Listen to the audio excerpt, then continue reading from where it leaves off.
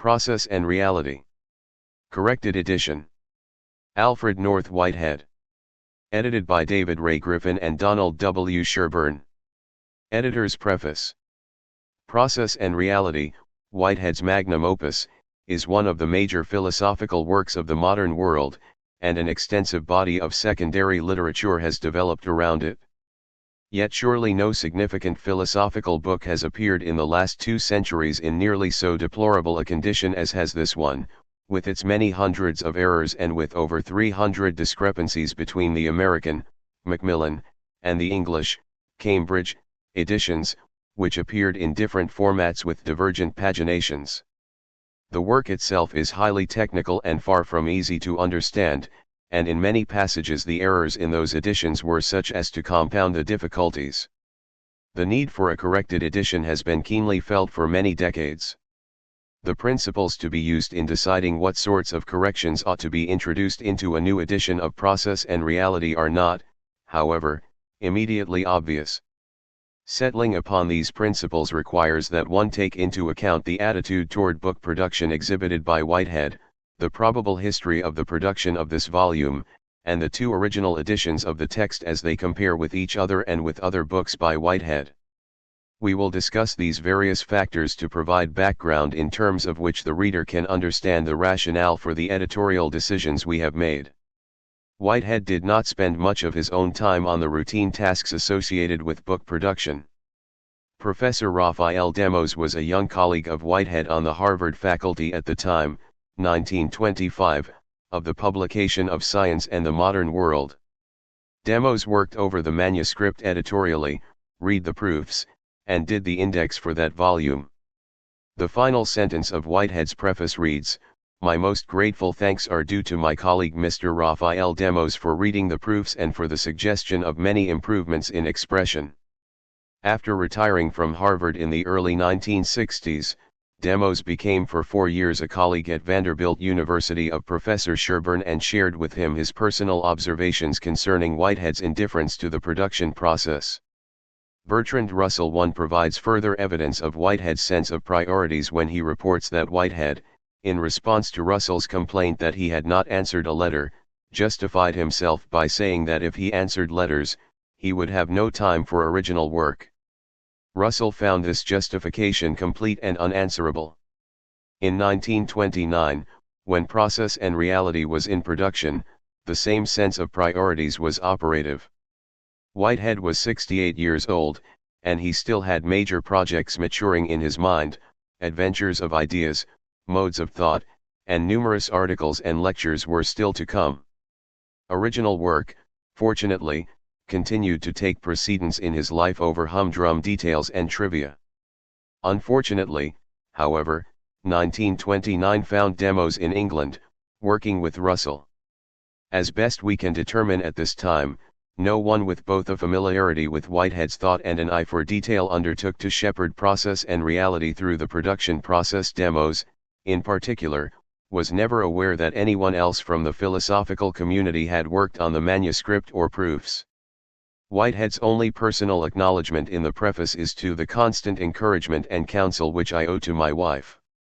An examination of the available evidence, including the discrepancies between the 2 original editions and the types of errors they contained, has led us to the following reconstruction of the production process and of the origin of some of the types of errors. First, to some extent in conjunction with the preparation of his Gifford lectures and to some extent as an expansion and revision of them too, Whitehead prepared a handwritten manuscript.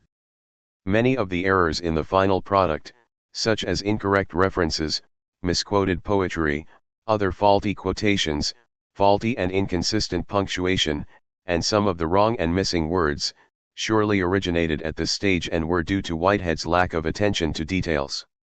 In addition, the inconsistencies in formal matters were undoubtedly due in part to the fact that the manuscript was quite lengthy and was written over a period of at least a year and a half.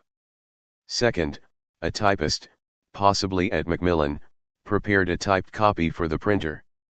The errors that crept into the manuscript at this stage seem to include, besides the usual sorts of typographical errors, misreadings of Whitehead's somewhat difficult hand. Point 3, for example, the flourish initiating Whitehead's capital H was sometimes transcribed as a T, so that his came out this, and here came out there.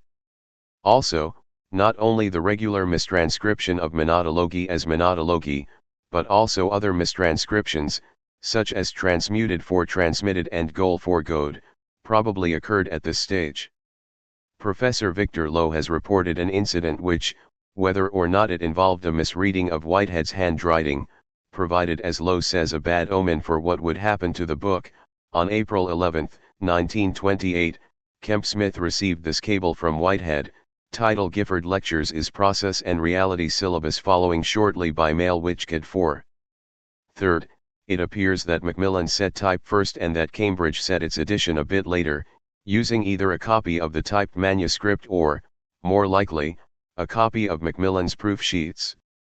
There are a large number of errors which the two editions had in common, a large number in the Macmillan edition which were not in the Cambridge edition, and some few in the latter which were not in the former. Their distribution and their character suggest the following observations: Macmillan provided poor proofreading, the Cambridge editor did a much more rigorous job of catching typographical errors, the Cambridge editor also initiated certain sorts of editorial changes, which primarily involved punctuation, though these were not consistently applied throughout the entire text. Finally, the types of errors unique to the Cambridge edition seem not to be due to carelessness, but to deliberate attempts to make the text more intelligible, attempts which fell short of their goal because the Cambridge editor did not understand Whitehead's technical concepts. There is independent evidence that Whitehead himself saw proofs. Lowe has published a letter from Whitehead to his son, dated August 12, 1929, which reads in part, "At last I have got through with my Gifford Lectures, final proofs corrected, index printed, and the last corrections put in. 5. The deplorable state of the text, plus Whitehead's lack of enthusiasm for this sort of work, make it virtually certain that he did not do much careful proofreading." Lowe reports 6. That Whitehead, after discussions with C.I. Lewis, decided to change the adjectival form of category from categorical to categorial and made this change throughout the galleys. We strongly suspect that Whitehead's work on the proofs was limited for the most part to very particular, specific corrections of this sort. It would have been useful in the preparation of this corrected edition to have had Whitehead's manuscript and / or typescript. Unfortunately, all efforts to locate them have been unsuccessful. Both are probably no longer extant. We do have some corrections, additions, and marginalia which Whitehead himself added to his Cambridge and Macmillan copies. In addition, there is a one-page list entitled Misprints, evidently given to Whitehead by someone else, with an endorsement in Whitehead's handwriting, corrections all inserted. This data was given to us by Lowe, who is writing the authorized biography of Whitehead and has been given access to family materials, and to whom we express our deep appreciation. Finally, in 1966 Lowe was allowed by Mrs. Henry Copley Green to see a typescript of Part V, which was inscribed, "Rosalind Green with his love from Alfred Whitehead, October 12, 1928. This typescript had some corrections in Whitehead's hand on it. Lowe reports that, with one exception, the published texts contain these corrections, example the capitalization of creature and itself in the last paragraph. It was on the basis of the above evidence and interpretations that we arrived at the principles that guided our editorial work in regard to both the more trivial and the more significant issues. The most difficult and debatable editorial decisions had to be made, ironically, concerning relatively trivial matters, especially those involving punctuation. We tried to steer a middle course between two unacceptable extremes. On the one hand, the editors of a corrected edition might have introduced into the text all the changes which they would have suggested to a still living author. The obvious problem with this alternative is that, since the author is no longer living, he would have no chance to veto these improvements as being inconsistent with his own meaning or stylistic preferences. On the other hand, to avoid this problem, the editors might have decided to remove only the most obvious and egregious errors, otherwise leaving the text as it was. One problem with this alternative is that this important work would again be published without benefit of the kind of careful editorial work Whitehead had every right to expect, work which the Cambridge editor began but did not carry out consistently. Another problem is that there are over 300 divergencies between the two original editions. In these places it is impossible simply to leave the text as it was. A choice must be made. And clearly, in most of these places the Cambridge punctuation is preferable and must be followed. It would be totally irresponsible to revert to Macmillan's punctuation. But once Cambridge's punctuation has been followed in these places, the question arises, how could one justify accepting Cambridge's improvements in these instances and yet not make similar improvements in parallel passages? Accordingly, in trying to steer a middle course between these two extremes, we decided that the most responsible plan of action would be to take the changes introduced by the Cambridge editor, which, of course, were made during Whitehead's lifetime and could have been vetoed in his personal copies, as precedents for the kinds of changes to be carried out consistently. A prime example is provided by the fact that Cambridge deleted many, but not all, of the commas which often appeared between the subject and the verb in Macmillan. However, we left some other questionable practices, example the frequent use of a semicolon where grammatical rules would call for a comma, as they were, primarily because Cambridge did not provide sufficient precedents for changes, even though we would ourselves have suggested changes to Whitehead had we been editing this book in 1929. Working within these guidelines, the editors have sought to produce a text that is free not only of the hundreds of blatant errors found in the original, especially in the Macmillan edition, but also free of many of the minor sorts of inconsistencies recognized and addressed to some extent by the Cambridge editor. It is in the matter of the more significant corrections involving word changes that editors must guard against the possibility that interpretative bias might lead to textual distortions. There were three factors which helped us guard against this possibility. First, we drew heavily upon a substantial amount of previous work, coordinated by Sherburne, in which the suggested corrigenda lists of 6 scholars were collated and then circulated among 8 scholars for opinions and observations. The publication of the results of these discussions 7 plus the lengthy discussions that preceded and followed it, have established a consensus view about many items which provided guidance. Second, in their own work the two editors approach Whitehead's thought from different perspectives and focus their work around different sorts of interests. Third, we used the principle that no changes would be introduced into the text unless they were endorsed by both editors. We note, finally, that there can be no purely mechanical guidelines to guarantee objectivity and prevent distortion. Ultimately, editors must rely upon their own judgment, their knowledge of their texts, and their common sense. Recognizing this, we accept full responsibility for the decisions we have made. Besides the issues discussed above, there were other editorial decisions to be made. There were substantial differences of format between the two original editions. Cambridge had a detailed table of contents at the beginning of the book, whereas Macmillan had only a brief listing of major divisions at the beginning with the detailed materials spread throughout the book as abstracts prior to each of the 5 major parts of the volume. Primarily because it is a nuisance to locate the various sections of this analytic table of contents in Macmillan, we have followed Cambridge in this matter. We have also followed the Cambridge edition in setting off some quotations and have let it guide us in regard to the question as to which quotations to set off. The Macmillan edition did not even set off page-length items.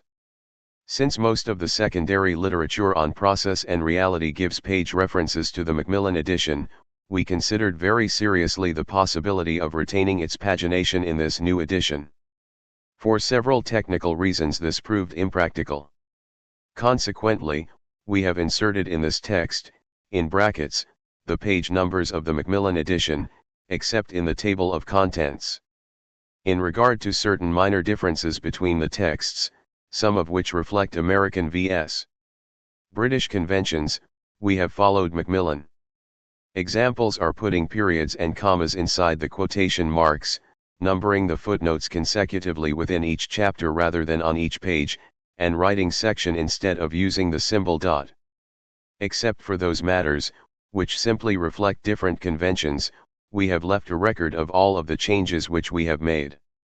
That is, in the editor's notes at the back of the book we have indicated all the divergencies, or, in a few cases, types of divergencies, from both original editions, no matter how trivial, thereby giving interested scholars access to both previous readings through this corrected edition. We have indicated in the text, by means of single and double obelisks, and the places where these divergencies occur. The more exact meaning of these symbols, plus that of the single and double asterisks, is explained in the introductory statement to the editor's notes. The original editions had woefully inadequate indexes.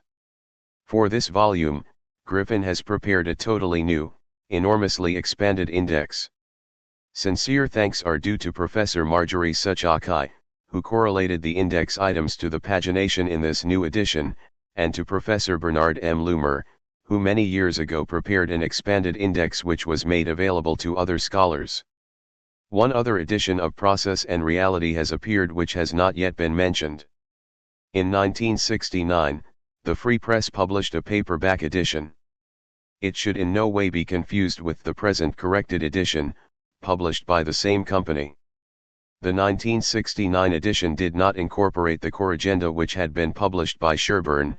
It added some new errors of its own. It introduced yet another pagination without indicating the previous standard pagination, and it did not contain a new index. We wish to commend the Free Press for now publishing this corrected edition. We acknowledge most gratefully the support of the Vanderbilt University Research Council, which provided Sherburne with travel funds and released time to work on this project.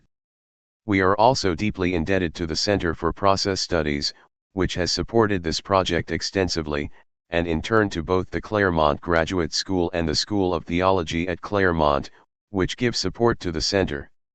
Finally, we express our warm appreciation to Rebecca Parker Bayer, who was a great help in comparing texts and reading proofs. David Ray Griffin, Center for Process Studies. Donald W. Sherburne, Vanderbilt University. Preface. These lectures are based upon a recurrence to that phase of philosophic thought which began with Descartes and ended with Hume. The philosophic scheme which they endeavor to explain is termed the philosophy of organism.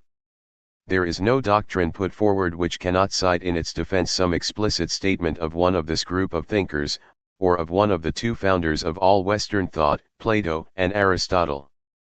But the philosophy of organism is apt to emphasize just those elements in the writings of these masters which subsequent systematizers have put aside.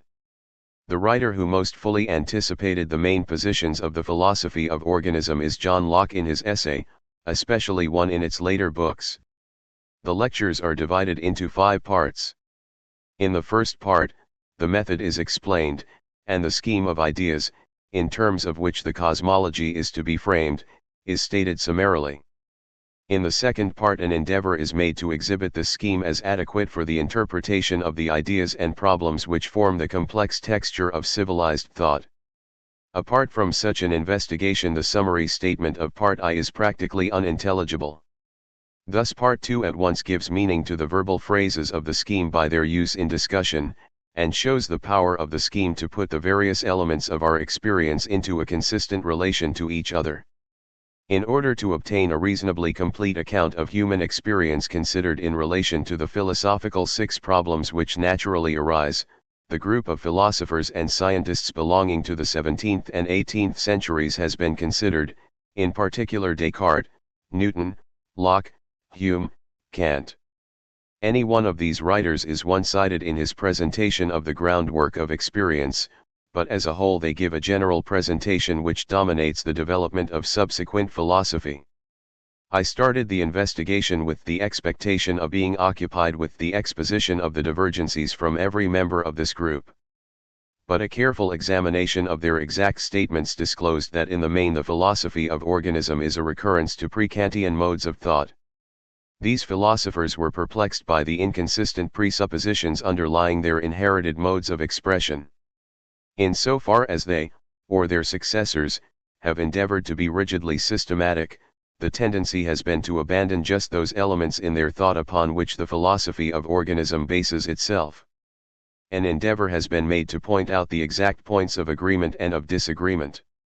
In the second part, the discussions of modern thought have been confined to the most general notions of physics and biology, with a careful avoidance of all detail.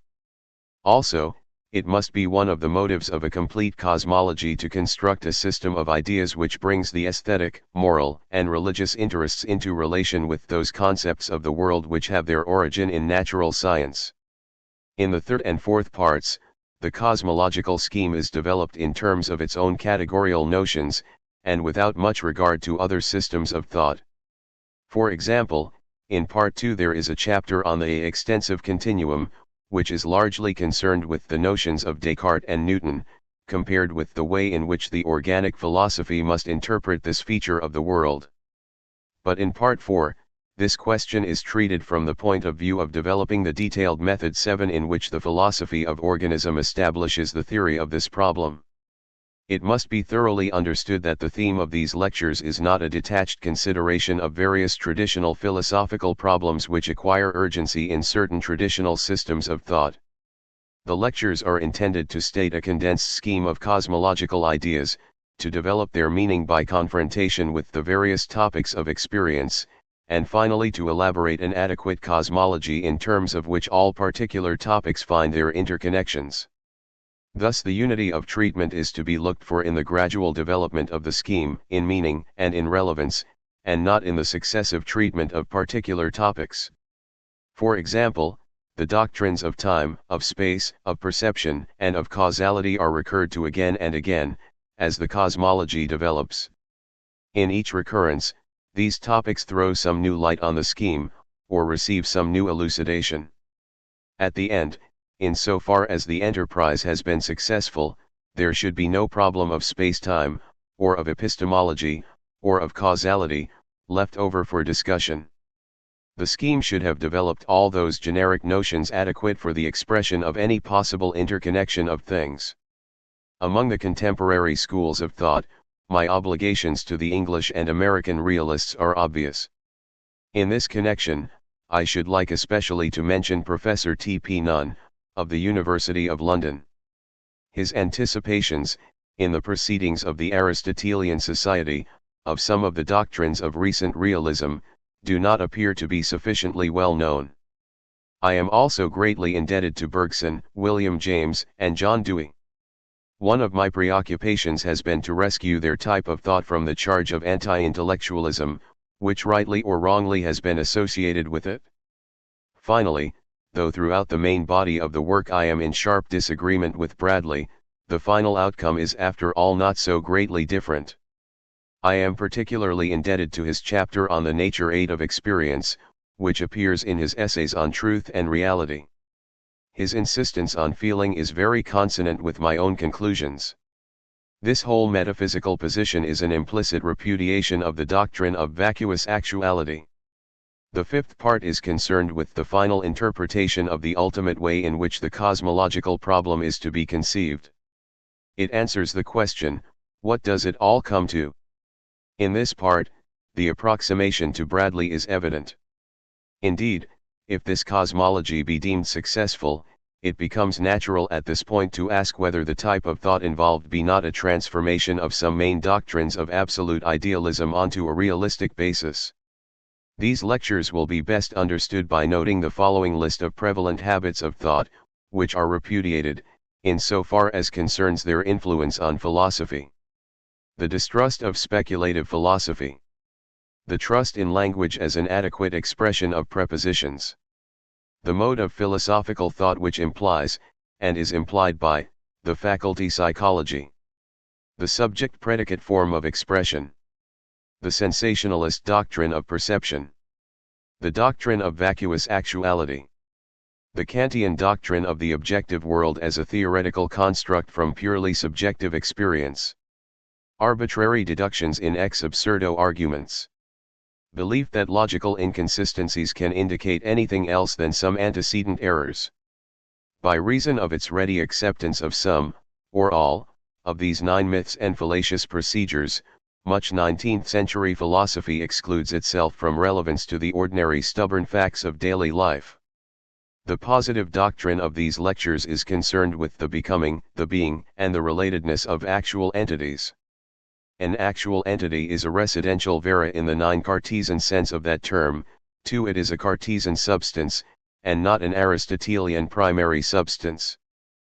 but Descartes retained in his metaphysical doctrine the Aristotelian dominance of the category of quality over that of relatedness.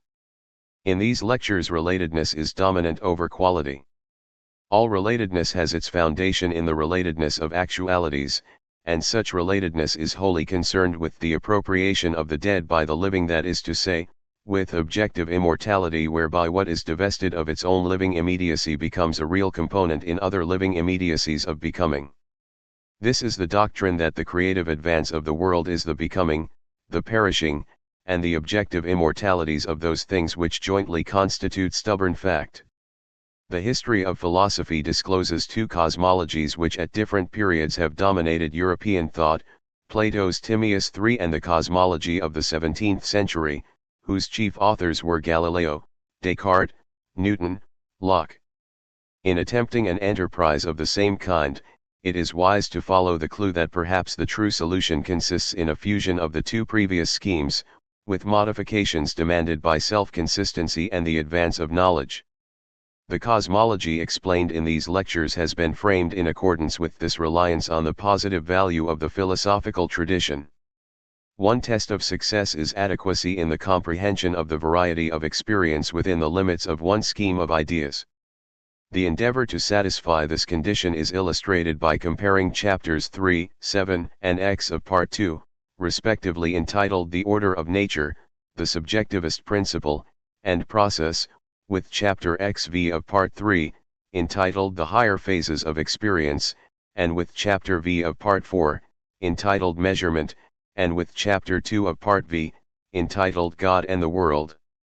These chapters should be recognizable as the legitimate outcome of the one scheme of ideas stated in the second chapter of Part I. In these lectures I have endeavored to compress the material derived from years of meditation. In putting out these results, 4 strong impressions dominate my mind. First, that the movement of historical, and philosophical, criticism of detached questions, which on the whole has dominated the last 2 centuries, has done its work, and requires to be supplemented by a more sustained effort of constructive thought. Secondly, that the true method of philosophical construction is to frame a scheme of ideas, the best that one can, and unflinchingly to explore the interpretation of experience in terms of that scheme. Thirdly, that all constructive thought, on the various special topics of scientific interest, is dominated by some such scheme, unacknowledged, but no less influential in guiding the imagination. The importance of philosophy lies in its sustained effort to make such schemes explicit, and thereby capable of criticism and improvement. There remains the final reflection: how shallow, puny, and imperfect are efforts to sound the depths in the nature of things.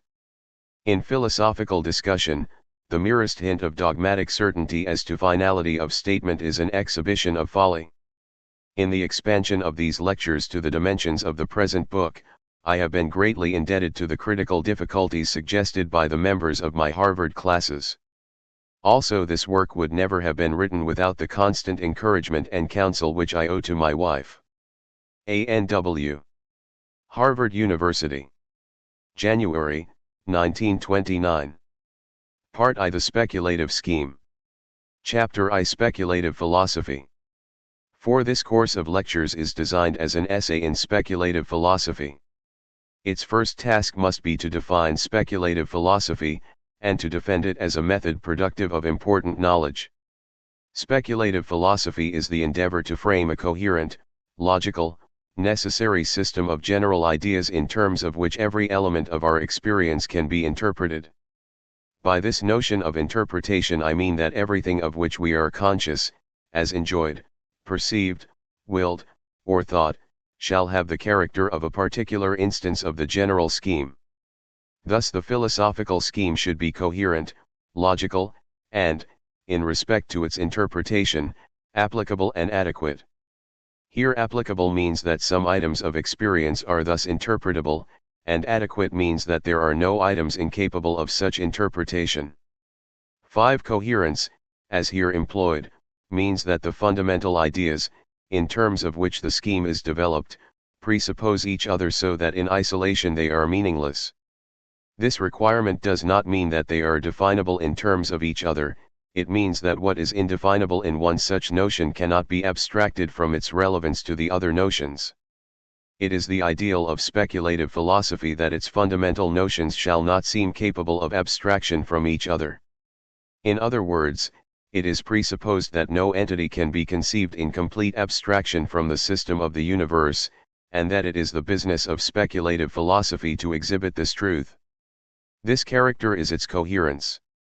The term logical has its ordinary meaning, including logical consistency, or lack of contradiction, the definition of constructs in logical terms, the exemplification of general logical notions in specific instances, and the principles of inference.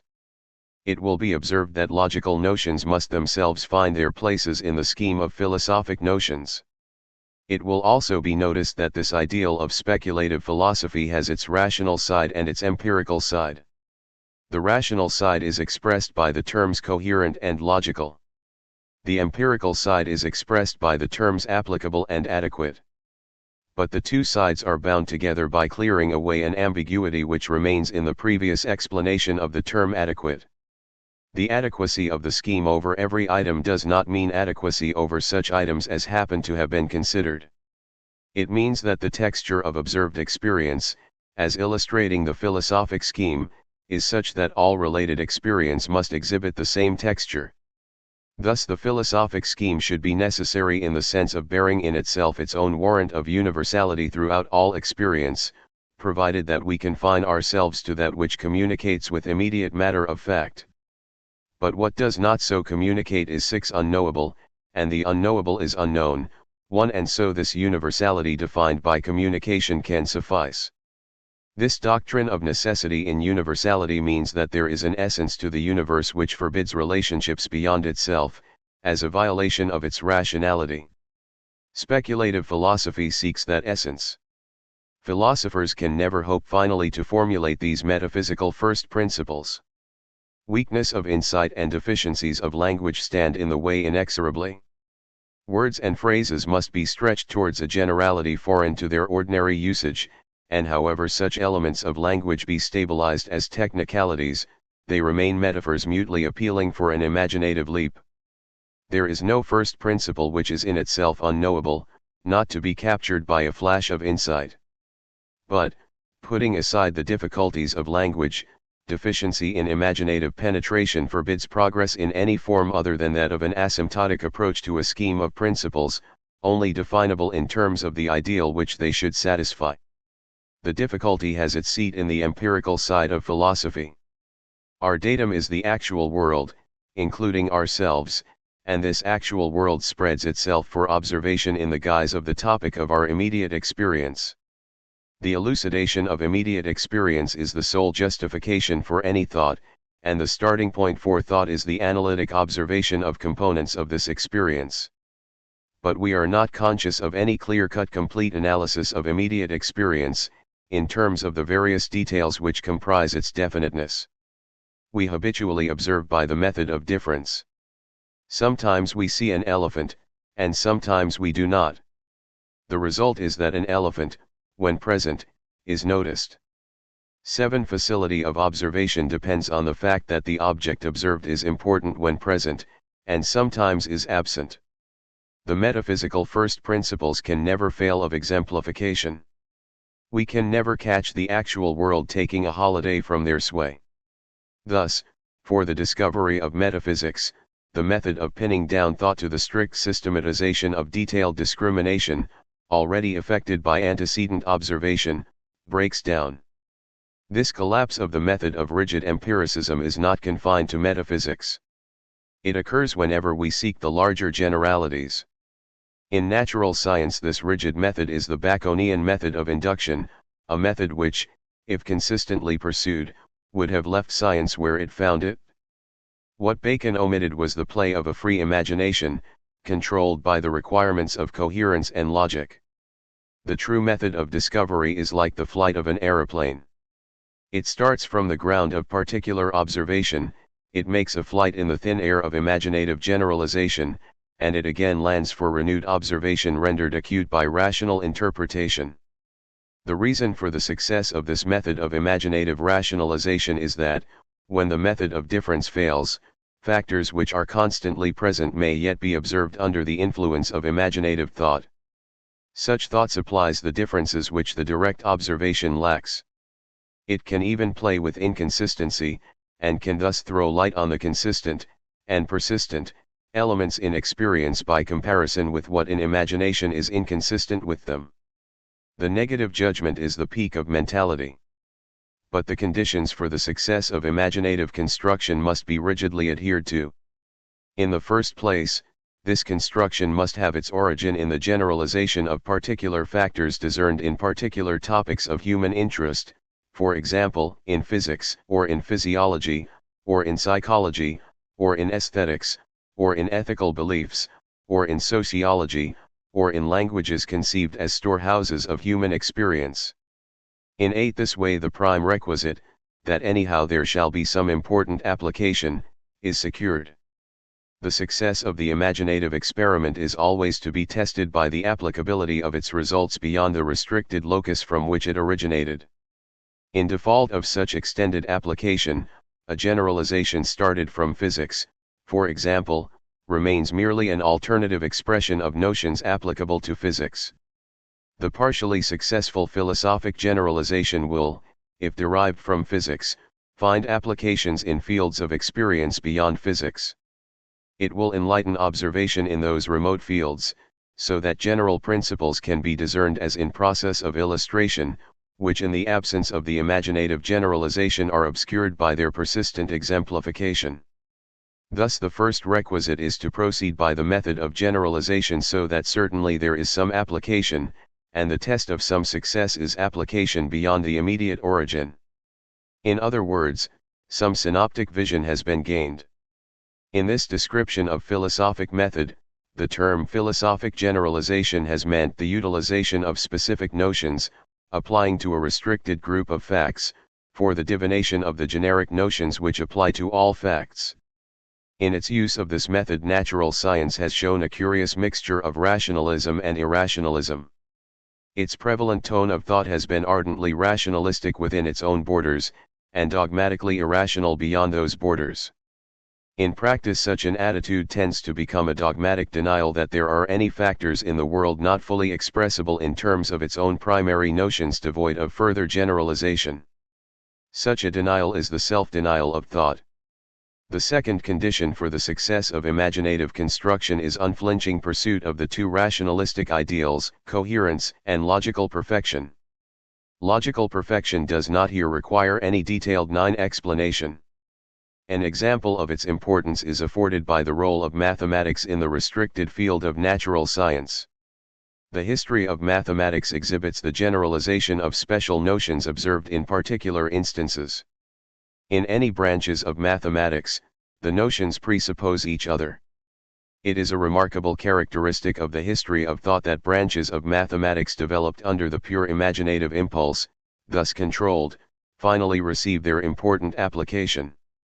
Time may be wanted. Conic sections had to wait for 1800 years. In more recent years, the theory of probability, the theory of tensors, the theory of matrices are cases in point. The requirement of coherence is the great preservative of rationalistic sanity. But the validity of its criticism is not always admitted. If we consider philosophical controversies, we shall find that disputants tend to require coherence from their adversaries, and to grant dispensations to themselves. It has been remarked that a system of philosophy is never refuted, it is only abandoned. The reason is that logical contradictions, except as temporary slips of the mind plentiful, though temporary are the most gratuitous of errors, and usually they are trivial. Thus, after criticism, systems do not exhibit mere illogicalities. They suffer from inadequacy and incoherence. Failure to include some obvious elements of experience in the scope of the system is met by boldly denying the facts. Also, while a philosophical system retains any charm of novelty, it enjoys a plenary indulgence for its failures in coherence. But after a system has acquired orthodoxy, and is taught with authority, it receives a sharper criticism. Its denials and its incoherences are found intolerable, and a reaction sets in. Incoherence is the arbitrary disconnection of first principles. In modern philosophy, Descartes' two kinds of substance, corporeal and mental, illustrate incoherence. There is, in Descartes' philosophy, no reason why there should not be a one-substance world, only corporeal, or a one-substance world, only mental. According to Descartes, a substantial individual requires nothing but itself in order to exist. Thus this system makes a virtue of its incoherence. But on the other hand, the facts seem connected, while Descartes' system does not, for example, in the treatment of the body-mind problem. The Cartesian system obviously says something that is true. But its notions are too abstract to penetrate into the nature of things. The attraction of Spinoza's philosophy lies in its modification of Descartes' position into greater coherence. He starts with one substance, causa sui, and considers its essential attributes and its individualized modes, i.e., the affections substantia. The gap in the system is the arbitrary introduction of the modes. And yet, a multiplicity of modes is a fixed requisite, if the scheme is to retain any direct relevance to the many occasions in the experienced world. The philosophy of organism is closely allied to Spinoza's scheme of thought. But it differs by the abandonment of the subject-predicate forms of thought, so far as concerns the presupposition that this form is a direct embodiment of the most ultimate characterization of fact. The result is that the substance-quality concept is avoided, and that morphological description is replaced by description of dynamic process. Also, Spinoza's modes now become the sheer actualities, so that, though analysis of them increases our understanding, it does not lead us to the discovery of any higher grade of reality.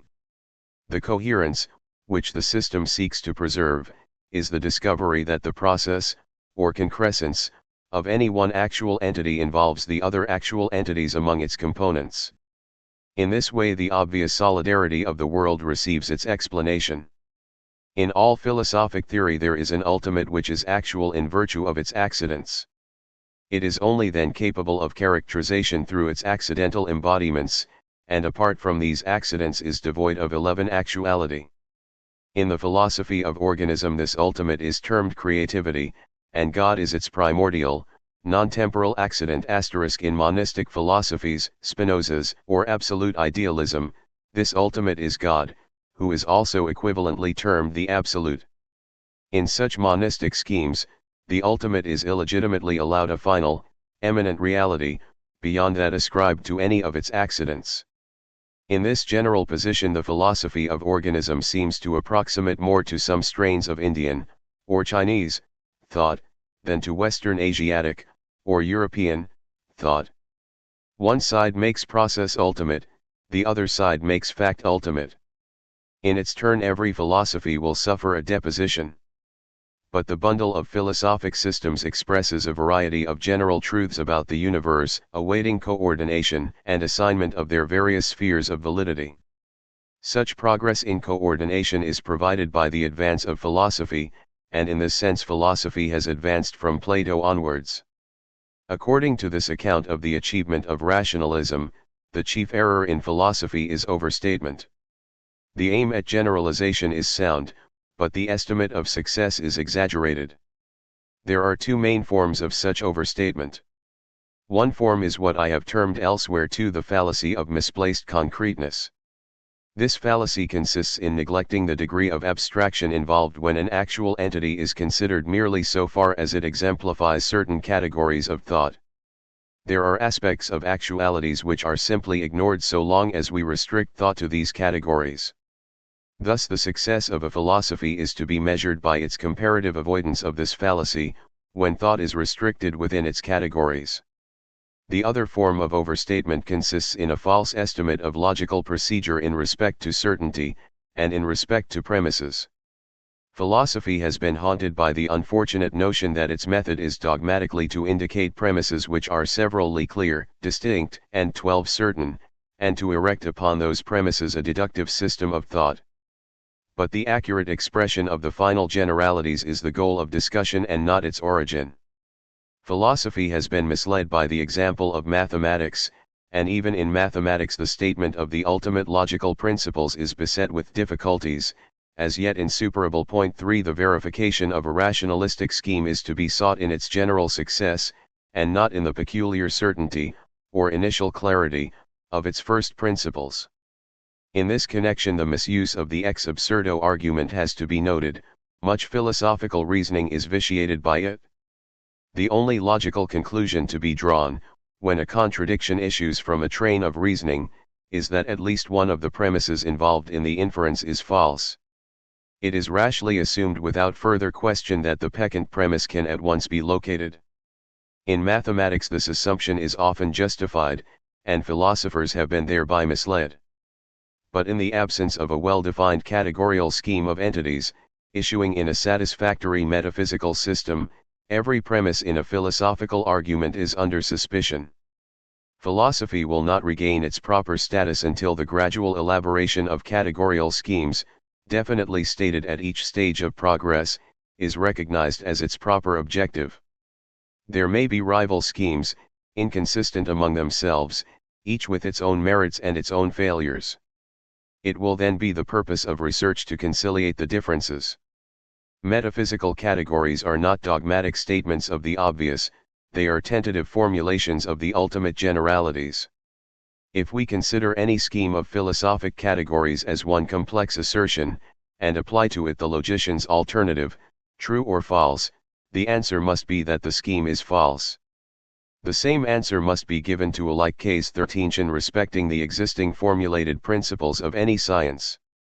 The scheme is true with unformulated qualifications, exceptions, limitations, and new interpretations in terms of more general notions. We do not yet know how to recast the scheme into a logical truth.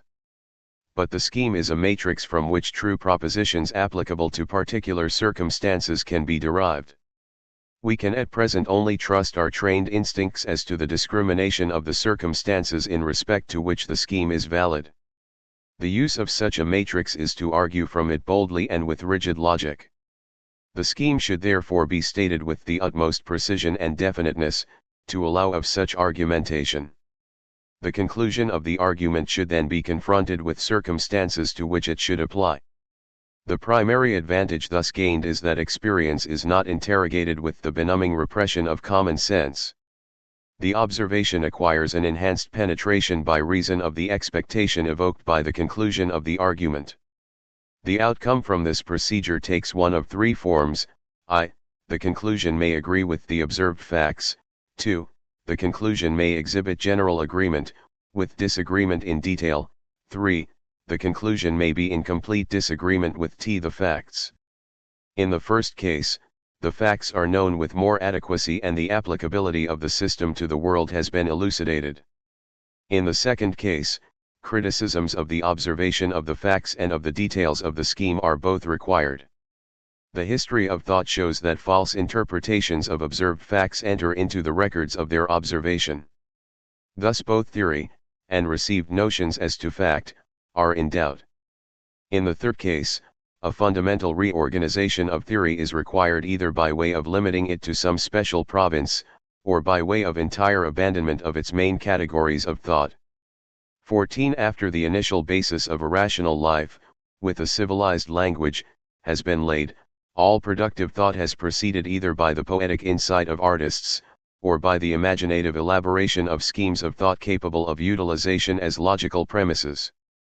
In some measure or other, progress is always a transcendence of what is obvious. Rationalism never shakes off its status of an experimental adventure. The combined influences of mathematics and religion, which have so greatly contributed to the rise of philosophy, have also had the unfortunate effect of yoking it with static dogmatism. Rationalism is an adventure in the clarification of thought, progressive and never final. But it is an adventure in which even partial success has importance. The field of a special science is confined to one genus of facts, in the sense that no statements are made respecting facts which lie outside that genus. The very circumstance that a science has naturally arisen concerning a set of facts secures that facts of that type have definite relations among themselves which are very obvious to all mankind. The common obviousness of things arises when their explicit apprehension carries immediate importance for purposes of survival, or of enjoyment, that is to say, for purposes of being and of well-being. Elements in human experience, singled out in this way, are those elements concerning which language is copious and, within its limits, precise. The special sciences, therefore, deal with topics which lie open to easy inspection and are readily expressed by words. The study of philosophy is a voyage towards the larger generalities. For this reason, in the infancy of science, when the main stress lay in the discovery of the most general ideas usefully applicable to the subject matter in question, philosophy was not sharply distinguished from science. To this day, a new science with any substantial novelty in its notions is considered to be in some way peculiarly philosophical. In their later stages, apart from occasional disturbances, most sciences accept without question the general notions in terms of which they develop. The main stress is laid on the adjustment and the direct verification of more special statements. In such periods scientists repudiate philosophy. Newton, justly satisfied with his physical principles, disclaimed metaphysics. The fate of Newtonian physics warns us that there is a development in scientific first principles, and that their original forms can only be saved by interpretations of meaning and limitations of their field of application, interpretations and limitations unsuspected during the first period of successful employment. One chapter in the history of culture is concerned with the growth of generalities. In such a chapter it is seen that the older generalities, like the older hills, are worn down and diminished in height, surpassed by younger rivals. Thus one aim of philosophy is to challenge the half-truths constituting the scientific first principles. The systematization of knowledge cannot be conducted in watertight compartments.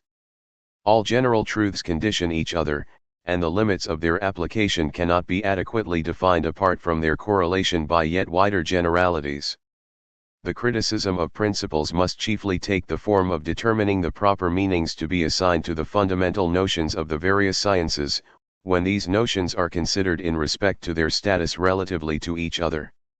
The determination of this status requires a generality transcending any special subject matter. If we may trust the Pythagorean tradition, the rise of European philosophy was largely promoted by the development of mathematics into a science of abstract generality.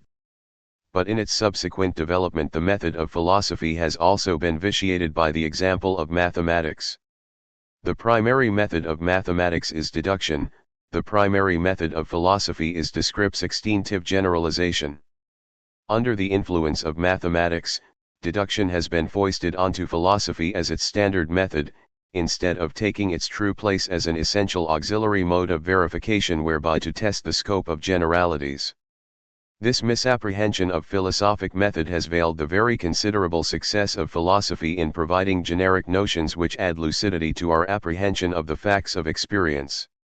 The depositions of Plato, Aristotle, Thomas Aquinas, Descartes, Spinoza, Leibniz, Locke, Berkeley, Hume, Kant, Hegel, merely mean that ideas which these men introduced into the philosophic tradition must be construed with limitations, adaptations, and inversions, either unknown to them, or even explicitly repudiated by them. A new idea introduces a new alternative, and we are not less indebted to a thinker when we adopt the alternative which he discarded. Philosophy never reverts to its old position after the shock of a great philosopher. Every science must devise its own instruments. The tool required for philosophy is language. Thus philosophy redesigns language in the same way that, in a physical science, pre-existing appliances are redesigned. It is exactly at this point that the appeal to facts is a difficult operation. This appeal is not solely to the expression of the facts in current verbal statements. The adequacy of such sentences is the main question at issue. It is true that the general agreement of mankind as to experienced facts is best expressed in language. But the language of literature breaks down precisely at the task of expressing in explicit form the larger generalities, the very generalities which metaphysics seeks to express. The point is that every proposition refers to a universe exhibiting some general systematic metaphysical character. Apart from this background, the separate entities which go to form the proposition, and the proposition as a whole, are without determinate character. Nothing 17 has been defined, because every definite entity requires a systematic universe to supply its requisite status. Thus every proposition proposing a fact * must, in its complete analysis, propose the general character of the universe required for that fact. There are no self-sustained facts, floating in nonentity. This doctrine, of the impossibility of tearing a proposition from its systematic context in the actual world, is a direct consequence of the 4th and the 20th of the fundamental categorical explanations which we shall be engaged in expanding and illustrating. A proposition can embody partial truth because it only demands a certain type of systematic environment, which is presupposed in its meaning. It does not refer to the universe in all its detail. One practical aim of metaphysics is the accurate analysis of propositions, not merely of metaphysical propositions, but of quite ordinary propositions such as there is beef for dinner today and Socrates is mortal. The one genus of facts which constitutes the field of some special science requires some common metaphysical presupposition respecting the universe. It is merely credulous to accept verbal phrases as adequate statements of propositions.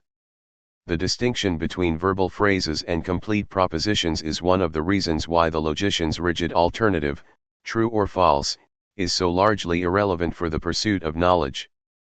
The excessive trust in linguistic phrases has been the well-known reason vitiating so much of the philosophy and physics among the Greeks and among the medieval thinkers who continued the Greek traditions.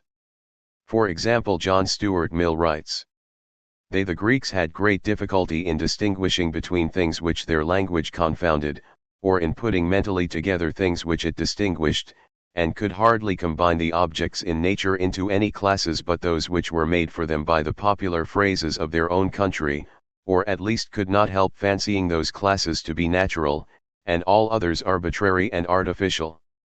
AC 18. Accordingly, scientific investigation among the Greek schools of speculation and their followers in the Middle Ages, was little more than a mere sifting and analyzing of the notions attached to common language. They thought that by determining the meaning of words they could become acquainted with facts. 4. Mill then proceeds to quote from Whewell 5 a paragraph illustrating the same weakness of Greek thought. But neither Mill, nor Whewell, tracks this difficulty about language down to its sources. They both presuppose that language does enunciate well-defined propositions. This is quite untrue. Language is thoroughly indeterminate, by reason of the fact that every occurrence presupposes some systematic type of environment. For example, the word Socrates, referring to the philosopher, in one sentence may stand for an entity presupposing a more closely defined background than the word Socrates, with the same reference, in another sentence. The word mortal affords an analogous possibility. A precise language must await a completed metaphysical knowledge.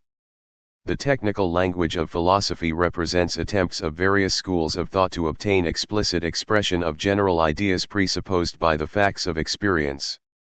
It follows that any novelty in metaphysical doctrines exhibits some measure of disagreement with statements of the facts to be found in current philosophical literature. The extent of disagreement measures the extent of metaphysical divergence. It is, therefore, no valid criticism on one metaphysical school to point out that its doctrines do not follow from the verbal expression of the facts accepted by another school. The whole contention is that the doctrines in question supply a closer approach to fully expressed propositions. The truth itself is nothing else than how the composite natures of the organic actualities of the world obtain a 19-quate representation in the divine nature. Such representations compose the consequent nature of God, which evolves in its relationship to the evolving world without derogation to the eternal completion of its primordial conceptual nature. In this way the ontological principle is maintained, since there can be no determinate truth, correlating impartially the partial experiences of many actual entities, apart from one actual entity to which it can be referred. The reaction of the temporal world on the nature of God is considered subsequently in Part V, it is there termed the consequent nature of God. Whatever is found in practice must lie within the scope of the metaphysical description. When the description fails to include the practice, the metaphysics is inadequate and requires revision. There can be no appeal to practice to supplement metaphysics, so long as we remain contented with our metaphysical doctrines. Metaphysics is nothing but the description of the generalities which apply to all the details of practice. No metaphysical system can hope entirely to satisfy these pragmatic tests. At the best, such a system will remain only an approximation to the general truths which are sought. In particular, there are no precisely stated axiomatic certainties from which to start. There is not even the language in which to frame them. The only possible procedure is to start from verbal expressions which, when taken by themselves with the current meaning of their words, are ill-defined and ambiguous. These are not premises to be immediately reasoned from apart from elucidation by further discussion, they are endeavors to state general principles which will be exemplified in the subsequent description of the facts of experience. This subsequent elaboration should elucidate the meanings to be assigned to the words and phrases employed. Such meanings are incapable of accurate apprehension apart from a correspondingly accurate apprehension of the metaphysical background which the 20 universe provides for them. But no language can be anything but elliptical, requiring a leap of the imagination to understand its meaning in its relevance to immediate experience. The position of metaphysics in the development of culture cannot be understood without remembering that no verbal statement is the adequate expression of a proposition. An old established metaphysical system gains a false air of adequate precision from the fact that its words and phrases have passed into current literature. Thus propositions expressed in its language are more easily correlated to our flitting intuitions into metaphysical truth. When we trust these verbal statements and argue as though they adequately analyzed meaning, we are led into difficulties which take the shape of negations of what in practice is presupposed. But when they are proposed as first principles, they assume an unmerited air of sober obviousness. Their defect is that the true propositions which they do express lose their fundamental character when subjected to adequate expression. For example, consider the type of propositions such as the grass is green, and the whale is big. This subject-predicate form of statement seems so simple, leading straight to a metaphysical first principle, and yet in these examples it conceals such complex, diverse meanings. It has been an objection to speculative philosophy that it is overambitious. Rationalism, it is admitted, is the method by which advance is made within the limits of particular sciences. It is, however, held that this limited success must not encourage attempts to frame ambitious schemes expressive of the general nature of things. One alleged justification of this criticism is ill success. European thought is represented as littered with metaphysical systems, abandoned and unreconciled. Such an assertion tacitly fastens upon philosophy the old dogmatic test. The same criterion would fasten ill-21 success upon science. We no more retain the physics of the 17th century than we do the Cartesian philosophy of that century. Yet within limits, both systems express important truths. Also, we are beginning to understand the wider categories which define their limits of correct application. Of course, in that century, dogmatic views held sway, so that the validity both of the physical notions, and of the Cartesian notions, was misconceived. Mankind never quite knows what it is after. When we survey the history of thought, and likewise the history of practice, we find that one idea after another is tried out, its limitations defined, and its core of truth elicited. In application to the instinct for the intellectual adventures demanded by particular epochs, there is much truth in Augustine's rhetorical phrase, securus judicat orbis terrarum. At the very least, men do what they can in the way of systematization, and in the event achieve something.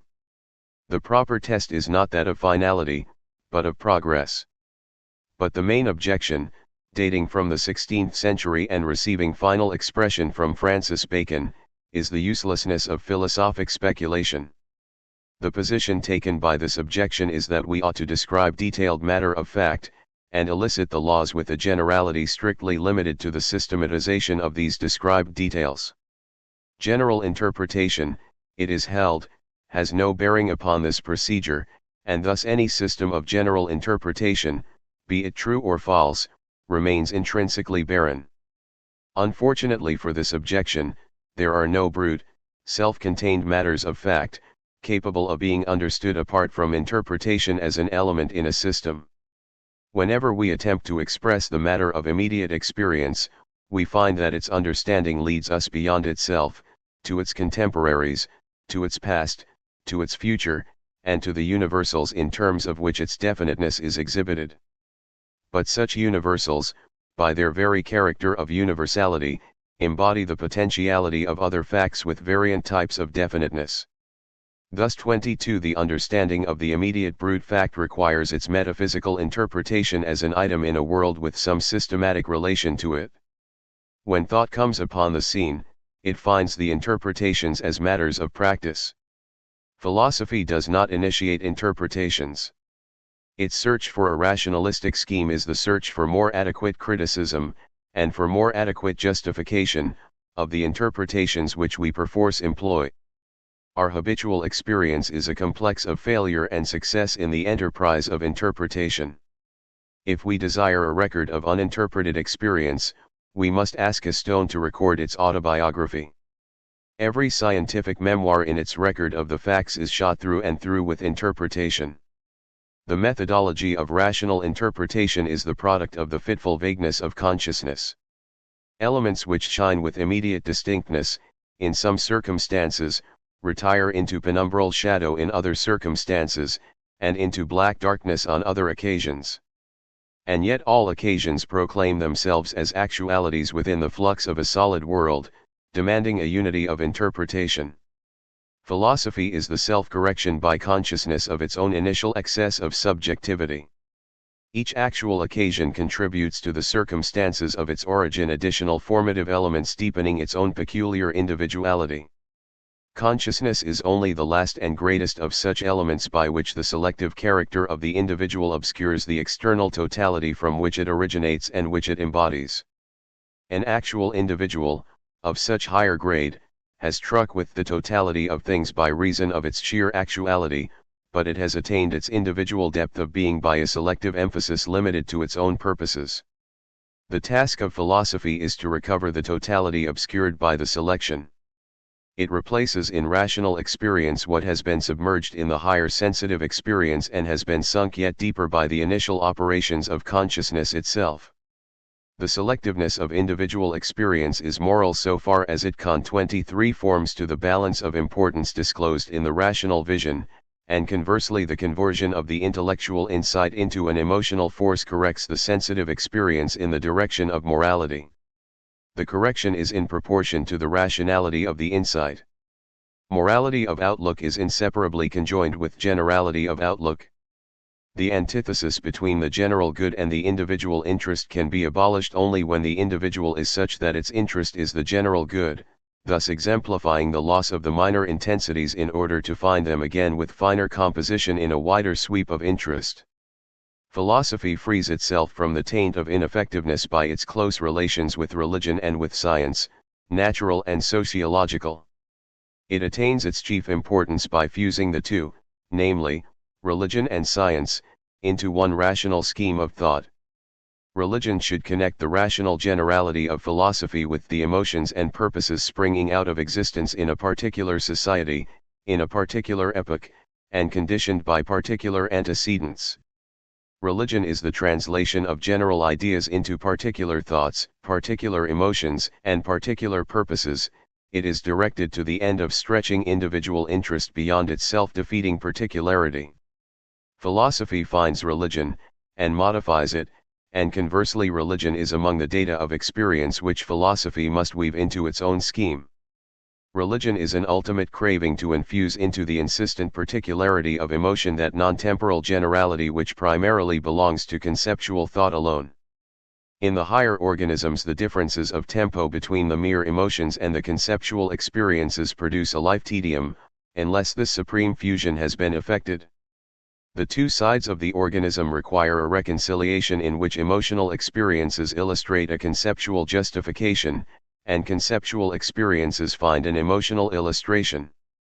24 This demand for an intellectual justification of brute experience has also been the motive power in the advance of European science.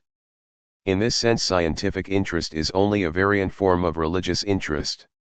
Any survey of the scientific devotion to truth, as an ideal, will confirm this statement. There is, however, a grave divergence between science and religion in respect to the phases of individual experience with which they are concerned. Religion is centered upon the harmony of rational thought with the sensitive reaction to the perceptive from which experience originates.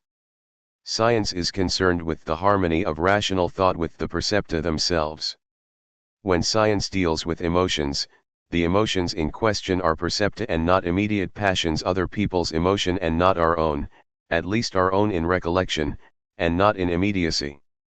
Religion deals with the formation of the experiencing subject, whereas science deals with the objects, which are the data forming the primary phase in this experience. The subject originates from, and amid, given conditions. Science conciliates thought with this primary matter of fact, and religion conciliates the thought involved in the process with the sensitive reaction involved in that same process.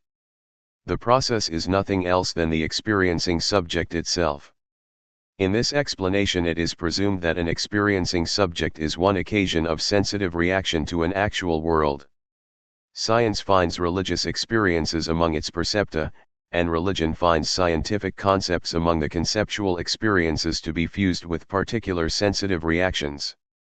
The conclusion of this discussion is, first, the assertion of the old doctrine that breadth of thought reacting with intensity of sensitive experience stands out as an ultimate claim of existence.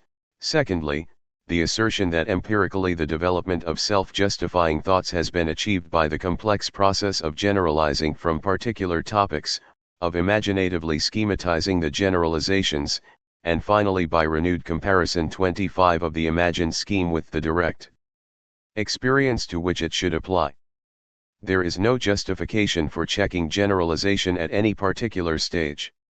Each phase of generalization exhibits its own peculiar simplicities which stand out just at that stage, and at no other stage.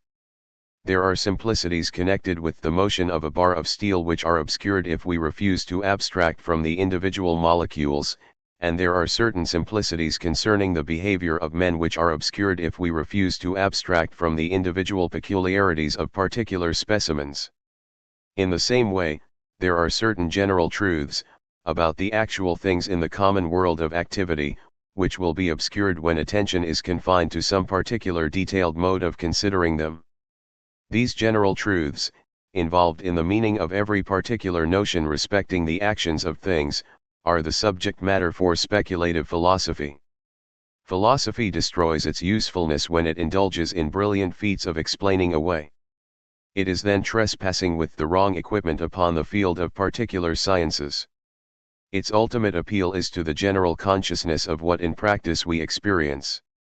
Whatever thread of presupposition characterizes social expression throughout the various epochs of rational society must find its place in philosophic theory. Speculative boldness must be balanced by complete humility before logic, and before fact. It is a disease of philosophy when it is neither bold nor humble, but merely a reflection of the temperamental presuppositions of exceptional personalities. Analogously, we do not trust any recasting of scientific theory depending upon a single performance of an aberrant experiment, unrepeated. The ultimate test is always widespread, recurrent experience, and the more general the rationalistic scheme, the more important is this final appeal. The useful function of philosophy is to promote the 26 most general systematization of civilized thought. There is a constant reaction between specialism and common sense. It is the part of the special sciences to modify common sense. Philosophy is the welding of imagination and common sense into a restraint upon specialists, and also into an enlargement of their imaginations. By providing the generic notions, philosophy should make it easier to conceive the infinite variety of specific instances which rest unrealized in the womb of nature. Chapter 2: The Categorical Scheme. 27. This chapter contains an anticipatory sketch of the primary notions which constitute the philosophy of organism. The whole of the subsequent discussion in these lectures has the purpose of rendering this summary intelligible, and of showing that it embodies generic notions inevitably presupposed in our reflective experience, presupposed, but rarely expressed in explicit distinction. 4 notions may be singled out from this summary, by reason of the fact that they involve some divergence from antecedent philosophical thought. These notions are, that of an actual entity, that of apprehension, that of a nexus, and that of the ontological principle. Philosophical thought has made for itself difficulties by dealing exclusively in very abstract notions, such as those of mere awareness, mere private sensation, mere emotion, mere purpose, mere appearance, mere causation. These are the ghosts of the old faculties, banished from psychology, but still haunting metaphysics. There can be no mere togetherness of such abstractions.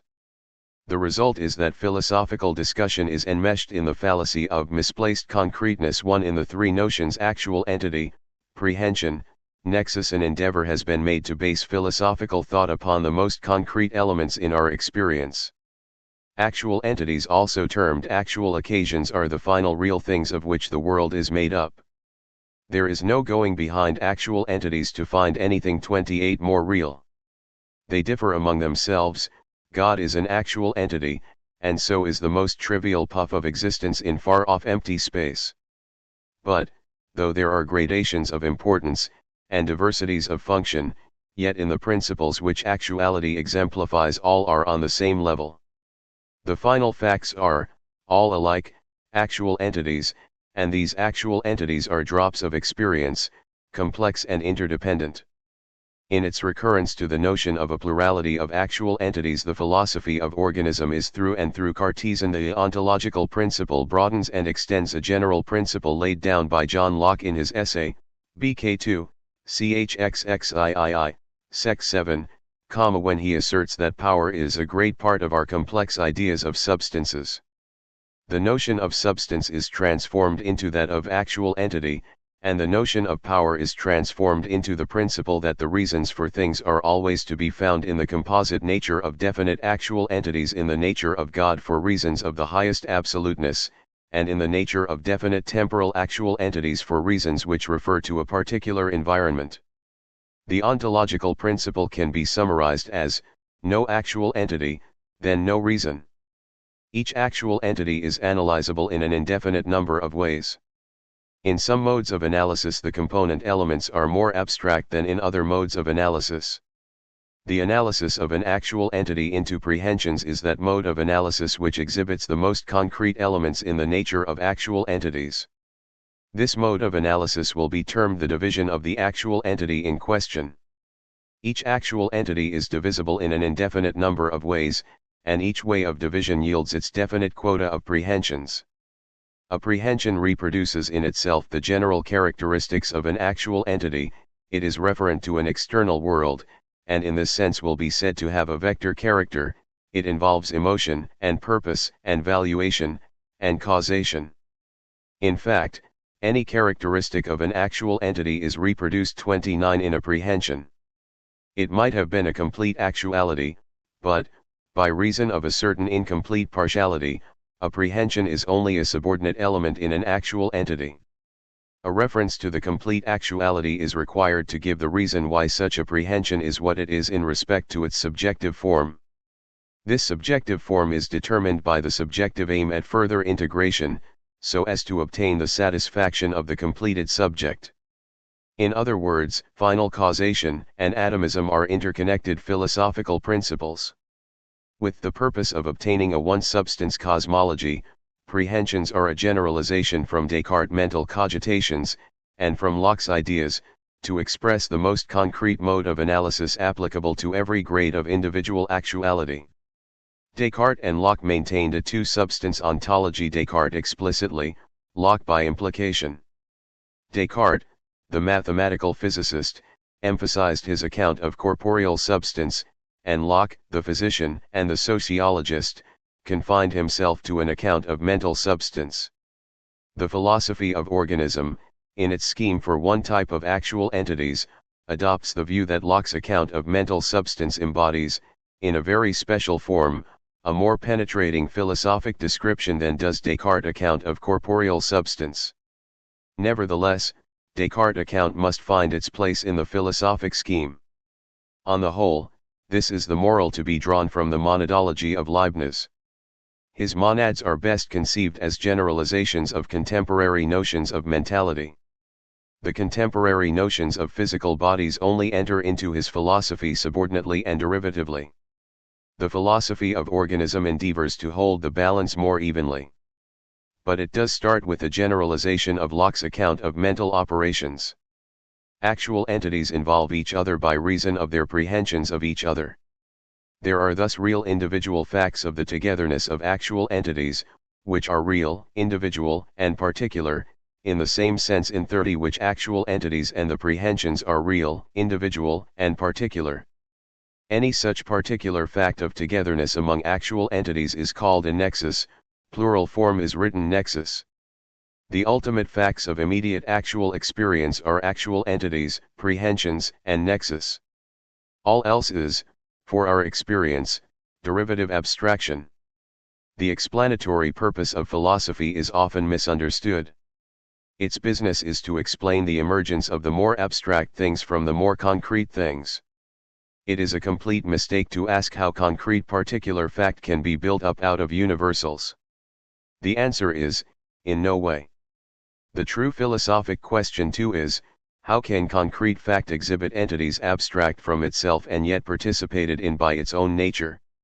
In other words, philosophy is explanatory of abstraction, and not of concreteness. It is by reason of their instinctive grasp of this ultimate truth that, in spite of much association with arbitrary fancifulness and atavistic mysticism, types of Platonic philosophy retain their abiding appeal. They seek the forms in the facts. Each fact is more than its forms, and each form participates throughout the world of facts.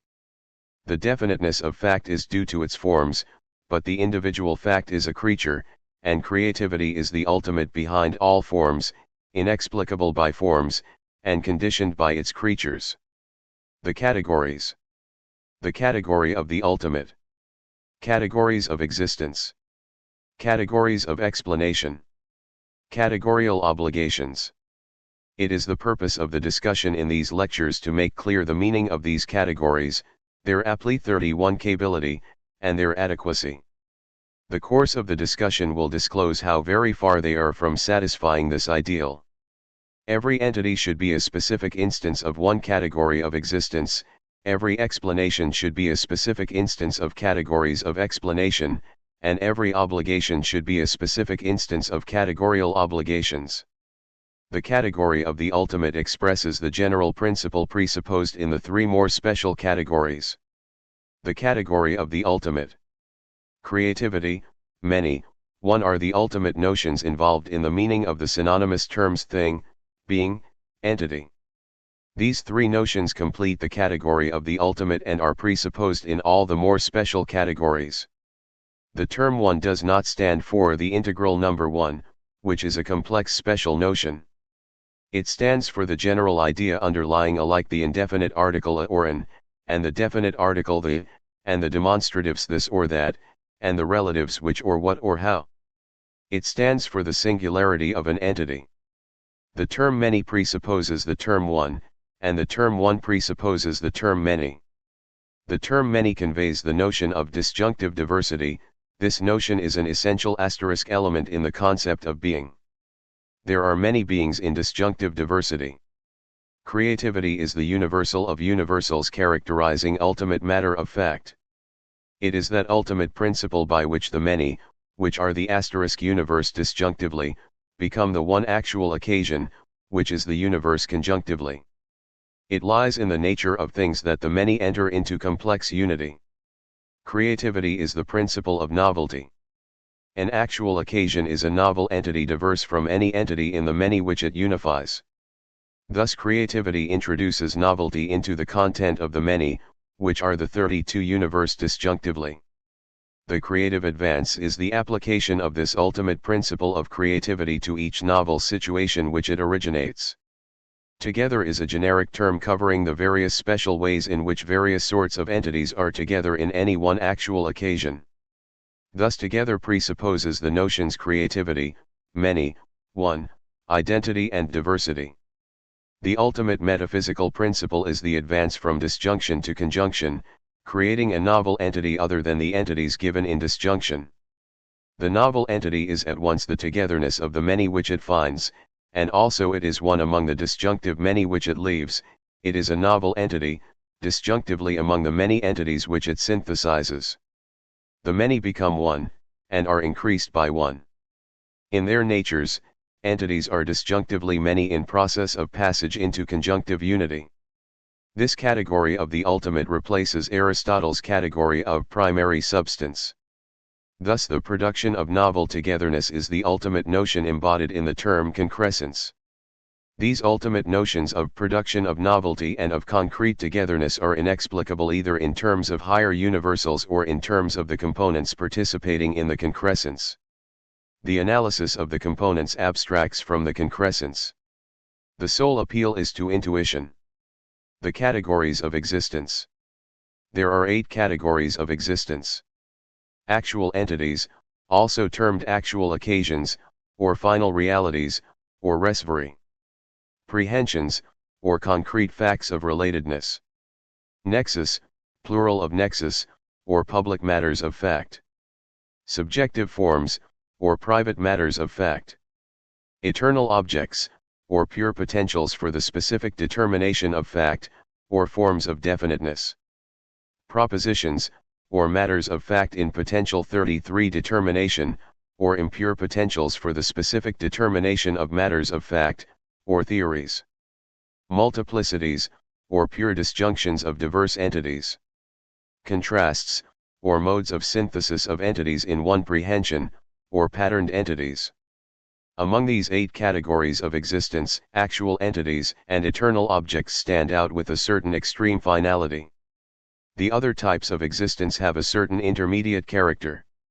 The 8th category includes an indefinite progression of categories, as we proceed from contrasts to contrasts of contrasts, and on indefinitely to higher grades of contrasts. The categories of explanation. There are 27 categories of explanation. That the actual world is a process, and that the process is the becoming of actual entities. Thus actual entities are creatures, they are also termed actual occasions. That in the becoming of an actual entity, the potential unity of many entities in disjunctive diversity actual and non-actual acquires the real unity of the one actual entity, so that the actual entity is the real concrescence of many potentials. That in the becoming of an actual entity, novel prehensions, nexus, subjective forms, propositions, multiplicities, and contrasts, also become, but there are no novel eternal objects. That the potentiality for being an element in a real concrescence asterisk of many entities into one actuality is the one general metaphysical character attaching to all entities, actual and non-actual, and that every item in its universe is involved in each concrescence. In other words, it belongs to the nature of a being that it is a potential for every becoming. This is the principle of relativity. That no 2 actual entities originate from an ident 34 Tikal universe, though the difference between the 2 universes only consists in some actual entities, included in one and not in the other, and in the subordinate entities which each actual entity introduces into the world. The eternal objects are the same for all actual entities. The nexus of actual entities in the universe correlate to a concrescence is termed the actual world correlate to that concrescence. That each entity in the universe of a given concrescence can, so far as its own nature is concerned, be implicated in that concrescence in one or other of many modes, but in fact it is implicated only in one mode, that the particular mode of implication is only rendered fully determinate by that concrescence, though it is conditioned by the correlate universe. This intermination, rendered determinate in the real concrescence, is the meaning of potentiality. It is a conditioned intermination, and is therefore called a real potentiality. That an eternal object can be described only in terms of its potentiality for engrazion into the becoming of actual entities, and that its analysis only discloses other eternal objects. It is a pure potential.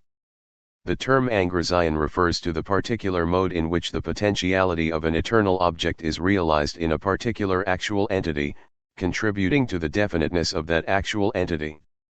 That 2 descriptions are required for an actual entity, a. one which is analytical of its potentiality for objectification in the becoming of other actual entities, and, b. another which is analytical of the process which constitutes its own becoming. The term objectification refers to the particular mode in which the potentiality of one actual entity is realized in another actual entity. That how an actual entity becomes constitutes what that actual entity is, so that the two descriptions of an actual entity are not independent. Its being is 35 constituted by its becoming. This is the principle of process. That the first analysis of an actual entity, into its most concrete elements, discloses it to be a concrescence of prehensions, which have originated in its process of becoming. All further analysis is an analysis of prehensions. Analysis in terms of prehensions is termed division. That every prehension consists of three factors: a. the subject which is prehending, namely, the actual entity in which that prehension is a concrete element; b. the datum which is prehended; c. the subjective form which is how that subject prehends that datum. Prehensions of actual entities, i.e., prehensions whose data involve actual entities, are termed physical prehensions, and prehensions of eternal objects are termed conceptual prehensions. Consciousness is not necessarily involved in the subjective forms of either type of prehension. That there are two species of prehensions: a. positive prehensions which are termed feelings, and b. negative prehensions which are said to eliminate from feeling. Negative prehensions also have subjective forms. A negative prehension holds its datum as inoperative in the progressive concrescence of prehensions constituting the unity of the subject. That there are many species of subjective forms, such as emotions, valuations, purposes, adversions, aversions, consciousness, etc. That a nexus is a set of actual entities in the unity of the relatedness constituted by their prehensions of each other, or what is the same thing conversely expressed, constituted by their objectifications in each other. That a proposition is the unity of certain actual entities in their potentiality for forming a nexus, with its potential relatedness partially defined by certain eternal objects which have the unity of one complex eternal 36 object. The actual entities involved are termed the logical subjects, the complex eternal object is the predicate. That a multiplicity consists of many entities, and its unity is constituted by the fact that all its constituent entities severally satisfy at least one condition which no other entity satisfies. Every statement about a particular multiplicity can be expressed as a statement referent either, a. to all its members severally, or b. to an indefinite sum of its members severally, or c. as a denial of one of these statements. Any statement, incapable of being expressed in this form, is not a statement about a multiplicity, though it may be a statement about an entity closely allied to some multiplicity, i.e., systematically allied to each member of some multiplicity. That whatever is a datum for a feeling has a unity as felt. Thus the many components of a complex datum have a unity. This unity is a contrast of entities. In a sense this means that there are an endless number of categories of existence, since the synthesis of entities into a contrast in general produces a new existential type. For example, a proposition is, in a sense, a contrast. For the practical purposes of human understanding, it is sufficient to consider a few basic types of existence, and to lump the more derivative types together under the heading of contrasts. The most important of such contrasts is the affirmation-negation contrast, in which a proposition and a nexus obtain synthesis in one datum, the members of the nexus being the logical subjects of the proposition. That every condition to which the process of becoming conforms in any particular instance has its reason either in the character of some actual entity in the actual world of that concrescence, or in the character of the subject which is in process of concrescence. This category of explanation is termed the ontological principle. It could also be termed the principle of efficient, 37 and final, causation. This ontological principle means that actual entities are the only reasons, so that to search for a reason is to search for one or more actual entities. It follows that any condition to be satisfied by one actual entity in its process expresses a fact either about the real internal constitutions of some other actual entities, or about the subjective aim conditioning that process. The phrase real internal constitution is to be found in Locke's essay concerning human understanding, 3:15, and thus the real internal, but generally in substances unknown, constitution of things, whereon their discoverable qualities depend, may be called their essence. Also the terms prehension and feeling are to be compared with the various significations of Locke's term idea. But they are adopted as more general and more neutral terms than idea as used by Locke, who seems to restrict them to conscious mentality.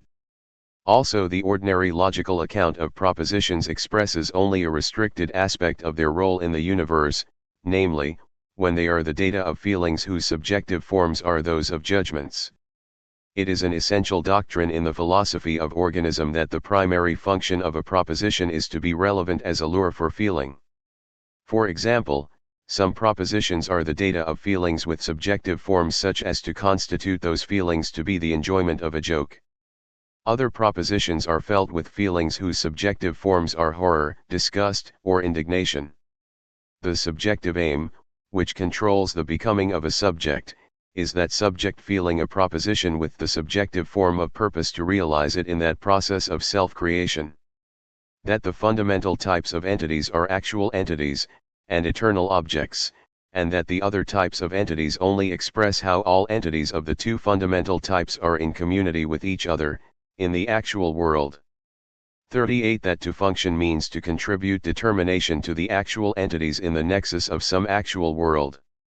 Thus the determinateness and self-identity of one entity cannot be abstracted from the community of the diverse functionings of all entities. Determination is analyzable into definiteness and position, where definiteness is the illustration of select eternal objects, and position is relative status in a nexus of actual entities. An entity is actual, when it has significance for itself. By this it is meant that an actual entity functions in respect to its own determination.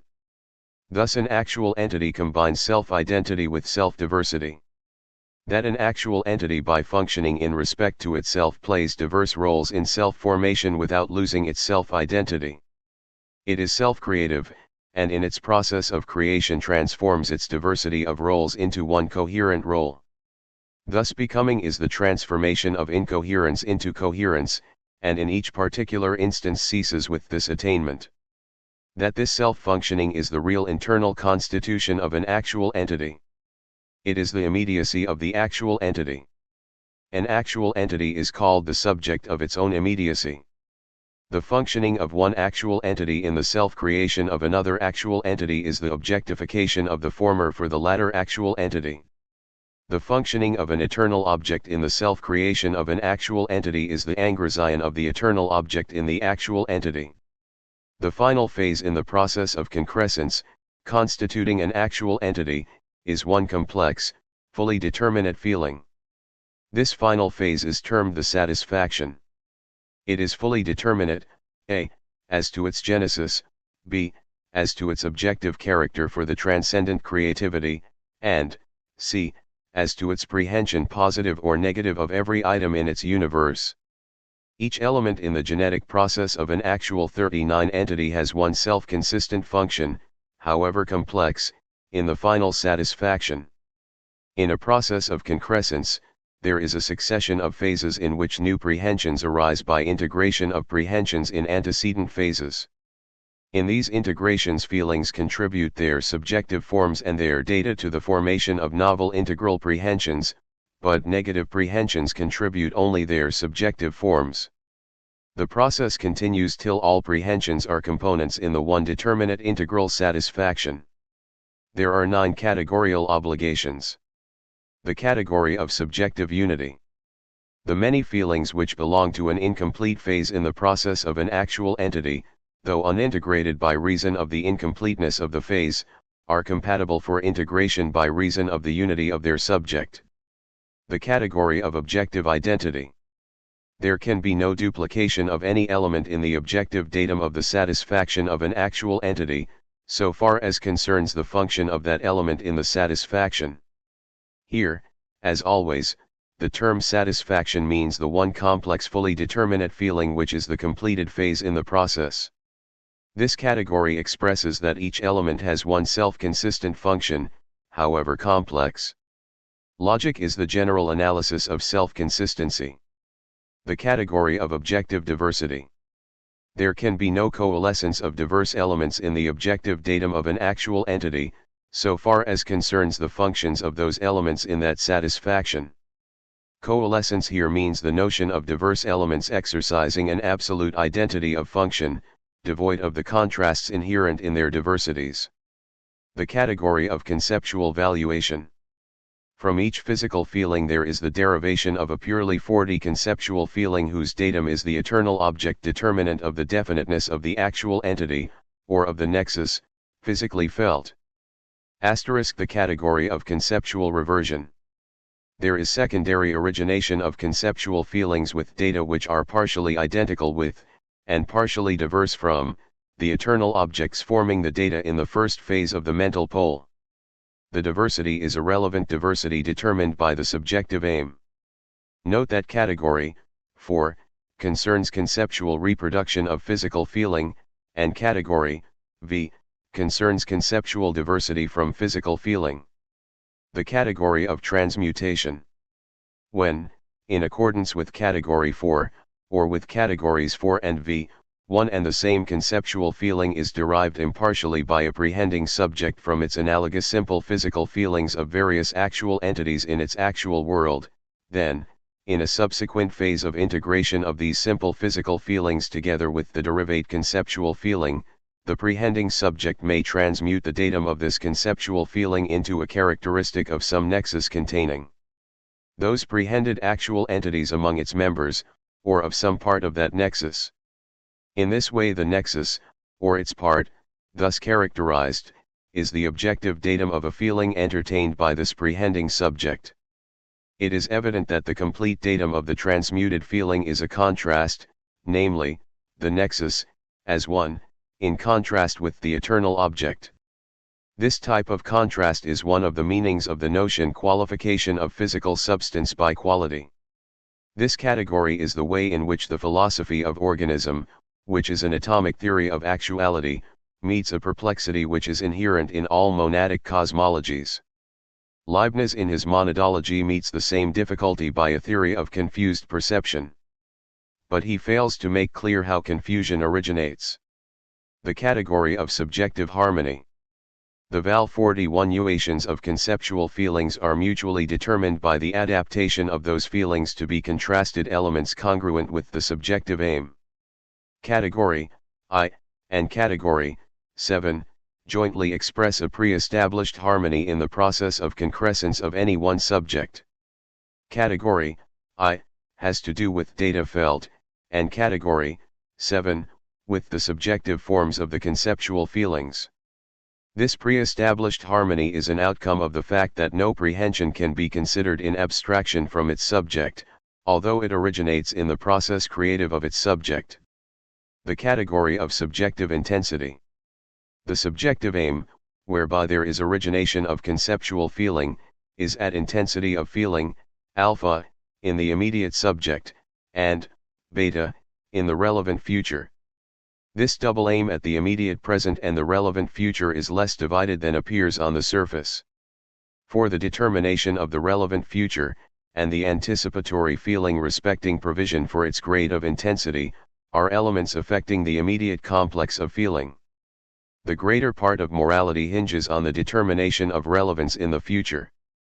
The relevant future consists of those elements in the anticipated future which are felt with effective intensity by the present subject by reason of the real potentiality for them to be derived from itself.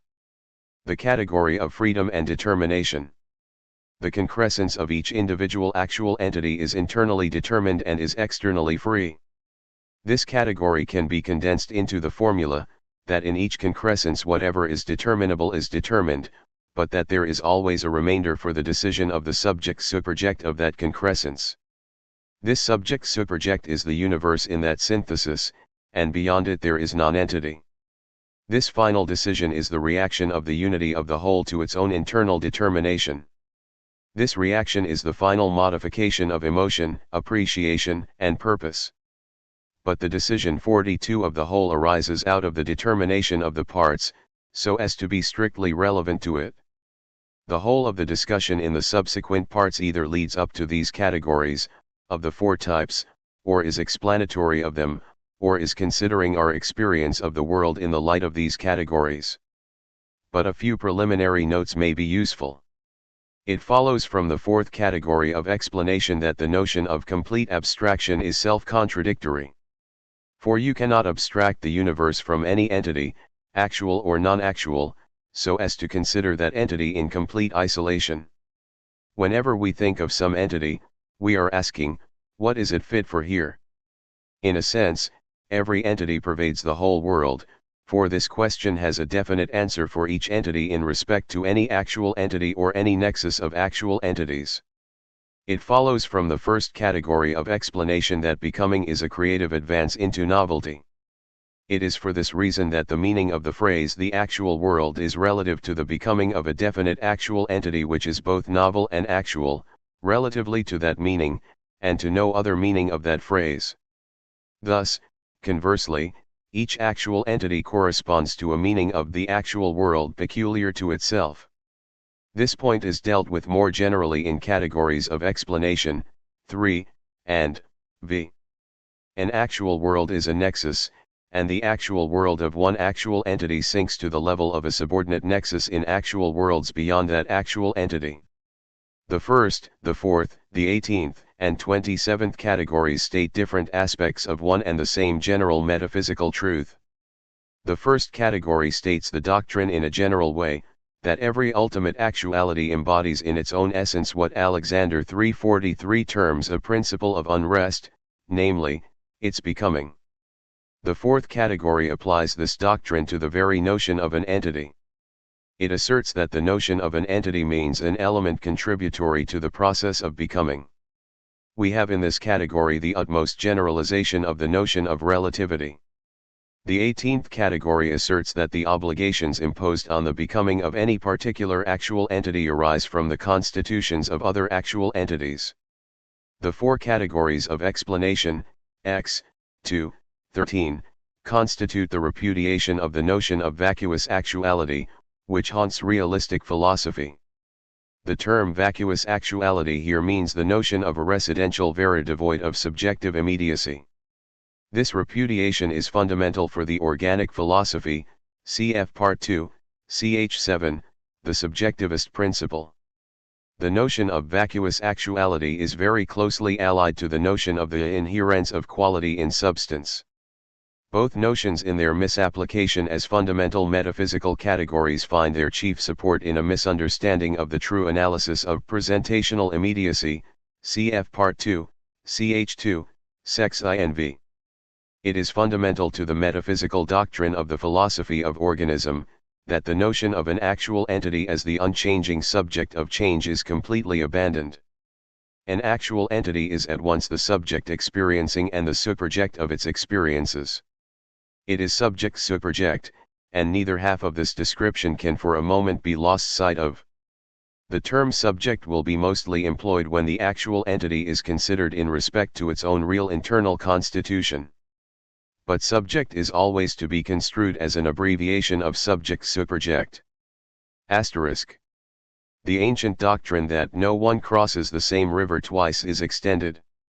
No thinker thinks twice, and, to put the matter more generally, no subject experiences twice. This is what Locke ought to have meant by his doctrine of time as a perpetual perishing. 44. This repudiation directly contradicts Kant's first analogy of experience in either of its ways of phrasing, first or 2nd edition. In the philosophy of organism it is not substance which is permanent, but form. Forms suffer changing relations, actual entities perpetually perish subjectively, but are immortal objectively. Actuality in perishing acquires objectivity, while it loses subjective immediacy. It loses the final causation which is its internal principle of unrest, and it acquires efficient causation whereby it is a ground of obligation characterizing the creativity. Actual occasions in their formal constitutions are devoid of all intermination.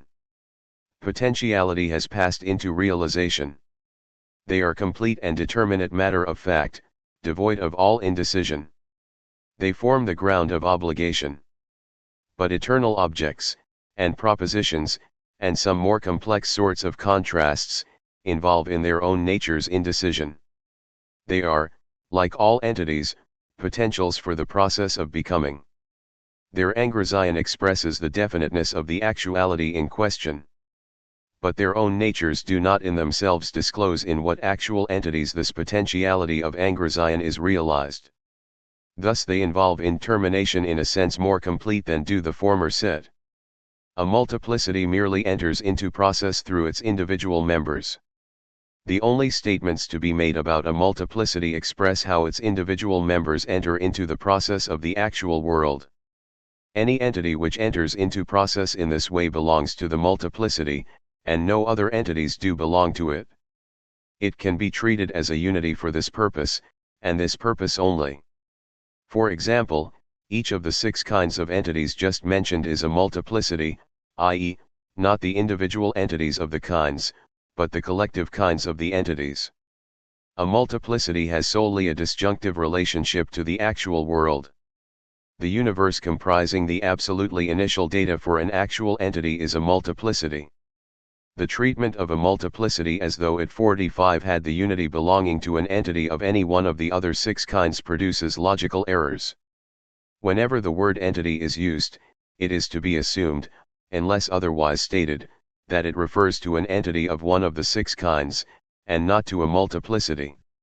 There is no emergent evolution concerned with a multiplicity, so that every statement about a multiplicity is a disjunctive statement about its individual members.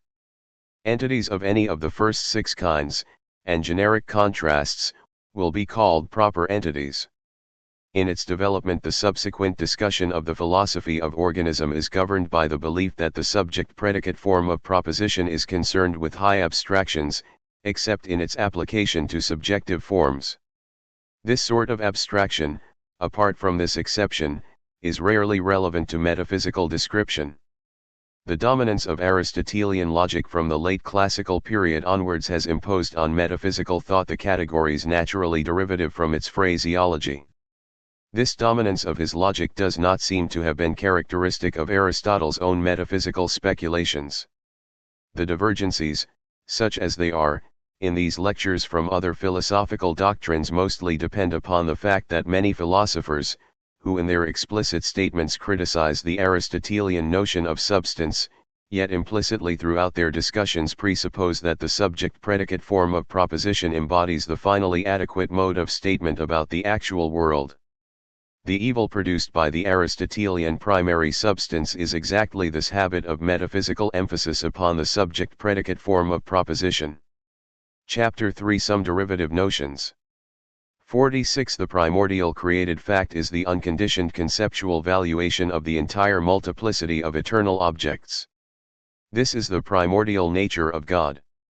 By reason of this complete valuation, the objectification of God in each derivate actual entity results in a graduation of the relevance of eternal objects to the concrescent phases of that derivate occasion.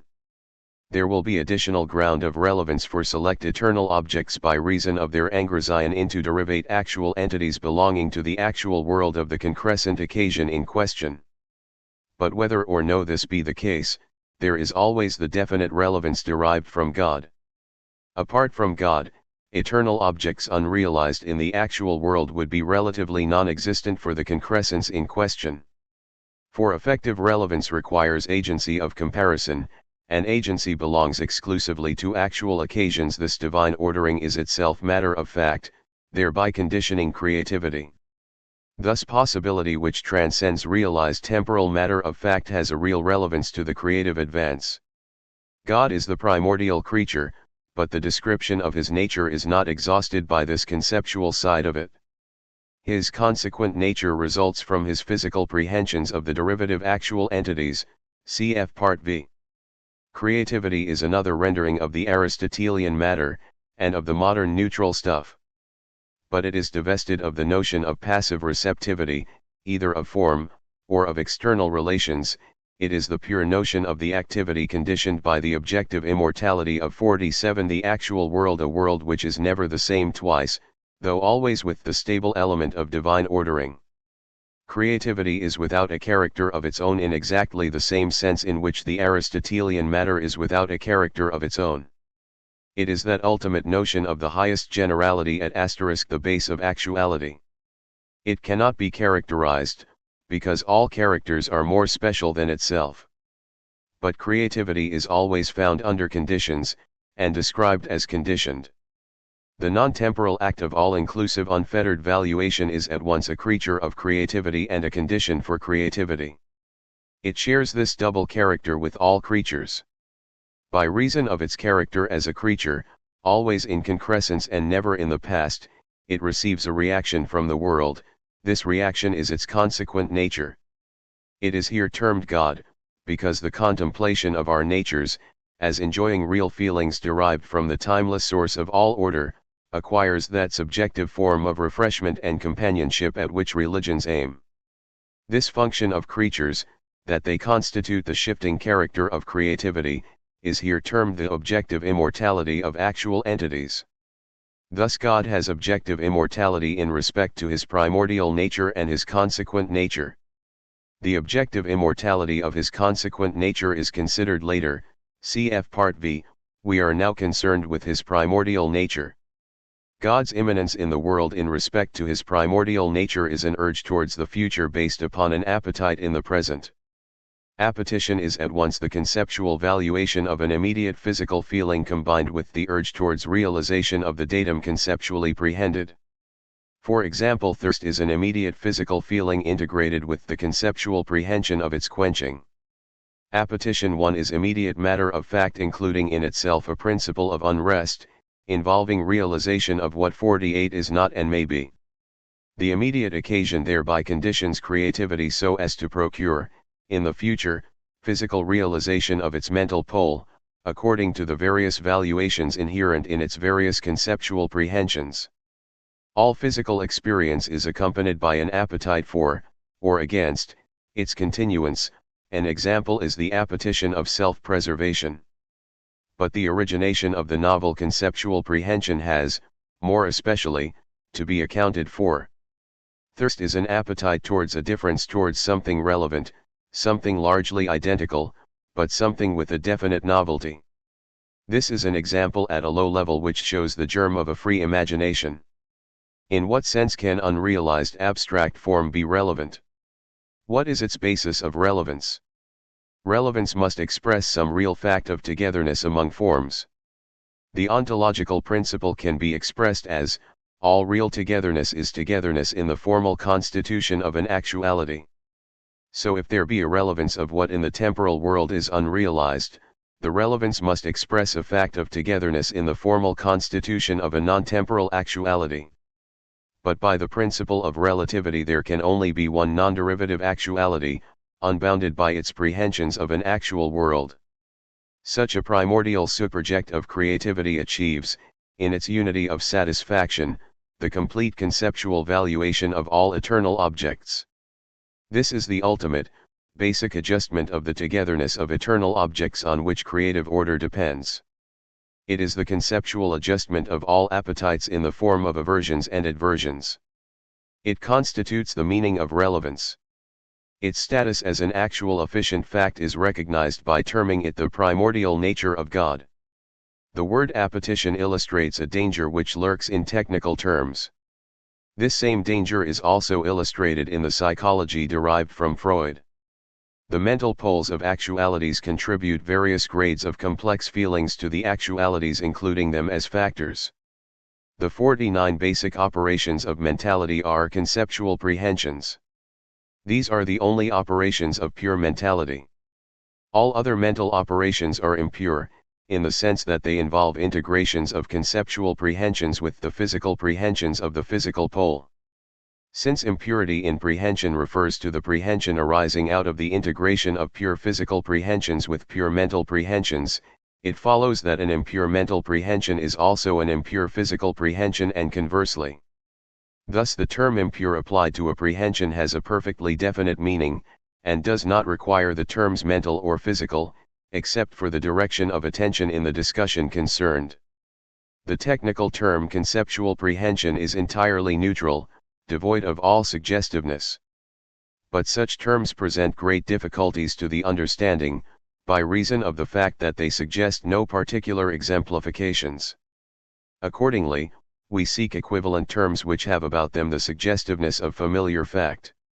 We have chosen the term appetition, which suggests exemplifications in our own experience, also in lower forms of life such as insects and vegetables. But even in human experience, appetition suggests a degrading notion of this basic activity in its more intense operations. We are closely concerned with what Bergson calls intuition, with some differences however. Bergson's intuition is an impure operation. It is an integral feeling derived from the synthesis of the conceptual prehension with the physical prehension from which it has been derived according to the category of conceptual reproduction, categorial obligation 4. It seems that Bergson's term intuition has the same meaning as physical purpose in Part 3 of these lectures. Also, Bergson's intuition seems to abstract from the subjective form of emotion and purpose. This subjective form is an essential element in the notion of conceptual prehension, as indeed in that of any prehension. It is an essential element in physical purpose, cf. Part 3. If we consider these pure mental operations in their most intense operations, we should choose the term vision. A conceptual prehension is a direct vision of some possibility of good or of evil, of some possibility as to how actualities may be definite. There is no reference to particular actualities, or to any particular actual world. The phrase of good or of evil has been added to include a reference to the subjective form. The mere word vision abstracts from this factor in a conceptual prehension. If we say that God's primordial nature is a completeness of appetition, we give due weight to the subjective form at a cost. If we say that God's primordial nature is intuition, we suggest mentality which is impure by reason of synthesis with physical prehension. If we say that God's primordial nature is vision, we suggest a maimed view of the subjective form, divesting it of yearning after concrete fact, no particular facts, but after some actuality. There is deficiency in God's primordial nature which the term vision obscures. One advantage of the term vision is that it connects this doctrine of God more closely with philosophical tradition. Envisagement is perhaps a safer term than vision. To sum up, God's primordial nature is abstracted from his commerce with particulars, and is therefore devoid of those impure intellectual cogitations which involve propositions, cf. Part 3. It is God in abstraction, alone with himself. As such, it is a mere factor in God, deficient in actuality. The notions of social order and of personal order cannot be omitted from this preliminary sketch. A society, in the sense in which that term is here used, is a nexus with social order, and an enduring object, or enduring creature, is a society whose social order has taken the special form of personal order.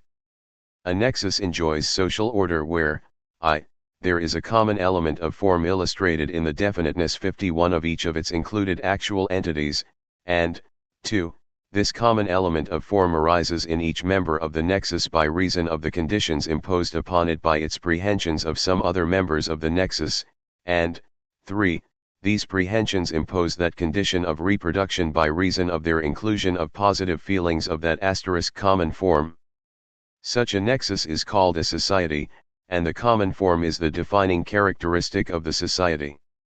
The notion of defining characteristic is allied to the Aristotelian notion of substantial form. The common element of form is simply a complex eternal object exemplified in each member of the nexus. But the social order of the nexus is not the mere fact of this common form exhibited by all its members. The reproduction of the common form throughout the nexus is due to the genetic relations of the members of the nexus among each other, and to the additional fact that genetic relations include feelings of the common form. Thus the defining characteristic is inherited throughout the nexus, each member deriving it from those other members of the nexus which are antecedent to its own concrescence. A nexus enjoys personal order when, alpha, it is a society, and, beta, when the genetic relatedness of its members orders these members serially. By this serial ordering arising from the genetic relatedness, it is meant that any member of the nexus excluding the first and the last, if there be such, constitutes a cut in the nexus, so that, a. this member inherits from all members on one side of the cut, and from no members on the other side of the cut, and, b. if A and B are two members of the nexus and B inherits from A, then the side of B's cut, inheriting from B, forms part of the side of A's cut, inheriting from A, and the side of A's cut from which A inherits forms part of the side of B's cut from which B inherits. Thus the nexus forms a single line of inheritance of its defining characteristic. Such a nexus is called an enduring object. It might have been termed a person, in the legal sense 52 of that term. But unfortunately person suggests the notion of consciousness, so that its use would lead to misunderstanding. The nexus sustains a character, and this is one of the meanings of the Latin word persona. But an enduring object, qua person, does more than sustain a character. For this sustenance arises out of the special genetic relations among the members of the nexus.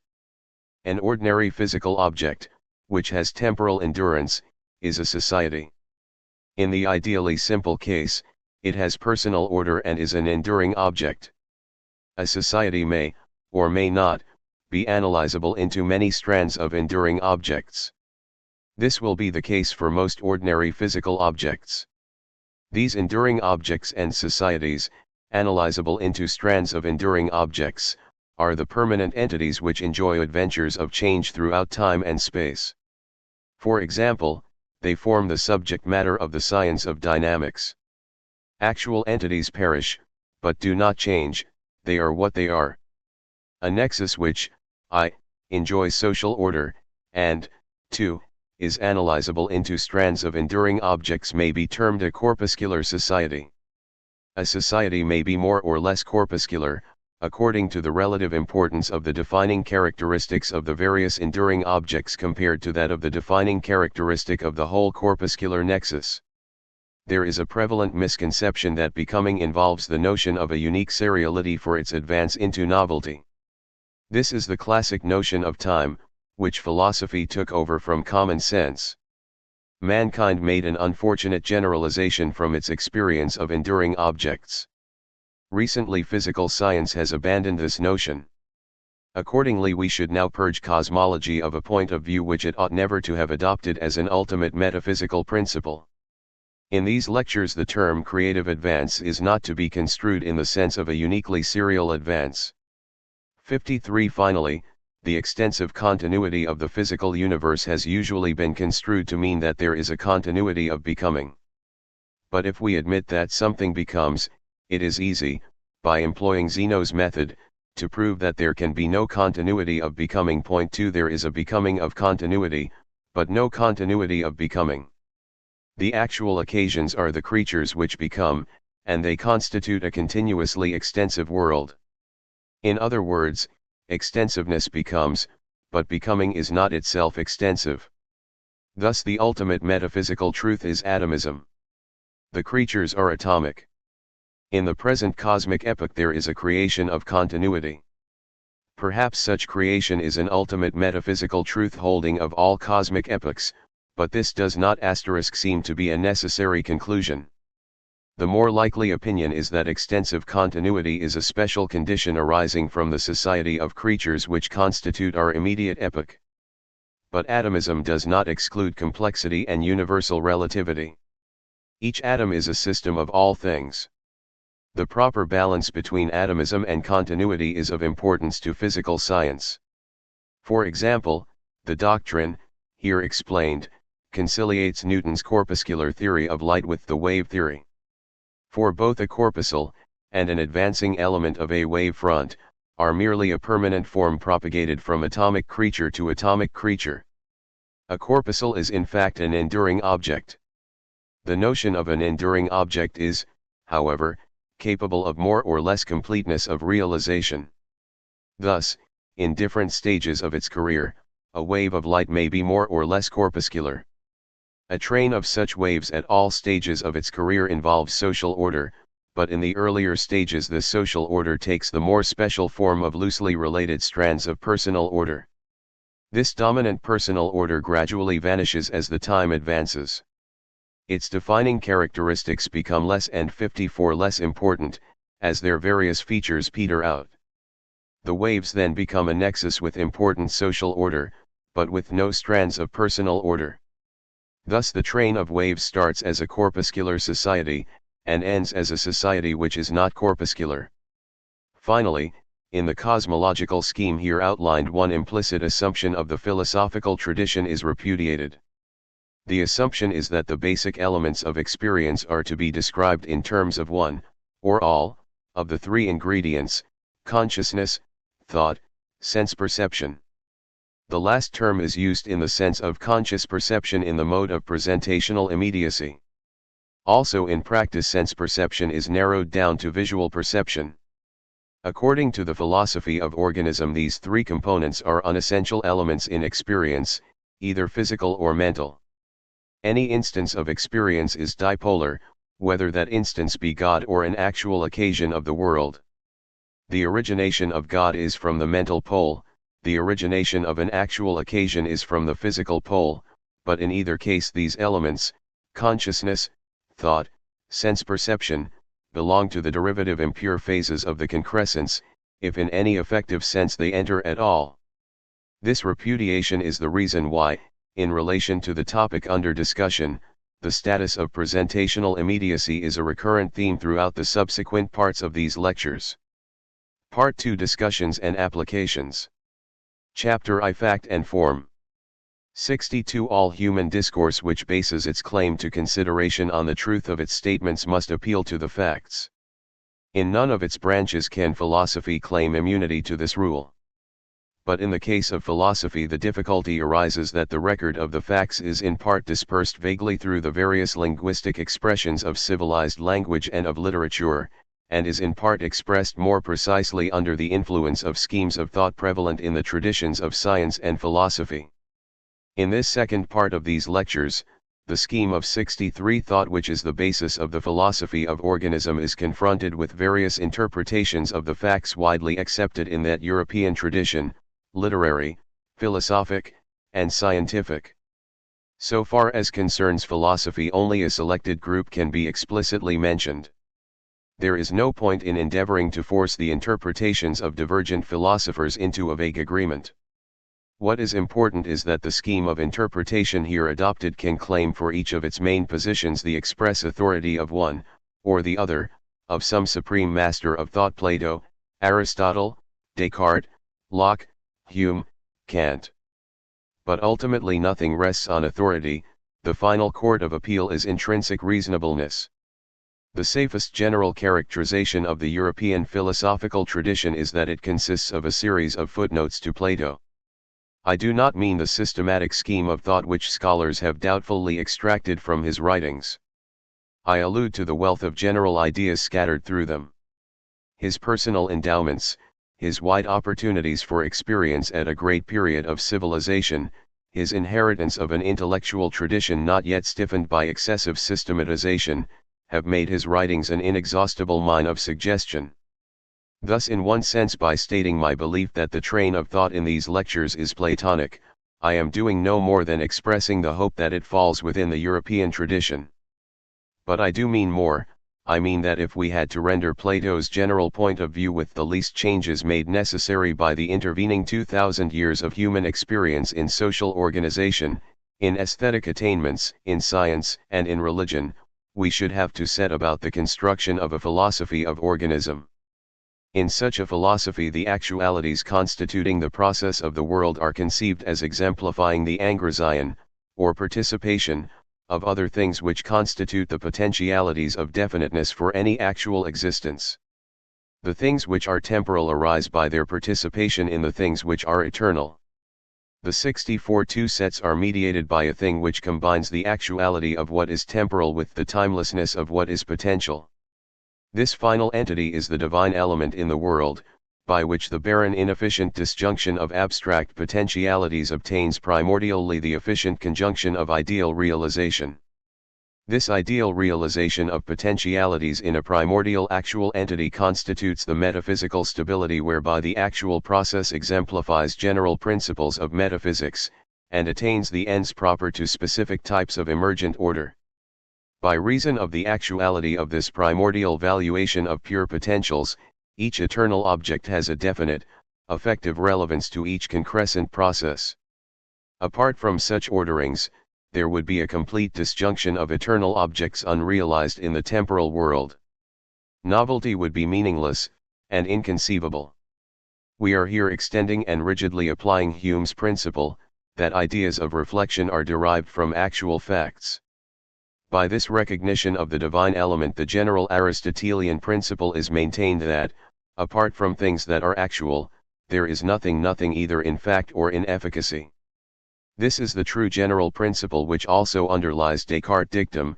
For this reason, when we perceive any attribute, we therefore conclude that some existing thing or substance to which it may be attributed, is necessarily present one and again, for every clear and distinct conception, perceptio, is without doubt something, and hence cannot derive its origin from what is not. This general principle will be termed the ontological principle. It is the principle that everything is positively somewhere in actuality, and in potency everywhere. In one of its applications, this principle issues in the doctrine of conceptualism.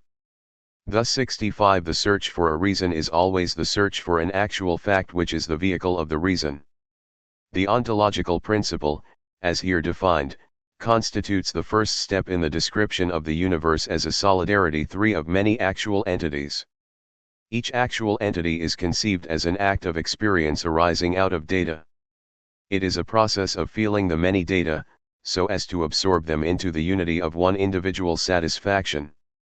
Here feeling is the term used for the basic generic operation of passing from the objectivity of the data to the subjectivity of the actual entity in question. Feelings are variously specialized operations, affecting a transition into subjectivity. They replace the neutral stuff of certain realistic philosophers. An actual entity is a process, and is not describable in terms of the morphology of a stuff. This use of the term feeling has a close analogy to Alexander's use of the term enjoyment, and has also some kinship with Bergson's use of the term intuition.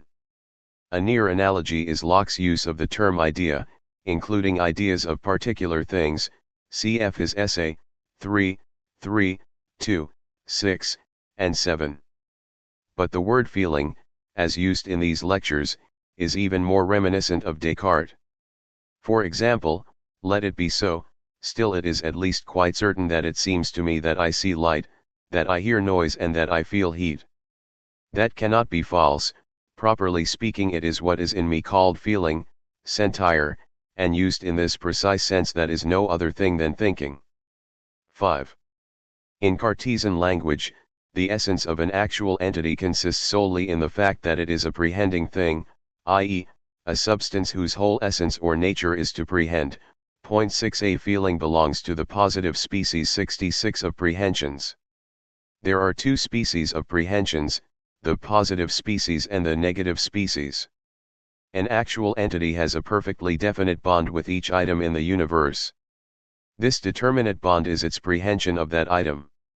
A negative prehension is the definite exclusion of that item from positive contribution to the subject's own real internal constitution. This doctrine involves the position that a negative prehension expresses a bond. A positive prehension is the definite inclusion of that item into positive contribution to the subject's own real internal constitution. This positive inclusion is called its feeling of that item. Other entities are required to express how any one item is felt. All actual entities in the actual world, relatively to a given actual entity as subject, are necessarily felt by that subject, though in general vaguely. An actual entity as felt is said to be objectified for that subject. Only a selection of eternal objects are felt by a given subject, and these eternal objects are then said to have engrosien in that subject. But those eternal objects which are not felt are not therefore negligible. For each negative prehension has its own subjective form, however trivial and faint. It adds to the emotional complex, though not to the objective data. The emotional complex is the subjective form of the final satisfaction. The importance of negative prehensions arises from the fact that actual entities form a system, in the sense of entering into each other's constitutions, 2. That by the ontological principle every entity is felt by some actual entity, 3. That, as a consequence of and 2. Every entity in the actual world of a concrescent actuality has some gradation of real relevance to that concrescence, 4. That, in consequence of 3. The negative prehension of an entity is a positive fact. With its emotional subjective form, v, there is a mutual sensitivity of the subjective forms of prehensions, so that they are not indifferent to each other. 6. The concrescence issues in one concrete feeling, the satisfaction. 67. That we fail to find in experience any elements intrinsically incapable of exhibition as examples of general theory is the hope of rationalism. This hope is not a metaphysical premise. It is the faith which forms the motive for the pursuit of all sciences alike, including metaphysics. In so far as metaphysics enables us to apprehend the rationality of things, the claim is justified. It is always open to us, having regard to the imperfections of all metaphysical systems, to lose hope at the exact point where we find ourselves. The preservation of such faith must depend on an ultimate moral intuition into the nature of intellectual action that it should embody the adventure of hope. Such an intuition marks the point where metaphysics and indeed every science gains assurance from religion and passes over into religion. But in itself the faith does not embody a premise from which the theory starts, it is an ideal which is seeking satisfaction. In so far as we believe that doctrine, we are rationalists. There must, however, be limits to the claim that all the elements in the universe are explicable by theory. For theory itself requires that there be given elements so as to form the material for theorizing. Plato himself recognizes this limitation. I quote from Professor A. E. Taylor's summary of the Timaeus. In the real world there is always, over and above law, a factor of the simply given or brute fact, not accounted for and to be accepted simply as given. It is the business of science never to acquiesce in the merely given, to seek to explain it as the consequence, in virtue of rational law, of some simpler initial given. But, however far science may carry this procedure, it is always forced to retain some element of brute fact, the merely given, in its account of things. It is the presence in nature of this element of the given, this third, or irrational as it has 68 sometimes been called, which Timaeus appears to be personifying in his language about necessity. 7. So far as the interpretation of Plato is concerned, I rely upon the authority of Professor Taylor.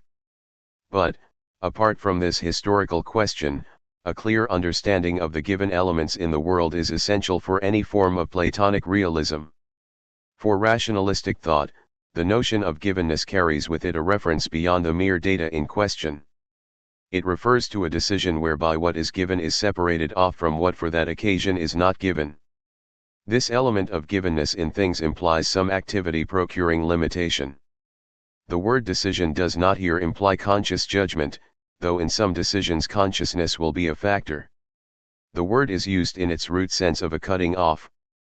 The ontological principle declares that every decision is referable to one or more actual entities, because in separation from actual entities there is nothing, merely non-entity, the rest is silence. The ontological principle asserts the relativity of decision, whereby every decision expresses the relation of the actual thing, for which a decision is made, to an actual thing by which that decision is made. But decision cannot be construed as a casual adjunct of an actual entity. It constitutes the very meaning of actuality.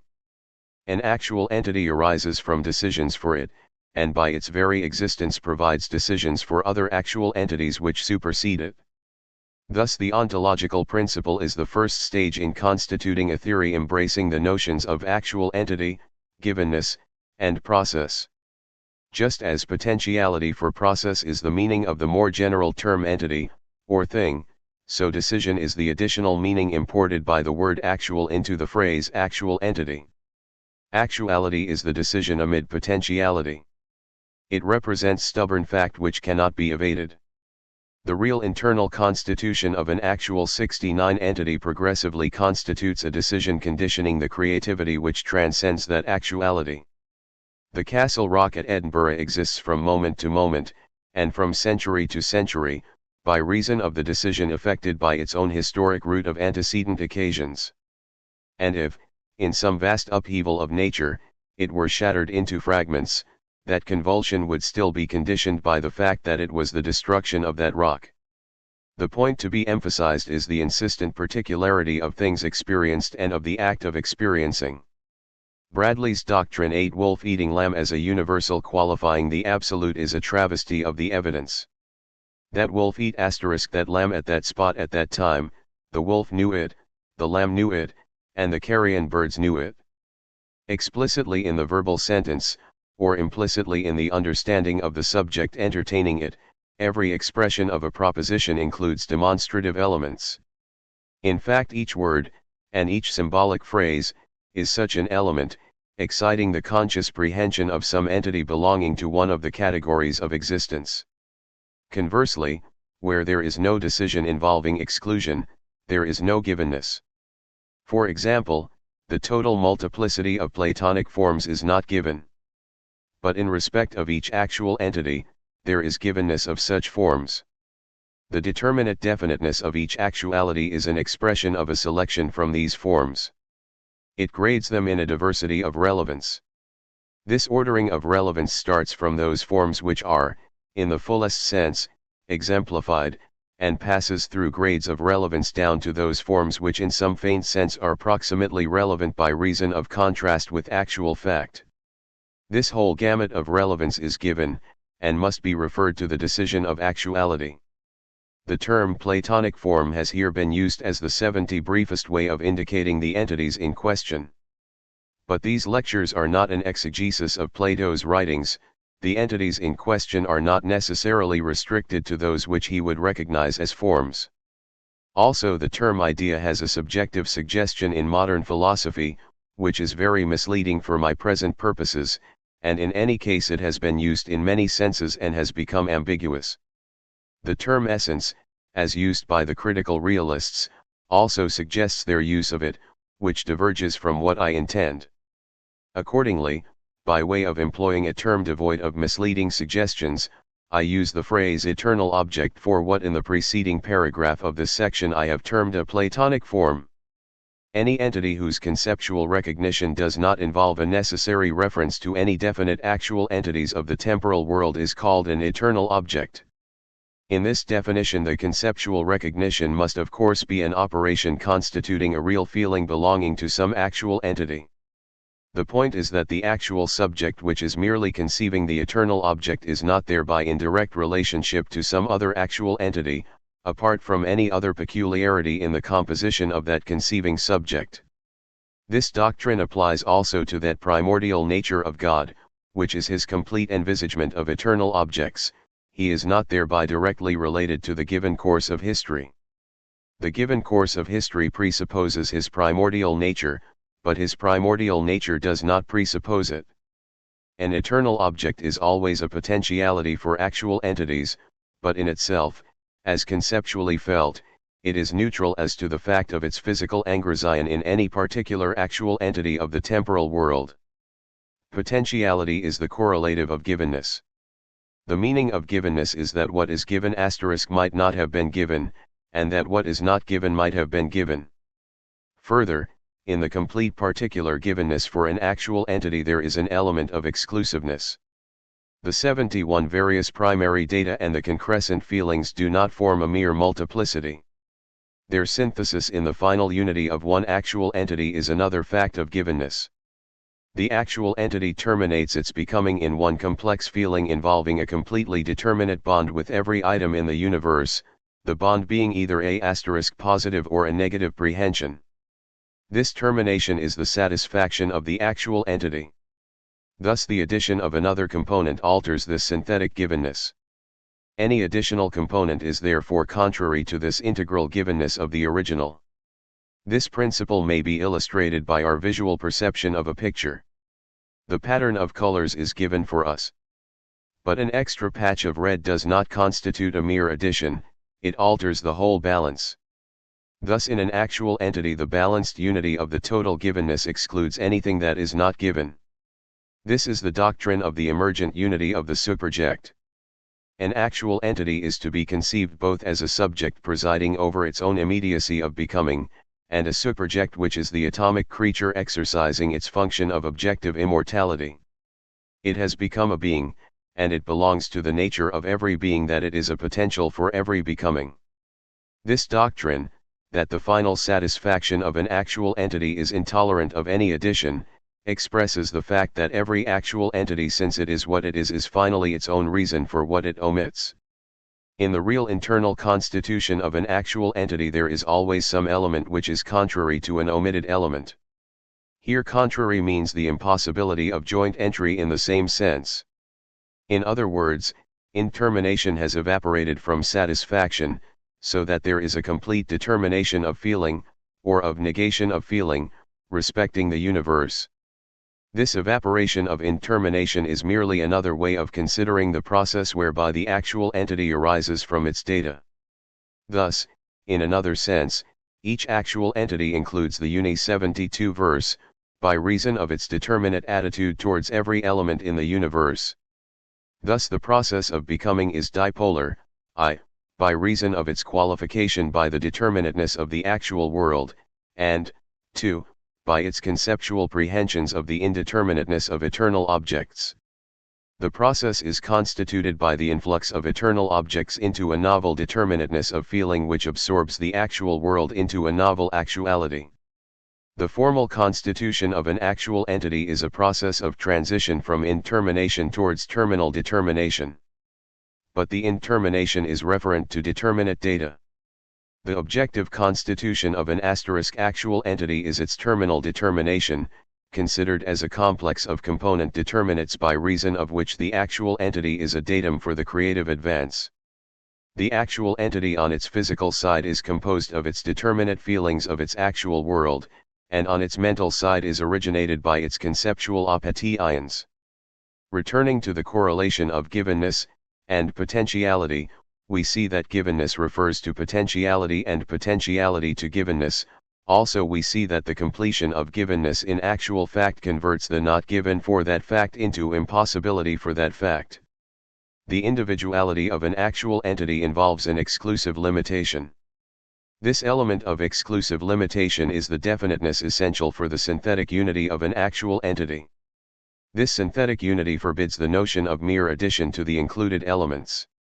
It is evident that givenness and potentiality are both meaningless apart from a multiplicity of potential entities.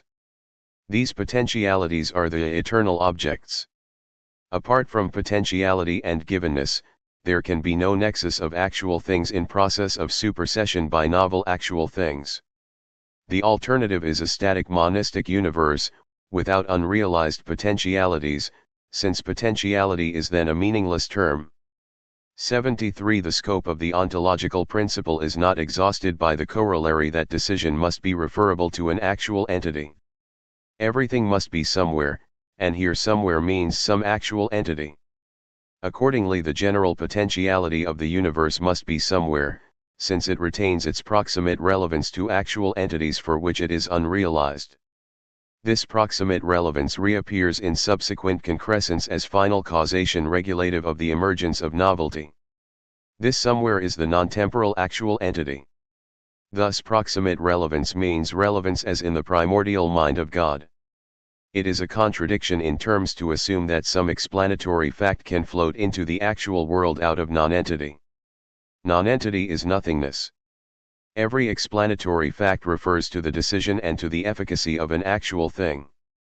The notion of subsistence is merely the notion of how eternal objects can be components of the primordial nature of God. This is a question for subsequent discussion, cf. Part V. But eternal objects, as in God's primordial nature, constitute the Platonic world of ideas. There is not, however, one entity which is merely the class of all eternal objects. For if we conceive any class of eternal objects, there are additional eternal objects which presuppose that class but do not belong to it. For this reason, At the beginning of this section, the phrase "the multiplicity of Platonic forms" was used, instead of the more natural phrase "the class of Platonic forms." A multiplicity is a type of complex thing which has the unity derivative from some qualification which participates in each of its components severally, but a multiplicity has no unity derivative merely from its various components. The doctrine just stated that every explanatory fact refers to the decision and to the efficacy of an actual 74 thing requires discussion in reference to the ninth categorial obligation. This category states that the concrescence of each individual actual entity is internally determined and is externally free. The peculiarity of the course of history illustrates the joint relevance of the ontological principle and of this categorial obligation. The evolution of history can be rationalized by the consideration of the determination of successors by antecedents. But, on the other hand, the evolution of history is incapable of rationalization because it exhibits a selected flux of participating forms. No reason, internal to history, can be assigned why that flux of forms, rather than another flux, should have been illustrated. It is true that any flux must exhibit the character of internal determination. So much follows from the ontological principle. But every instance of internal determination assumes that flux up to that point. There is no reason why there could be no alternative flux exhibiting that principle of internal determination. The actual flux presents itself with the character of being merely given. It does not disclose any peculiar character of perfection. On the contrary, the imperfection of the world is the theme of every religion which offers a way of escape, and of every sceptic who deplores the prevailing superstition. The Leibnizian theory of the best of possible worlds is an audacious fudge produced in order to save the face of a creator constructed by contemporary, and antecedent, theologians. Further, in the case of those actualities whose immediate experience is most completely open to us, namely, human beings, the final decision of the immediate subject-superject, constituting the ultimate modification of subjective aim, is the foundation of our experience of responsibility, of approbation or of disapprobation, of self-approval or of self-reproach, of freedom, of emphasis. This element in experience is too large to be put aside merely as misconstruction. It governs the whole tone of human life. It can be illustrated by striking 75 instances from fact or from fiction. But these instances are only conspicuous illustrations of human experience during each hour and each minute. The ultimate freedom of things, lying beyond all determinations, was whispered by Galileo e per esimua freedom for the inquisitors to think wrongly, for Galileo to think rightly, and for the world to move in despite of Galileo and inquisitors.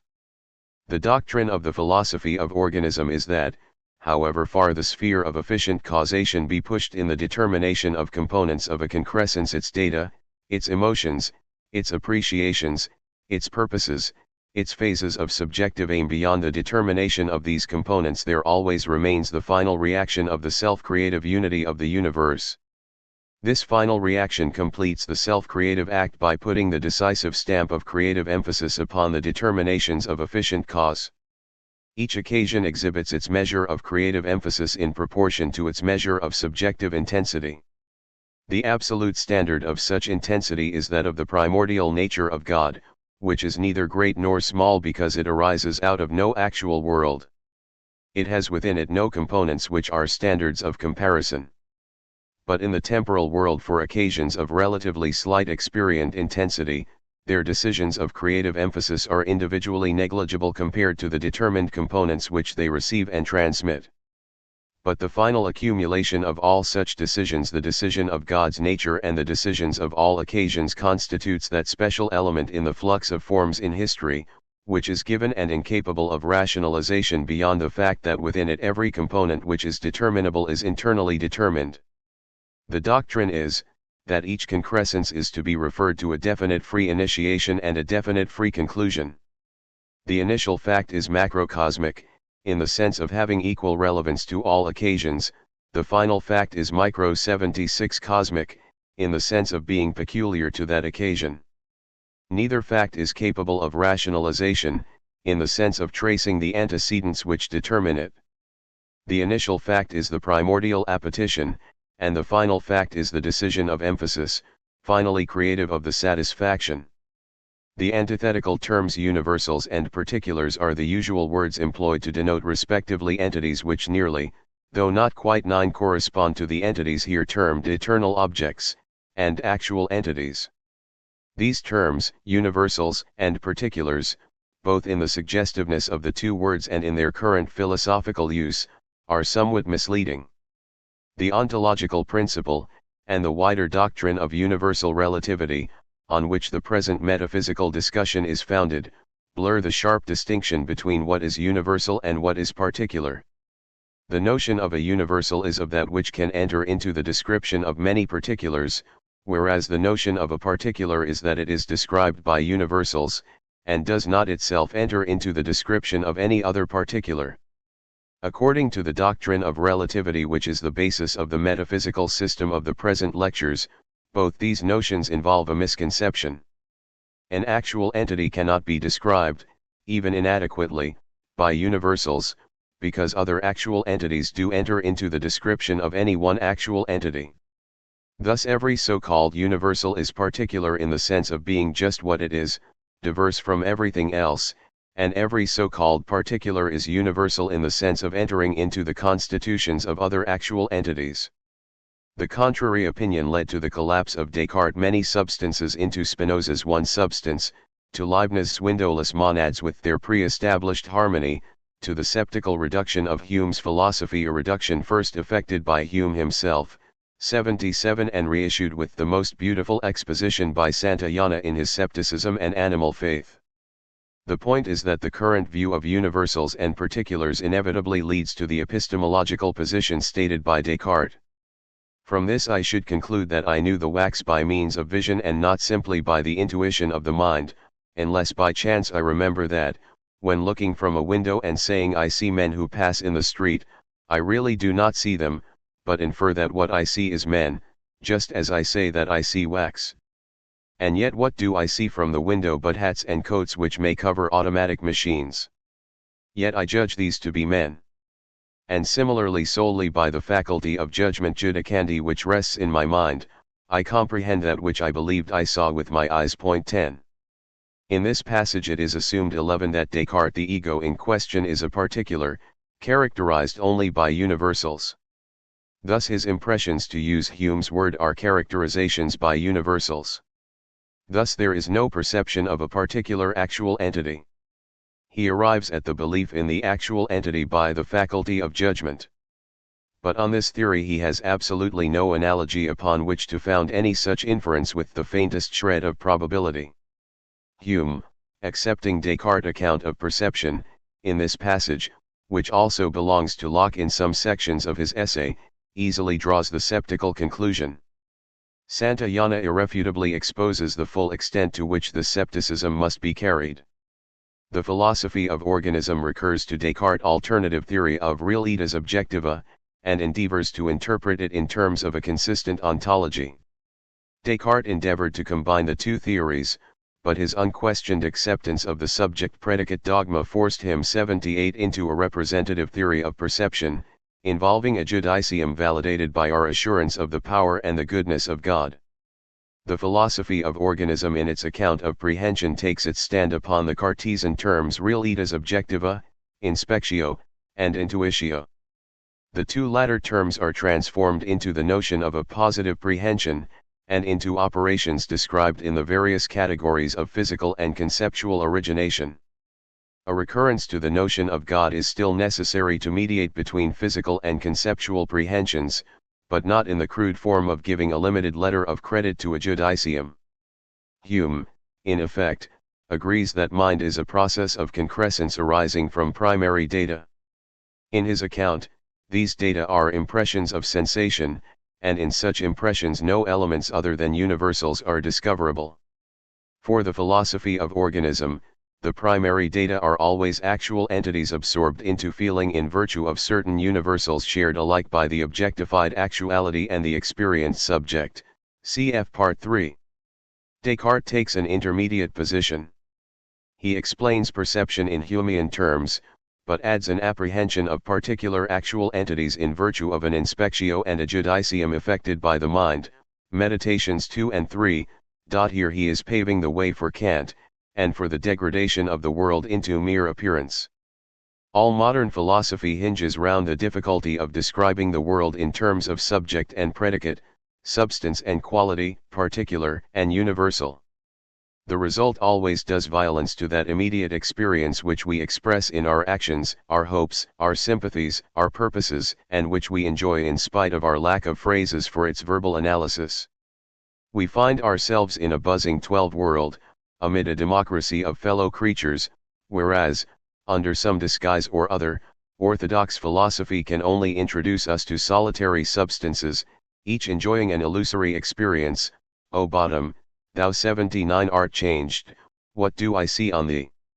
The endeavor to interpret experience in accordance with the overpowering deliverance of common sense must bring us back to some restatement of Platonic realism, modified so as to avoid the pitfalls which the philosophical investigations of the 17th and 18th centuries have disclosed. The true point of divergence is the false notion suggested by the contrast between the natural meanings of the words particular and universal. The particular is thus conceived as being just its individual self with no necessary relevance to any other particular. It answers to Descartes' definition of substance, and when we conceive of substance, we merely conceive an existent thing which requires nothing but itself in order to exist. 13. This definition is a true derivative from Aristotle's definition.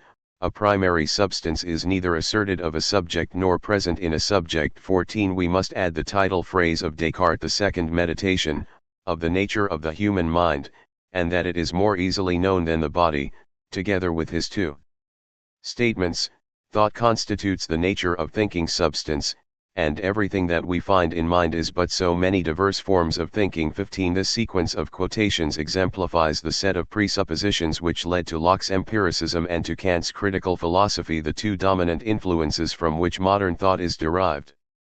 This is the side of 17th century philosophy which is here discarded.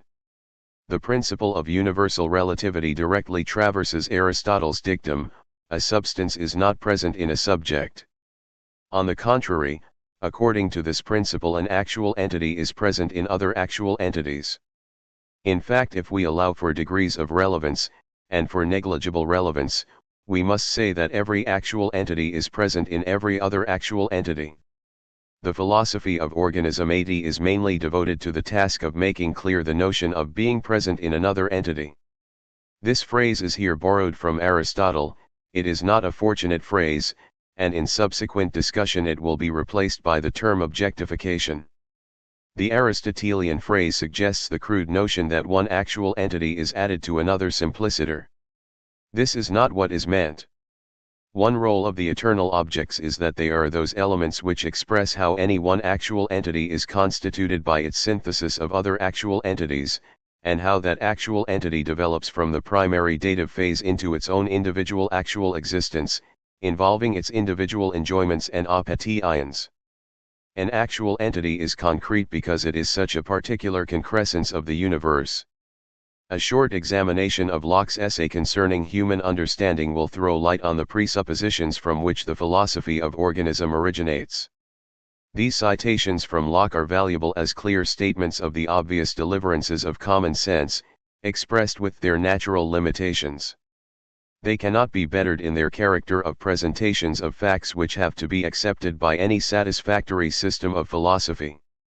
The first point to notice is that in some of his statements Locke comes very near to the explicit formulation of an organic philosophy of the type being developed here. It was only his failure to notice that his problem required a more drastic revision of traditional categories than that which he actually effected, that led to a vagueness of statement, and the intrusion of inconsistent elements. It was this conservative, other side of Locke which led to his sceptical overthrow by Hume. In his turn, Hume, despite his explicit repudiation in his treatise, Part I, Sect. 6, was a thorough conservative, and in his explanation of mentality and its content never moved away from the subject-predicate habits of thought 81 which had been impressed on the European mind by the overemphasis on Aristotle's logic during the long medieval period. In reference to this twist of mind, probably Aristotle was not an Aristotelian. But Hume's sceptical reduction of knowledge entirely depends, for its arguments, on the tacit presupposition of the mind as subject and of its contents as predicates, a presupposition which explicitly he repudiates. The merit of Locke's essay concerning human understanding is its adequacy, and not its consistency. He gives the most dispassionate descriptions of those various elements in experience which common sense never lets slip. Unfortunately, he is hampered by inappropriate metaphysical categories which he never criticized. He should have widened the title of his book into an essay concerning experience. His true topic is the analysis of the types of experience enjoyed by an actual entity. But this complete experience is nothing other than what the actual entity is in itself, for itself.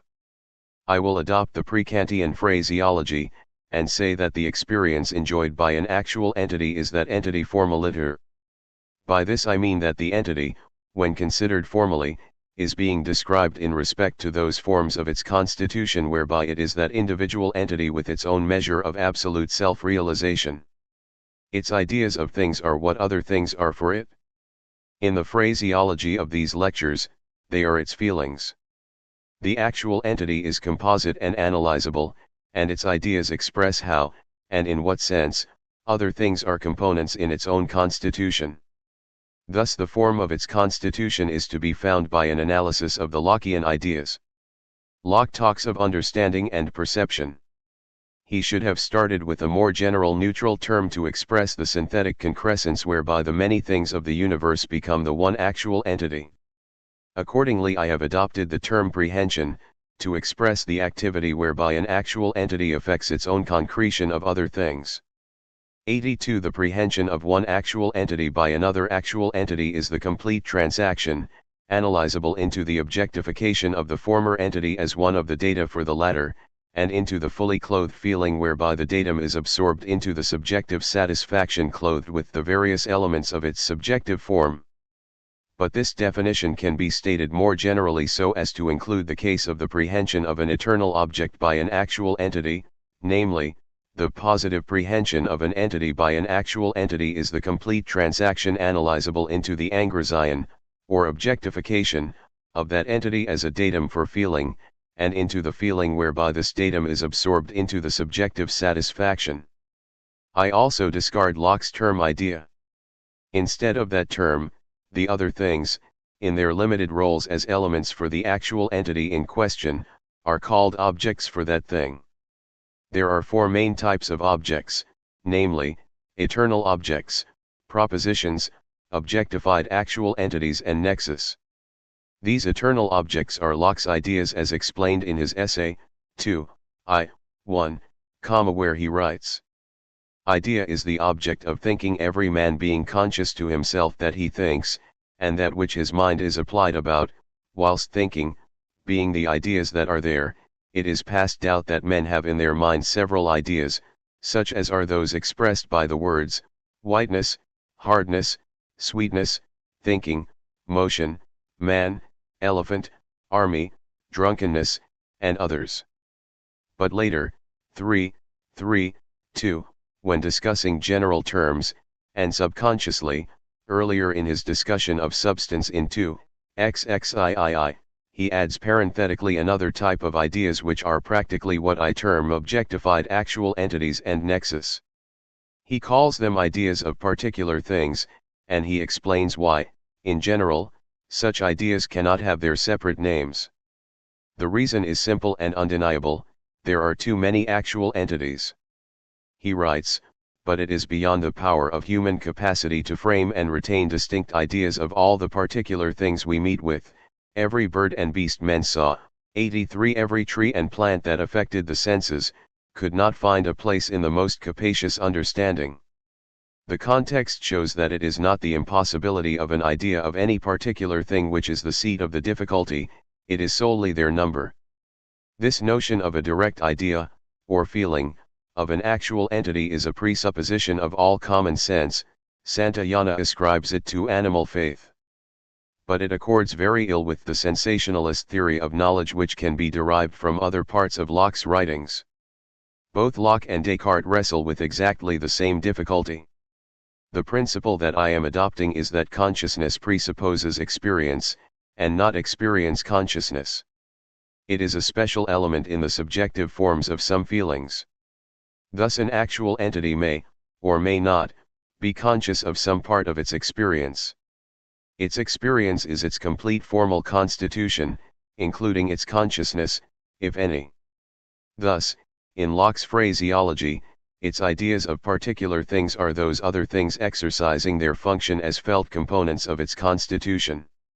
Locke would only term them ideas when these objectifications belong to that region of experience lit up by consciousness. In section 4 of the same chapter, he definitely makes all knowledge to be founded in particular things. He writes, "Yet a distinct name for every particular thing would not be of any great use for the improvement of knowledge, which, though founded in particular things 16 enlarges itself by general views, to which things reduced into sorts under general names, are properly subservient." Thus for Locke, in this passage, there are not first the qualities and then the conjectural particular things, but conversely. Also he illustrates his meaning of a particular thing by a leaf, a crow, a sheep, a grain of sand. So he is not thinking of a particular patch of color, or other sense datum. 17 For example, 84 in section 7 of the same chapter, in reference to children he writes, "The ideas of the nurse and the mother are well framed in their minds, and, like pictures of them there, represent only those individuals." This doctrine of Locke's must be compared with Descartes' doctrine of realitas objectiva. Locke inherited the dualistic separation of mind from body.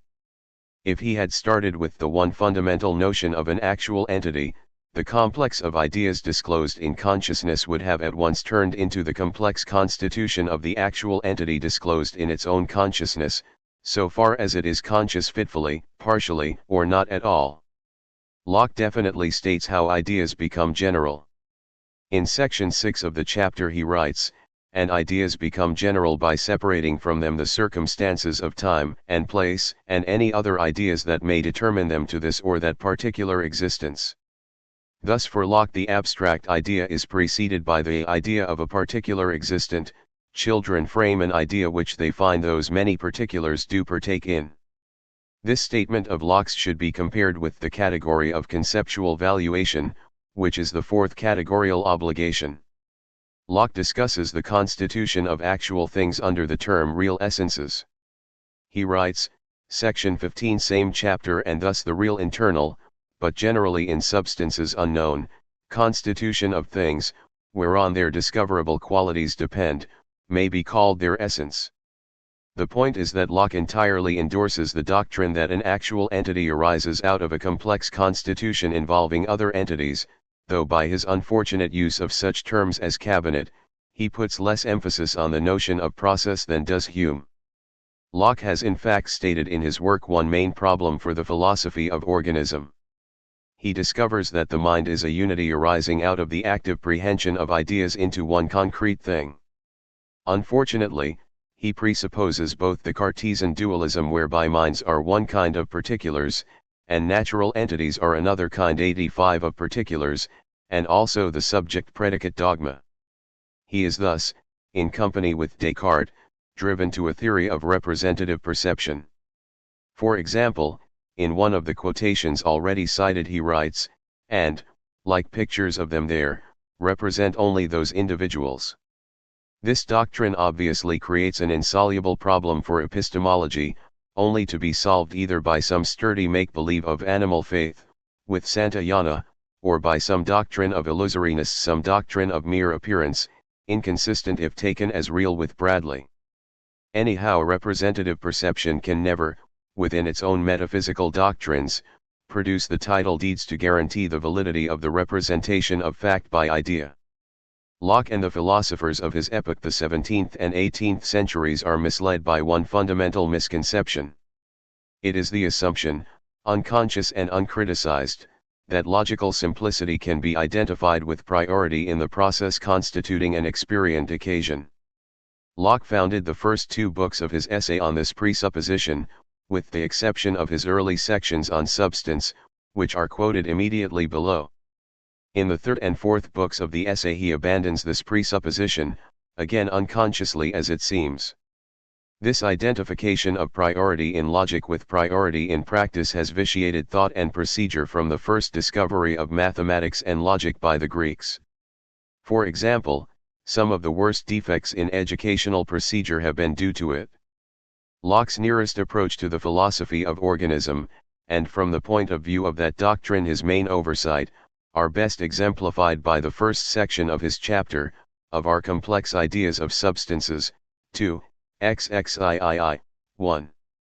He writes, "The mind, being, as I have declared, furnished with a great number of the simple ideas conveyed in by the senses, as they are found in exterior things, or by reflection on its own operations, takes notice, also, that a certain number of these simple ideas go constantly together, 86 which being presumed to belong to one thing, and words being suited to common apprehensions, and made use of for quick dispatch, are called, so united in one subject, by one name, which, by inadvertence, we are apt afterward to talk of and consider as one simple idea, which indeed is a complication of many ideas together, because, as I have said, not imagining how these simple ideas can subsist by themselves, we accustom ourselves to suppose some substratum wherein they do subsist, and from which they do result, which therefore we call substance."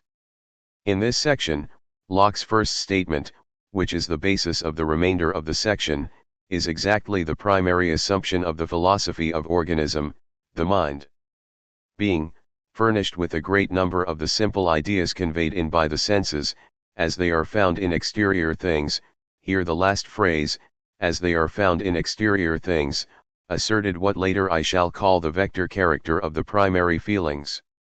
The universals involved obtain that status by reason of the fact that they are found in exterior things. This is Locke's assertion, and it is the assertion of the philosophy of organism. It can also be conceived as a development of Descartes' doctrine of realitas objectiva. The universals are the only elements in the data describable by concepts, because concepts are merely the analytic functioning of universals. But the exterior things, although they are not expressible by concepts in respect to their individual particularity, are no less data for feeling, so that the concrescent actuality arises from feeling their status of individual particularity, and thus that particularity is included as an element from which feelings originate, and which they concern. The sentence later proceeds with, "A certain number of these simple ideas go constantly together." This can only mean that in the immediate perception a certain number of these simple ideas are found together in an exterior thing, and that the recollection of antecedent moments of experience discloses that the same fact, of 87 togetherness in an exterior thing, holds for the same set of simple ideas. Again, the philosophy of organism agrees that this description is true for moments of immediate experience. But Locke, owing to the fact that he veils his second premise under the phrase "go constantly together," omits to consider the question whether the exterior things of the successive moments are to be identified. The answer of the philosophy of organism is that, in the sense in which Locke is here speaking, the exterior things of successive moments are not to be identified with each other. Each exterior thing is either one actual entity, or, more frequently, is a nexus of actual entities with immediacies mutually contemporary.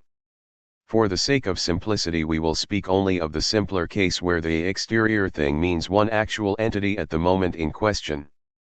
But what Locke is explicitly concerned with is the notion of the self-identity of the one enduring physical body which lasts for years, or for seconds, or for ages. He is considering the current philosophical notion of an individualized particular substance, in the Aristotelian sense, which undergoes adventures of change, retaining its substantial form amid transition of accidents. Throughout his essay, he in effect retains this notion while rightly insisting on its vagueness and obscurity. The philosophy of organism agrees with Locke and Hume, that the non-individualized substantial form is nothing else than the collection of universals or, more accurately, the one complex universal common to the succession of exterior things at successive moments respectively. In other words, an exterior thing is either one actual entity, or is a society with a defining characteristic. For the organic philosophy, these exterior things, in the former sense, are the final concrete actualities. The individualized substance, of Locke, must be construed to be the historic root constituted by some society of fundamental exterior things, stretching from the first thing to the last thing. 88 But Locke, throughout his essay, rightly insists that the chief ingredient in the notion of substance is the notion of power. The philosophy of organism holds that in order to understand power, we must have a correct notion of how each individual actual entity contributes to the datum from which its successors arise and to which they must conform. The reason why the doctrine of power is peculiarly relevant to the enduring things, which the philosophy of Locke's day conceived as individualized substances, is that any likeness between the successive occasions of a historic root procures a corresponding identity between their contributions to the datum of any subsequent actual entity, and it therefore secures a corresponding intensification in the imposition of conformity. The principle is the same as that which holds for the more sporadic occasions in empty space, but the uniformity along the historic route increases the degree of conformity which that route exacts from the future. In particular, each historic root of like occasions tends to prolong itself, by reason of the weight of uniform inheritance derivable from its members. The philosophy of organism abolishes the detached mind. Mental activity is one of the modes of feeling belonging to all actual entities in some degree, but only amounting to conscious intellectuality in some actual entities. This higher grade of mental activity is the intellectual self-analysis of the entity in an earlier stage of incompletion, effected by intellectual feelings produced in a later stage of concrescence. 18.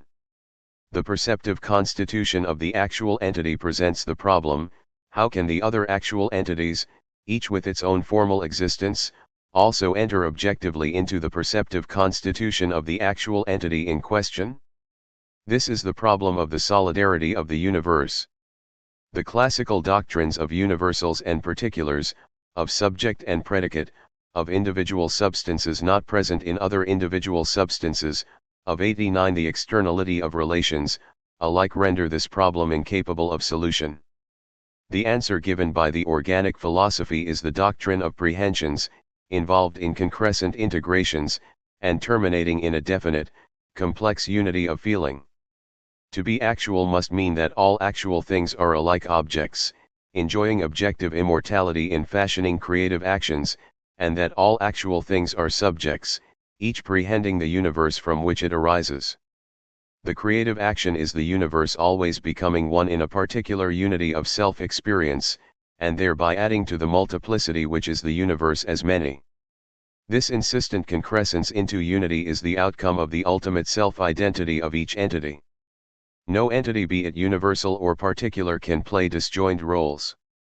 Self-identity requires that every entity have one conjoined, self-consistent function, whatever be the complexity of that function.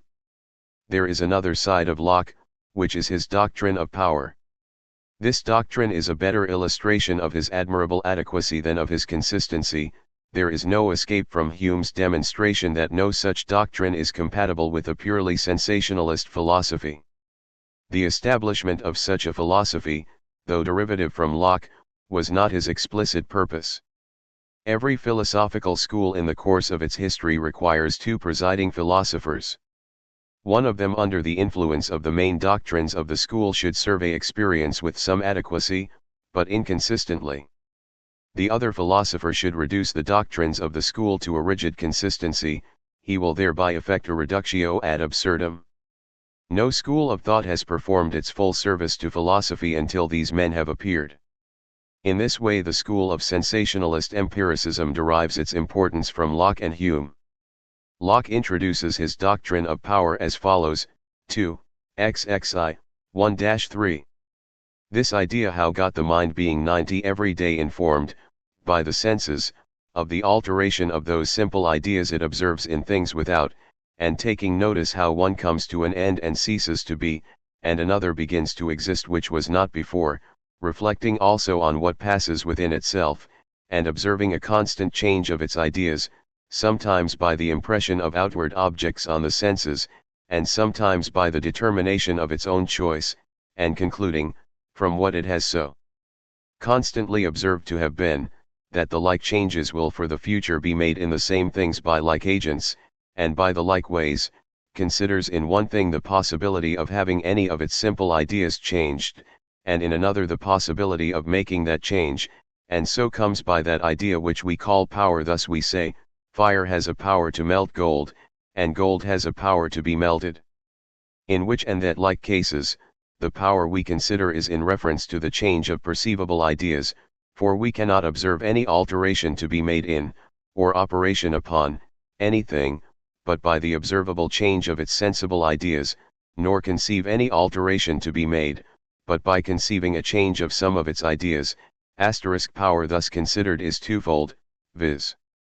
as able to make, or able to receive, any change, the one may be called active, and the other passive, power. I confess power includes in it some kind of relation, a relation to action or change, as, indeed, which of our ideas, of what kind soever, when attentively considered, does not? For our ideas of extension, duration, and number, do they not all contain in them a secret relation of the parts? Figure and motion have something relative in them much more visibly. And sensible qualities, as colors, and smells, etc., what are they but the powers of different bodies in relation to our perception? Our idea therefore of power, I think, may well have a place amongst other simple ideas, and be considered as one of them, being one of those that make a principal ingredient in our complex ideas of substances, as we shall hereafter have occasion to observe. 91. In this important passage, Locke enunciates the main doctrines of the philosophy of organism, namely, the principle of relativity, the relational character of eternal objects, whereby they constitute the forms of the objectifications of actual entities for each other, the composite character of an actual entity, i.e., a substance, the notion of power as making a principal ingredient in that of actual entity, substance. In this latter notion, Locke adumbrates both the ontological principle, and also the principle that the power of one actual entity on the other is simply how the former is objectified in the constitution of the other. Thus the problem of perception and the problem of power are one and the same, at least so far as perception is reduced to mere prehension of actual entities. Perception, in the sense of consciousness of such prehension, requires the additional factor of the conceptual prehension of eternal objects, and a process of integration of the two factors, cf. Part 3. Locke's doctrine of power is reproduced in the philosophy of organism by the doctrine of the two types of objectification, namely, alpha, causal objectification, and beta, presentational objectification. In causal objectification, what is felt subjectively by the objectified actual entity is transmitted objectively to the concrescent actualities which supersede it. In Locke's phraseology, the objectified actual entity is then exerting power. In this type of objectification, the eternal objects, relational between object and subject, express the formal constitution of the objectified actual entity. In presentational objectification, the relational eternal objects fall into two sets, one set contributed by the extensive perspective of the perceived from the position of the perceiver, and the other set by the antecedent concrescent phases of the perceiver. What is ordinarily termed perception is consciousness of presentational objectification. But according to the philosophy of organism, there can be consciousness of both types of objectification.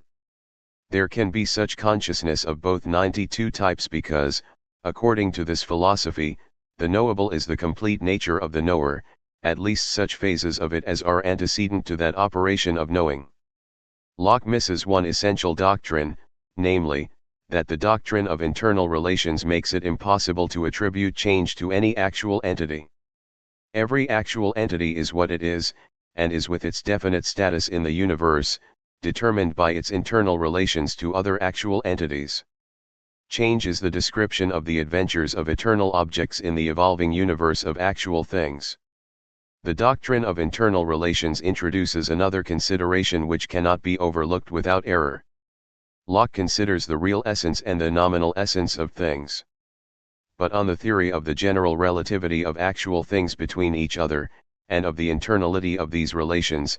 There are two distinct notions hidden under the term real essence, both of importance. Locke writes, 3:15.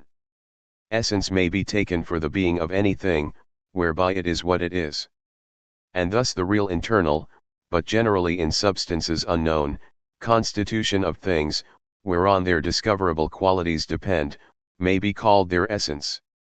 It is true, there is ordinarily supposed a real constitution of the sorts of things, and it is past doubt there must be some real constitution, on which any collection of simple ideas coexisting must depend. But it being evident that things are ranked under names into sorts or species only as they agree to certain abstract ideas to which we have annexed those names, the essence of each genus or sort comes to be nothing but that abstract idea, which the general or sortal, if I may have leave so to call it from sort, as I do general from genus, name stands for.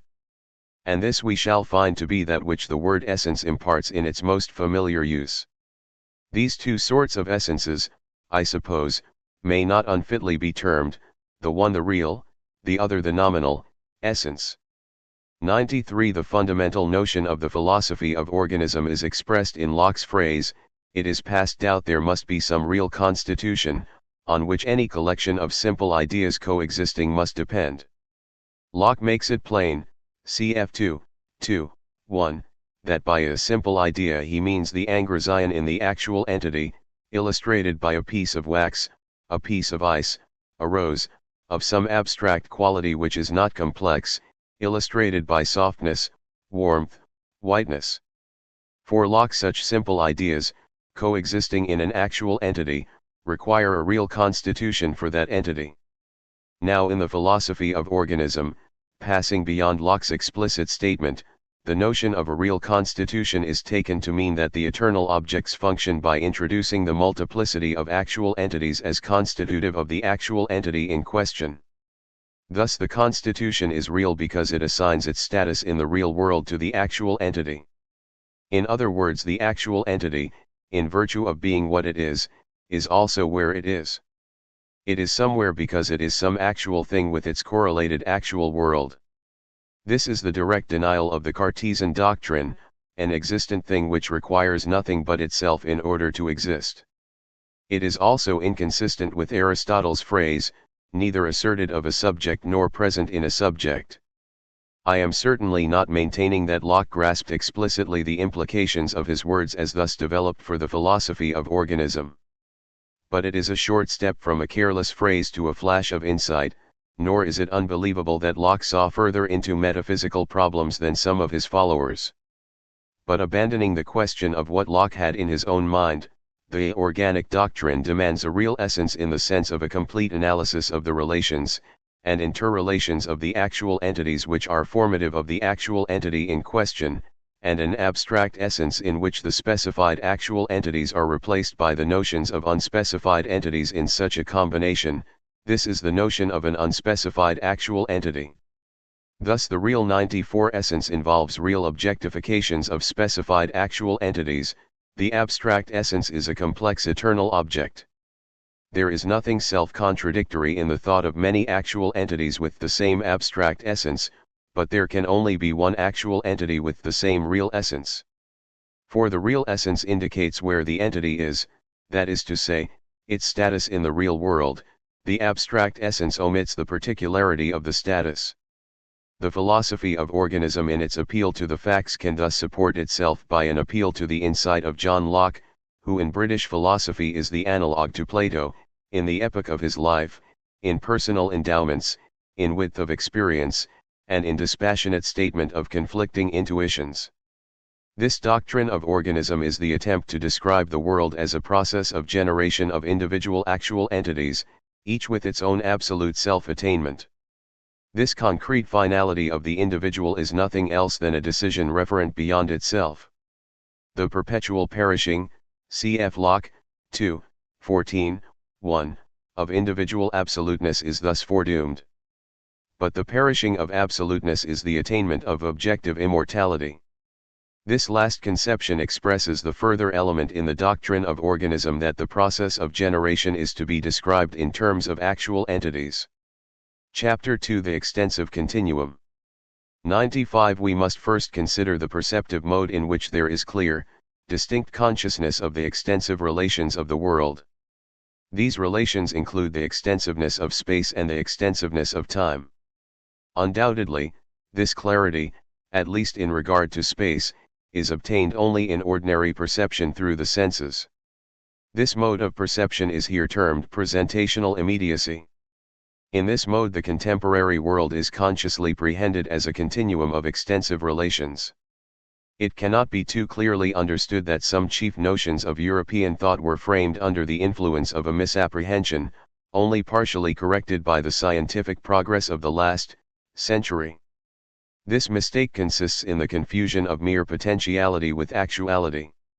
Continuity concerns what is potential, whereas actuality is incurably atomic.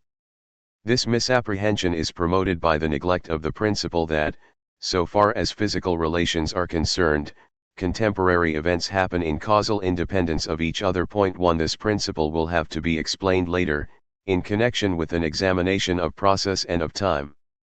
It receives an exemplification in the character of our perception of the world of contemporary actual entities. That contemporary world is objectified. 96. For us as real itas objectiva, illustrating bare extension with its various parts discriminated by differences of sense data. These qualities, such as colors, sounds, bodily feelings, tastes, smells, together with the perspectives introduced by extensive relationships, are the relational eternal objects whereby the contemporary actual entities are elements in our constitution.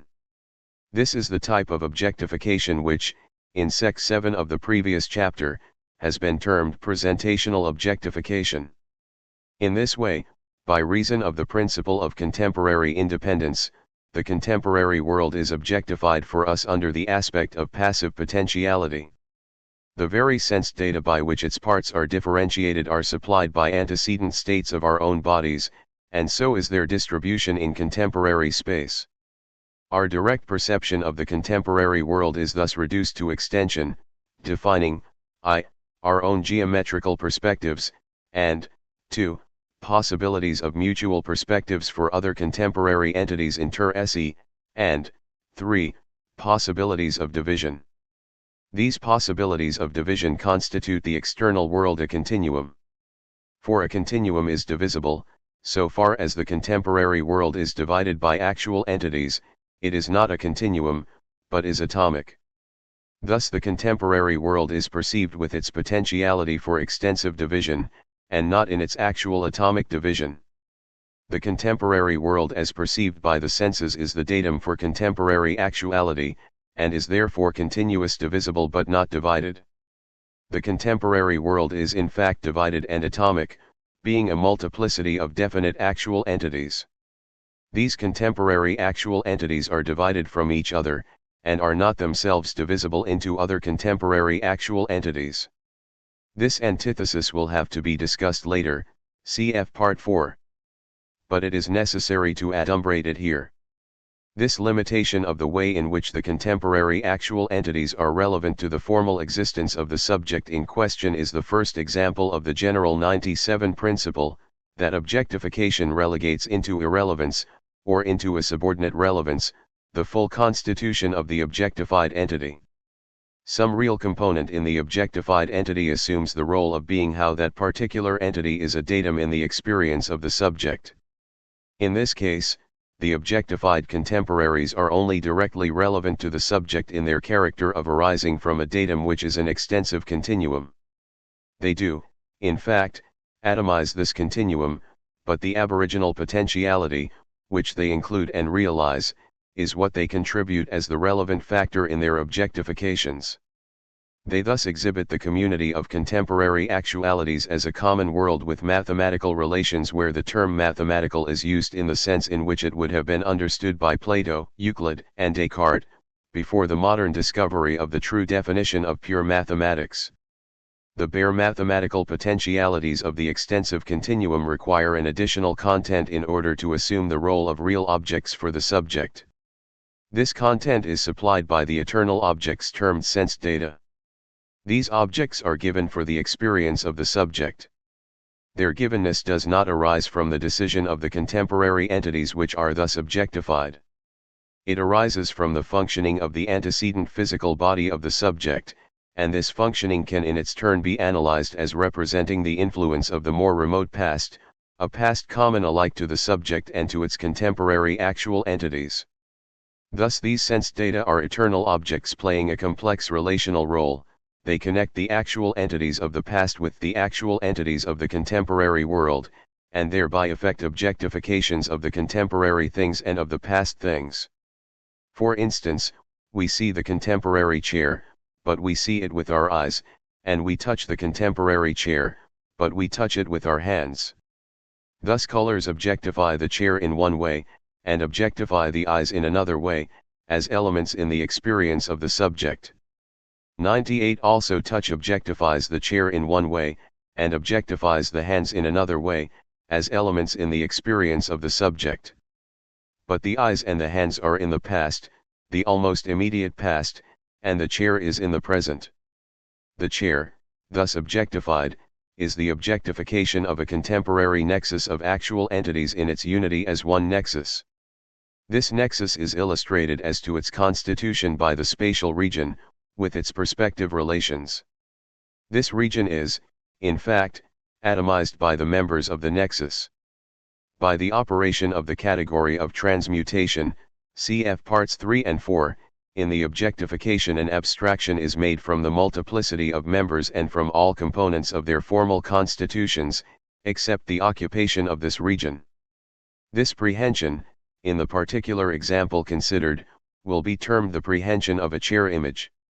Also the intervention of the past is not confined to antecedent eyes and hands. There is a more remote past throughout nature external to the body.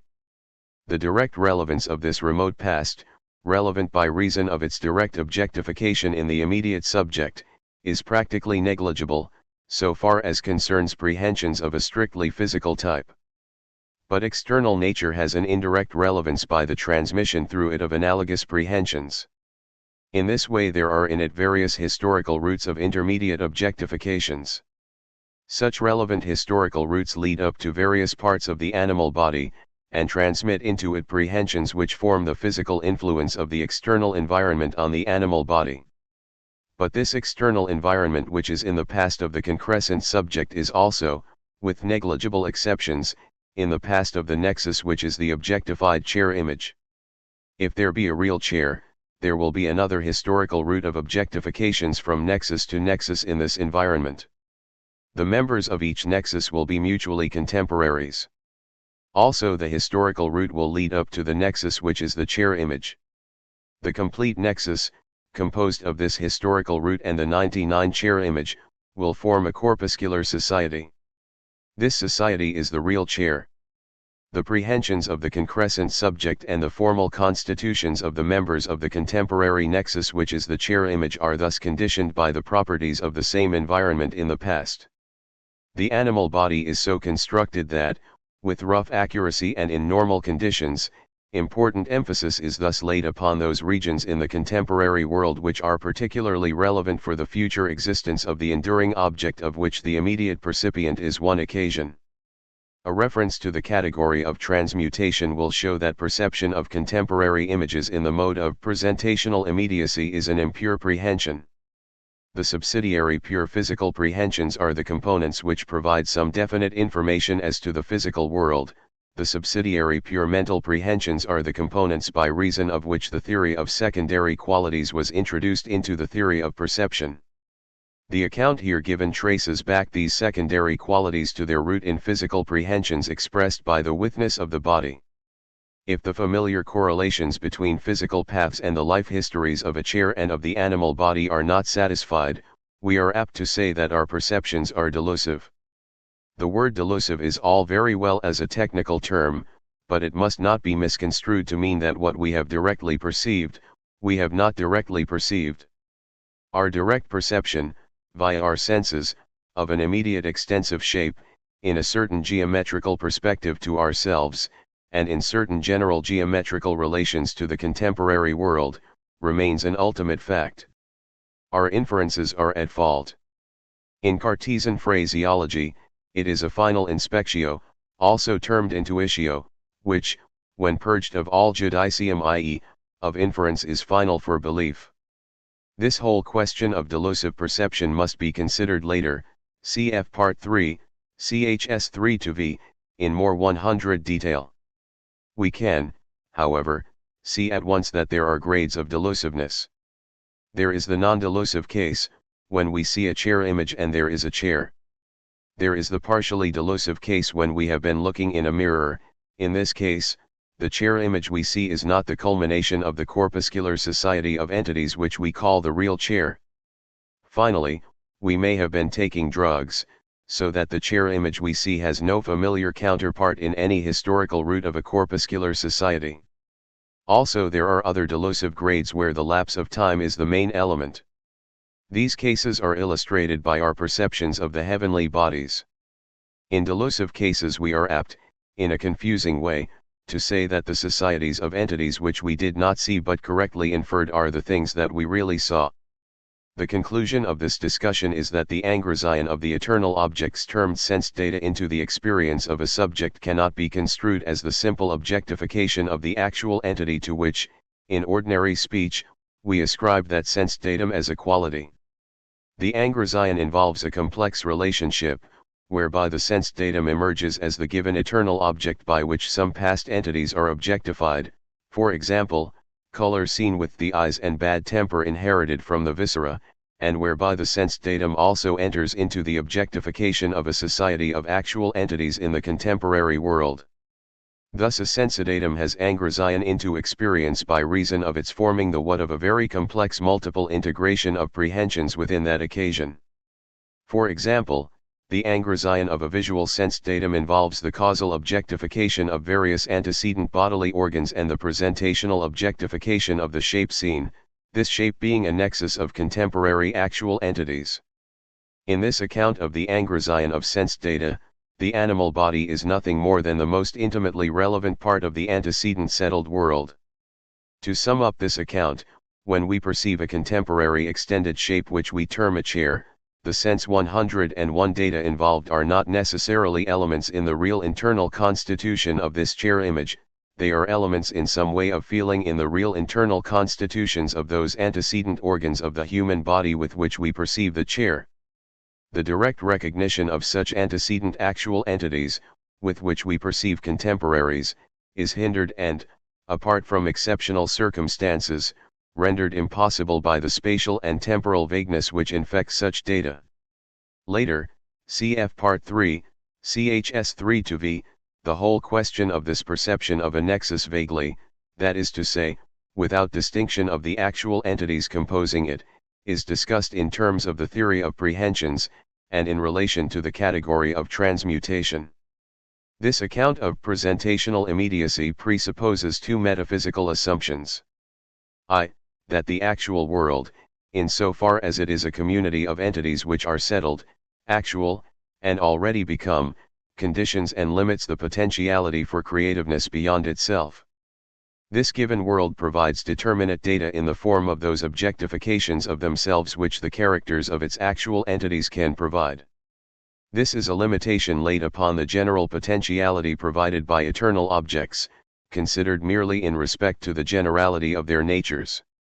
Thus, relatively to any actual entity, there is a given world of settled actual entities and a real potentiality, which is the datum for creativeness beyond that standpoint. This datum, which is the primary phase in the process constituting an actual entity, is nothing else than the actual world itself in its character of a possibility for the process of being felt. This exemplifies the metaphysical principle that every being is a potential for a becoming. The actual world is the objective content of each new creation. Thus we have always to consider two meanings of 102 potentiality, a, the general potentiality, which is the bundle of possibilities, mutually consistent or alternative, provided by the multiplicity of eternal objects, and, b, the real potentiality, which is conditioned by the data provided by the actual world. General potentiality is absolute, and real potentiality is relative to some actual entity, taken as a standpoint whereby the actual world is defined. It must be remembered that the phrase actual world is like yesterday and tomorrow, in that it alters its meaning according to standpoint.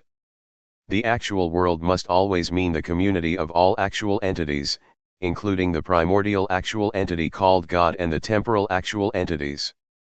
Curiously enough, even at this early stage of metaphysical discussion, the influence of the relativity theory of modern physics is important. According to the classical uniquely serial view of time, two contemporary actual entities define the same actual world. According to the modern view, no two actual entities define the same actual world. Actual entities are called contemporary when neither belongs to the given actual world defined by the other. The differences between the actual worlds of a pair of contemporary entities, which are in a certain sense neighbors, are negligible for most human purposes. Thus the difference between the classical and the relativity view of time only rarely has any important relevance. I shall always adopt the relativity view, for one reason, because it seems better to accord with the general philosophical doctrine of relativity which is presupposed in the philosophy of organism, and for another reason, because with rare exceptions the classical doctrine can be looked on as a special case of the relativity doctrine, a case which does not seem to accord with experimental evidence. In other words, the classical view seems to limit a general philosophical doctrine. It is the larger assumption, and its consequences, taken in conjunction with other scientific principles, seem to be false. 103. 2. The second metaphysical assumption is that the real potentialities relative to all standpoints are coordinated as diverse determinations of one extensive continuum. This extensive continuum is one relational complex in which all potential objectifications find their niche. It underlies the whole world, past, present, and future. Considered in its full generality, apart from the additional conditions proper only to the cosmic epoch of electrons, protons, molecules, and star systems, the properties of this continuum are very few and do not include the relationships of metrical geometry.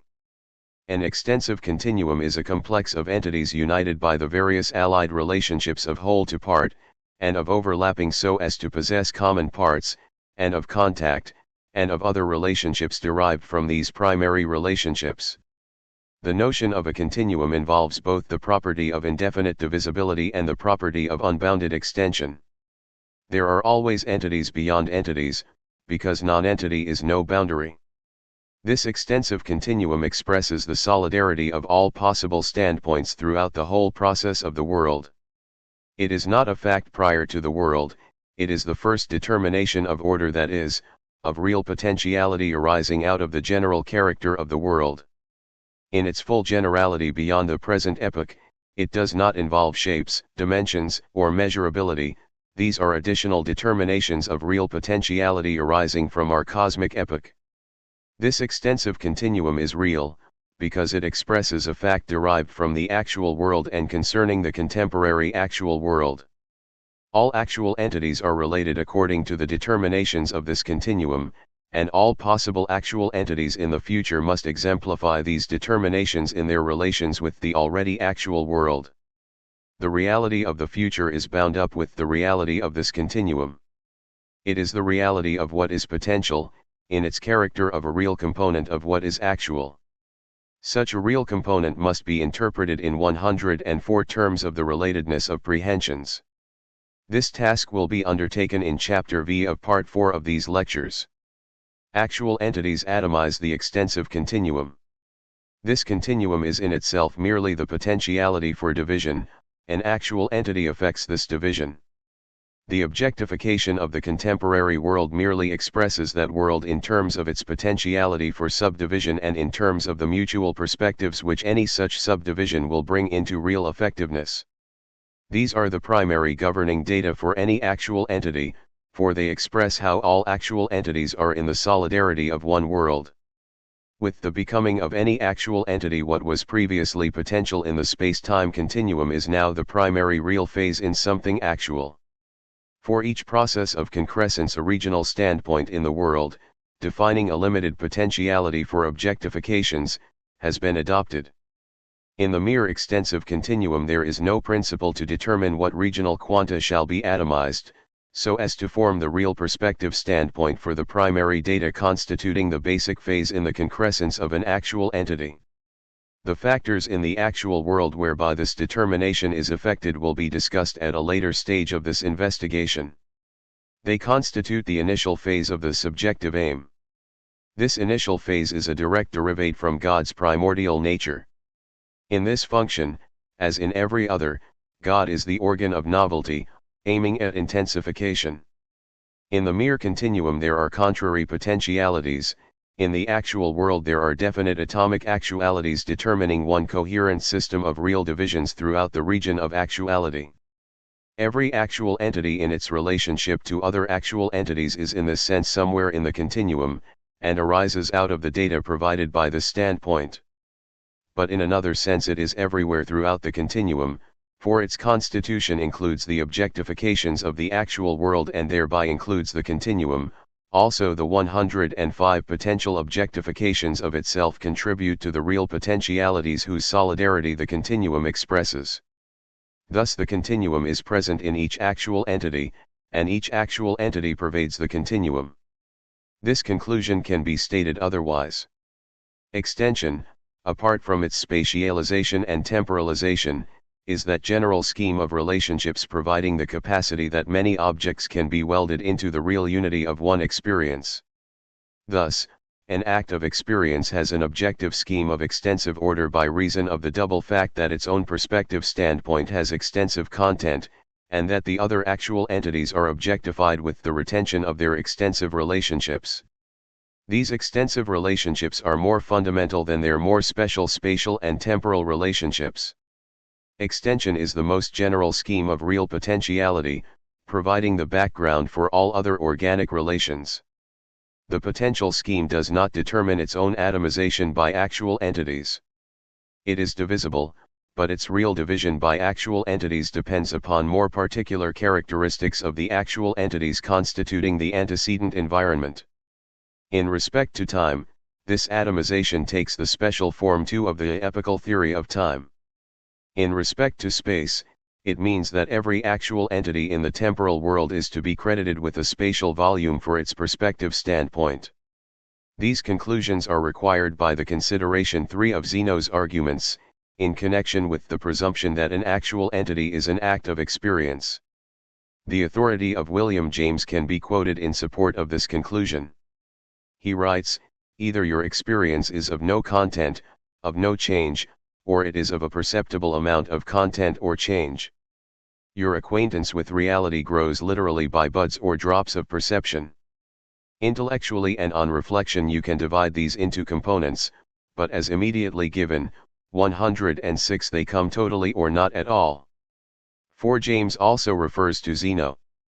In substance I agree with his argument from Zeno, though I do not think that he allows sufficiently for those elements in Zeno's paradoxes which are the product of inadequate mathematical knowledge. But I agree that a valid argument remains after the removal of the invalid parts. The argument, so far as it is valid, elicits a contradiction from the two premises, I, that in a becoming something, residential vera, becomes, and, 2, that every act of becoming is divisible into earlier and later sections which are themselves acts of becoming. Consider, for example, an act of becoming during 1 second. The act is divisible into 2 acts, one during the earlier half of the second, the other during the later half of the second. Thus that which becomes during the whole second presupposes that which becomes during the first half second. Analogously, that which becomes during the first half second presupposes that which becomes during the first quarter second, and so on indefinitely. Thus if we consider the process of becoming up to the beginning of the second in question, and ask what then becomes, no answer can be given. For, whatever creature we indicate presupposes an earlier creature which became after the beginning of the second and antecedently to the indicated creature. Therefore there is nothing which becomes, so as to effect a transition into the second in question. The difficulty is not evaded by assuming that something becomes at each non-extensive instant of time. For at the beginning of the second of time there is no next instant at which something can become. Zeno in his Arrow in its Flight seems to have had an obscure grasp of this argument. But the introduction of motion brings in irrelevant details. The true difficulty is to understand how the arrow survives the lapse of time. 107 Unfortunately, Descartes' treatment of endurance is very superficial, and subsequent philosophers have followed his example. In his Achilles and the Tortoise, Zeno produces an invalid argument depending on ignorance of the theory of infinite convergent numerical series.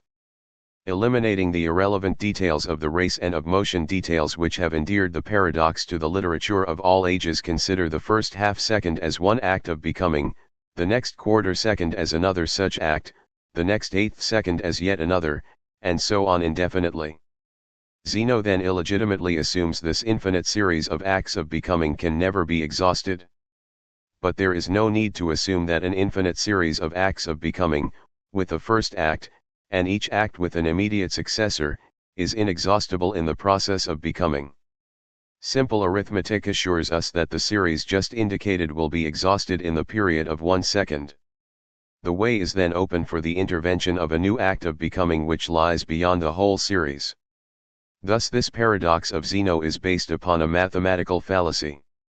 The modification of the arrow paradox, stated above, brings out the principle that every act of becoming must have an immediate successor, if we admit that something becomes. For otherwise we cannot point out what creature becomes as we enter upon the second in question.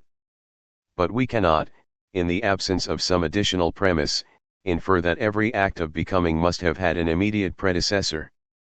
The conclusion is that in every act of becoming there is the becoming of something with temporal extension, but that the act itself is not extensive, in the sense that it is divisible into earlier and later acts of becoming which correspond to the extensive divisibility of what has become. In this section, the doctrine is enunciated that the creature is extensive, but that its act of becoming is not extensive. This topic is resumed in Part 4. How 108 Ever, some anticipation of Parts 3 and 4 is now required. The residential vera in its character of concrete satisfaction, is divisible into prehensions which concern its first temporal half and into prehensions which concern its second temporal half. This divisibility is what constitutes its extensiveness. But this concern with the temporal and spatial subregion means that the datum of the prehension in question is the actual world, objectified with the perspective due to that subregion.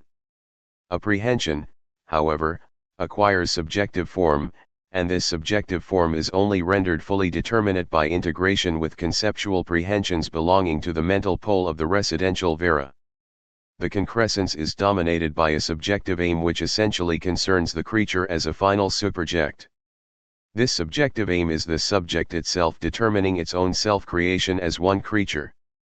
Thus the subjective aim does not share in this divisibility. If we confine attention to prehensions concerned with the earlier half, their subjective forms have arisen from nothing. For the subjective aim which belongs to the whole is now excluded. Thus the evolution of subjective form could not be referred to any actuality. The ontological principle has been violated. Something has floated into the world from nowhere. The summary statement of this discussion is, that the mental pole determines the subjective forms and that this pole is inseparable from the total residential vera. The discussion of the previous sections has merely given a modern shape to the oldest of European philosophic doctrines.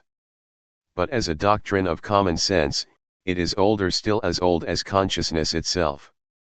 The most general notions underlying the words space and time are those which this discussion has aimed at expressing in their true connection with the actual world.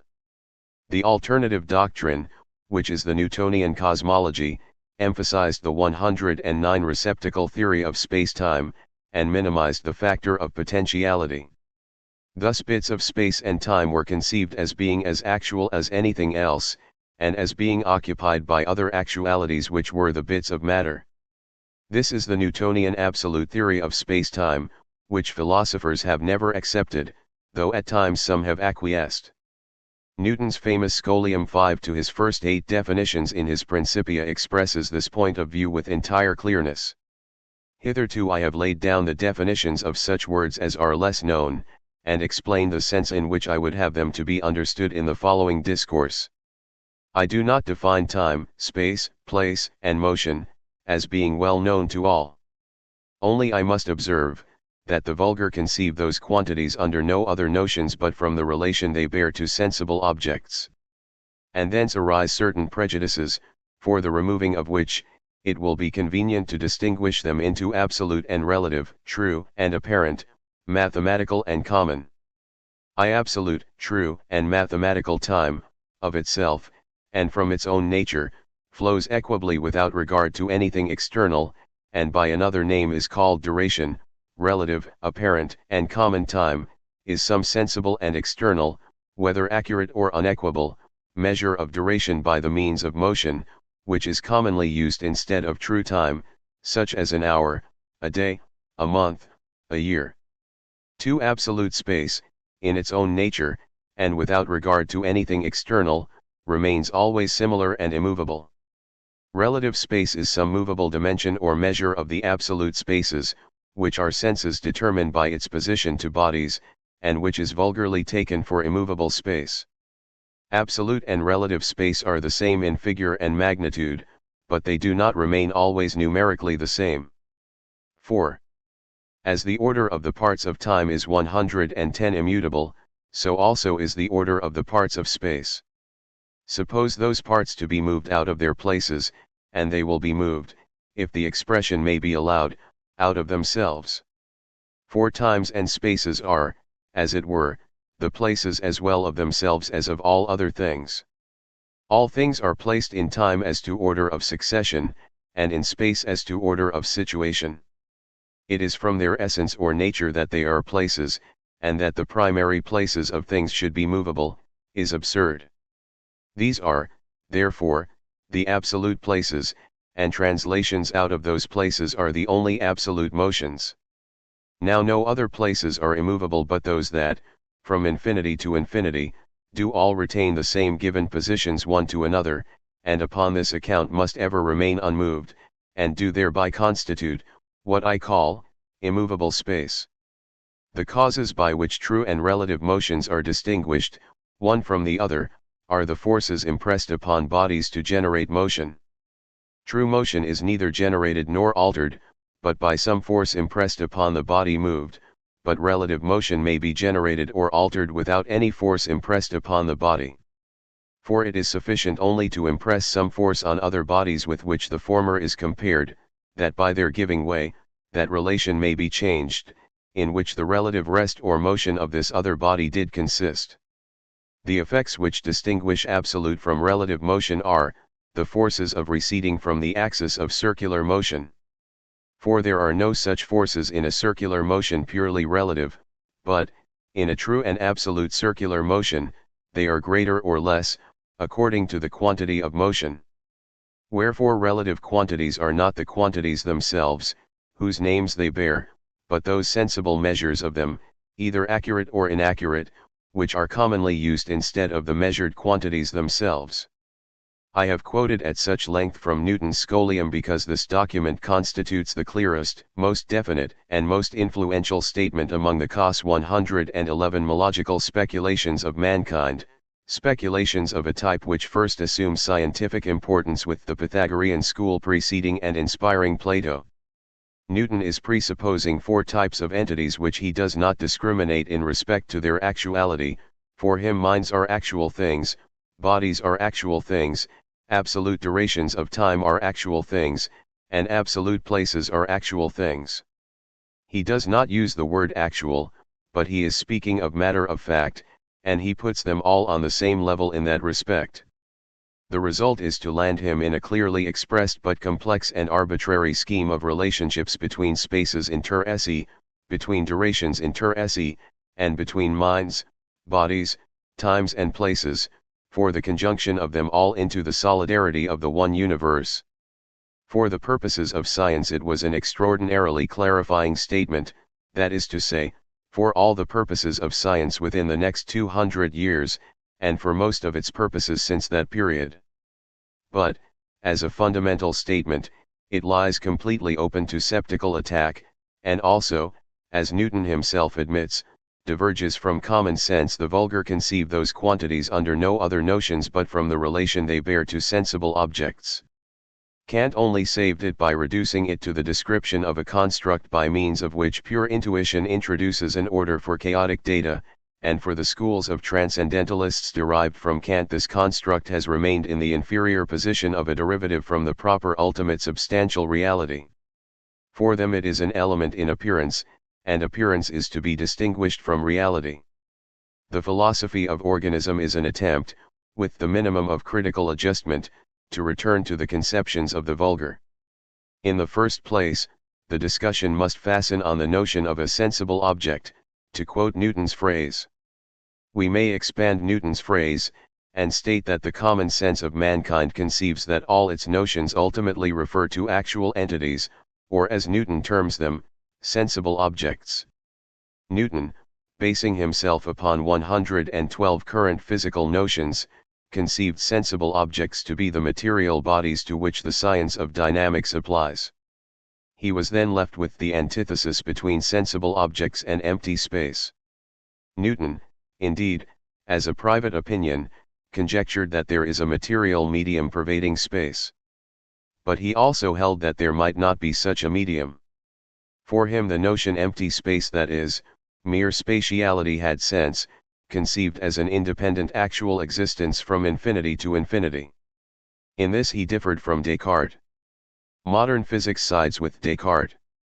It has introduced the notion of the physical field. Also the latest speculations tend to remove the sharp distinction between the occupied portions of the field and the unoccupied portion.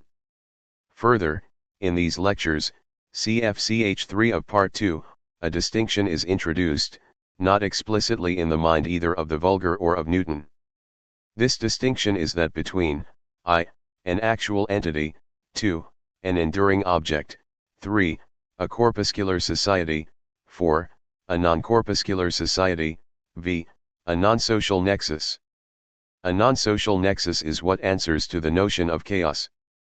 The extensive continuum is that general relational element in experience whereby the actual entities experienced, and that unit experience itself, are united in the solidarity of one common world. The actual entities atomize it, and thereby make real what was antecedently merely potential. The atomization of the extensive continuum is also its temporalization, that is to say, it is the process of the becoming of actuality into what in itself is merely potential. The systematic scheme, in its completeness embracing the actual past and the potential future, is prehended in the positive experience of each actual entity. In this sense, it is Kant's form of intuition, but it is derived from the actual world qua datum, and thus is not pure in Kant's sense of that term. It is not productive of the ordered world, but derivative from it. The prehension of this scheme is one more example that actual fact includes in its own constitution 113 real potentiality which is referent beyond itself. The former example is appetition. Newton in his description of space and time has confused what is real potentiality with what is actual fact. He has thereby been led to diverge from the judgment of the vulgar who conceive those quantities under no other notions but from the relation they bear to sensible objects. The philosophy of organism starts by agreeing with the vulgar except that the term sensible object is replaced by actual entity, so as to free our notions from participation in an epistemological theory as to sense perception. When we further consider how to adjust Newton's other descriptions to the organic theory, the surprising fact emerges that we must identify the atomized quantum of extension correlative to an actual entity, with Newton's absolute place and absolute duration. Newton's proof that motion does not apply to absolute place, which in its nature is immovable, also holds. Thus an actual entity never moves, it is where it is and what it is. In order to emphasize this characteristic by a phrase connecting the notion of actual entity more closely with our ordinary habits of thought, I will also use the term actual occasion in the place of the term actual entity. Thus the actual world is built up of actual occasions, and by the ontological principle whatever things there are in any sense of existence, are derived by abstraction from actual occasions. I shall use the term event in the more general sense of a nexus of actual occasions, interrelated in some determinate fashion in one extensive quantum. An actual occasion is the limiting type of an event with only one member. It is quite obvious that meanings have to be found for the notions of motion and of moving bodies. For the present, this inquiry must be postponed to a later chapter 114, cf part 4 and also ch 3 of this part. It is sufficient to say that a molecule in the sense of a moving body, with a history of local change, is not an actual occasion, it must therefore be some kind of nexus of actual occasions. In this sense it is an event, but not an actual occasion. The fundamental meaning of the notion of change is the difference between actual occasions comprised in some determinate event. A further elucidation of the status of the extensive continuum in the organic philosophy is obtained by comparison with Descartes' doctrine of material bodies. It is at once evident that the organic theory is much closer to Descartes' views than to Newton's. On this topic Spinoza is practically a logical systematization of Descartes, purging him of inconsistencies. But this attainment of logical coherence is obtained by emphasizing just those elements in Descartes which the philosophy of organism rejects. In this respect, Spinoza performs the same office for Descartes that Hume does for Locke.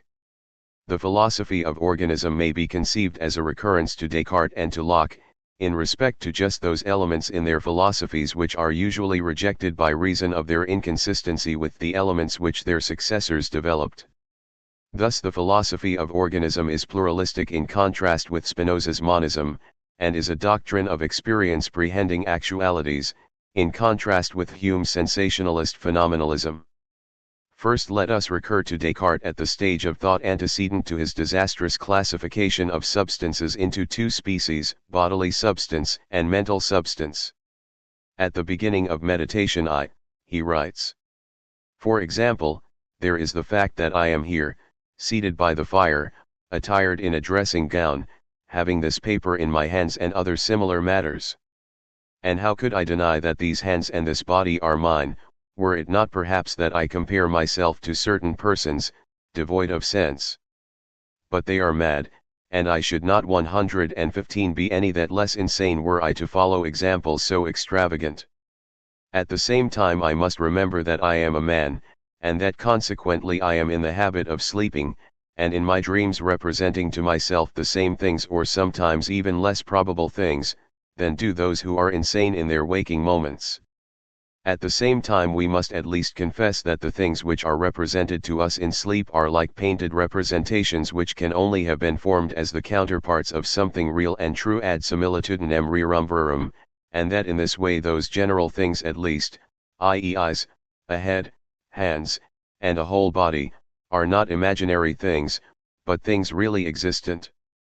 And for the same reason, although these general things, to wit, a body, 6 eyes, a head, hands, and such like, may be imaginary, we are bound at the same time to confess that there are at least some other objects yet more simple and more universal, which are real and true vera esse, and of these just in the same way as with certain real colors, all these images of things which dwell in our thoughts, whether true and real or false and fantastic, are formed. To such a class of things pertains corporeal nature in general, and its extension, the figure of extended things, their quantity or magnitude and number, as also the place in which they are, the time which measures their duration, and so on. In meditation 2, after a slight recapitulation, he continues, speaking of God. Then without doubt I exist also if he deceives me, and let him deceive me as much as he will, he can never cause me to be nothing so long as I think that I am something. So that after having reflected well and carefully examined all things, we must come to the definite conclusion that this proposition, I am, I exist, is necessarily true each time that I pronounce it, or that I mentally conceive it. 116 At the end of the quotation from Meditation Descartes uses the phrase residential vera in the same sense American Samoa that in which I have used the term actual. It means existence in the fullest sense of that term, beyond which there is no other. Descartes, indeed, would ascribe to God existence in a generically different sense. In the philosophy of organism, as here developed, God's existence is not generically different from that of other actual entities, except that he is primordial in a sense to be gradually explained. Descartes does not explicitly frame the definition of actuality in terms of the ontological principle, as given in section 4 of this chapter, that actual occasions form the ground from which all other types of existence are derivative and abstracted, but he practically formulates an equivalent in subject-predicate phraseology, when he writes, "For this reason, when we perceive any attribute, we therefore conclude that some existing thing or substance to which it may be attributed, is necessarily present." 7 For Descartes the word substance is the equivalent of my phrase actual occasion. I refrain from the term substance, for one reason because it suggests the subject-predicate notion, and for another reason because Descartes and Locke permit their substances to undergo adventures of changing qualifications, and thereby create difficulties. In the quotation from the second meditation, I am, I exist, is necessarily true each time that I pronounce it, or that I mentally conceive it. Descartes adopts the position that an act of experience is the primary type of actual occasion. But in his subsequent developments he assumes that his mental substances endure change. Here he goes beyond his argument. For each time he pronounces I am, I exist, the actual occasion, which is the ego, is different, and the he which is common to the two egos is an eternal object or, alternatively, the nexus of successive occasions. Also in the quotation from the first 117 meditation he begins by appealing to an act of experience. I am here, seated by the fire. He then associates this act of experience with his body, these hands and body are mine.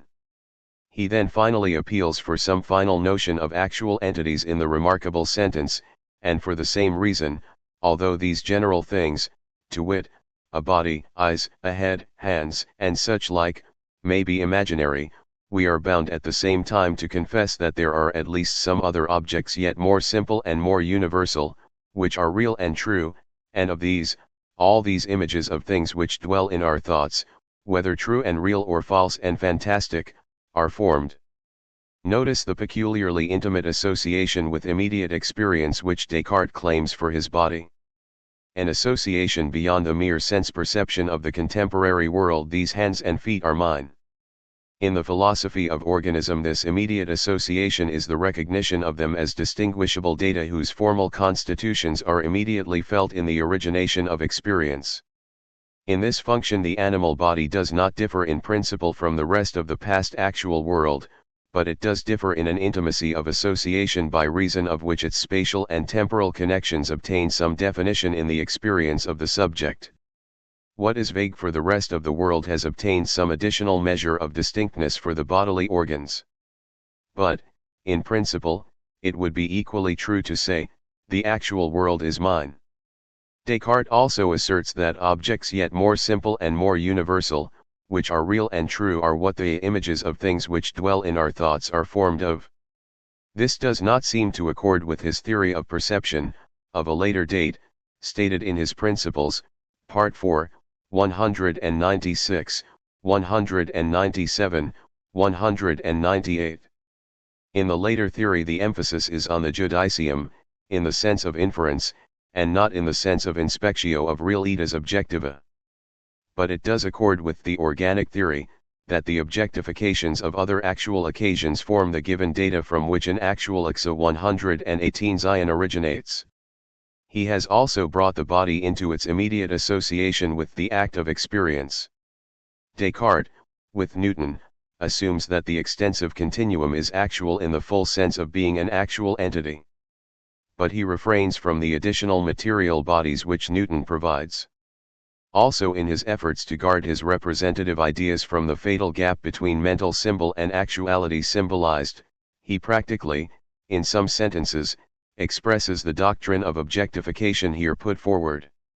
Thus, hence the idea of the sun will be the sun itself existing in the mind, not indeed formally, as it exists in the sky, but objectively, i.e. in the way in which objects are wont to exist in the mind, and this mode of being is truly much less perfect than that in which things exist outside the mind, but it is not on that account mere nothing, as I have already said. Point 8. Both Descartes and Locke, in order to close the gap between idea representing and actual entity represented, require this doctrine of the sun itself existing in the mind. But though, as in this passage, they at times casually state it in order to push aside the epistemological difficulty, they neither of them live up to these admissions. They relapse into the tacit presupposition of the mind with its private ideas, which are in fact qualities without intelligible connection with the entities represented. But if we take the doctrine of objectification seriously, the extensive continuum at once becomes the primary factor in objectification. It provides the general scheme of extensive perspective which is exhibited in all the mutual objectifications by which actual entities prehend each other. Thus in itself, the extensive continuum is a scheme of real potentiality which must find exemplification in the mutual prehension of all actual entities. It also finds exemplification in each actual entity considered formally. In this sense, actual entities are extensive, 119, since they arise out of a potentiality for division, which in actual fact is not divided, cf. Part 4. It is for this reason, as stated above, that the phrase actual occasion is used in the place of actual entity. Descartes' doctrine of the physical world as exhibiting an extensive plenum of actual entities is practically the same as the organic doctrine. But Descartes' bodies have to move, and this presupposition introduces new obscurities. It is exactly at this point that Newton provides a clear conception in comparison with that of Descartes. In the organic doctrine, motion is not attributable to an actual occasion. In the organic theory, there is only one type of temporal actual entity. 2.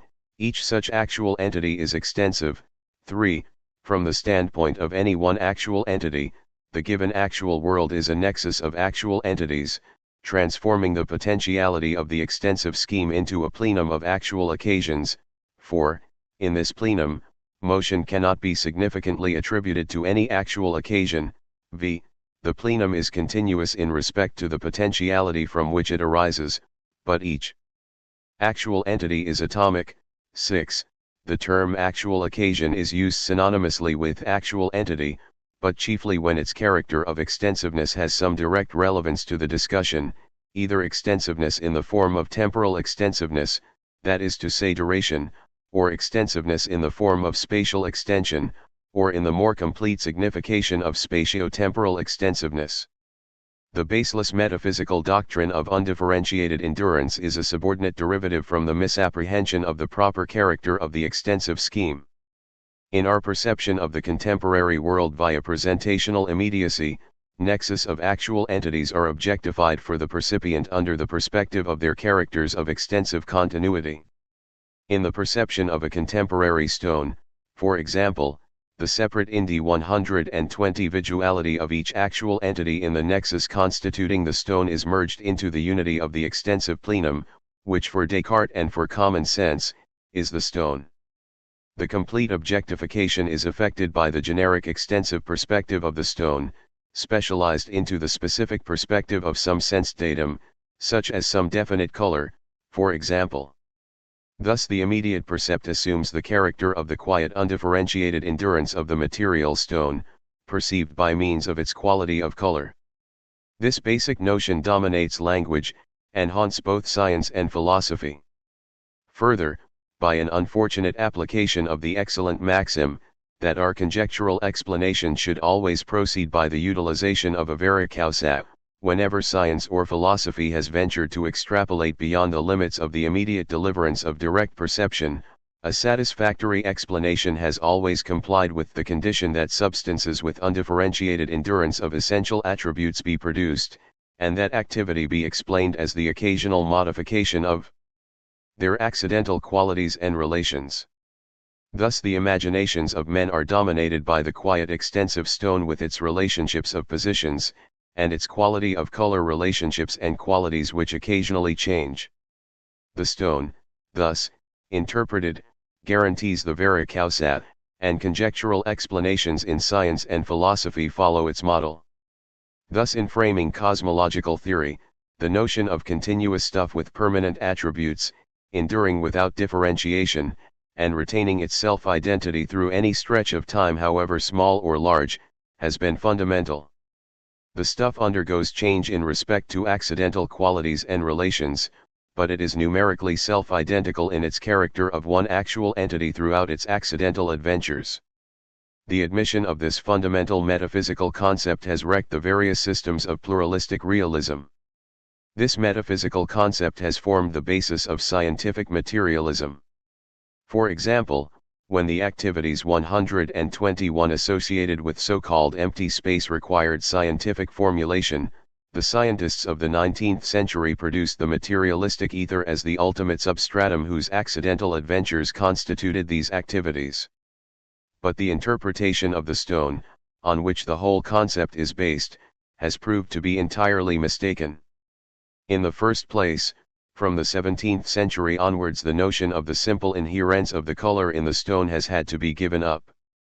This introduces the further difficulty that it is the color which is extended and only inferentially the stone, since now we have had to separate the color from the stone. Secondly, the molecular theory has robbed the stone of its continuity, of its unity, and of its passiveness. The stone is now conceived as a society of separate molecules in violent agitation. But the metaphysical concepts, which had their origin in a mistake about the stone, were now applied to the individual molecules. Each atom was still a stuff which retained its self-identity and its essential attributes in any portion of time however short, and however long provided that it did not perish. The notion of the undifferentiated endurance of substances with essential attributes and with accidental adventures was still applied. This is the root doctrine of materialism.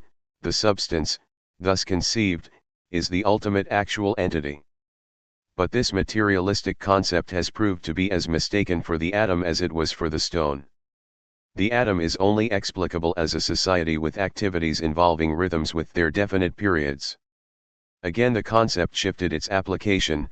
Protons and electrons were conceived as materialistic electric charges whose activities could be construed as locomotive adventures.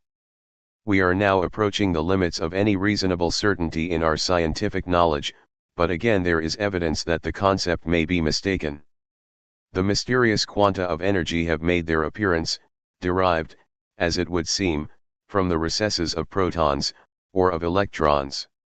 Still worse for the concept, these quanta seem to dissolve 122 into the vibrations of light. Also the material of the stars seems to be wasting itself in the production of the vibrations. Further, the quanta of energy are associated by a simple law with the periodic rhythms which we detect in the molecules. Thus the quanta are, themselves, in their own nature, somehow vibratory, but they emanate from the protons and electrons. Thus there is every reason to believe that rhythmic periods cannot be dissociated from the protonic and electronic entities. The same concept has been applied in other connections where it even more obviously fails. It is said that men are rational. This is palpably false, they are only intermittently rational, merely liable to rationality. Again the phrase Socrates is mortal is only another way of saying that perhaps he will die. The intellect of Socrates is intermittent, he occasionally sleeps and he can be drugged or stunned. The simple notion of an enduring substance sustaining persistent qualities, either essentially or accidentally, expresses a useful abstract for many purposes of life. But whenever we try to use it as a fundamental statement of the nature of things, it proves itself mistaken. It arose from a mistake and has never succeeded in any of its applications. But it has had one success, it has entrenched itself in language, in Aristotelian logic, and in metaphysics. For its employment in language and in logic, there is as stated above a sound pragmatic defense. But in metaphysics the concept is sheer error. This error does not consist in the employment of the word substance, but in the employment of the notion of an actual entity which is characterized by essential qualities, and remains numerically one amidst the changes of accidental relations and of accidental qualities. The contrary doctrine is that an actual entity never changes, and that it is the outcome of whatever can be ascribed to it in the way of quality or relationship. There then remain two alternatives for philosophy, I, a monistic universe 123 with the illusion of change, and, 2, a pluralistic universe in which change means the diversities among the actual entities which belong to some one society of a definite type. We can now, in a preliminary way, summarize some of the agreements and disagreements between the philosophy of organism and the 17th century founders of the modern philosophic and scientific traditions. It is the basis of any realistic philosophy, that in perception there is a disclosure of objectified data, which are known as having a community with the immediate experience for which they are data. This community is a community of common activity involving mutual implication. This premise is asserted as a primary fact, implicitly assumed in every detail of our organization of life. It is implicitly asserted by Locke in his statement, 2, XXIII, 7, heading, Power, a great part of our complex ideas of substances. The philosophy of organism extends the Cartesian subjectivism by affirming the ontological principle and by construing it as the definition of actuality. This amounts to the assumption that each actual entity is a locus for the universe. Accordingly, Descartes' other statement, that every attribute requires a substance, is merely a special, limited example of this more general principle. Newton, in his treatment of space, transforms potentiality into actual fact, that is to say, into a creature, instead of a datum for creatures. According to the philosophy of organism, the extensive space-time continuum is the fundamental aspect of the limitation laid upon abstract potentiality by the actual world. A more complete rendering of this limited, real potentiality is the physical field. A new creation has to arise from the actual world as much as from pure potentiality. It arises from the total universe and not solely from its mere abstract elements. It also adds to that universe.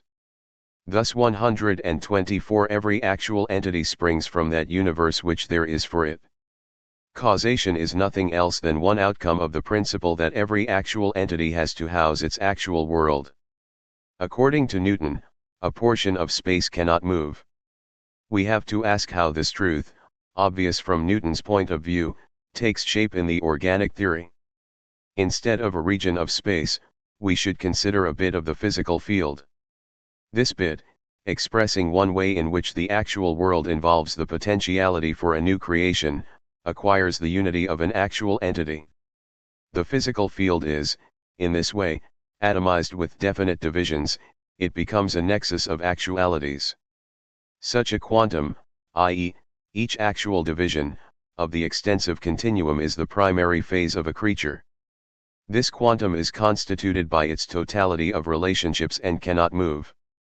Also, the creature cannot have any external adventures, but only the internal adventure of becoming. Its birth is its end. This is a theory of monads, but it differs from Leibniz in that his monads change. In the organic theory, they merely become. Each monadic creature is a mode of the process of feeling the world, of housing the world in one unit of complex feeling, in every way determinate. Such a unit is an actual occasion. It is the ultimate creature derivative from the creative process. The term event is used in a more general sense. An event is a nexus of actual occasions interrelated in some determinate fashion in some extensive quantum. It is either a nexus in its formal completeness, or it is an objectified nexus. One actual occasion is a limiting type of event. The most general sense of the meaning of change is the differences between actual occasions in one event. For example, a molecule is a historic root of actual occasions, and such a root is an event. Now the motion of the molecule is nothing else than the differences between the successive occasions of its life history in respect to the extensive quanta from which they arise, 125, and the changes in the molecule are the consequential differences in the actual occasions. The organic doctrine is closer to Descartes than to Newton. Also it is close to Spinoza, but Spinoza bases his philosophy upon the monistic substance, of which the actual occasions are inferior modes. The philosophy of organism inverts this point of view. As to the direct knowledge of the actual world as a datum for the immediacy of feeling, we first refer to Descartes in Meditation I, these hands and this body are mine, also to Hume in his many assertions of the type, we see with our eyes. Such statements witness to direct knowledge of the antecedent functioning of the body in sense perception. Both agree, though Hume more explicitly, that sense perception of the contemporary world is accompanied by perception of the witness of the body. It is this witness that makes the body the starting point for our knowledge of the circumambient world. We find here our direct knowledge of causal efficacy. Hume and Descartes in their theory of direct perceptive knowledge dropped out this witness of the body, and thus confined perception to presentational immediacy. Santayana, in his doctrine of animal faith, practically agrees with Hume and Descartes as to this witness of the actual world, including the body. Santayana also excludes our knowledge of it from givenness. Descartes calls it a certain kind of understanding, Santayana calls it animal faith provoked by shock, and Hume calls it practice. But we must, to avoid solipsism of the present moment, include in direct perception something more than presentational immediacy. For the organic theory, the most primitive perception is feeling the body as functioning. This is a feeling of the world in the past, it is the inheritance of the world as a complex of feeling, namely, it is the feeling of derived feelings. The later, sophisticated perception is feeling the contemporary world. Even this presentational immediacy begins with 126 sense presentation of the contemporary body. The body, however, is only a peculiarly intimate bit of the world. Just as Descartes said, "This body is mine," so he should have said, "This actual world is mine. My process of being myself is my origination from my possession of the world." It is obvious that there arise the questions of comparative relevance and of comparative vagueness, which constitute the perspective of the world. For example, the body is that portion of the world where, in causal perception, there is some distinct separation of regions. There is not, in causal perception, this distinctness for the past world external to the body. We eke out our knowledge by symbolic transference from causal perception to sense presentation, and vice versa. Those realists, who base themselves upon the notion of substance, do not get away from the notion of actual entities which move and change. From the point of view of the philosophy of organism, there is great merit in Newton's immovable receptacles. But for Newton they are eternal. Locke's notion of time hits the mark better: time is perpetually perishing. In the organic philosophy, an actual entity has perished when it is complete. The pragmatic use of the actual entity, constituting its static life, lies in the future. The creature perishes and is immortal. The actual entities beyond it can say, "It is mine." But the possession imposes conformation. This conception of an actual entity in the fluent world is little more than an expansion of a sentence in the Timaeus 9, but that which is conceived by opinion with the help of sensation and without reason, is always in a process of becoming and perishing and never really is. Bergson, in his protest against spatialization, is only echoing Plato's phrase "and never really is." Chapter 3: The Order of Nature. 127. In this, and in the next chapter, among modern philosophers we are chiefly concerned with Hume and with Kant, and among ancient philosophers with the Timaeus of Plato. These chapters are concerned with the allied problems of order in the universe, of induction, and of general truths. The present chapter is wholly concerned with the topic of order. For the organic doctrine, the problem of order assumes primary importance.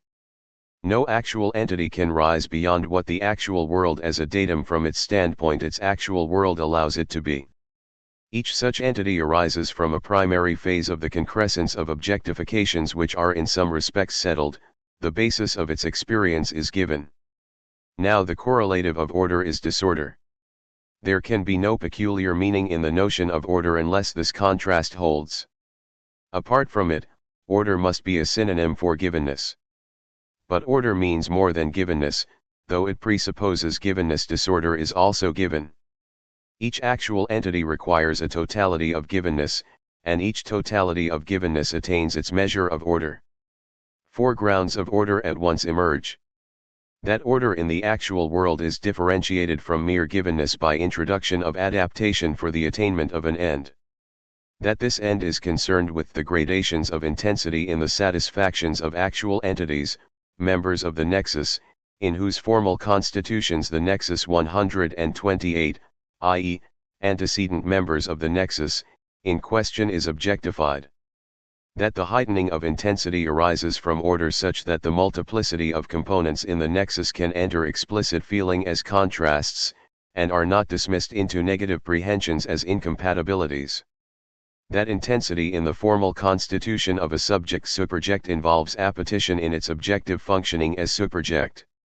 Order is a mere generic term, there can only be some definite specific order, not merely order in the vague.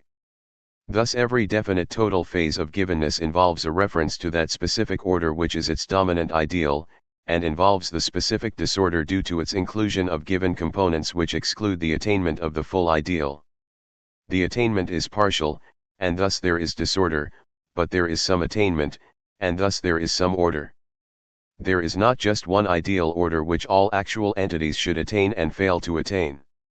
In each case there is an ideal peculiar to each particular actual entity, and arising from the dominant components in its phase of givenness.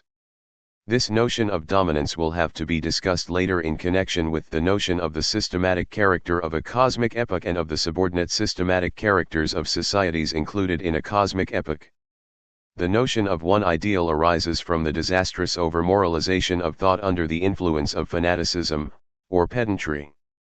The notion of a dominant ideal peculiar to each actual entity is Platonic. It is notable that no biological science has been able to express itself apart from phraseology which is meaningless unless it refers to ideals proper to the organism in question. This aspect of the universe impressed itself on that great biologist and philosopher, Aristotle. His philosophy led to a wild overstressing of the notion of final causes during the Christian Middle Ages, and thence, by a reaction, to the correlative overstressing of 129 the notion of efficient causes during the modern scientific period. One task of a sound metaphysics is to exhibit final and efficient causes in their proper relation to each other. The necessity and the difficulty of this task are stressed by Hume in his dialogues concerning natural religion. Thus the notion of order is bound up with the notion of an actual entity as involving an attainment which is a specific satisfaction. This satisfaction is the attainment of something individual to the entity in question. It cannot be construed as a component contributing to its own concrescence, it is the ultimate fact, individual to the entity. The notion of satisfaction is the notion of the entity as concrete abstracted from the process of concrescence, it is the outcome separated from the process, thereby losing the actuality of the atomic entity, which is both process and outcome. Satisfaction provides the individual element in the composition of the actual entity, that element which has led to the definition of substance as requiring nothing but itself in order to exist. But the satisfaction is the superject rather than the substance or the subject. It closes up the entity, and yet is the superject adding its character to the creativity whereby there is a becoming of entities superseding the one in question. The formal reality of the actuality in question belongs to its process of concrescence and not to its satisfaction. This is the sense in which the philosophy of organism interprets Plato's phrase "and never really is," for the superject can only be interpreted in terms of its objective immortality. Satisfaction is a generic term, there are specific differences between the satisfactions of different entities, including gradations of intensity. These specific differences can only be expressed by the analysis of the components in the concrescence out of which the actual entity arises. The intensity of satisfaction is promoted by the order in the phases from which concrescence arises and through which it passes, it is enfeebled by the 130 disorder.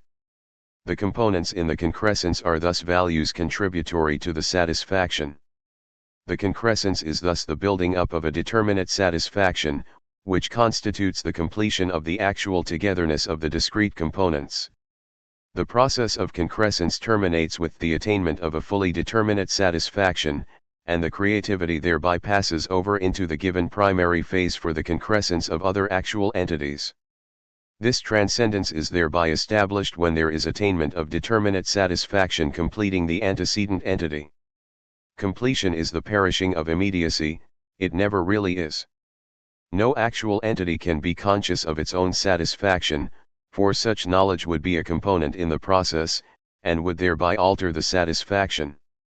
In respect to the entity in question, the satisfaction can only be considered as a creative determination, by which the objectifications of the entity beyond itself are settled. In other words, the satisfaction of an entity can only be discussed in terms of the usefulness of that entity. It is a qualification of creativity. The tone of feeling embodied in this satisfaction passes into the world beyond, by reason of these objectifications. The world is self-creative, and the actual entity as self-creating creature passes into its immortal function of part creator of the transcendent world. In its self-creation, the actual entity is guided by its ideal of itself as individual satisfaction and as transcendent creator. The enjoyment of this ideal is the subjective aim, by reason of which the actual entity is a determinate process. This subjective aim is not primarily intellectual, it is the lure for feeling. This lure for feeling is the germ of mind. Here I am using the term mind to mean the complex of mental operations involved in the constitution of an actual entity. Mental operations do not necessarily involve consciousness.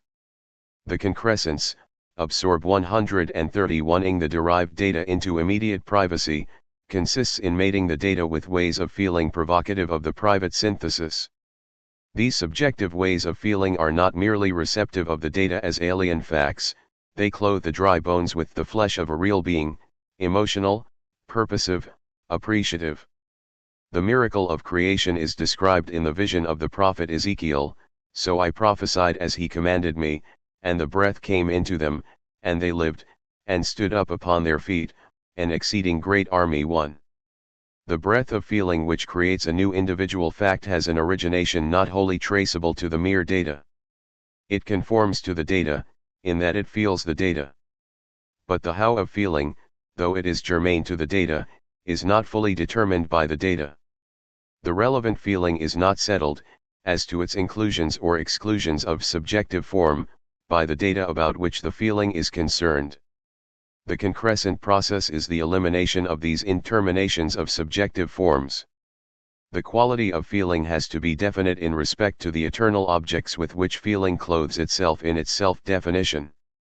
It is a mode of angrazyon of eternal objects into the actual occasion. But this self-definition is analyzable into two phases. First, the conceptual angrazyon of the eternal objects in the double role of being germane to the data and of being potentials for physical feeling. This is the angrazyon of an eternal object in the role of a conceptual lure for feeling. The second phase is the admission of the lure into the reality of feeling, or its rejection from this reality.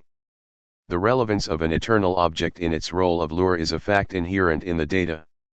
In this sense, the eternal object is a constituent of the objective lure.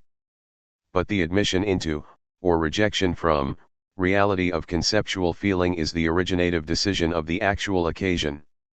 In this sense, an actual occasion is causa sui. The subjective forms of the prehen 132 zyons in one phase of concrescence control the specific integrations of prehensions in later phases of that concrescence. An example of the lure for feeling is given by Hume himself. In the first section of his treatise * he lays down the proposition, that all our simple ideas in their first appearance, are derived from simple impressions, which are correspondent to them, and which they exactly represent.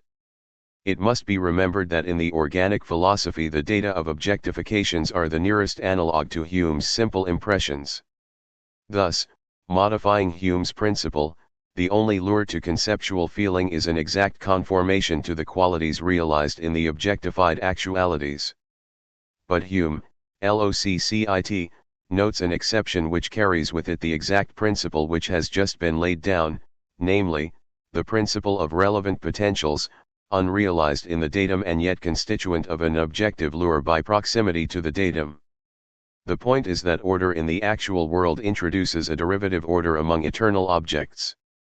Hume writes, "There is, however, one contradictory phenomenon, which may prove that it is not absolutely impossible for ideas to go before their correspondent impressions. I believe it will readily be allowed that the several distinct ideas of colors, which enter by the eyes, or those of sounds, which are conveyed by the hearing, are really different from each other, though, at the same time, resembling. Now, if this be true of different colors, it must be no less so of the different shades of the same color, that each of them produces a distinct idea, independent of the rest. Suppose, therefore, a person to have enjoyed his sight for 30 years, and to have become perfectly well acquainted with colors of all kinds, excepting one particular shade of blue, for instance, which it never has been his fortune to meet with. Let all the different shades of that color, except that single one, be placed before him, descending gradually from the deepest to the 133 lightest, it is plain, that he will perceive a blank, where that shade is wanting, and will be sensible that there is a greater distance in that place, betwixt the contiguous colors, than in any other.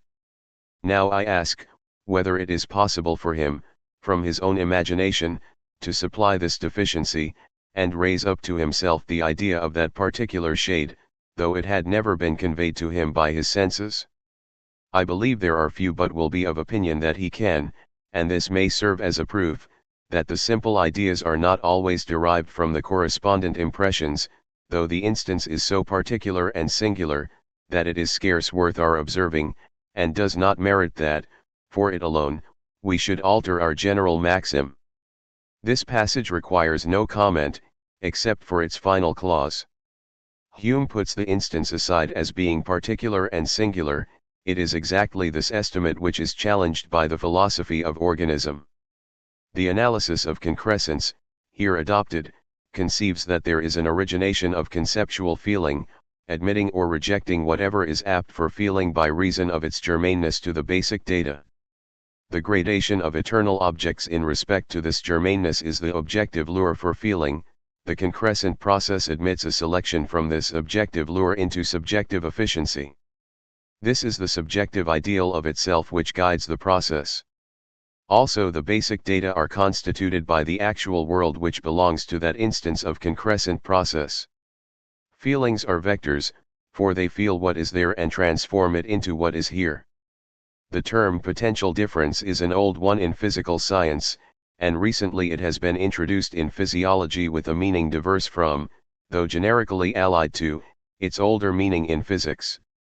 The ultimate fact in the constitution of an actual entity which suggests this term is the objective lure for feeling. In the comparison of two actual entities, the contrast B134 between their objective lures is their potential difference, and all other uses of this phrase are abstractions derivative from this ultimate meaning. The objectifications of the actual entities in the actual world, relative to a definite actual entity, constitute the efficient causes out of which that actual entity arises.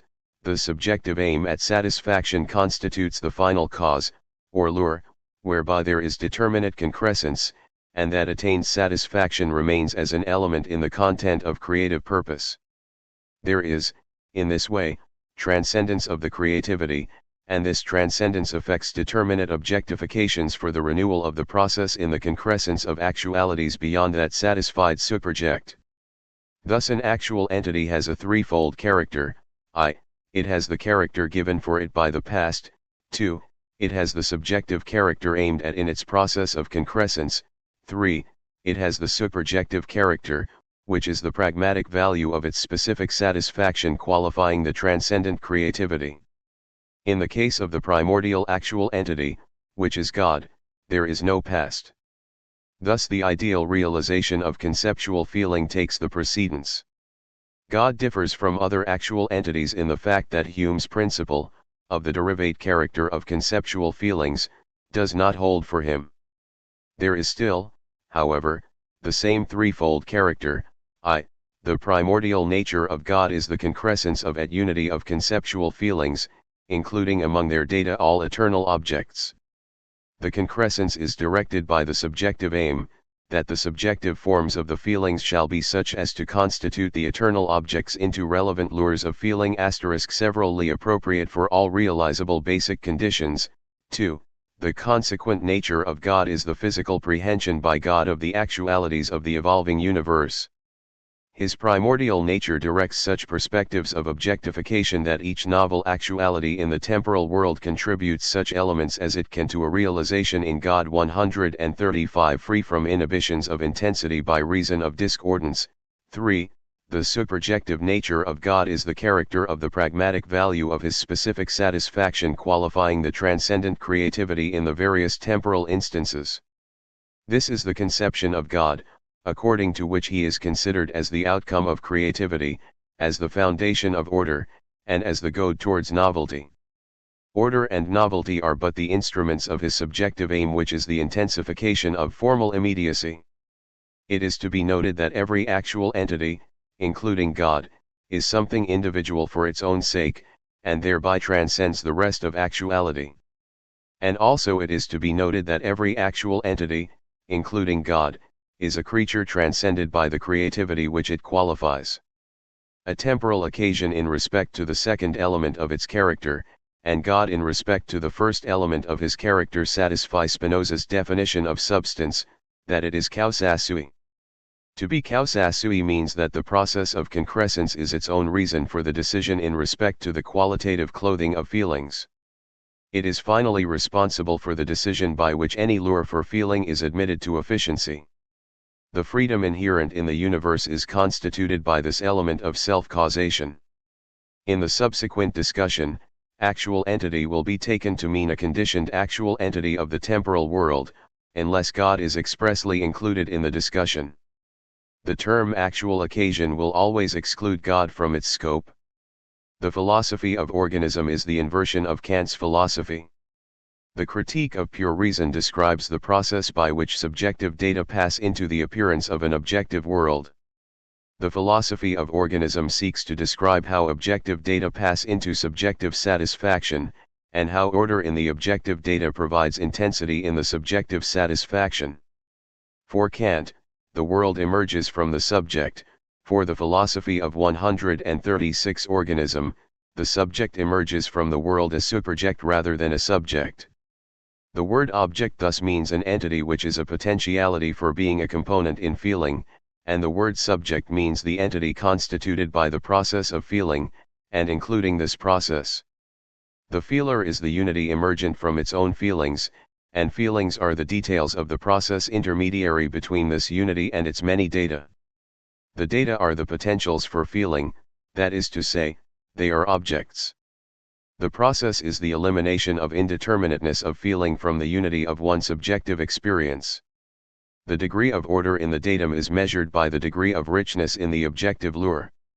The intensity achieved belongs to the subjective form of the satisfaction. It has been explained in the previous section that the notion of order is primarily applicable to the objectified data for individual actual entities. It has been necessary to give a sketch of some categories applying to an actual entity in order to show how this can be the case. But there is a derivative sense of the term order, which is more usually in our minds when we use that word. We speak of the order of nature, meaning thereby the order reigning in that limited portion of the universe to or even of the surface of the earth, which has come under our observation. We also speak of a man of orderly life, or of disorderly life. In any of these senses, the term order evidently applies to the relations among themselves enjoyed by many actual entities which thereby form a society. The term society will always be restricted to mean a nexus of actual entities which are ordered among themselves in the sense to be explained in this section. Point 137. The point of a society, as the term is here used, is that it is self-sustaining, in other words, that it is its own reason. Thus a society is more than a set of entities to which the same class name applies, that is to say, it involves more than a merely mathematical conception of order. To constitute a society, the class name has got to apply to each member, by reason of genetic derivation from other members of that same society. The members of the society are alike because, by reason of their common character, they impose on other members of the society the conditions which lead to that likeness.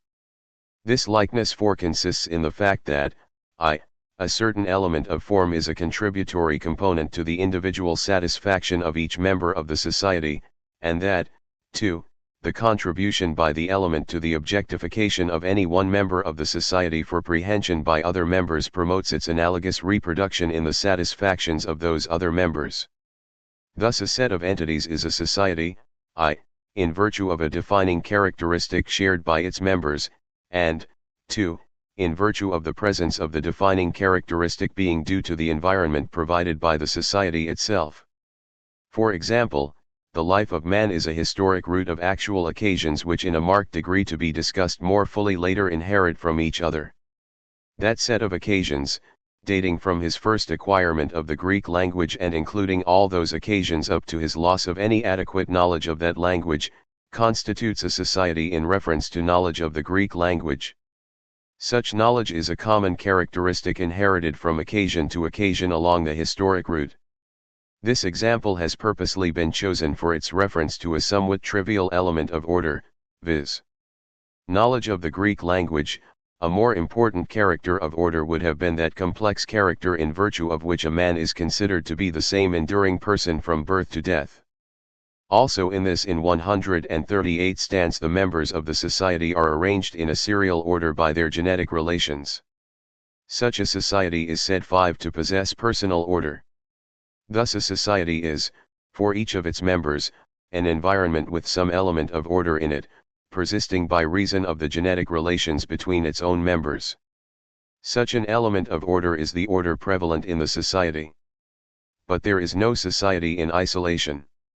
Every society must be considered with its background of a wider environment of actual entities, which also contribute their objectifications to which the members of the society must conform.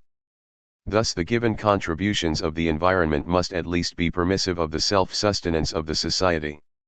Also, in proportion to its importance, this background must contribute those general characters which the more special character of the society presupposes for its members. But this means that the environment, together with the society in question, must form a larger society in respect to some more general characters than those defining the society from which we started. Thus we arrive at the principle that every society requires a social background, of which it is itself a part. In reference to any given society, the world of actual entities is to be conceived as forming a background in layers of social order, the defining characteristics becoming wider and more general as we widen the background. Of course, the remote actualities of the background have their own specific characteristics of various types of social order. But such specific characteristics have become irrelevant for the society in question by reason of the inhibitions and attenuations introduced by discordance, that is to say, by disorder. The metaphysical characteristics of an actual entity in the proper general sense of metaphysics should be those which apply to all actual entities. It may be doubted whether such metaphysical concepts have ever 139 been formulated in their strict purity, even taking into account the most general principles of logic and of mathematics.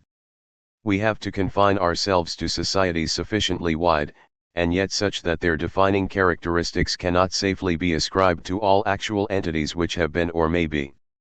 The causal laws which dominate a social environment are the product of the defining characteristic of that society. But the society is only efficient through its individual members. Thus in a society, the members can only exist by reason of the laws which dominate the society, and the laws only come into being by reason of the analogous characters of the members of the society. But there is not any perfect attainment of an ideal order whereby the indefinite endurance of a society is secured. A society arises from disorder, where disorder is defined by reference to the ideal for that society. The favorable background of a larger environment either itself decays, or ceases to favor the persistence of the society after some stage of growth. The society then ceases to reproduce its members, and finally after a stage of decay passes out of existence. Thus a system of laws determining reproduction in some portion of the universe gradually rises into dominance, it has its stage of endurance, and passes out of existence with the decay of the society from which it emanates. The arbitrary, as it were given, elements in the laws of nature warn us that we are in a special cosmic epoch. Here the phrase cosmic epoch is used to mean that widest society of actual entities whose immediate relevance to ourselves is traceable. This epoch is characterized by electronic and protonic actual entities, and by yet more ultimate actual entities which can be dimly discerned in the quanta of energy. Maxwell's equations of the electromagnetic field hold sway by reason of the throngs of electrons and of protons.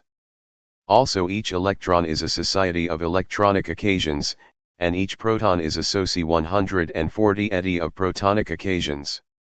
These occasions are the reasons for the electromagnetic laws, but their capacity for reproduction, whereby each electron and each proton has a long life, and whereby new electrons and new protons come into being, is itself due to these same laws. But there is disorder in the sense that the laws are not perfectly obeyed, and that the reproduction is mingled with instances of failure. There is accordingly a gradual transition to new types of order, supervening upon a gradual rise into dominance on the part of the present natural laws. But the arbitrary factors in the order of nature are not confined to the electromagnetic laws. There are the four dimensions of the spatio-temporal continuum, the geometrical axioms, even the mere dimensional character of the continuum apart from the particular number of dimensions and the fact of measurability. In later chapters, cf. Part 4, it will be evident that all these properties are additional to the more basic fact of extensiveness, also, that even extensiveness allows of grades of specialization, arbitrarily one way or another, antecedently to the introduction of any of these additional notions. By this discovery the logical and mathematical investigations of the last 2 centuries are very relevant to philosophy. For the cosmological theories of Descartes, Newton, Locke, Hume, and Kant were framed in ignorance of that fact. Indeed, in the Timaeus Plato seems to be more aware of it than any of his successors, in the sense that he frames statements whose meaning is elucidated by its explicit recognition. These given factors in geometry point to the wider society of which the electronic cosmic epoch constitutes a fragment. A society does not in any sense create the complex of eternal objects which constitutes its defining characteristic. It only elicits that complex into importance for its members, and secures the reproduction of its membership. In speaking of a society, unless the context X 141 Presley requires another interpretation, membership will always refer to the actual occasions, and not to subordinate enduring objects composed of actual occasions such as the life of an electron or of a man. These latter societies are the strands of personal order which enter into many societies. Generally speaking, whenever we are concerned with occupied space, we are dealing with this restricted type of corpuscular societies, and whenever we are thinking of the physical field in empty space, we are dealing with societies of the wider type. It seems as if the careers of waves of light illustrate the transition from the more restricted type to the wider type. Thus our cosmic epoch is to be conceived primarily as a society of electromagnetic occasions, including electronic and protonic occasions, and only occasionally for the sake of brevity in statement as a society of electrons and protons. There is the same distinction between thinking of an army either as a class of men, or as a class of regiments. Thus the physical relations, the geometrical relations of measurement, the dimensional relations, and the various grades of extensive relations, involved in the physical and geometrical theory of nature, are derivative from a series of societies of increasing width of prevalence, the more special societies being included in the wider societies. This situation constitutes the physical and geometrical order of nature. Beyond these societies there is disorder, where disorder is a relative term expressing the lack of importance possessed by the defining characteristics of the societies in question beyond their own bounds. When those societies decay, it will not mean that their defining characteristics cease to exist, but that they lapse into unimportance for the actual entities in question. The term disorder refers to a society only partially influential in impressing its characteristics in the 142 form of prevalent laws. This doctrine, that order is a social product, appears in modern science as the statistical theory of the laws of nature, and in the emphasis on genetic relation. But there may evidently be a state in which there are no prevalent societies securing any congruent unity of effect. This is a state of chaotic disorder. It is disorder approaching an absolute sense of that term. In such an ideal state, what is given for any actual entity is the outcome of thwarting, contrary decisions from the settled world. Chaotic disorder means lack of dominant definition of compatible contrasts in the satisfactions attained, and consequent enfeeblement of intensity. It means the lapse towards slighter actuality. It is a natural figure of speech, but only a figure of speech, to conceive a slighter actuality as being an approach towards nonentity. But you cannot approach nothing, for there is nothing to approach. It is an approach towards the futility of being a faint compromise between contrary reasons. The dominance of societies, harmoniously requiring each other, is the essential condition for depth of satisfaction. The Timaeus of Plato, and the Scholium of Newton, the latter already in large part quoted, are the two statements of cosmological theory which have had the chief influence on Western thought. To the modern reader, the Timaeus, considered as a statement of scientific details, is in comparison with the Scholium simply foolish. But what it lacks in superficial detail, it makes up for by its philosophic depth. If it be read as an allegory, it conveys profound truth, whereas the Scholium is an immensely able statement of details which, although abstract and inadequate as a philosophy, can within certain limits be thoroughly trusted for the deduction of truths at the same level of abstraction as itself. The penalty of its philosophical deficiency is that the Scholium conveys no hint of the limits of its own application. The practical effect is that the readers, and almost certainly Newton himself, so construe its meaning as to fall into 143 what I have elsewhere termed the fallacy of misplaced concreteness. It is the office of metaphysics to determine the limits of the applicability of such abstract notions. The Scholium betrays its abstractness by affording no hint of that aspect of self-production, of generation, of phi sigma iota, of natura naturans, which is so prominent in nature. For the Scholium, nature is merely, and completely, there, externally designed and obedient. The full sweep of the modern doctrine of evolution would have confused the Newton of the Scholium, but would have enlightened the Plato of the Timaeus.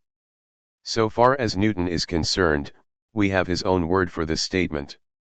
In a letter to Bentley, he writes, "When I wrote my treatise about our system, I had an eye upon such principles as might work with considering men for the belief of a deity." 7. The concept in Newton's mind is that of a fully articulated system requiring a definite supernatural origin with that articulation. This is the form of the cosmological argument, now generally abandoned as invalid, because our notion of causation concerns the relations of states of things within the actual world, and can only be illegitimately extended to a transcendent derivation. The notion of God, which will be discussed later, cf. Part V, is that of an actual entity immanent in the actual world, but transcending any finite cosmic epocha, being at once actual, eternal, immanent, and transcendent. The transcendence of God is not peculiar to him.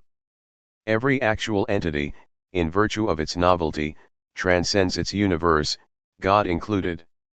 In the Scholium, space and time, with all their current mathematical properties, are ready-made for the material masses. The material masses are ready-made for the forces which constitute their action and reaction, and space and time and material masses, and forces, are 144 alike ready-made for the initial motions which the deity impresses throughout the universe. It is not possible to extract from the Scholium construed with misplaced concreteness either a theism, or an atheism, or an epistemology, which can survive a comparison with the facts. This is the inescapable conclusion to be inferred from Hume's dialogues concerning natural religion. Biology is also reduced to a mystery, and finally physics itself has now reached a stage of experimental knowledge inexplicable in terms of the categories of the Scholium. In the Timaeus, there are many phrases and statements which find their final lucid expression in the Scholium. While noting this concurrence of the two great cosmological documents guiding Western thought, it cannot be too clearly understood that, within its limits of abstraction, what the Scholium says is true, and that it is expressed with the lucidity of genius. Thus any cosmological document which cannot be read as an interpretation of the Scholium is worthless. But there is another side to the Timaeus which finds no analogy in the Scholium. In general terms, this side of the Timaeus may be termed its metaphysical character, that is to say, its endeavor to connect the behavior of things with the formal nature of things. The behavior apart from the things is abstract, and so are the things apart from their behavior.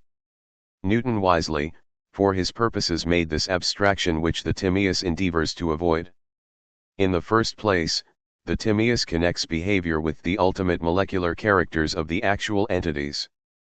Plato conceives the notion of definite societies of actual molecular entities, each society with its defining characteristics. He does not conceive this assemblage of societies as causa sui. But he does conceive it as the work of subordinate deities, who are the animating principles of those departments of nature.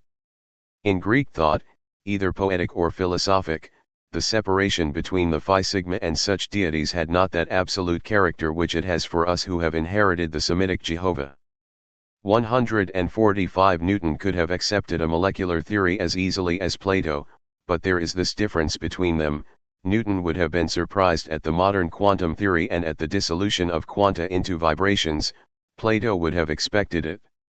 While we note the many things said by Plato in the Timaeus which are now foolishness, we must also give him credit for that aspect of his teaching in which he was 2,000 years ahead of his time. Plato accounted for the sharp-cut differences between kinds of natural things, by assuming an approximation of the molecules of the fundamental kinds respectively to the mathematical forms of the regular solids. He also assumed that certain qualitative contrasts in occurrences, such as that between musical notes, depended on the participation of these occurrences in some of the simpler ratios between integral numbers. He thus obtained a reason why there should be an approximation to sharp-cut differences between kinds of molecules, and why there should be sharp-cut relations of harmony standing out amid dissonance. Thus contrast as the opposite of incompatibility depends on a certain simplicity of circumstance, but the higher contrasts depend on the assemblage of a multiplicity of lower contrasts, this assemblage again exhibiting higher types of simplicity. It is well to remember that the modern quantum theory with its surprises in dealing with the atom, is only the latest instance of a well-marked character of nature, which in each particular instance is only explained by some ad hoc dogmatic assumption. The theory of biological evolution would not in itself lead us to expect the sharply distinguished genera and species which we find in nature. There might be an occasional bunching of individuals round certain typical forms, but there is no explanation of the almost complete absence of intermediate forms. Again, Newton's scholium gives no hint of the 92 possibilities for atoms, or of the limited number of ways in which atoms can be combined so as to form molecules. Physicists are now explaining these 146 chemical facts by means of conceptions which Plato would have welcomed. There is another point in which the organic philosophy only repeats Plato. In the Timaeus, the origin of the present cosmic epoch is traced back to an aboriginal disorder, chaotic according to our ideals. This is the evolutionary doctrine of the philosophy of organism.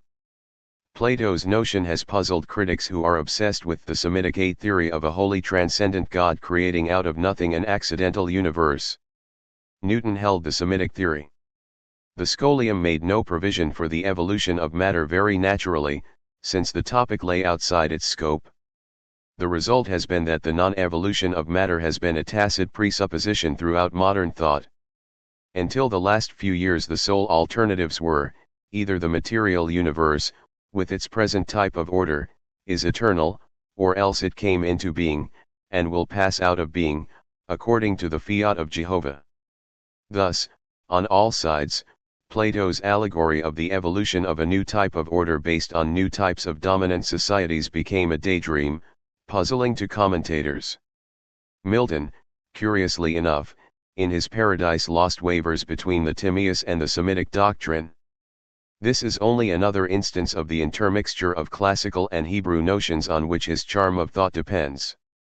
In the description of Satan's journey across chaos, Satan discovers the secrets of the hoary deep, a dark, illimitable ocean, without bound, without dimension, where length, breadth, and height, and time and place are lost, where eldest night and chaos, ancestors of nature, hold eternal anarchy amidst the noise of endless wars, and by confusion stand 9.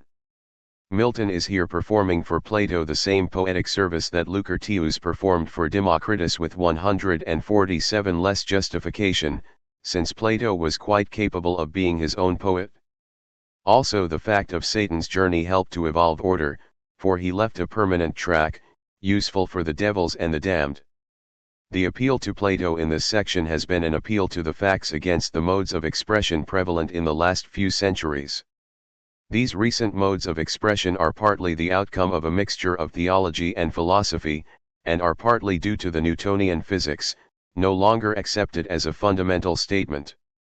But language and thought have been framed according to that mold, and it is necessary to remind ourselves that this is not the way in which the world has been described by some of the greatest intellects. Both for Plato and for Aristotle, the process of the actual world has been conceived as a real incoming of forms into real potentiality, issuing into that real togetherness which is an actual thing. Also, for the Timaeus, the creation of the world is the incoming of a type of order establishing a cosmic epoch. It is not the beginning of matter of fact, but the incoming of a certain type of social order. The remainder of this chapter will be devoted to a discussion largely conjectural of the hierarchy of societies composing our present epoch. In this way, the preceding discussion of order may be elucidated. It is to be carefully noted that we are now deserting metaphysical generality. We shall be considering the more special possibilities of explanation consistent with our general cosmological doctrine, but not necessitated by it. The physical world is bound together by a general type of relatedness which constitutes it into an extensive continuum. When we analyze the properties of this continuum, we discover that they fall into two classes, of which one, the more special, presupposes the other, the more general. Point 10. The more general type of properties 148 expresses the mere fact of extensive connection, of whole and part, of various types of geometrical elements derivable by extensive abstraction, but excluding the introduction of more special properties by which straight lines are definable 11 and measurability thereby introduced.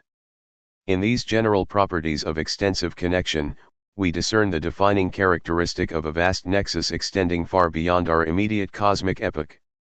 It contains in itself other epochs, with more particular characteristics incompatible with each other. Then from the standpoint of our present epoch, the fundamental society in so far as it transcends our own epoch seems a vast confusion mitigated by the few, faint elements of order contained in its own defining characteristic of extensive connection. We cannot discriminate its other epochs of vigorous order, and we merely conceive it as harboring the faint flush of the dawn of order in our own epoch. This ultimate, vast society constitutes the whole environment within which our epoch is set, so far as systematic characteristics are discernible by us in our present stage of development. In the future, the growth of theory may endow our successors with keener powers of discernment. Our logical analysis, in company with immediate intuition, inspectio, enables us to discern a more special society within the society of pure extension. This is the geometrical society. In this society 12 those specialized relationships hold, in virtue of which straight lines are defined. Systematic geometry is illustrated in such a geometrical society, and metrical relationships can be defined in terms of the analogies of function within the scheme of any one systematic geometry. These analogies of function are what is meant by the notion of congruence. This notion is nonsense apart from a systematic geometry. The inclusion of extensive quantity 149 among fundamental categorical notions is a complete mistake. This notion is definable in terms of each systematic geometry finding its application in a geometrical society. It is to be noticed that a systematic geometry is determined by the definition of straight lines applicable to the society in question. Contrary to the general opinion, this definition is possible in independence of the notion of measurement. It cannot, however, be proved that in the same geometrical society there may not be competing families of loci with equal claims to the status of being a complete family of straight lines. Given a family of straight lines, expressing a system of relatedness in a geometric society, the notion of congruence and thence of measurement is now determinable in a systematic way throughout the society. But again, in this case there certainly are competing systems of measurement. Hence in connection with each family of straight lines allowing there be more than one such family there are alternative systems 13 of metrical geometry, no one system being more fundamental than the other. Our present cosmic epoch is formed by an electromagnetic society, which is a more special society contained within the geometric society. In this society yet more special defining characteristics obtain. These characteristics presuppose those of the two wider societies within which the electromagnetic society is contained. But in the electromagnetic society the ambiguity as to the relative importance of competing families of straight lines, if there be such competing families, and the ambiguity as to the relative importance of competing definitions of congruence, are determined in favor of one family and one 14 congruence definition. This determination is affected by an additional set of physical relationships throughout the society. But this set has lost 150 its merely systematic character because it constitutes our neighborhood. These relationships involve components expressive of certain individual diversities, and identities between the occasions which are the members of the nexus. But these diversities and identities are correlated according to a systematic law expressible in terms of the systematic measurements derived from the geometric nexus. We here arrive at the notion of physical quantities which vary from individual to individual. This is the notion of the systematization of individual differences, the notion of law. It is the ideal of mathematical physicists to formulate this systematic law in its complete generality for our epoch. It is sufficient for our purposes to indicate the presumed character of this law by naming the members of the society electromagnetic occasions. Thus our present epoch is dominated by a society of electromagnetic occasions. In so far as this dominance approaches completeness, the systematic law which physics seeks is absolutely dominant. In so far as the dominance is incomplete, the obedience is a statistical fact with its corresponding lapses. The electromagnetic society exhibits the physical electromagnetic field which is the topic of physical science. The members of this nexus are the electromagnetic occasions. But in its turn, this electromagnetic society would provide no adequate order for the production of individual occasions realizing peculiar intensities of experience unless it were pervaded by more special societies, vehicles of such order. The physical world exhibits a bewildering complexity of such societies, favoring each other, competing with each other. The most general examples of such societies are the regular trains of waves, individual electrons, protons, individual molecules, societies of molecules such as inorganic bodies, living cells, and societies of cells such as vegetable and animal bodies. 151 It is obvious that the simple classification, cf. Part I, ch. 3, sec. 2, of societies into enduring objects, corpuscular societies, and non-corpuscular societies requires amplification. The notion of a society which includes subordinate societies and nexus with a definite pattern of structural interrelations T must be introduced. Such societies will be termed structured. A structured society as a whole provides a favorable environment for the subordinate societies which it harbors within itself. Also the whole society must be set in a wider environment permissive of its continuance. Some of the component groups of occasions in a structured society can be termed subordinate societies. But other such groups must be given the wider designation of subordinate nexus. The distinction arises because in some instances a group of occasions, such as, for example, a particular enduring entity, could have retained the dominant features of its defining characteristic in the general environment, apart from the structured society. It would have lost some features. In other words, the analogous sort of enduring entity in the general environment is, in its mode of definiteness, not quite identical with the enduring entity within the structured environment.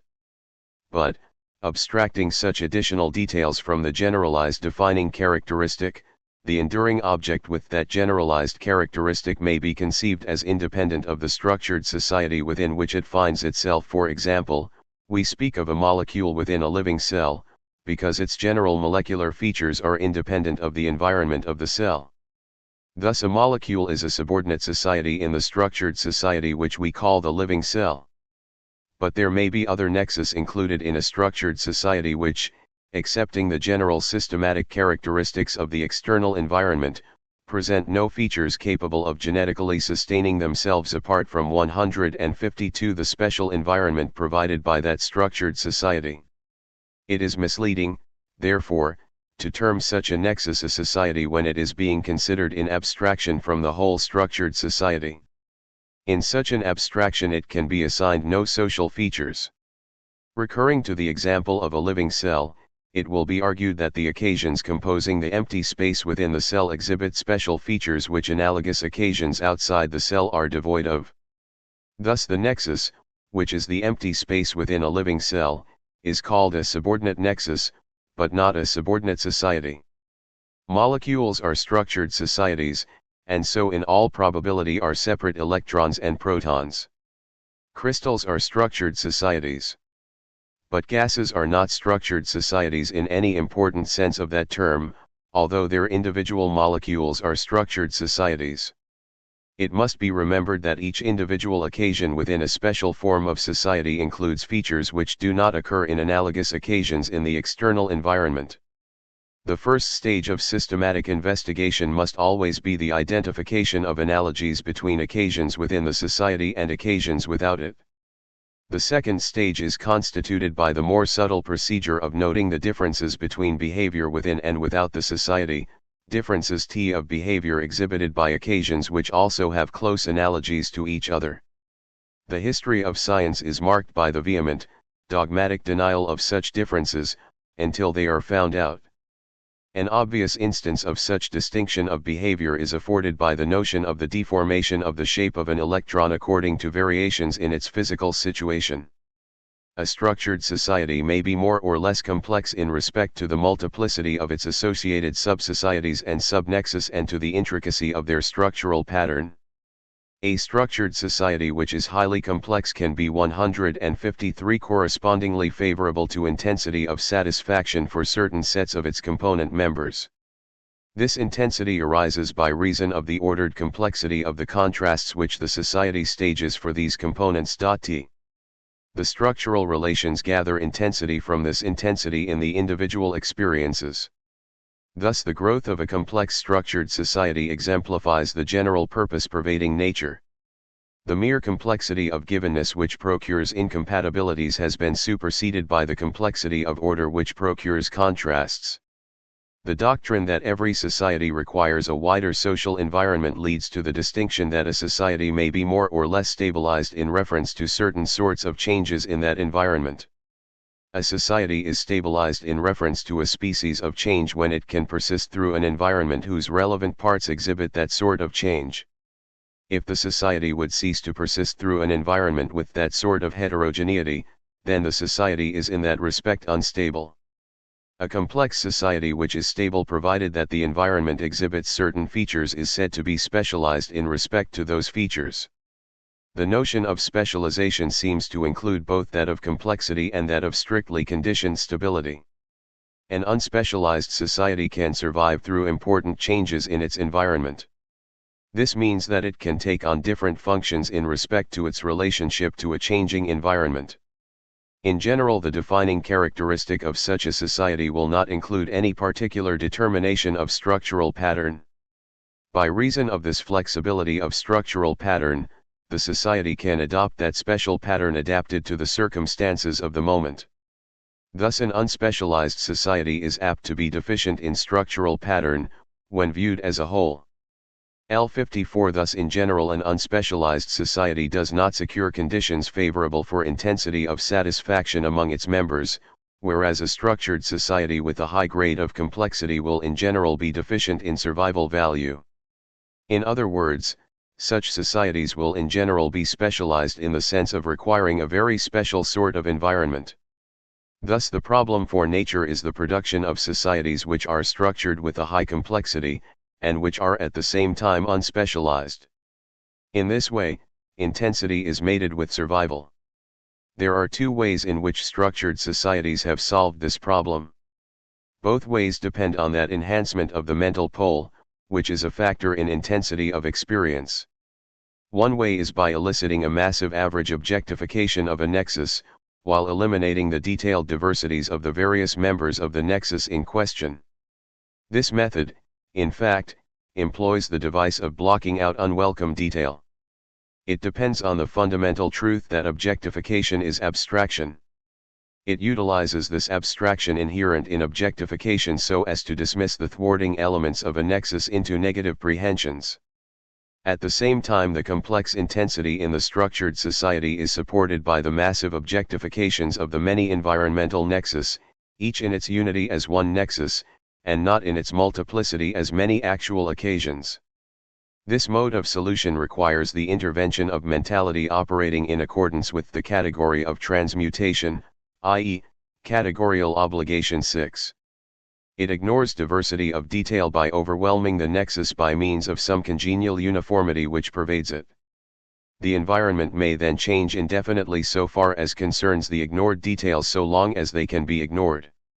The close association of all physical bodies, organic and 155 inorganic alike, with presented loci definable 15 by straight lines, suggests that this development of mentality is characteristic of the actual occasions which make up the structured societies which we know as material bodies. This close association is evidenced by the importance of acceleration in the science of dynamics, for acceleration is nothing else than a mode of estimating the shift from one family of presented loci to another such family, cf. Part 4.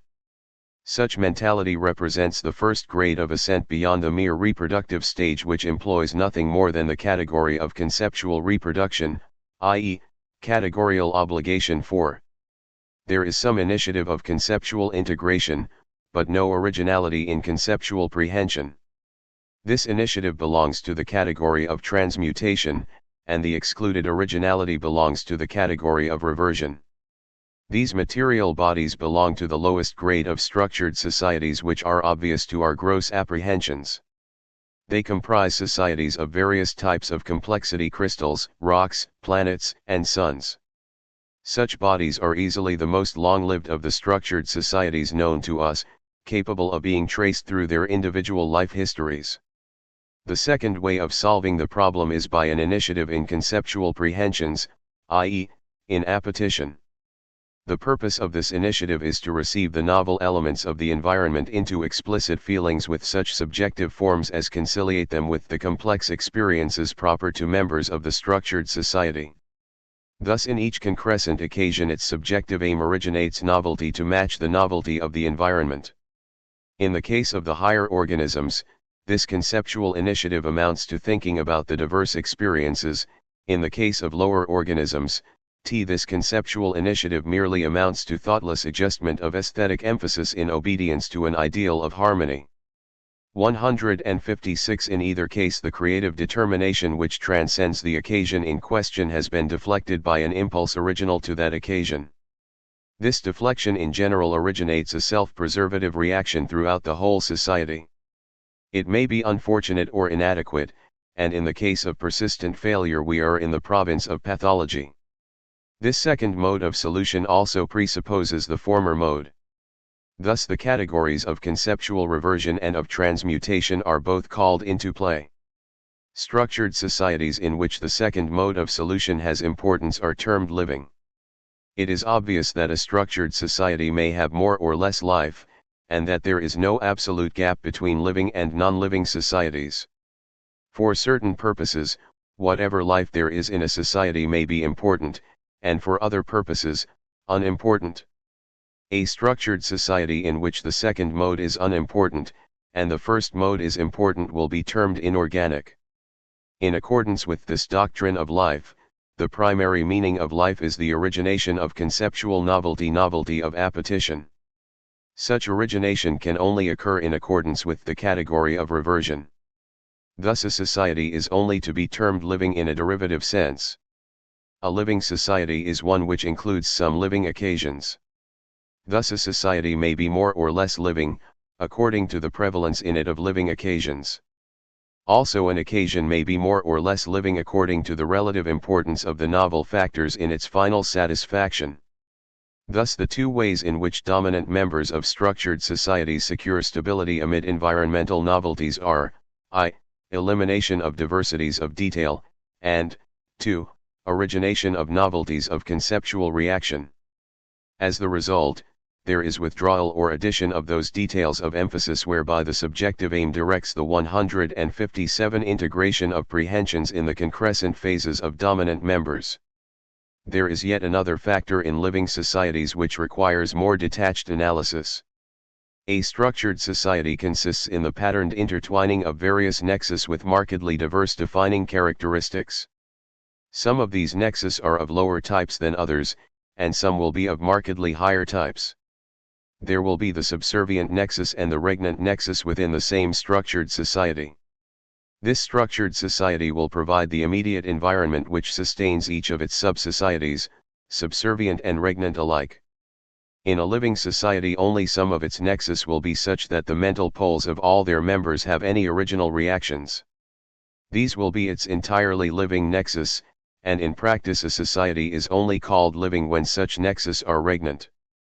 Thus a living society involves nexus which are inorganic, and nexus which are inorganic do not need the protection of the whole living society for their survival in a changing external environment.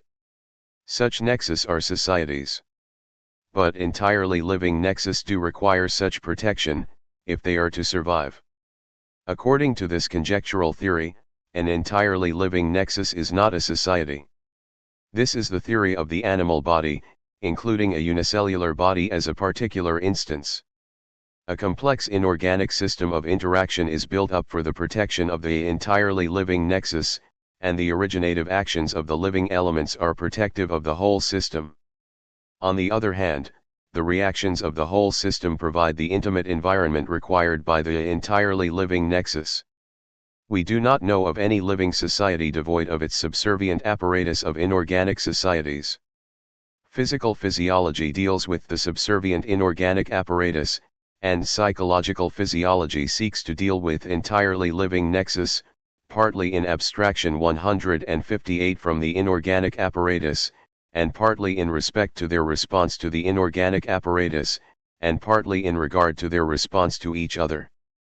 Physical physiology has, in the last century, established itself as a unified science. Psychological physiology is still in the process of incubation. It must be remembered that an integral living society, as we know it, not only includes the subservient inorganic apparatus, but also includes many living nexus, at least one for each cell. It will throw light upon the cosmology of the philosophy of organism to conjecture some fundamental principles of psychological physiology as suggested by that cosmology and by the preceding conjectures concerning the societies of our epoch.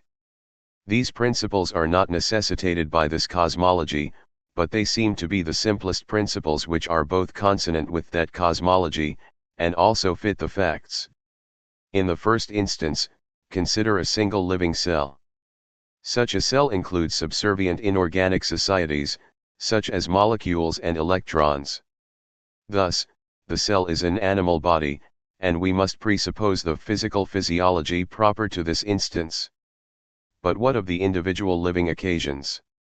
The first question to be asked is as to whether the living occasions, in abstraction from the inorganic occasions of the animal body, form a corpuscular subsociety, so that each living occasion is a member of an enduring entity with its personal order. In particular, we may ask whether this corpuscular society reduces to the extreme instance of such a society, namely, to one enduring entity with its one personal order. The evidence before us is of course extremely slight, but so far as it goes, it suggests a negative answer to both these questions. A cell gives no evidence whatever of a single unified mentality, guided in each of its XI59 ions by inheritance from its own past. The problem to be solved is that of a certain originality in the response of a cell to external stimulus. The theory of an enduring entity with its inherited mentality gives us a reason why this mentality should be swayed by its own past. We ask for something original at the moment, and we are provided with a reason for limiting originality. Life is a bid for freedom. An enduring entity binds any one of its occasions to the line of its ancestry. The doctrine of the enduring soul with its permanent characteristics is exactly the irrelevant answer to the problem which life presents. That problem is, how can there be originality? and the answer explains how the soul need be no more original than a stone. The theory of a corpuscular society, made up of many enduring entities, fits the evidence no better. The same objections apply. The root fact is that endurance is a device whereby an occasion is peculiarly bound by a single line of physical ancestry, while life means novelty, introduced in accordance with the category of conceptual reversion. There are the same objections to many traditions as there are to one tradition. What has to be explained is originality of response to stimulus. This amounts to the doctrine that an organism is alive when in some measure its reactions are inexplicable by any tradition of pure physical inheritance. Explanation by tradition is merely another phraseology for explanation by efficient cause. We require explanation by final cause. Thus a single occasion is alive when the subjective aim which determines its process of concrescence has introduced a novelty of definiteness not to be found in the inherited data of its primary phase. The novelty is introduced conceptually and disturbs the inherited responsive adjustment of subjective forms. It alters the values, in the artist's sense of that term. It follows from these considerations that in abstraction from its animal body an entirely living nexus is not 160 properly a society at all, since life cannot be a defining characteristic. It is the name for originality, and not for tradition. The mere response to stimulus is characteristic of all societies whether inorganic or alive. Action and reaction are bound together.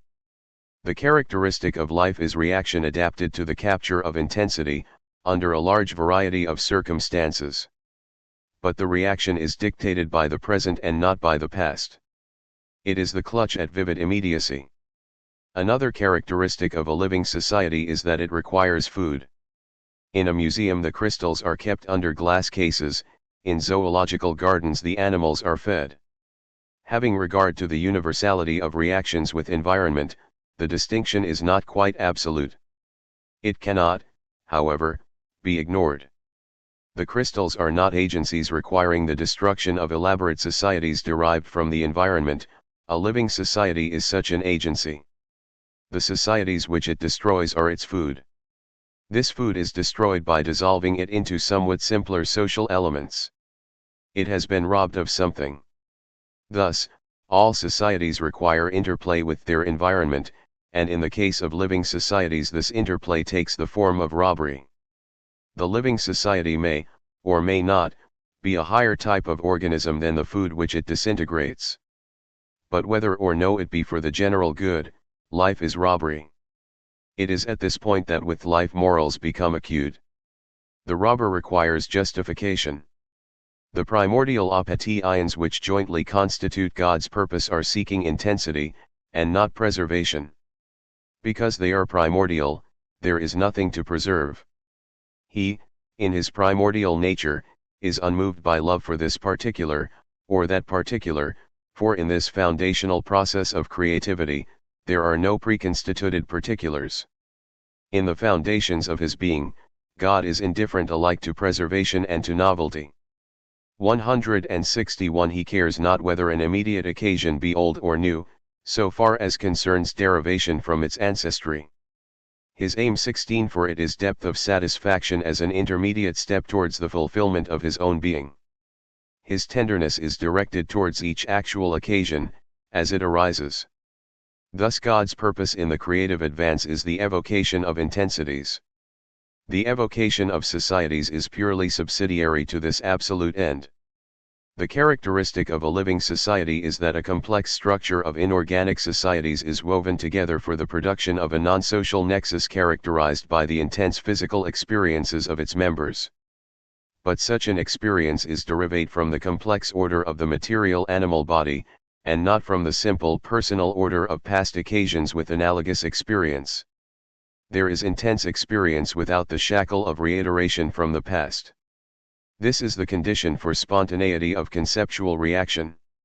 The conclusion to be drawn from this argument is that life is a characteristic of empty space and not of space occupied by any corpuscular society. In a nexus of living occasions, there is a certain social deficiency. Life lurks in the interstices of each living cell, and in the interstices of the brain. In the history of a living society, its more vivid manifestations wander to whatever quarter is receiving from the animal body an enormous variety of physical experience. This experience, if treated inorganically, must be reduced to compatibility by the normal adjustments of mere responsive reception. This means the dismissal of incompatible elements into negative prehensions.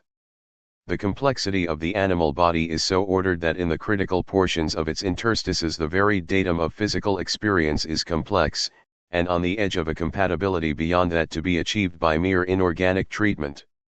A novel conceptual prehension disturbs 162 the subjective forms of the initial responsive phase. Some negative prehensions are thus avoided, and higher contrasts are introduced into experience. So far as the functioning of the animal body is concerned, the total result is that the transmission of physical influence, through the empty space within it, has not been entirely in conformity with the physical laws holding for inorganic societies. The molecules within an animal body exhibit certain peculiarities of behavior not to be detected outside an animal body. In fact, living societies illustrate the doctrine that the laws of nature develop together with societies which constitute an epoch. There are statistical expressions of the prevalent types of interaction. In a living cell, the statistical balance has been disturbed. The connection of food with life is now evident. The highly complex inorganic societies required for the structure of a cell, or other living body, lose their stability amid the diversity of the environment. But, in the physical field of empty space produced by the originality of living occasions, chemical dissociations and associations take place which would not otherwise occur. The structure is breaking down and being repaired. The food is that supply of highly complex societies from the outside which, under the influence of life, will enter into the necessary associations to repair the waste. Thus life acts as though it were a catalytic agent. The short summary of this account of a living cell is as follows: I. An extremely complex and delicately poised chemical structure. 2. For the occasions in the interstitial empty space a complex objective datum derived from this complex structure. 3. Under normal responsive treatment, devoid of originality, the complex detail reduced to physical simplicity by negative prehensions. 4. This detail preserved for positive feeling by the emotional and purposive readjustments produced by originality of conceptual feeling, appetition, v. the physical distortion of the field, leading to instability of 163 the structure. 6. The structure accepting repair by food from the environment. The complexity of nature is inexhaustible. So far we have argued that the nature of life is not to be sought by its identification with some society of occasions, which are living in virtue of the defining characteristic of that society. An entirely living nexus is, in respect to its life, not social. Each member of the nexus derives the necessities of its being from its prehensions of its complex social environment. By itself the nexus lacks the genetic power which belongs to societies. But a living nexus, though non-social in virtue of its life, may support a thread of personal order along some historical route of its members. Such an enduring entity is a living person. It is not of the essence of life to be a living person. Indeed, a living person requires that its immediate environment be a living, non-social nexus. The defining characteristic of a living person is some definite type of hybrid prehensions transmitted from occasion to occasion of its existence. The term hybrid is defined more particularly in Part 3. It is sufficient to state here that a hybrid prehension is the prehension by one subject of a conceptual prehension, or of an impure prehension, belonging to the mentality of another subject. By this transmission the mental originality of the living occasions receives a character and a depth. In this way originality is both canalized, to use Bergson's word, and intensified. Its range is widened within limits. Apart from canalization, depth of originality would spell disaster for the animal body. With it, personal mentality can be evolved, so as to combine its individual originality with the safety of the material organism on which it depends. Thus life turns back into society, it binds originality within bounds, and gains the massiveness due to reiterated character. In the case of single cells, of vegetation, and of the 164 lower forms of animal life, we have no ground for conjecturing living personality. But in the case of the higher animals there is central direction, which suggests that in their case each animal body harbors a living person, or living persons. Our own self-consciousness is direct awareness of ourselves as such persons. 17 There are limits to such unified control, which indicate dissociation of personality, multiple personalities in successive alternations, and even multiple personalities in joint possession. This last case belongs to the pathology of religion, and in primitive times has been interpreted as demoniac possession. Thus, though life in its essence is the gain of intensity through freedom, yet it can also submit to canalization and so gain the massiveness of order. But it is not necessary merely to presuppose the drastic case of personal order. We may conjecture, though without much evidence, that even in the lowest form of life the entirely living nexus is canalized into some faint form of mutual conformity. Such conformity amounts to social order depending on hybrid prehensions of originalities in the mental poles of the antecedent members of the nexus. The survival power, arising from adaptation and regeneration, is thus explained. Thus life is a passage from physical order to pure mental originality, and from pure mental originality to canalized mental originality. It must also be noted that the pure mental originality works by the canalization of relevance arising from the primordial nature of God. Thus an originality in the temporal world is conditioned, though not determined, by an initial subjective aim supplied by the ground of all order and of all originality. Finally, we have to consider the type of structured T-society which gives rise to the traditional body-mind problem. For example, human mentality is partly the outcome of the human body, partly the single directive 165 agency of the body, partly a system of cogitations which have a certain irrelevance to the physical relationships of the body. The Cartesian philosophy is based upon the seeming fact, the plain fact of one body and one mind, which are two substances in causal association. For the philosophy of organism the problem is transformed. Each actuality is essentially bipolar, physical and mental, and the physical inheritance is essentially accompanied by a conceptual reaction partly conformed to it, and partly introductory of a relevant novel contrast, but always introducing emphasis, valuation, and purpose. The integration of the physical and mental side into a unity of experience is a self-formation which is a process of concrescence, and which by the principle of objective immortality characterizes the creativity which transcends it.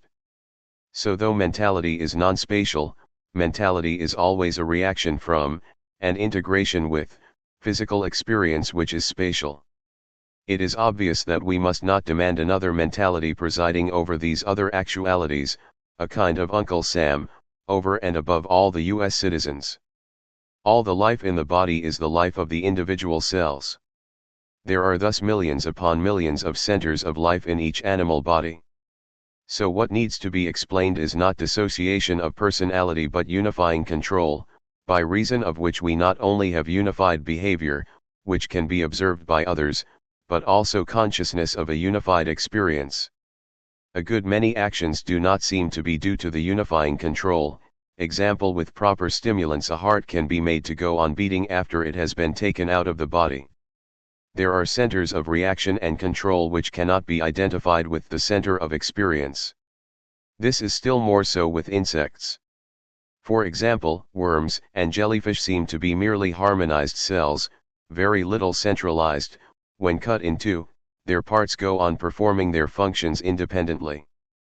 Through a series of animals we can trace a progressive rise into a 166 centrality of control. Insects have some central control. Even in man, many of the body's actions are done with some independence, but with an organ of central control of very high-grade character in the brain. The state of things, according to the philosophy of organism, is very different from the scholastic view of St. Thomas Aquinas, of the mind as informing the body. The living body is a coordination of high-grade actual occasions, but in a living body of a low type the occasions are much nearer to a democracy. In a living body of a high type there are grades of occasions so coordinated by their paths of inheritance through the body, that a peculiar richness of inheritance is enjoyed by various occasions in some parts of the body. Finally, the brain is coordinated so that a peculiar richness of inheritance is enjoyed now by this and now by that part, and thus there is produced the presiding personality at that moment in the body. Owing to the delicate organization of the body, there is a returned influence, an inheritance of character derived from the presiding occasion and modifying the subsequent occasions through the rest of the body. We must remember the extreme generality of the notion of an enduring object, a genetic character inherited through a historic root of actual occasions. Some kinds of enduring objects form material bodies, others do not.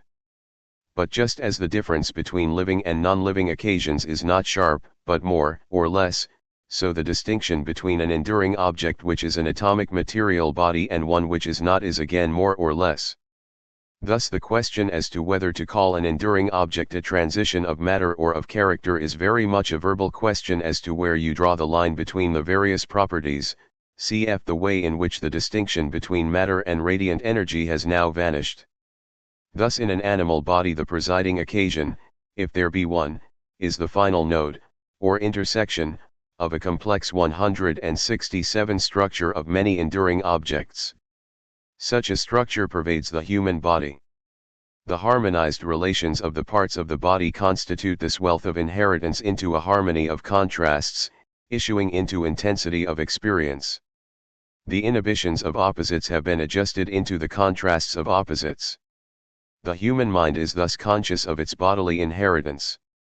There is also an enduring object formed by the inheritance from presiding occasion to presiding occasion. This endurance of the mind is only one more example of the general principle on which the body is constructed. This root of presiding occasions probably wanders from part to part of the brain, dissociated from the physical material atoms.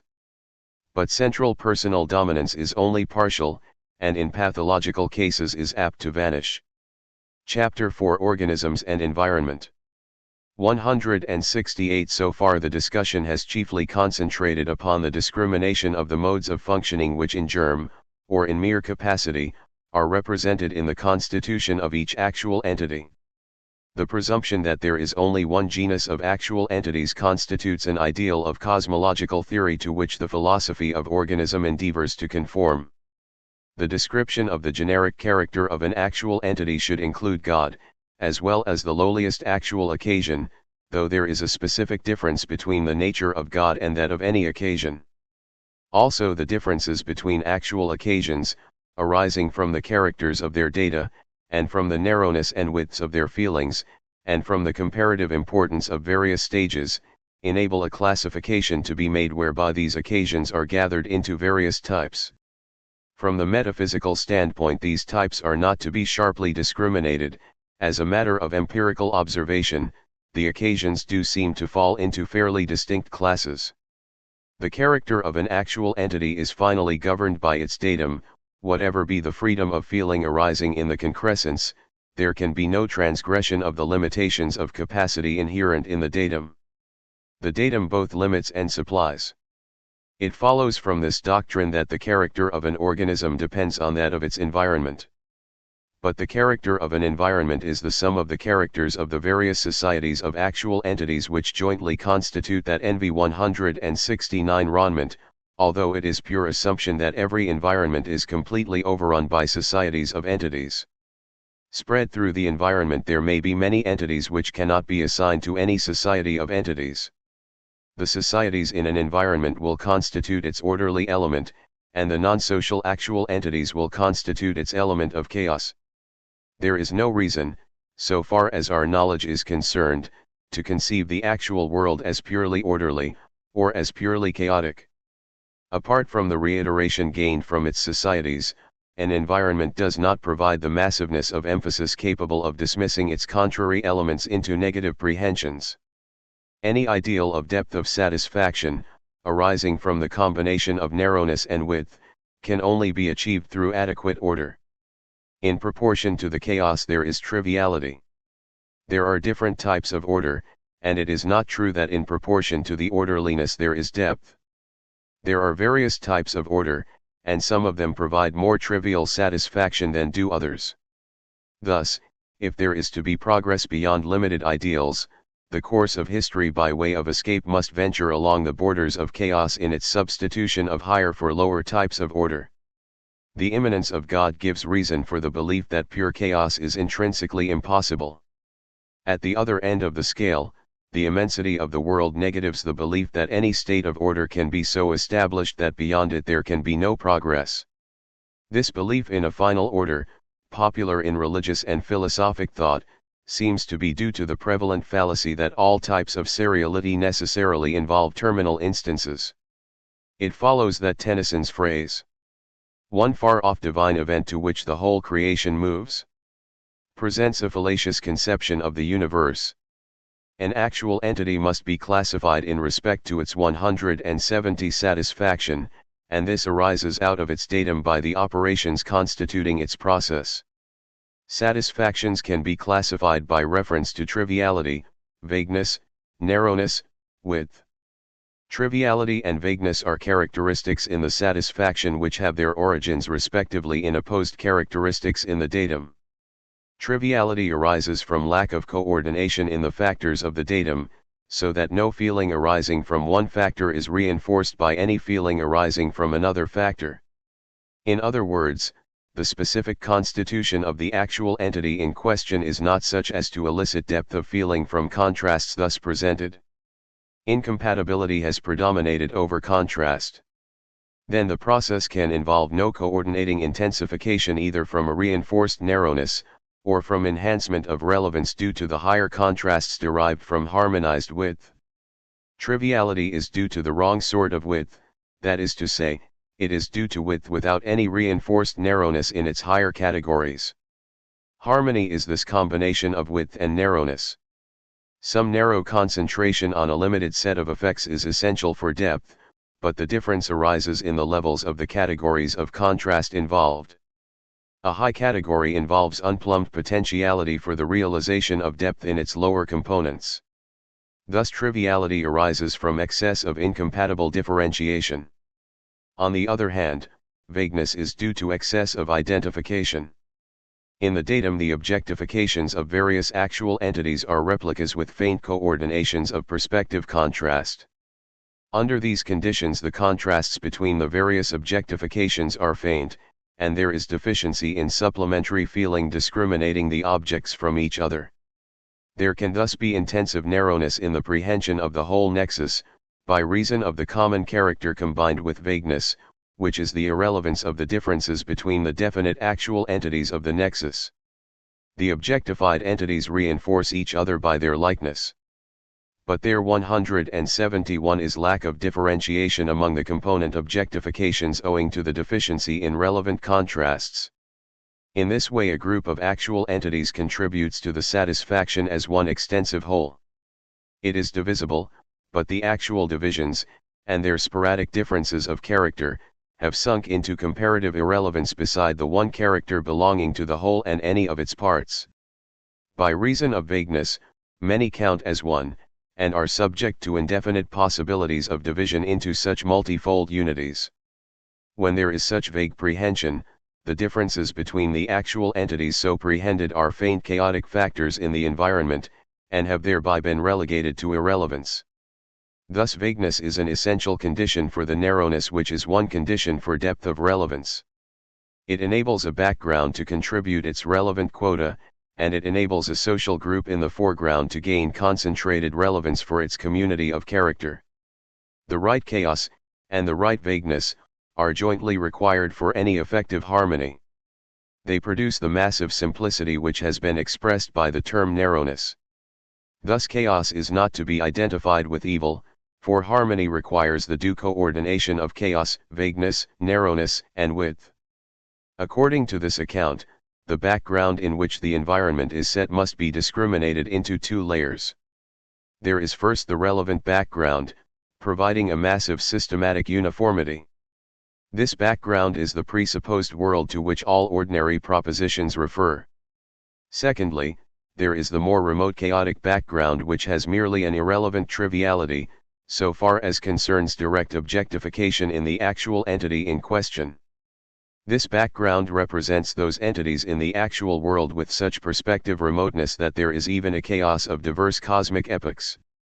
In the background there is triviality, vagueness, and massive uniformity, in the foreground discrimination and 172 contrasts, but always negative prehensions of irrelevant diversities. Intensity is the reward of narrowness. The domination of the environment by a few social groups is the factor producing both the vagueness of discrimination between actual entities and the intensification of relevance of common characteristics. These are the two requisites for narrowness. The lower organisms have low-grade types of narrowness, the higher organisms have intensified contrasts in the higher categories. In describing the capacities, realized or unrealized, of an actual occasion, we have, with Locke, tacitly taken human experience as an example upon which to found the generalized description required for metaphysics. But when we turn to the lower organisms, we have first to determine which among such capacities fade from realization into irrelevance, that is to say, by comparison with human experience, which is our standard. In any metaphysical scheme founded upon the Kantian or Hegelian traditions, experience is the product of operations which lie among the higher of the human modes of functioning. For such schemes, ordered experience is the result of schematization of modes of thought, concerning causation, substance, quality, quantity. The process by which experiential unity is attained is thereby conceived in the guise of modes of thought. The exception is to be found in Kant's preliminary sections on transcendental aesthetic, by which he provides space and time. But Kant, following Hume, assumes the radical disconnection of impressions qua data, and therefore conceives his transcendental aesthetic to be the mere description of a subjective process appropriating the data by orderliness of feeling. The philosophy of organism aspires to construct a critique of pure feeling, in the philosophical position in 173 which Kant put his critique of pure reason. This should also supersede the remaining critiques required in the Kantian philosophy. Thus in the organic philosophy Kant's transcendental aesthetic becomes a distorted fragment of what should have been his main topic. The datum includes its own interconnections, and the first stage of the process of feeling is the reception into the asterisk responsive conformity of feeling, whereby the datum, which is mere potentiality, becomes the individualized basis for a complex unity of realization. This conception, as found in the philosophy of organism, is practically identical with Locke's ways of thought in the latter half of his essay. He speaks of the ideas in the perceived objects, and tacitly presupposes their identification with corresponding ideas in the perceiving mind. The ideas in the objects have been appropriated by the subjective functioning of the perceiving mind. This mode of phraseology can be construed as a casual carelessness of speech on the part of Locke, or a philosophic inconsistency. But apart from this inconsistency, Locke's philosophy falls to pieces, as in fact was its fate in the hands of Hume. There is, however, a fundamental misconception to be found in Locke, and in prevalent doctrines of perception. It concerns the answer to the question as to the description of the primitive types of experience. Locke assumes that the utmost primitiveness is to be found in sense perception. The 17th century physics, with the complexities of primary and secondary qualities, should have warned philosophers that sense perception was involved in complex modes of functioning. Primitive feeling is to be found at a lower level. The mistake was natural for medieval and Greek philosophers, for they had not modern physics before them as a plain warning. In sense perception we have passed the Rubicon, dividing direct perception from the higher forms of mentality, which play with error and thus found intellectual empires. 174 The more primitive types of experience are concerned with sense reception, and not with sense perception. This statement will require some prolonged explanation. But the course of thought can be indicated by adopting Bergson's admirable phraseology: sense reception is unspatialized, and sense perception is spatialized. In sense reception the sensa are the definiteness of emotion, they are emotional forms transmitted from occasion to occasion. Finally, in some occasion of adequate complexity, the category of transmutation endows them with the new function of characterizing nexus. In the first place, those eternal objects which will be classified under the name sensa constitute the lowest category of eternal objects. Such eternal objects do not express a manner of relatedness between other eternal objects. They are not contrasts, or patterns. Sensa are necessary as components in any actual entity, relevant in the realization of the higher grades. But a sensum does not, for its own realization, require any eternal object of a lower grade, though it does involve the potentiality of pattern and does gain access of intensity from some realization of status in some realized pattern. Thus a sensum requires, as a rescue from its shallowness of zero width, some selective relevance of wider complex eternal objects which include it as a component, but it does not involve the relevance of any eternal objects which it presupposes. Thus, in one sense, a sensum is simple, for its realization does not involve the concurrent realization of certain definite eternal objects, which are its definite simple components. But, in another sense, each sensum is complex, for it cannot be dissociated from its potentiality for engrazion into any actual entity, and from its potentiality of contrasts and of patterned relationships with other eternal objects. Thus each sensum shares the characteristic common to all eternal objects, that it introduces the notion of the Logi 175 cal variable, in both forms, the unselective any and the selective some. It is possible that this definition of sensa excludes some cases of contrast which are ordinarily termed sensa and that it includes some emotional qualities which are ordinarily excluded. Its convenience consists in the fact that it is founded on a metaphysical principle, and not on an empirical investigation of the physiology of the human body. Narrowness in the lowest category achieves such intensity as belongs to such experience, but fails by reason of deficiency of width. Contrast elicits depth, and only shallow experience is possible when there is a lack of patterned contrast. Hume notices the comparative failure of the higher faculty of imagination in respect to mere sensa.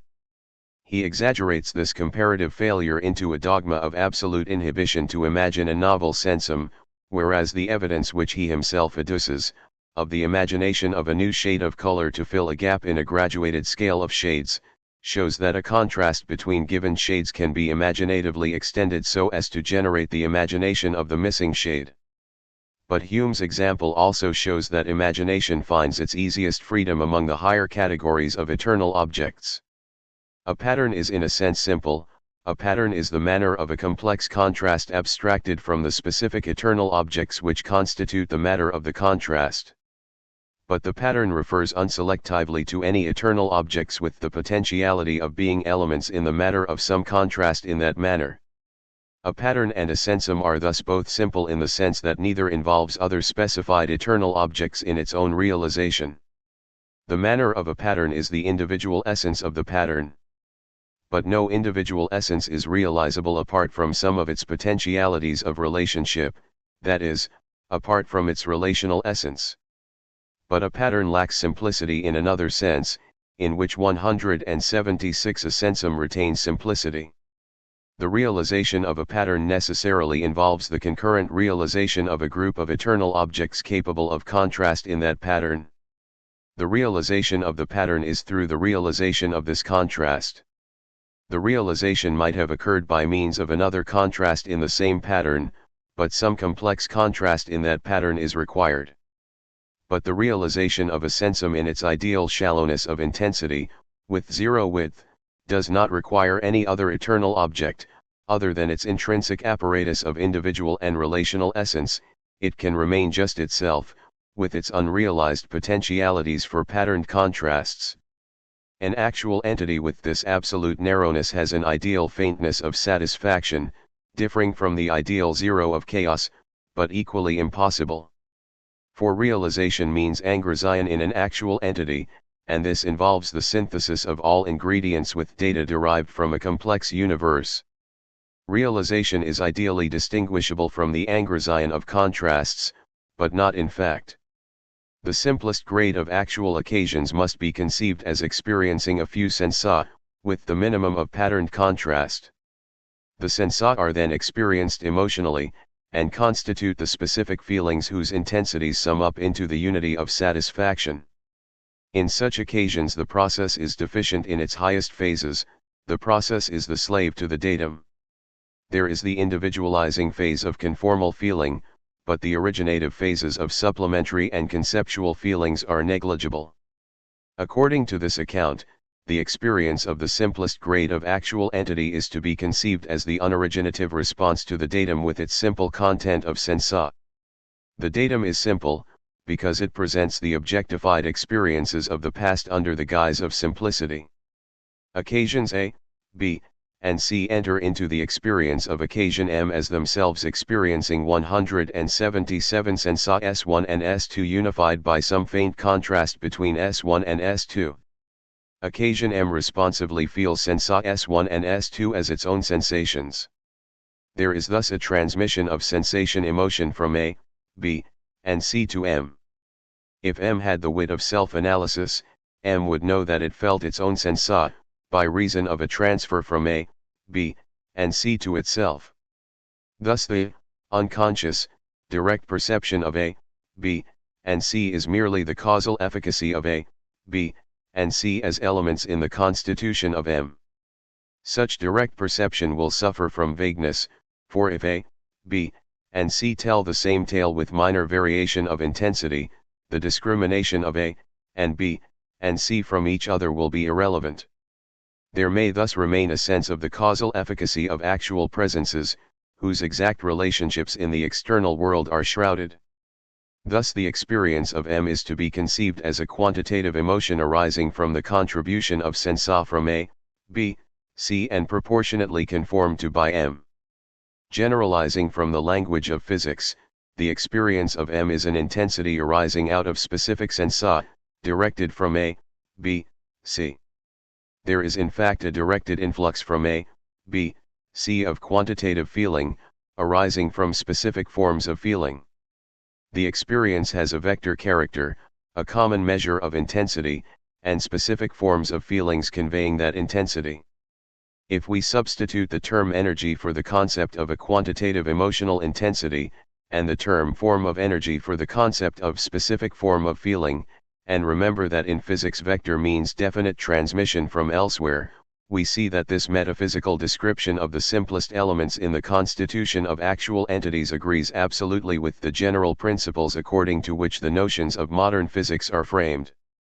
The datum in metaphysics is the basis of the vector theory in physics, the quantitative satisfaction in metaphysics is the basis of the scalar localization of energy in physics, the sensa in metaphysics are the basis of the diversity of specific forms under which energy clothes itself. Psi 178 entific descriptions are, of course, entwined with the specific details of geometry and physical laws, which arise from the special order of the cosmic epoch in which we find ourselves.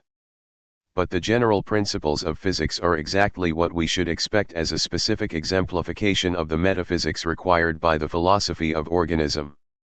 It has been a defect in the modern philosophies that they throw no light whatever on any scientific principles. Science should investigate particular species, and metaphysics should investigate the generic notions under which those specific principles should fall. Yet, modern realisms have had nothing to say about scientific principles, and modern idealisms have merely contributed the unhelpful suggestion that the phenomenal world is one of the inferior avocations of the absolute. The direct perception whereby the datum in the immediate subject is inherited from the past can thus, under an abstraction, be conceived as the transference of throbs of emotional energy, clothed in the specific forms provided by sensa. Since the vagueness in the experienced subject will veil the separate objectifications wherein there are individual contributions to the total satisfaction, the emotional energy in the final satisfaction wears the aspect of a total intensity capable of all gradations of ideal variation. But in its origin it represents the totality arising from the contributions of separate objects to that form of energy. Thus, having regard to its origin, a real atomic structure of each form of energy is discernible, so much from each objectified actual occasion, and only a finite number of actual occasions will be relevant. This direct perception, characterized by mere subjective responsiveness and by lack of origination in the higher phases, exhibits the constitution of an actual entity under the guise of receptivity. In the language of causation, it describes the efficient causation operative in the actual world. In the language of epistemology, as framed by Locke, it describes how the ideas of particular 179 existence are absorbed into the subjectivity of the percipient and are the datum for its experience of the external world. In the language of science, it describes how the quantitative intensity of localized energy bears in itself the vector marks of its origin, and the specialties of its specific forms. It also gives a reason for the atomic quanta to be discerned in the building up of a quantity of energy. In this way, the philosophy of organism as it should appeals to the facts. The current accounts of perception are the stronghold of modern metaphysical difficulties. They have their origin in the same misunderstanding which led to the incubus of the substance-quality categories. The Greeks looked at a stone, and perceived that it was gray. The Greeks were ignorant of modern physics, but modern philosophers discuss perception in terms of categories derived from the Greeks. The Greeks started from perception in its most elaborate and sophisticated form, namely, visual perception. In visual perception, crude perception is most completely made over by the originative phases in experience, phases which are especially prominent in human experience. If we wish to disentangle the two earlier prehensive phases, the receptive phases, namely, the datum and the subjective response from the more advanced originative phases, we must consider what is common to all modes of perception, amid the bewildering variety of originative amplification. On this topic I am content to appeal to Hume.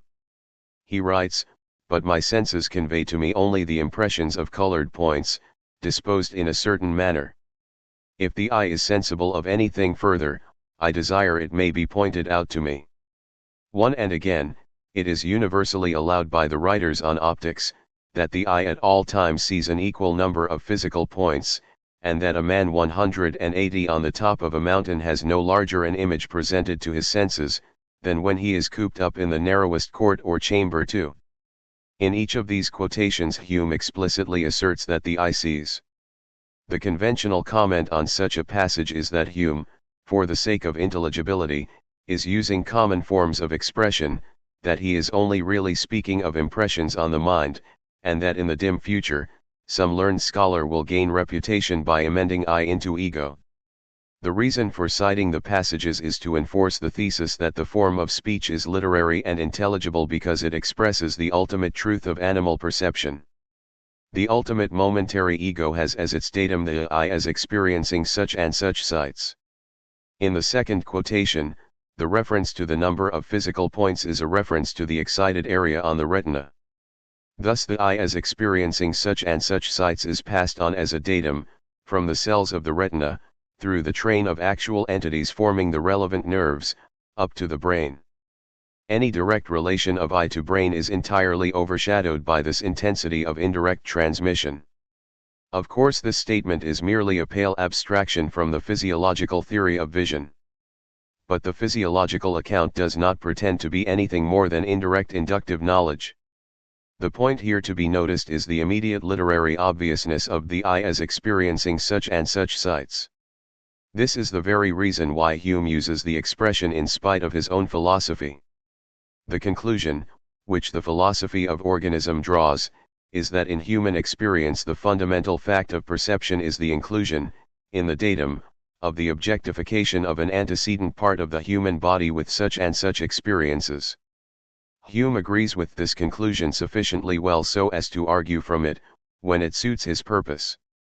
He writes, "I would fain ask those philosophers, who found so much of their reasonings on the distinction 181 of substance and accident, and imagine we have clear ideas of each, whether the idea of substance be derived from the impressions of sensation or reflection. If it be conveyed to us by our senses, I ask, which of them, and after what manner? If it be perceived by the eyes, it must be a color, if by the ears, a sound, if by the palate, a taste, and so of the other senses. Point 3. We can prolong Hume's list. The feeling of the stone is in the hand, the feeling of the food is the ache in the stomach, the compassionate yearning is in the bowels. According to biblical writers, the feeling of well-being is in the viscera passim, ill temper is the emotional tone derivative from the disordered liver. In this list, Hume's and its prolongation, for some cases as in sight, for example the supplementary phase in the ultimate subject overbalances in importance the datum inherited from the eye. In other cases, as in touch, the datum of the feeling in the hand maintains its importance, however much the intensity, or even the character, of the feeling may be due to supplementation in the ultimate subject. This instance should be contrasted with that of sight. In the instance of the ache the stomach, as datum, is of chief importance, and the food though obscurely felt is secondary at least, until the intellectual analysis of the situation due to the doctor, professional or amateur. In the instances of compassion, well-being, and ill temper, the supplementary feelings in the ultimate subject predominate, though there are obscure references to the bodily organs as inherited data. This survey supports the view that the predominant basis of perception is perception of the various bodily organs, as passing on their experiences by channels of transmission and of enhancement. It is the accepted doctrine in physical science that a living body is to be interpreted according to what is known of other sections of the physical universe. This is a sound axiom, but at 182 is double-edged. For it carries with it the converse deduction that other sections of the universe are to be interpreted in accordance with what we know of the human body. It is also a sound rule that all interpretation should be based upon a vericausat. Now the original reliance upon the grey stone has been shown by modern physics to be due to a misapprehension of a complex situation, but we have direct knowledge of the relationship of our central intelligence to our bodily feelings. According to this interpretation, the human body is to be conceived as a complex amplifier, to use the language of the technology of electromagnetism. The various actual entities, which compose the body, are so coordinated that the experiences of any part of the body are transmitted to one or more central occasions to be inherited with enhancements accruing upon the way, or finally added by reason of the final integration. The enduring personality is the historic root of living occasions which are severally dominant in the body at successive instants.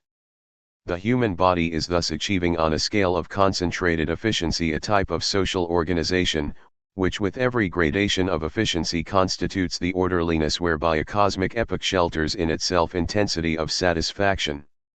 The crude aboriginal character of direct perception is inheritance. What is inherited is feeling tone with evidence of its origin, in other words, vector feeling tone. In the higher grades of perception, vague feeling tone differentiates itself into various types of sensa, those of touch, sight, smell, etc., each transmuted into a definite prehension of tonal contemporary nexus by the final percipient. In principle, the animal body is only the more highly organized and immediate part of the general environment for its dominant actual occasion, which is the ultimate 183 percipient. But the transition from without to within the body marks the passage from lower to higher grades of actual occasions. The higher the grade, the more vigorous and the more original is the enhancement from the supplementary phase. Pure receptivity and transmission give place to the trigger action of life, whereby there is release of energy in novel forms. Thus the transmitted datum acquires sensa enhanced in relevance or even changed in character by the passage from the low-grade external world into the intimacy of the human body. The datum transmitted from the stone becomes the touch feeling in the hand, but it preserves the vector character of its origin from the stone. The touch feeling in the hand with this vector origin from the stone is transmitted to the percipient in the brain. Thus the final perception is the perception of the stone through the touch in the hand. In this perception the stone is vague and faintly relevant in comparison with the hand. But, however dim, it is there. In the transmission of inheritance from A to B, to C, to D, A is objectified by the eternal object S as a datum for B, where S is a sensum or a complex pattern of sensa. Then B is objectified for C. But the datum for B is thereby capable of some relevance for C, namely, A as objectified for B becomes re-objectified for C, and so on to D, and throughout the line of objectifications. Then for the ultimate subject M, the datum includes A as thus transmitted, B as thus transmitted, and so on. The final objectifications for M are effected by a set S1 of eternal objects, which is a modification of the original group S. The modification consists partly in relegation of elements into comparative irrelevance, partly in enhancement of relevance for other elements, partly in supplementation by eliciting into important relevance some eternal objects not in the original S. Generally there will be vagueness in the distinction between A, and B, and C, and D, etc., in their function as components in the datum for M. Some of the line, A and C for instance, may stand out 184 with distinctness by reason of some peculiar feat of original supplementation which retains its undimmed importance in subsequent transmission. Other members of the chain may sink into oblivion. For example, in touch there is a reference to the stone in contact with the hand, and a reference to the hand, but in normal, healthy, bodily operations the chain of occasions along the arm sinks into the background, almost into complete oblivion. Thus M, which has some analytic consciousness of its datum, is conscious of the feeling in its hand as the hand touches the stone. According to this account, perception in its primary form is consciousness of the causal efficacy of the external world by reason of which the percipient is a concrescence from a definitely constituted datum. The vector character of the datum is this causal efficacy. Thus perception, in this primary sense, is perception of the settled world in the past as constituted by its feeling tones, and as efficacious by reason of those feeling tones. Perception, in this sense of the term, will be called perception in the mode of causal efficacy. Memory is an example of perception in this mode. For memory is perception relating to the data from some historic root of ultimate percipient subjects M1, M2, M3, etc., leading up to M, which is the memorizing percipient. It is evident that perception in the mode of causal efficacy is not that sort of perception which has received chief attention in the philosophical tradition. Philosophers have disdained the information about the universe obtained through their visceral feelings, and have concentrated on visual feelings. What we ordinarily term our visual perceptions are the result of the later stages in the concrescence of the percipient occasion. When we register in consciousness our visual perception of a gray stone, something more than bare sight is meant. The stone has a reference 185 to its past, when it could have been used as a missile if small enough, or as a seat if large enough. A stone has certainly a history, and probably a future. It is one of the elements in the actual world which has got to be referred to as an actual reason and not as an abstract potentiality. But we all know that the mere sight involved, in the perception of the gray stone, is the sight of a gray shape contemporaneous with the percipient, and with certain spatial relations to the percipient, more or less vaguely defined. Thus the mere sight is confined to the illustration of the geometrical perspective relatedness, of a certain contemporary spatial region, to the percipient, the illustration being effected by the mediation of gray. The sensum gray rescues that region from its vague confusion with other regions. Perception which merely, by means of a sensum, rescues from vagueness a contemporary spatial region, in respect to its spatial shape and its spatial perspective from the percipient, will be called perception in the mode of presentational immediacy. Perception in this mode has already been considered in Part 2, Chapter 2. A more elaborate discussion of it can now be undertaken. Point 4. The definition, which has just been given, extends beyond the particular case of sight. The unraveling of the complex interplay between the two modes of perception, causal efficacy and presentational immediacy, is one main problem of the theory of perception. Point 5. The ordinary philosophical discussion of perception is almost wholly concerned with this interplay, and ignores the two pure modes which are essential for its proper explanation. The interplay between the two modes will be termed symbolic reference. 186. Such symbolic reference is so habitual in human experience that great care is required to distinguish the two modes. In order to find obvious examples of the pure mode of causal efficacy, we must have recourse to the viscera and to memory, and to find examples of the pure mode of presentational immediacy we must have recourse to so-called delusive perceptions. For example, the image of a gray stone as seen in a mirror illustrates the space behind the mirror, the visual delusions arising from some delirium, or some imaginative excitement, illustrate surrounding spatial regions.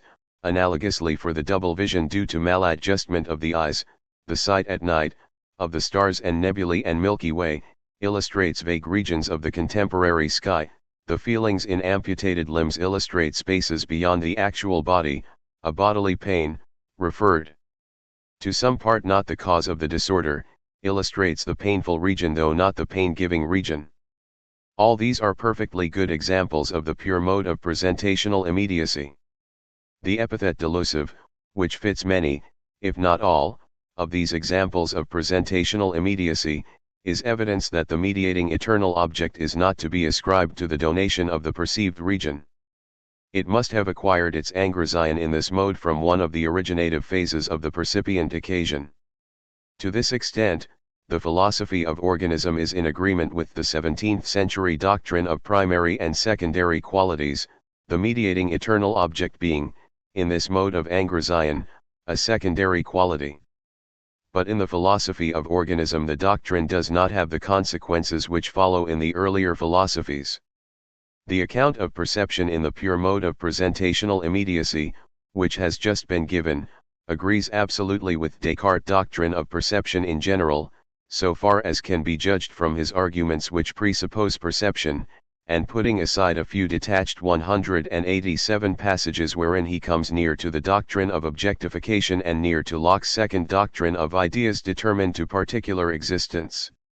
Anyhow, his conclusion immediately follows that, in perception, thus described, all that is perceived is that the object has extension and is implicated in a complex of extensive relatedness with the animal body of the percipient. Part of the difficulties of Cartesian philosophy, and of any philosophy which accepts this account as a complete account of perception, is to explain how we know more than this meager fact about the world although our only avenue of direct knowledge limits us to this barren residuum. Also, if this be all that we perceive about the physical world, we have no basis for ascribing the origination of the mediating sensa to any functioning of the human body. We are thus driven to the Cartesian duality of substances, bodies, and minds. Perception is to be ascribed to mental functioning in respect to the barren extensive universe. We have already done violence to our immediate conviction by thus thrusting the human body out of the story, for, as Hume himself declares, we know that we see by our eyes, and taste by our palates. But when we have gone so far, it is inevitable to take a further step, and to discard our other conviction that we are perceiving a world of actual things within which we find ourselves. For a barren, extensive world is not really what we mean. We thus reduce perceptions to consciousness of impressions on the mind, consisting of sensa with manners of relatedness. We then come to Hume, and to Kant. Kant's philosophy is an endeavor to retrieve some meaning for the two convictions which we have successively discarded. We have noted that Locke wavers in his account of perception, so that in the earlier portion of his essay he agrees with Hume, and in the later portion with the philosophy of organism. We have also noted that Hume is inconsistent to the extent of arguing from a conviction which is discarded in his philosophy.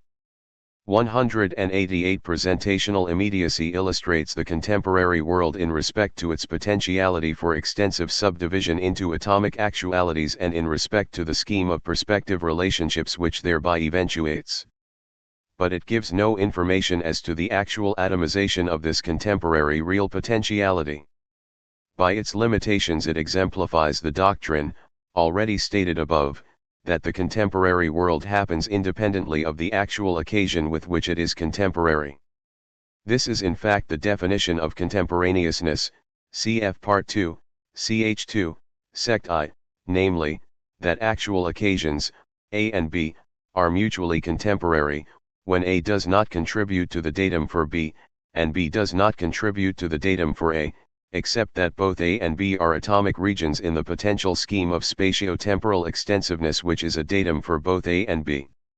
Hume's polemic respecting causation is, in fact, one prolonged, convincing argument that pure presentational immediacy does not disclose any causal influence, either whereby one actual entity is constitutive of the percipient actual entity, or whereby one perceived actual entity is constitutive of another perceived actual entity. The conclusion is that, in so far as concerns their disclosure by presentational immediacy, actual entities in the contemporary universe are causally independent of each other. The two pure modes of perception in this way disclose a variety of loci defined by reference to the percipient occasion M. For example, there are the actual occasions of the settled world which provide the datum for M, these lie in M's causal past. Again, there are the potential occasions for which M decides its own potentialities of contribution to their data, these lie in M's causal future. There are also those actual occasions which lie neither in M's causal past, nor in M's causal future. Such actual occasions are called M's contemporaries. These 189 three loci are defined solely by reference to the pure mode of causal efficacy. We now turn to the pure mode of presentational immediacy. One great difference from the previous way of obtaining loci at once comes into view. In considering the causal mode, the past and the future were defined positively, and the contemporaries of M were defined negatively as lying neither in M's past nor in M's future. In dealing with presentational immediacy, the opposite way must be taken. For presentational immediacy gives positive information only about the immediate present as defined by itself. Presentational immediacy illustrates, by means of sensa, potential subdivisions within a cross-section of the world, which is in this way objectified for M. This cross-section is M's immediate present. What is in this way illustrated is the potentiality for subdivision into actual atomic occasions. We can also recognize potentialities for subdivision of regions whose subdivisions remain unillustrated by any contrast of sensa. There are well-known limitations to such direct perceptions of unillustrated potentiality, a perception outrunning the real illustration of division by contrasted sensa. Such limitations constitute the minima sensibilia. Hume's polemic respecting causation constitutes a proof that M's immediate present lies within the locus of M's contemporaries. The presentation to M of this locus, forming its immediate present, contributes to M's datum two facts about the universe. One fact is that there is a unison of becoming, constituting a positive relation of all the occasions in this community to any one of them. The members of this community share in a common immediacy, they are in unison as to their becoming, that is to say, any pair of occasions in the locus are contemporaries.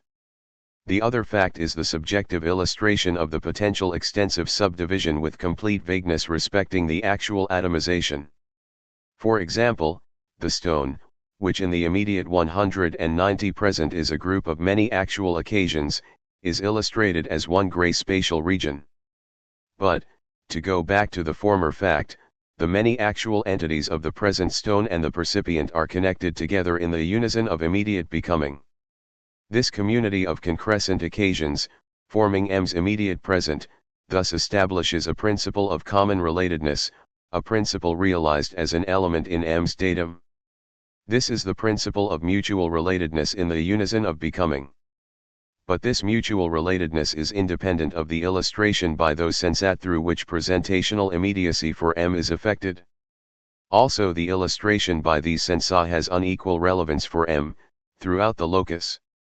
In its spatially remote parts it becomes vaguer and vaguer, fainter and fainter, and yet the principle of unison of becoming still holds, in despite of the fading importance of the sensa. We thus find that the locus, namely, M's immediate present, is determined by the condition of mutual unison independently of variations of relevant importance in M's illustrative sensa, and extends to their utmost bounds of faintness, and is equally determinate beyond such bounds. We thus gain the conception of a locus in which any two atomic actualities are in concrescent unison, and which is particularized by the fact that M belongs to it, and so do all actual occasions belonging to extensive regions which lie in M's immediate present as illustrated by importantly relevant sensa. This complete region is the prolongation of M's immediate present beyond M's direct perception, the prolongation being effected by the principle of concrescent unison. A complete region, satisfying the principle of concrescent unison, will be called a duration. A duration is a cross-section of the universe. It is the immediate present condition of the world at some epoch, according to the old classical theory of time, a theory never doubted until within the last few years. It will have been seen that the philosophy of organism accepts and defines this 191 notion. Some measure of acceptance is imposed upon metaphysics. If the notion be wholly rejected, no appeal to universal obviousness of conviction can have any weight, since there can be no stronger instance of this force of obviousness. The classical theory of time tacitly assumed that a duration included the directly perceived immediate present of each one of its members. The converse proposition certainly follows from the account given above, that the immediate present of each actual occasion lies in a duration. An actual occasion will be said 6 to be cogredient with or stationary in the duration including its directly perceived immediate present. The actual occasion is included in its own immediate present, so that each actual occasion through its percipience in the pure mode of presentational immediacy, if such percipience has important relevance, defines one duration in which it is included. The percipient occasion is stationary in this duration. But the classical theory also assumed the converse of this statement. It assumed that any actual occasion only lies in one duration, so that if n lies in the duration including m's immediate present, then m lies in the duration including n's immediate present. The philosophy of organism, in agreement with recent physics, rejects this conversion, though it holds that such rejection is based on scientific examination of our cosmic epoch, and not on any more general metaphysical principle. According to the philosophy of organism, in the present cosmic epoch only one duration includes all m's immediate present. This one duration will be called m's presented duration. But m itself lies in many durations. Each duration including m also includes some portions of m's presented duration. In the case of human perception, practically all the important portions are thus included. Also in human experience, the relationship to such dura 192 is what we express by the notion of movement. To sum up this discussion, in respect to any one actual occasion m, there are three distinct nexus of occasions to be considered. The nexus of m's contemporaries, defined by the characteristic that m and any one of its contemporaries happen in causal independence of each other. Durations including m, any such duration is defined by the characteristic that any two of its members are contemporaries. It follows that any member of such a duration is contemporary with m, and thence that such durations are all included in the locus, I. The characteristic property of a duration is termed unison of becoming. M's presented locus, which is the contemporary nexus perceived in the mode of presentational immediacy, with its regions defined by sensa. It is assumed, on the basis of direct intuition, that m's presented locus is closely related to some one duration including m. It is also assumed, as the outcome of modern physical theory, that there is more than one duration including m. The single duration which is so related to m's presented locus is termed m's presented duration. But this connection is criticized in the following sections of this chapter. In Part 4, the connection of these presented loci to regions defined by straight lines is considered in more detail. The notion of strain loci is there introduced. Physical science has recently arrived at the stage in which the practical identification, made in the preceding section, between the presented locus of an actual entity, and a locus in unison of becoming with the actual entity must be qualified. The two notions, presented locus and unison of becoming, are distinct. The identification merely rests on the obvious experience of daily life. In any recasting of 193 thought, it is obligatory to include the identification as a practical approximation to the truth, sufficient for daily life.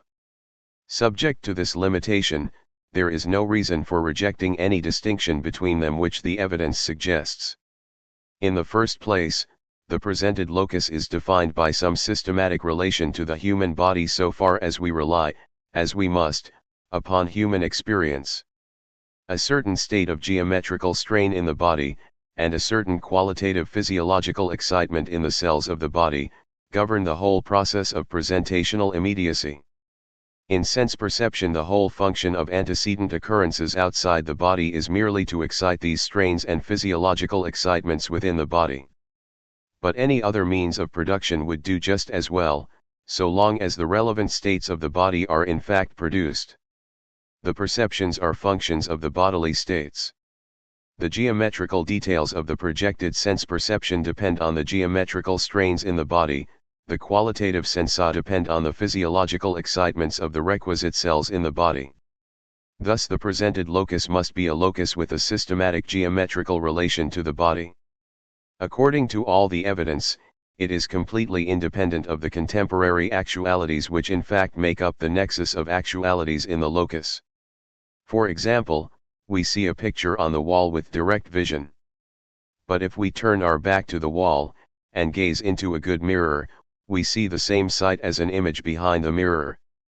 Thus, given the proper physiological state of the body, the locus presented in sense perception is independent of the details of the actual happenings which it includes. This is not to say that sense perception is irrelevant to the real world. It demonstrates to us the real extensive continuum in terms of which these contemporary happenings have their own experiences qualified. Its additional information in terms of the qualitative sensa has relevance in proportion to the relevance of the immediate bodily state to the M194 diet happenings throughout the locus. Both are derived from a past which is practically common to them all. Thus there is always some relevance. The correct interpretation of this relevance is the art of utilizing the perceptive mode of presentational immediacy as a means for understanding the world as a medium. But the question which is of interest for this discussion is how this systematic relevance, of body to presented locus, is definable. This is not a mere logical question. The problem is to point out that element in the nature of things constituting such a geometrical relevance of the body to the presented locus. If there be such an element, we can understand that a certain state of the body may lift it into an important factor of our experience. The only possible elements capable of this extended systematic relevance beyond the body are straight lines and planes. Planes are definable in terms of straight lines, so that we can concentrate attention upon straight lines. It is a dogma of science that straight lines are not definable in terms of mere notions of extension. Thus, in the expositions of recent physical theory, straight lines are defined in terms of the actual physical happenings. The disadvantage of this doctrine is that there is no method of characterizing the possibilities of physical events antecedently to their actual occurrence. It is easy to verify that in fact there is a tacit relevance to an underlying system, by reference to which the physical loci including those called straight lines are defined. The question is how to define this underlying system in terms of pure straight lines, determinable without reference to the casual details of the happenings. It will be shown later, cf. Part 4, chs 3 and 4, that this dogma of the indefinability of straight lines is mistaken. Thus the systematic relation of the body to the presented locus occasions no theoretical difficulty. All measurement is effected by observations of sensa 195 with geometrical relations within this presented locus. Also all scientific observation of the unchanged character of things ultimately depends upon the maintenance of directly observed geometrical analogies within such loci. However far the testing of instruments is carried, finally all scientific interpretation is based upon the assumption of directly observed unchangeability of some instrument for seconds, for hours, for months, for years. When we test this assumption we can only use another instrument, and thereat cannot be an infinite regress of instruments.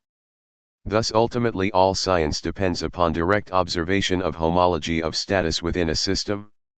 Also the observed system is the complex of geometrical relations within some presented locus.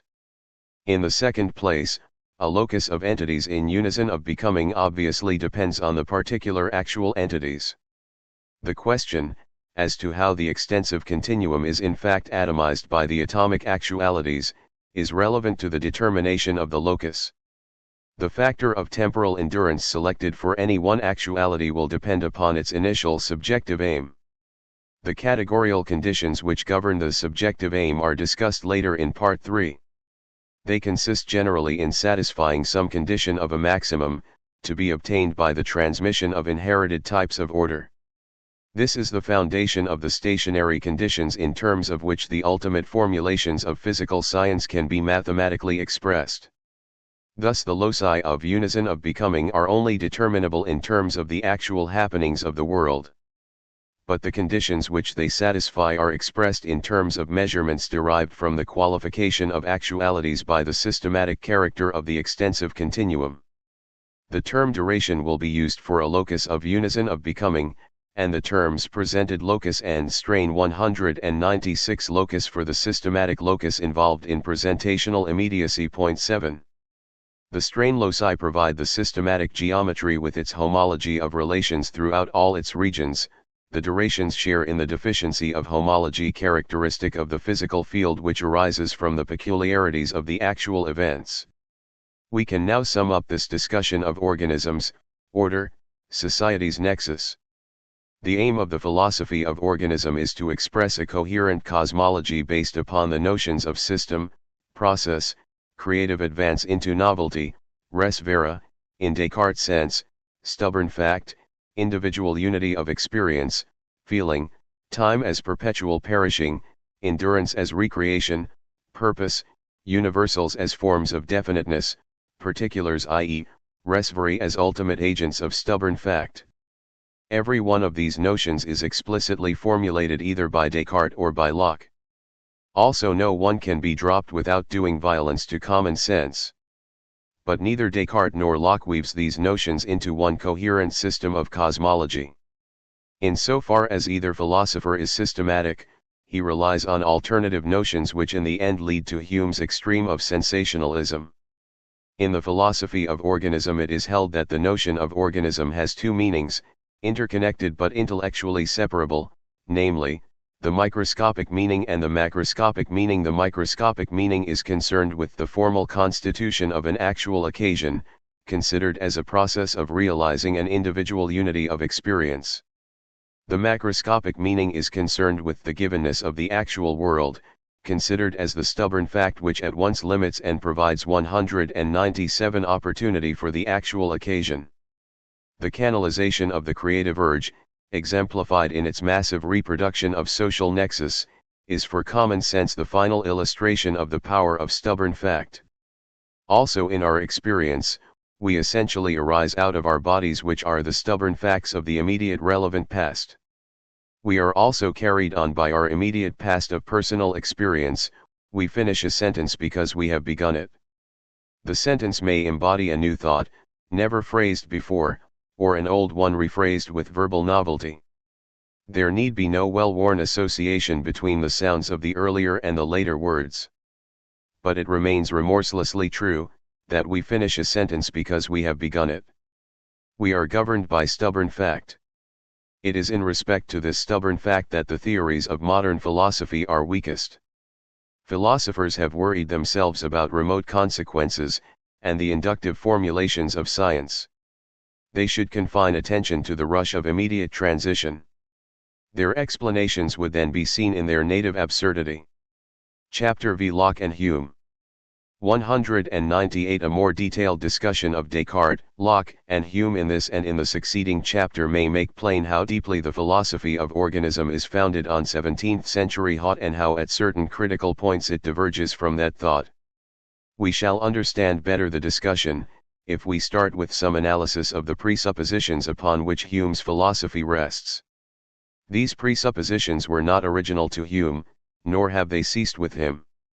They were largely accepted by Kant and are widely prevalent in modern philosophy. The philosophy of organism can be best understood by conceiving it as accepting large portions of the expositions of Hume and Kant, with the exception of these presuppositions, and of inferences directly derived from them. Hume is a writer of unrivaled clearness, and, as far as possible, it will be well to allow him to express his ideas in his own words. He writes: "We may observe, that it is universally allowed by philosophers, and is besides pretty obvious of itself, that nothing is ever really present with the mind but its perceptions or impressions and ideas, and that external objects become known to us only by those perceptions they occasion. To hate, to love, to think, to feel, to see, all this is nothing but to perceive. Point 1. Again, all the perceptions of the human mind resolve themselves into two distinct kinds, which I shall call impressions and ideas. The difference betwixt these consists in 199 the degrees of force and liveliness, with which they strike upon the mind, and make their way into our thought or consciousness. Those perceptions which enter with most force and violence, we may name impressions, and, under this name, I comprehend all our sensations, passions, and emotions, as they make their first appearance in the soul. By ideas, I mean the faint images of these in thinking and reasoning, such as, for instance, are all the perceptions excited by the present discourse, excepting only those which arise from the sight and touch, and excepting the immediate pleasure or uneasiness it may occasion. Point 2. The exceptions made in the above quotation are, of course, due to the fact that the perceptions arising in these accepted ways are impressions and not ideas. Hume immediately draws attention to the fact that he deserts Locke's wide use of the term idea, and restores it to its more usual and narrow meaning. He divides both ideas and impressions into simple and complex. He then adds, "We shall here content ourselves with establishing one general proposition, that all our simple ideas in their first appearance, are derived from simple impressions, which are correspondent to them, and which they exactly represent." Point 3. When Hume passes on to complex impressions and ideas, his admirable clearness partially deserts him. He fails to distinguish sufficiently between, the manner, or order, in which many simples constitute some one complex perception, i.e., impression, or idea, and, 2, the efficacious fact by reason of which this complex perception arises, and, 3, the mere multiplicity of simples which constitute the complex perception in this definite manner. In this respect Hume's followers only differ from Hume by discarding some of that clarity which never wholly deserts him. Each one of these three notions is an essential element in his argument. He writes, 200, we may conclude with certainty, that the idea of extension is nothing but a copy of these colored points, and of the manner of their appearance. Point 4. Also he writes, were ideas entirely loose and unconnected, chance it alone would join them, and it is impossible the same simple ideas should fall regularly into complex ones, as they commonly do, without some bond of union among them, some associating quality, by which one idea naturally introduces another. This uniting principle among ideas is not to be considered as an inseparable connection, for that has been already 5 excluded from the imagination, nor yet are we to conclude, that without it the mind cannot join two ideas, for nothing is more free than that faculty, but we are only to regard it as a gentle force, which commonly prevails, and is the cause why, among other things, languages so nearly correspond to each other, nature, in a manner, pointing out to every one those simple ideas, which are most proper to be united into a complex 1.6. As a final quotation, to illustrate Hume's employment of the third notion, we have, the idea of a substance as well as that of a mode, is nothing but a collection of simple ideas, that are united by the imagination, and have a particular name assigned them. But the difference betwixt these ideas consists in this, that the particular qualities, which form a substance, are commonly referred to an unknown something italics Hume's, in which they are supposed to inhere, or granting this fiction should not take place, are at least supposed to be closely and inseparably connected by the relations of contiguity and causation. The effect of this is, that whatever new simple quality we discover to have the same connection with the rest, we immediately comprehend it among them, even though it did not enter into the first conception of the substance. The principle of union being regarded as the chief part of the complex 201 idea, gives entrance to whatever quality afterwards occurs, and is equally comprehended by it, as are the others, which first presented themselves. 7. In this last quotation, the phrase principle of union is ambiguous as between manner and efficacious reason. In either sense, it is inconsistent with the phrase nothing but a collection, which at the beginning of the quotation settles so simply the notion of substance. Returning to the first of the sequence of 3 quotations, we note that any particular manner of composition must itself be a simple idea, or impression. For otherwise we require yet another manner of composition for the original manner, and so on indefinitely.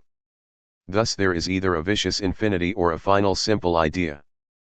But Hume admits that there are novel compound ideas which are not copies of compound impressions. Thus he should also admit that there is a novel simple idea conveying the novel manner, which is not a copy of an impression. He has also himself drawn attention to another exception in respect to missing shades of color in a graduated color scheme. This exception cannot be restricted to color, and must be extended to sound, and smell, and to all graduations of sensations. Thus Hume's proposition, that simple ideas are all copies of simple impressions, is subject to such considerable qualifications that it cannot be taken for an ultimate philosophical principle, at least not when enunciated in Hume's unguarded fashion. Hume himself, in the passage, Part I, Sect 4, quoted above for its relevance to his doctrine of the association of ideas, says, "For nothing is more free than that faculty, i.e., the imagination." But he limits its freedom to the production of novel complex ideas, disregarding the exceptional case of missing shades. This question of imaginative freedom is obviously treated very superficially by Hume. Imagination is never very free, it does not seem to be limited to complex ideas, as asserted by 202 him, but such freedom as it has in fact seems to establish the principle of the possibility of diverse actual entities with diverse grades of imaginative freedom, some more, some less, than the instances in question. In this discussion of Hume's doctrine of imaginative freedom, two other points have been left aside. One such point is the difference between various grades of generic abstraction, for example, scarlet, red, color, sense datum, manner of connectedness of diverse sense data. The other point is the contrast between simplicity and complexity. We may doubt whether simplicity is ever more than a relative term, having regard to some definite procedure of analysis. I hold this to be the case, and by reason of this opinion find yet another reason for discarding Hume's doctrine, which would debar imagination from the free conceptual production of any type of eternal objects, such as Hume calls simple. But there is no such fact as absolute freedom. Every actual entity possesses only such freedom as is inherent in the primary phase given by its standpoint of relativity to its actual universe. Freedom, givenness, potentiality, are notions which presuppose each other and limit each other. Hume, at the end of this passage on the connectedness of ideas, places the sentence. Nature, in a manner, pointing out to every one those simple ideas, which are most proper to be united into a complex one. Hume's philosophy is occupied with the double search, first, for manners of unity, whereby many simples become one complex impression, and secondly, for a standard of propriety by which to criticize the production of ideas. Hume can find only one standard of propriety, and that is, repetition. Repetition is capable of more or less. The more often impressions are repeated, the more proper it is that ideas should copy them. Fortunately, and without any reason so far as Hume can discover, complex 203 impressions, often repeated, are also often copied by their corresponding complex ideas. Also the frequency of ideas following upon the frequency of their correlate impressions is also attended by an expectation of the repetition of the impression. Hume also believes, without any reason he can assign, that this expectation is pragmatically justified. It is this pragmatic justification, without metaphysical reason, which constitutes the propriety attaching to repetition. This is the analysis of the course of thought involved in Hume's doctrine of the association of ideas in its relation to causation, and in Hume's final appeal to practice. It is a great mistake to attribute to Hume any disbelief in the importance of the notion of cause and effect. Throughout the treatise he steadily affirms its fundamental importance, and finally, when he cannot fit it into his metaphysics, he appeals beyond his metaphysics to an ultimate justification outside any rational systematization. This ultimate justification is practice. Hume writes, As our senses show us in one instance two bodies, or motions, or qualities, in certain relations of succession and contiguity, so our memory presents us only with a multitude of instances wherein we find like bodies, motions, or qualities, in like relations. From the mere repetition of any past impression, even to infinity, there never will arise any new original idea, such as that of a necessary connection, and the number of impressions has in this case no more effect than if we confined ourselves to one only. But though this reasoning seems just and obvious, yet, as it would be folly to despair too soon, we shall continue the thread of our discourse, and having found, that after the discovery of the constant conjunction of any objects, we always draw an inference from one object to another, we shall now examine the nature of that inference, and of the transition from the impression to the idea. Perhaps it will appear in the end, that the necessary connection depends on the inference, instead of the inferences depending on 204 the necessary connection. The only connection or relation of objects, which can lead us beyond the immediate impressions of our memory and senses, is that of cause and effect, and that because it is the only one, on which we can found a just inference from one object to another. The idea of cause and effect is derived from experience italics Hume's, which informs us, that such particular objects, in all past instances, have been constantly conjoined with each other, and as an object similar to one of these is supposed to be immediately present in its impression, we thence presume on the existence of one similar to its usual attendant. According to this account of things, which is, I think, in every point unquestionable, probability is founded on the presumption of a resemblance betwixt those objects of which we have had experience, and those of which we have had none, and, therefore, it is impossible this presumption can arise from probability. 8. Hume's difficulty with cause and effect is that it lies beyond the immediate impressions of our memory and senses. In other words, this manner of connection is not given in any impression. Thus the whole basis of the idea, its propriety, is to be traced to the repetition of impressions. At this point of his argument, Hume seems to have overlooked the difficulty that repetition stands with regard to impressions in exactly the same position as does cause and effect. Hume has confused a repetition of impressions with an impression of repetitions of impressions. In Hume's own words on another topic, Part 2, Sect V. For whence should it be derived? Does it arise from an impression of sensation or of reflection? Point it out distinctly to us, that we may know its nature and qualities. But if you cannot point out any such impression Hume's italics, you may be certain you are mistaken, when you imagine you have any such idea *. Hume's answer to this criticism would, of course, be 205 that he admits memory. But the question is what is consistent with Hume's own doctrine. This is Hume's doctrine of memory, Part 3, Sect V. Since therefore the memory is known, neither by the order of its complex ideas, nor the nature of its simple ones, it follows, that the difference betwixt it and the imagination lies in its superior force and vivacity.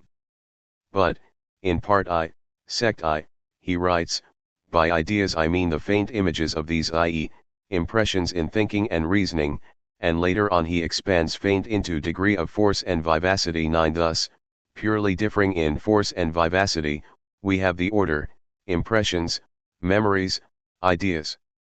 This doctrine is very unplausible, and, to speak bluntly, is in contradiction to plain fact. But, even worse, it omits the vital character of memory, namely, that it is memory.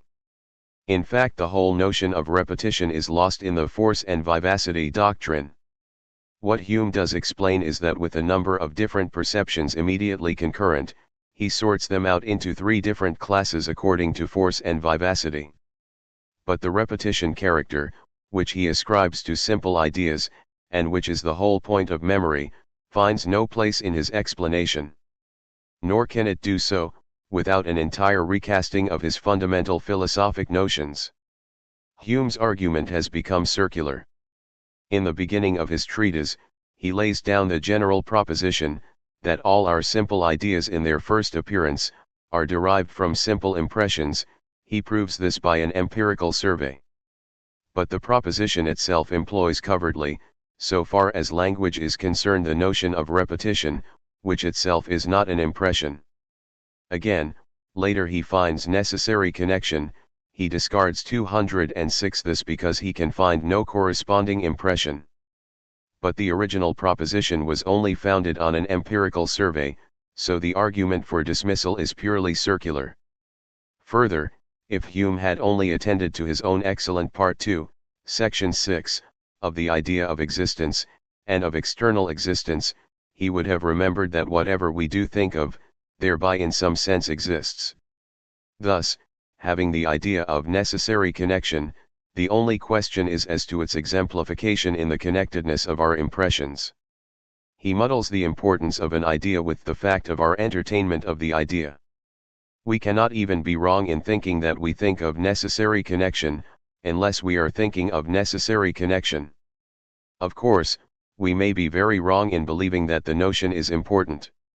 The reasons for this examination of Hume, including the prolonged quotations, are, I. That Hume states with great clearness important aspects of our experience, 2. That the defects in his statements are eminently natural defects which emerge with great clearness, owing to the excellence of his presentation, and, 3. That Hume differs from the great majority of his followers chiefly by the way in which he faces up to the problems raised by his own philosophy. The first point to notice is that Hume's philosophy is pervaded by the notion of repetition, and that memory is a particular example of this character of experience, that in some sense there is entwined in its fundamental nature the fact that it is repeating something. Tear repetition out of experience, and there is nothing left. On the other hand, immediacy, or first-handedness, is another element in experience. Feeling overwhelms repetition, and there remains the immediate, first-handed fact, which is the actual world in an immediate complex unity of feeling. There is another contrasted pair of elements in experience, clustering round the notion of time, namely, endurance and change. Descartes, who emphasizes the notion 207 of substance, also emphasizes change. Hume, who minimizes the notion of substance, similarly emphasizes change. He writes, "Now as time is composed of parts that are not coexistent, an unchangeable object, since it produces none but coexistent impressions, produces none that can give us the idea of time, and, consequently, that idea must be derived from a succession of changeable objects, and time in its first appearance can never be severed from such a succession." Point 10. Whereas Descartes writes, "For this i.e., the nature of time or of the duration of things is of such a kind that its parts do not depend one upon the other, and never coexist, and from the fact that we now are, it does not follow that we shall be a moment afterwards, if some cause the same that first produced us does not continue so to produce us. That is to say, to conserve us. And again, we shall likewise have a very different understanding of duration, order, and number, if, in place of mingling with the idea that we have of them what properly speaking pertains to the conception of substance, we merely consider that the duration of each thing is a mode under which we shall consider this thing in so far as it continues to exist." 11. We have certainly to make room in our philosophy for the two contrasted notions, one that every actual entity endures, and the other that every morning is a new fact with its measure of change. These various aspects can be summed up in the statement that experience involves a becoming, that becoming means that something becomes, and that what becomes involves repetition transformed into novel immediacy. This statement directly traverses one main presupposition which Descartes and Hume agree in stating explicitly. This presupposition is that of the individual independence of successive temporal occasions. For 208 example, Descartes, in the passage cited above, writes, "The nature of time is such that its parts do not depend one upon the other." Also Hume's impressions are self-contained, and he can find no temporal relationship other than mere serial order. This statement about Hume requires qualifying so far as concerns the connection between impressions and ideas. There is a relation of derivation of ideas from impressions which he is always citing and never discussing. So far as it is to be taken seriously, for he never refers it to a correlate impression, it constitutes an exception to the individual independence of successive perceptions. This presupposition of individual independence is what I have elsewhere 12 called, the fallacy of simple location. The notion of simple location is inconsistent with any admission of repetition. Hume's difficulties arise from the fact that he starts with simple locations and ends with repetition. In the organic philosophy, the notion of repetition is fundamental. The doctrine of objectification is an endeavor to express how what is settled in actuality is repeated under limitations, so as to be given for immediacy. Later, in discussing time, this doctrine will be termed the doctrine of objective immortality. The doctrine of the individual independence of real facts is derived from the notion that the subject-predicate form of statement conveys a truth which is metaphysically ultimate. According to this view, an individual substance with its predicates constitutes the ultimate type of actuality. If there be one individual, the philosophy is monistic; if there be many individuals, the philosophy is pluralistic. With this metaphysical presupposition, the relations between individual substances constitute metaphysical nuisances, there is no place for them. Accordingly, in defiance of the most obvious deliverance of our intuitive prejudices, every 209 respectable philosophy of the subject-predicate type is monistic.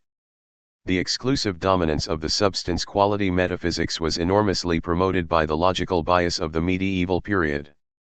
It was retarded by the study of Plato and of Aristotle. These authors included the strains of thought which issued in this doctrine, but included them inconsistently mingled with other notions. The substance-quality metaphysics triumphed with exclusive dominance in Descartes' doctrines. Unfortunately, he did not realize that his notion of the res vera did not entail the same disjunction of ultimate facts as that entailed by the Aristotelian notion of primary substance. Locke led a revolt from this dominance, but inconsistently. For him and also for Hume, in the background and tacitly presupposed in all explanations, there remained the mind with its perceptions. The perceptions, for Hume, are what the mind knows about itself, and tacitly the knowable facts are always treated as qualities of a subject, the subject being the mind. His final criticism of the notion of the mind does not alter the plain fact that the whole of the previous discussion has included this presupposition. Hume's final criticism only exposes the metaphysical superficiality of his preceding exposition. In the philosophy of organism, a subject-predicate proposition is considered as expressing a high abstraction. The metaphysical superiority of Locke over Hume is exhibited in his wide use of the term idea, which Locke himself introduced and Hume abandoned. Its use marks the fact that his tacit subject-predicate bias is slight in its warping effect. He first, 8*, explains. I have used it, i.e., idea, to express whatever is meant by phantasm, notion, species, or whatever it is which the mind can be employed about in thinking, but later, 3:6, without any explicit notice of the widening of use, he writes, and ideas become 13:210 general by separating from them the circumstances of time and place and any other ideas that may determine them to this or that particular existence. Here, for Locke, the operations of the mind originate from ideas determined to particular existence. This is a fundamental principle with Locke, it is a casual concession to the habits of language with Hume, and it is a fundamental principle with the philosophy of organism. In an earlier section, 2:1, Locke expresses more vaguely the same doctrine, though in this context he immediately waters it down into an unexplained notion of going constantly together, the mind, being furnished with a great number of the simple ideas conveyed in by the senses, as they are found in exterior things, takes notice, also, that a certain number of these simple ideas go constantly together. But Locke wavers in his use of this principle of some sort of perception of particular existence, and Hume seeks consistency by abandoning it, while the philosophy of organism seeks to reconstruct Locke by abandoning those parts of his philosophy which are inconsistent with this principle. But the principle itself is to be found plainly stated by Locke. Hume has only impressions of sensation and of reflection. He writes, the first kind arises in the soul originally, from unknown causes. 14. Note the tacit presupposition of the soul as subject, and impression of sensation as predicate. Also note the dismissal of any intrinsic relevance to a particular existent, which is an existent in the same sense as the soul is an existent, whereas Locke illustrates his meaning by referring, cf. 3:7, to a child corresponding to the soul in Hume's phrase and to its nurse of whom the child has its idea. Hume is certainly inconsistent, because he cannot entirely disregard common sense.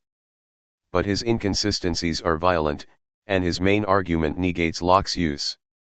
211. As an example of his glaring inconsistency of phraseology, note: as to those impressions, which arise from the senses, their ultimate cause is, in my opinion, perfectly inexplicable by human reason, and it will always be impossible to decide with certainty, whether they arrive immediately from the object, or are produced by the creative power of the mind, or are derived from the author of our being. 15.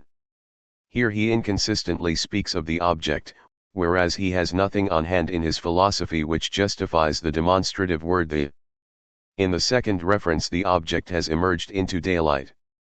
He writes, there is no object which implies the existence of any other, if we consider these objects in themselves, and never look beyond the ideas which we form of them.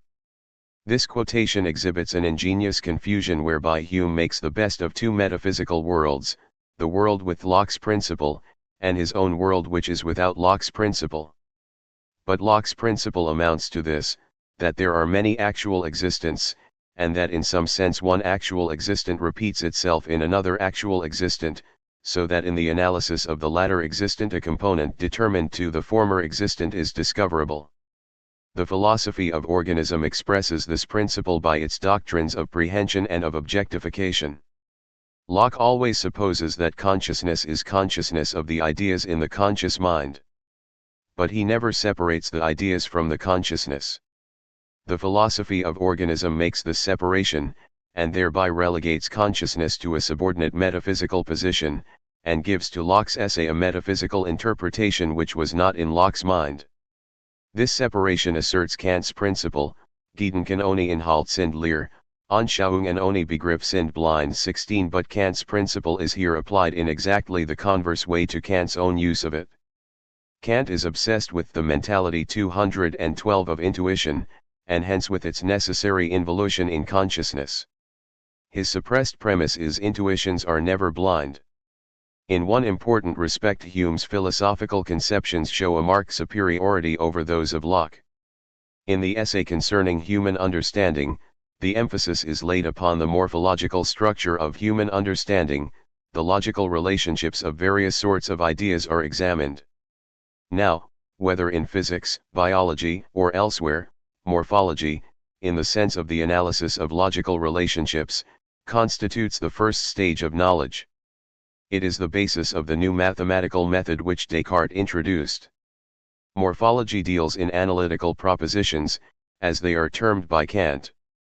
For example, Locke writes, the common names of substances, as well as other general terms, stand for sorts, which 17 is nothing else but the being made signs of such complex ideas, wherein several particular substances do or might agree, by virtue of which they are capable of being comprehended in one common conception, and be signified by one name.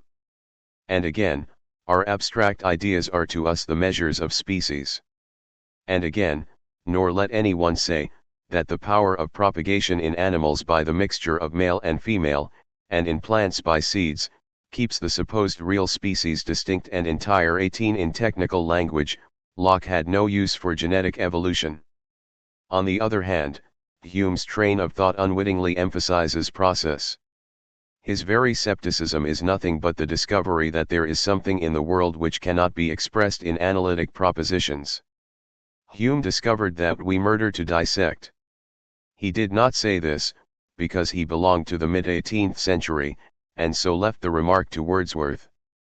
But, in 213 effect, Hume discovered that an actual entity is at once a process, and is atomic, so that in no sense is it the sum of its parts. Hume proclaimed the bankruptcy of morphology. Hume's account of the process discoverable in the soul is as follows: first, impressions of sensation, of unknown origin, then, ideas of such impressions, derived from the impressions, then, impressions of reflection derived from the antecedent ideas, and then, ideas of impressions of reflection. Somewhere in this process, there is to be found repetition of impressions, and thence by habit, by which we may suppose that a particular mode of derivation is meant by habit, a repetition of the correlate ideas, and thence expectancy of the repetition of the correlate impressions. This expectancy would be an impression of reflection. It is difficult to understand why Hume exempts habit from the same criticism as that applied to the notion of cause. We have no impression of habit, just as we have no impression of cause. Cause, repetition, habit are all in the same boat. Somewhat inconsistently, Hume never allows impressions of sensation to be derived from the correlate ideas, though, as the difference between them only consists in force and vivacity, the reason for this refusal cannot be found in his philosophy. The truth is that Hume retained an obstinate belief in an external world which his principles forbade him to confess in his philosophical constructions. He reserved that belief for his daily life, and for his historical and sociological writings, and for his dialogues concerning natural religion. The merit of Hume's account is that the process described is within the soul. In the philosophy of organism, the soul as it appears in Hume, and the mind as it appears in Locke and Hume, are replaced by the phrases the actual entity, and the actual occasion, these phrases being synonymous. Two defects, found equally in Locke and in Hume, are, first, the confusion between a Lockean idea and 214 consciousness of such an idea, and, secondly, the assigned relations between ideas of sensation and ideas of reflection in Hume's language. This latter point is concerned with the relations between impressions of sensation and impressions of reflection. Hume and Locke, with the over-intellectualist bias prevalent among philosophers, assume that emotional feelings are necessarily derivative from sensations. This is conspicuously not the case. The correlation between such feelings and sensations is on the whole a secondary effect. Emotions conspicuously brush aside sensations and fasten upon the particular objects to which in Locke's phrase certain ideas are determined. The confinement of our prehension of other actual entities to the mediation of private sensations is pure myth. The converse doctrine is nearer the truth. The more primitive mode of objectification is via emotional tone, and only in exceptional organisms does objectification, via sensation, supervene with any effectiveness. In their doctrine on this point, Locke and Hume were probably only repeating the medieval tradition, and they have passed on the tradition to their successors. Nonetheless, the doctrine is founded upon no necessity of thought, and lacks empirical confirmation. If we consider the matter physiologically, the emotional tone depends mainly on the condition of the viscera, which are peculiarly ineffective in generating sensations. Thus the whole notion of prehension should be inverted. We prehend other actual entities more primitively by direct mediation of emotional tone, and only secondarily and waveringly by direct mediation of sense. The two modes fuse with important effects upon our perceptive knowledge. This topic must be reserved, cf. parts 3 and 4, for further discussion, but it is fundamental in the philosophy of organism. One difficulty in appealing to modern psychology, for the purpose of a preliminary survey of the nature of experience, is that so much of that science is based upon the presupposition of the sensationalist mythology. Thus the Sim 215 plur, more naive surveys of Locke and Hume are philosophically the more useful. Later, in Part 3, apprehension will be analyzed into prehending subject, object prehended, and subjective form. The philosophy of organism follows Locke in admitting particular exterior things into the category of object prehended. It also follows Hume in his admission at the end of his appendix to the treatise, had I said, that two ideas of the same object can only be different by their different feeling, I should have been nearer the truth. What Hume here calls feeling is expanded in the philosophy of organism into the doctrine of subjective form. but there is another ineradicable difference between some prehensions, namely, their diversity of prehending subjects, when the two prehensions are in that respect diverse. The subsequent uses of the term feeling are in the sense of the positive type of prehensions, and not in the sense in which Hume uses it in the above quotation. The approximation of the philosophy of organism to Santayana's doctrine of animal faith is effected by this doctrine of objectification by the mediation of feeling. Santayana would deny that animal faith has in it any element of givenness. This denial is presumably made in deference to the sensationalist doctrine, that all knowledge of the external world arises by the mediation of private sensations. If we allow the term animal faith to describe a kind of perception which has been neglected by the philosophic tradition, then practically the whole of Santayana's discussion 19 is in accord with the organic philosophy. The divergence from, and the analogy to, Santayana's doctrine can be understood by quoting two sentences. I propose therefore to use the word existence, to designate not data of intuition but facts or events believed to occur in nature. These facts or events will include, first, intuitions themselves, or instances of Con 216 consciousness, like pains and pleasures and all remembered experiences and mental discourse, and second, physical things and events, having a transcendent relation to the data of intuition which, in belief, may be used as signs for them, asterisk. It may be remarked in passing that this quotation illustrates Santayana's admirable clarity of thought, a characteristic which he shares with the men of genius of the 17th and 18th centuries. Now the exact point where Santayana differs from the organic philosophy is his implicit assumption that intuitions themselves cannot be among the data of intuition, that is to say, the data of other intuitions. This possibility is what Santayana denies and the organic philosophy asserts. In this respect Santayana is voicing the position which, implicitly or explicitly, pervades modern philosophy. He is only distinguished by his clarity of thought. If Santayana's position be granted, there is a phenomenal veil, a primitive credulity associated with action and valuation, and a mysterious symbolism from the veil to the realities behind the veil. The only difference between such philosophers lies in their reading of the symbolism, some read more and some less. There can be no decision between them, since there are no rational principles which penetrate from the veil to the dark background of reality. The organic philosophy denies this doctrine because, first, it is contrary to naive experience, secondly, memory is a very special instance of an antecedent act of experience becoming a datum of intuition for another act of experience, thirdly, the rejected doctrine is derived from the misconception of Locke, already noted previously, cf. Part 2, ch. I, Sec 6, that logical simplicity can be identified with priority in the concrescent process. Locke, in his first two books, attempts to build up experience from the basic elements of simple ideas of sensation. These simple ideas are practically Santayana's intuitions of essences. Santayana explicitly 217 repudiates the misconception, but in so doing he knocks away one of the supports of his doctrine. A fourth reason for the rejection of the doctrine is that the way is thereby opened for a rational scheme of cosmology in which a final reality is identified with acts of experience. Chapter 6 From Descartes to Kant. 218 A comparison of the different ways in which Descartes and Locke respectively conceived the scope of their investigations at once discloses the very important shift which Locke introduced into the tradition of philosophic thought. Descartes asked the fundamental metaphysical question, what is it to be an actual entity? He found three kinds of actual entities, namely, cogitating minds, extended bodies, and God. His word for an actual entity was substance. The fundamental proposition, whereby the analysis of actuality could be achieved, took the form of predicating a quality of the substance in question. A quality was either an accident or an essential attribute.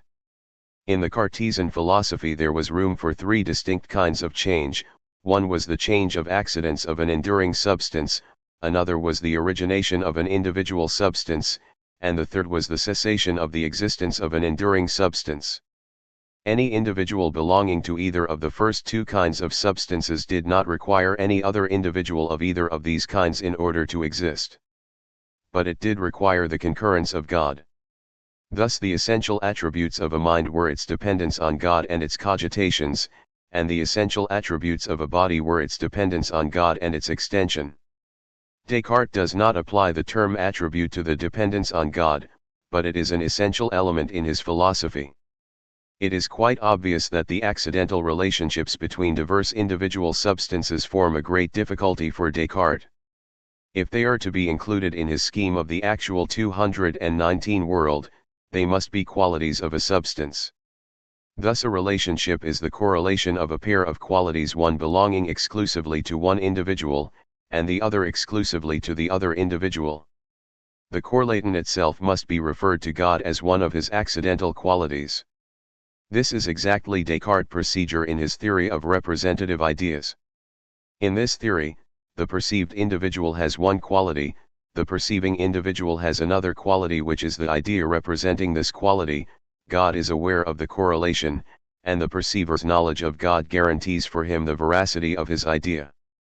It is unnecessary to criticize this very artificial account of what common sense believes to be our direct knowledge of other actual entities. But it is the only account consistent with the metaphysical materials provided by Descartes, combined with his assumption of a multiplicity of actual entities. In this assumption of a multiplicity of actual entities, the philosophy of organism follows Descartes. It is, however, obvious that there are only two ways out of Descartes' difficulties. One way is to have recourse to some form of monism, the other way is to reconstruct Descartes' metaphysical machinery. But Descartes asserts one principle which is the basis of all philosophy. He holds that the whole pyramid of knowledge is based upon the immediate operation of knowing, which is either an essential, for Descartes, or a contributory, element in the composition of an immediate actual entity. This is also a first principle for the philosophy of organism. But Descartes allowed the subject-predicate form of proposition, and the philosophical tradition derived from it, to dictate his subsequent metaphysical development. For his philosophy, actuality meant to be a substance with inhering qualities. For the philosophy of organism, the percipient occasion is its own standard of actuality. If in its knowledge other actual entities appear, it can only be because they conform to its standard of actuality. There can only be 220 evidence of a world of actual entities, if the immediate actual entity discloses them as essential to its own composition. Descartes' notion of an unessential experience of the external world is entirely alien to the organic philosophy. This is the root point of divergence, and is the reason why the organic philosophy has to abandon any approach to the substance-quality notion of actuality. The organic philosophy interprets experience as meaning the self-enjoyment of being one among many, and of being one arising out of the composition of many. Descartes interprets experience as meaning the self-enjoyment, by an individual substance, of its qualification by ideas. Locke explicitly discards metaphysics. His inquiry has a limited scope, this therefore being my purpose, to inquire into the original, certainty, and extent of human knowledge, together with the grounds and degrees of belief, opinion, and assent. I shall not at present meddle with the physical consideration of the mind, or trouble myself to examine wherein its essence consists. It shall suffice to my present purpose, to consider the discerning faculties of a man as they are employed about the objects which they have to do with. 1. The enduring importance of Locke's work comes from the candor, clarity, and adequacy with which he stated the evidence, uninfluenced by the bias of metaphysical theory. He explained, in the sense of stating plainly, and not in the more usual sense of explaining away. By an ironic development in the history of thought, Locke's successors, who arrogated to themselves the title of empiricists, have been chiefly employed in explaining away the obvious facts of experience in obedience to the a priori doctrine of sensationalism, inherited from the medieval philosophy which they despised. Locke's essay is the invaluable storehouse for those who wish to 221 confront their metaphysical constructions by a recourse to the facts. Hume clipped his explanation by this a priori theory, which he states explicitly in the first quotation made from his treatise in the previous chapter. It cannot be too often repeated. We may observe, that it is universally allowed by philosophers, and is besides pretty obvious of itself, that nothing is ever really present with the mind but its perceptions or impressions and ideas, and that external objects become known to us only by those perceptions they occasion. To hate, to love, to think, to feel, to see, all this is nothing but to perceive. Hume, in agreement with what is universally allowed by philosophers, interprets this statement in a sensationalist sense. In accordance with this sense, an impression is nothing else than a particular instance of the mind's awareness of a universal, which may either be simple, or may be a manner of union of many simple universals. For Hume, hating, loving, thinking, feeling, are nothing but perceptions derived from these fundamental impressions. This is the a priori sensationalist dogma, which bounds all Hume's discoveries in the realm of experience. It is probable that this dogma was in Locke's mind throughout the earlier portion of his essay. But Locke was not seeking consistency with any a priori dogma. He also finds in experience ideas with characteristics which determine them to this or that particular existent. Such inconsistency with their dogmas shocks empiricists, who refuse to admit experience, naked and unashamed, devoid of their a priori fig leaf. Locke is merely stating what, in practice, nobody doubts. But Locke would have agreed with Hume in refusing to admit that ideas of reflection may be directly determined to some particular existent, without the intervention of ideas of sensation. In this respect, Locke was a sensationalist, and the philosophy of organism is not sensationalist. But Locke's avoidance of metaphysics only led him up to a stage of thought for which meta 222 physics is essential to clarity. The questions as to the status of a particular existent, and of an idea determined to a particular existent, demand metaphysical discussion. Locke is never tired of disparaging the notion of substance, but he gives no hint of alternative categories which he would employ to analyze the notions of an actual entity and of reality. But his essay, however, does contain a line of thought which can be developed into a metaphysic. In the first place, he distinctly holds that ideas of particular existence, for example, the child's idea of its mother, constitute the fundamental data which the mental functioning welds into a unity by a determinate process of absorption, including comparison, emphasis, and abstraction. He also holds that powers are to be ascribed to particular existence whereby the constitutions of other particulars are conditioned. Correlatively, he holds that the constitutions of particular existence must be described so as to exhibit their capacities for being conditioned by such powers in other particulars. He also holds that all qualities have in some sense a relational element in them. Perhaps, though Locke does not say so, this notion of the relational element in qualities is illustrated in the following passage: besides, there is scarce any particular thing existing, which, in some of its simple ideas, does not communicate with a greater, and in others with a less, number of particular beings. Locke here expresses the notion of an identity between two simple ideas in the form of a communication between the particular existents which possess that common quality. This passage also illustrates Locke's habit of employing the term idea in a sense other than particular content of an act of awareness. Finally, Locke's notion of the passage of time is that something is perpetually perishing. If he had grasped the notion that the actual entity perishes in the passage of time, so that no actual entity changes, he would have arrived 223 at the point of view of the philosophy of organism. What he does say, is perpetually perishing parts of succession 3 here, as elsewhere, Locke's neglect of ultimate questions revenges itself upon him. Nothing can make the various parts of his essay mutually consistent. He never revises the substance-quality categories which remain presupposed throughout his essay. In the first 2 books of the essay, he professes to lay the foundations of his doctrine of ideas. These books are implicitly dominated by the notion of the ideas as mere qualifications of the substrate mind. In the 3rd book of the essay he is apparently passing on to the application of his established doctrine of ideas to the subordinate question of the function of language. but he tacitly introduces a new doctrine of ideas, which is difficult to conciliate with the sensationalist doctrine of the preceding books. Hume concentrates upon the doctrine of Locke's earlier books, the philosophy of organism concentrates upon that of the later books in the essay. If Locke's essay is to be interpreted as a consistent scheme of thought, undoubtedly Hume is right, but such an interpretation offers violence to Locke's contribution to philosophy.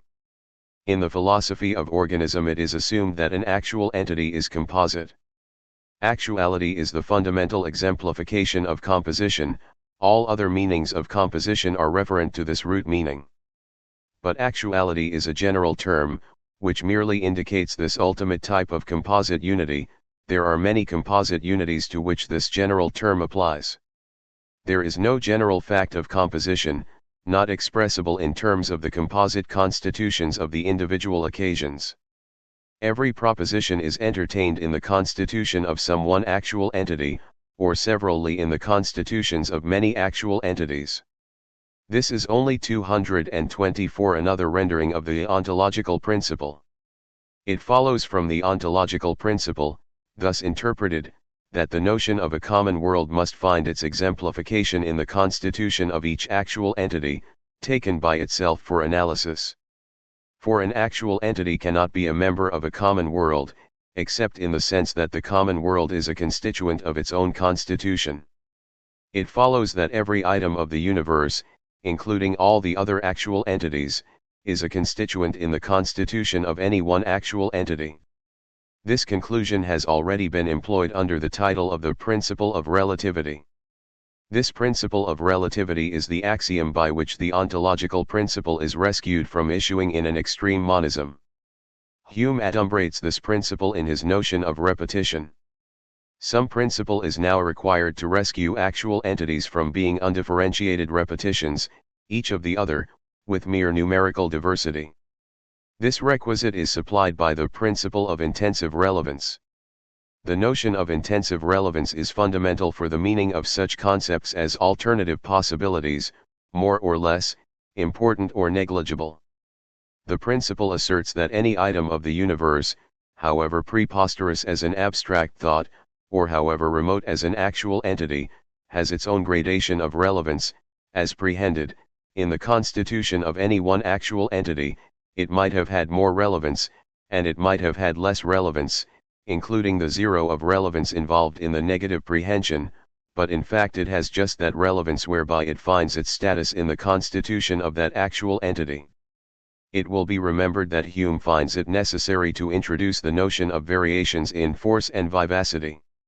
He is here making a particular application and, as I believe, an unsuccessful application of the general principle of intensive relevance.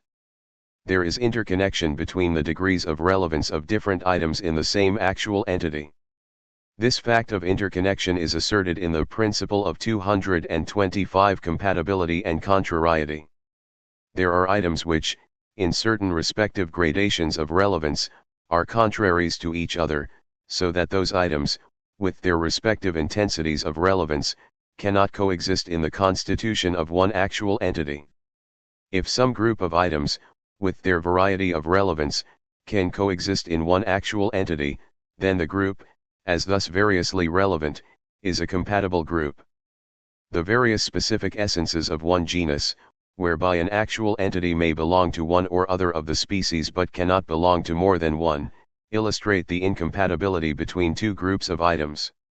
Also, insofar as a specific essence is complex, the specific essence is necessarily composed of compatible items, if there has been any exemplification of that species.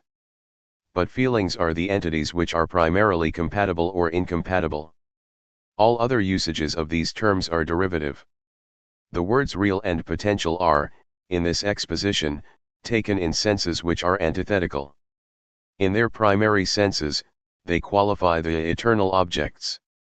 These eternal objects determine how the world of actual entities enters into the constitution of each one of its members via its feelings.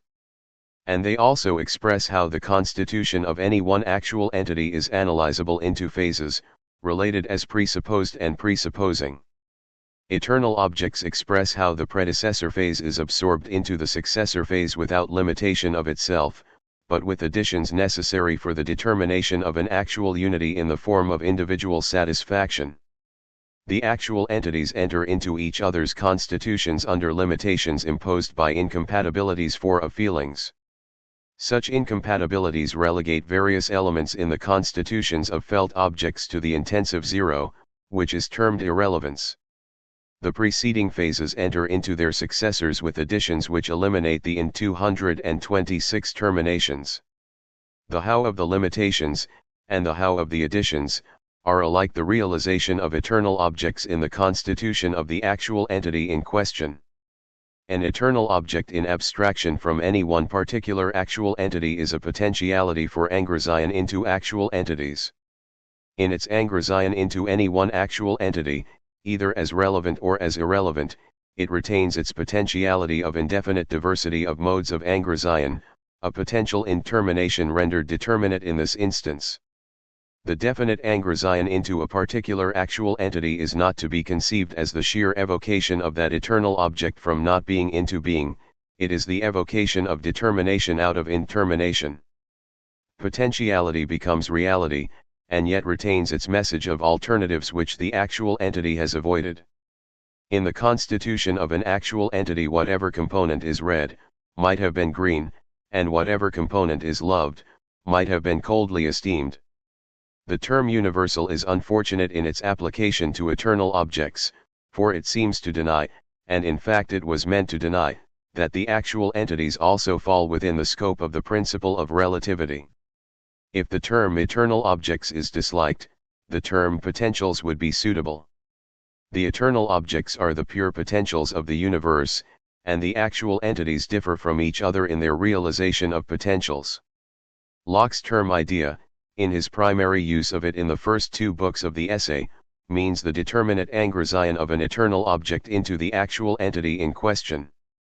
But he also introduces the limitation to conscious mentality, which is here abandoned. Thus in the philosophy of organism, Locke's first use of the term idea is covered by the doctrine of the engrazion of eternal objects into actual entities, and his second use of the same term is covered by the doctrine of the objectification of actual entities. The two doctrines cannot be explained apart from each other, they constitute explanations of the two fundamental principles 227, the ontological principle and the principle of relativity. The four stages constitutive of an actual entity have been stated above in Part 2, Chapter 3, Section I. They can be named: datum, process, satisfaction, decision. The two terminal stages have to do with becoming in the sense of the transition from the settled actual world to the new actual entity relatively to which that settlement is defined. But such definition must be found as an element in the actual entities concerned. The settlement which an actual entity finds is its datum. It is to be conceived as a limited perspective of the settled world provided by the eternal objects concerned. This datum is decided by the settled world. It is prehended by the new superseding entity. The datum is the objective content of the experience. The decision, providing the datum, is a transference of self-limited appetition. The settled world provides the real potentiality that its many actualities be felt compatibly, and the new concrescence starts from this datum. The perspective is provided by the elimination of incompatibilities. The final stage, the decision, is how the actual entity, having attained its individual satisfaction, thereby adds a determinate condition to the settlement for the future beyond itself. Thus the datum is the decision received, and the decision is the decision transmitted. Between these two decisions, received and transmitted, there lie the two stages, process and satisfaction. The datum is indeterminate as regards the final satisfaction. The process is the addition of those elements of feeling whereby these interminations are dissolved into determinate linkages attaining the actual unity of an individual actual entity. The actual entity, in becoming itself, also solves the question as to what it is to be. Thus process is the stage in which the creative idea works towards the definition and attainment of a determinate individuality. Process is the growth and attainment of a final end.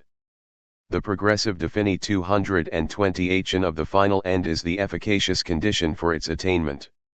The determinate unity of an actual entity is bound together by the final causation towards an ideal progressively defined by its progressive relation to the determinations and interminations of the datum. The ideal, itself felt, defines what self shall arise from the datum, and the ideal is also an element in the self which thus arises. According to this account, efficient causation expresses the transition from actual entity to actual entity, and final causation expresses the internal process whereby the actual entity becomes itself. There is the becoming of the datum, which is to be found in the past of the world, and there is the becoming of the immediate self from the datum. This latter becoming is the immediate actual process. An actual entity is at once the product of the efficient past, and is also, in Spinoza's phrase, causa sui. Every philosophy recognizes, in some form or other, this factor of self-causation, in what it takes to be ultimate actual fact. Spinoza's words have already been quoted.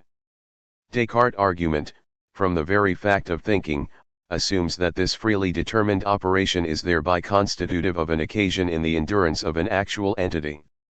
He writes, meditation to I am, I exist, is necessarily true each time that I pronounce it, or that I mentally conceive it. Descartes in his own philosophy conceives the thinker as creating the occasional thought. The philosophy of organism inverts the order, and conceives the thought as a constituent operation in the creation of the occasional thinker. The thinker is the final end whereby there is the thought. In this inversion we have the final contrast between a philosophy of substance and a philosophy of organism. The operations of an organism are directed towards the organism as a subject, and are not directed from the organism as a subject. The operations are directed from antecedent organisms and to the immediate organism. They are vectors, in that they convey the many 229 things into the constitution of the single subject. The creative process is rhythmic, it swings from the publicity of many things to the individual privacy, and it swings back from the private individual to the publicity of the objectified individual.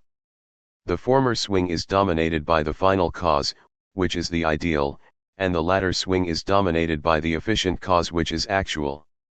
From the point of view of the philosophy of organism, the credit must be given to Hume that he emphasized the process inherent in the fact of being a mind.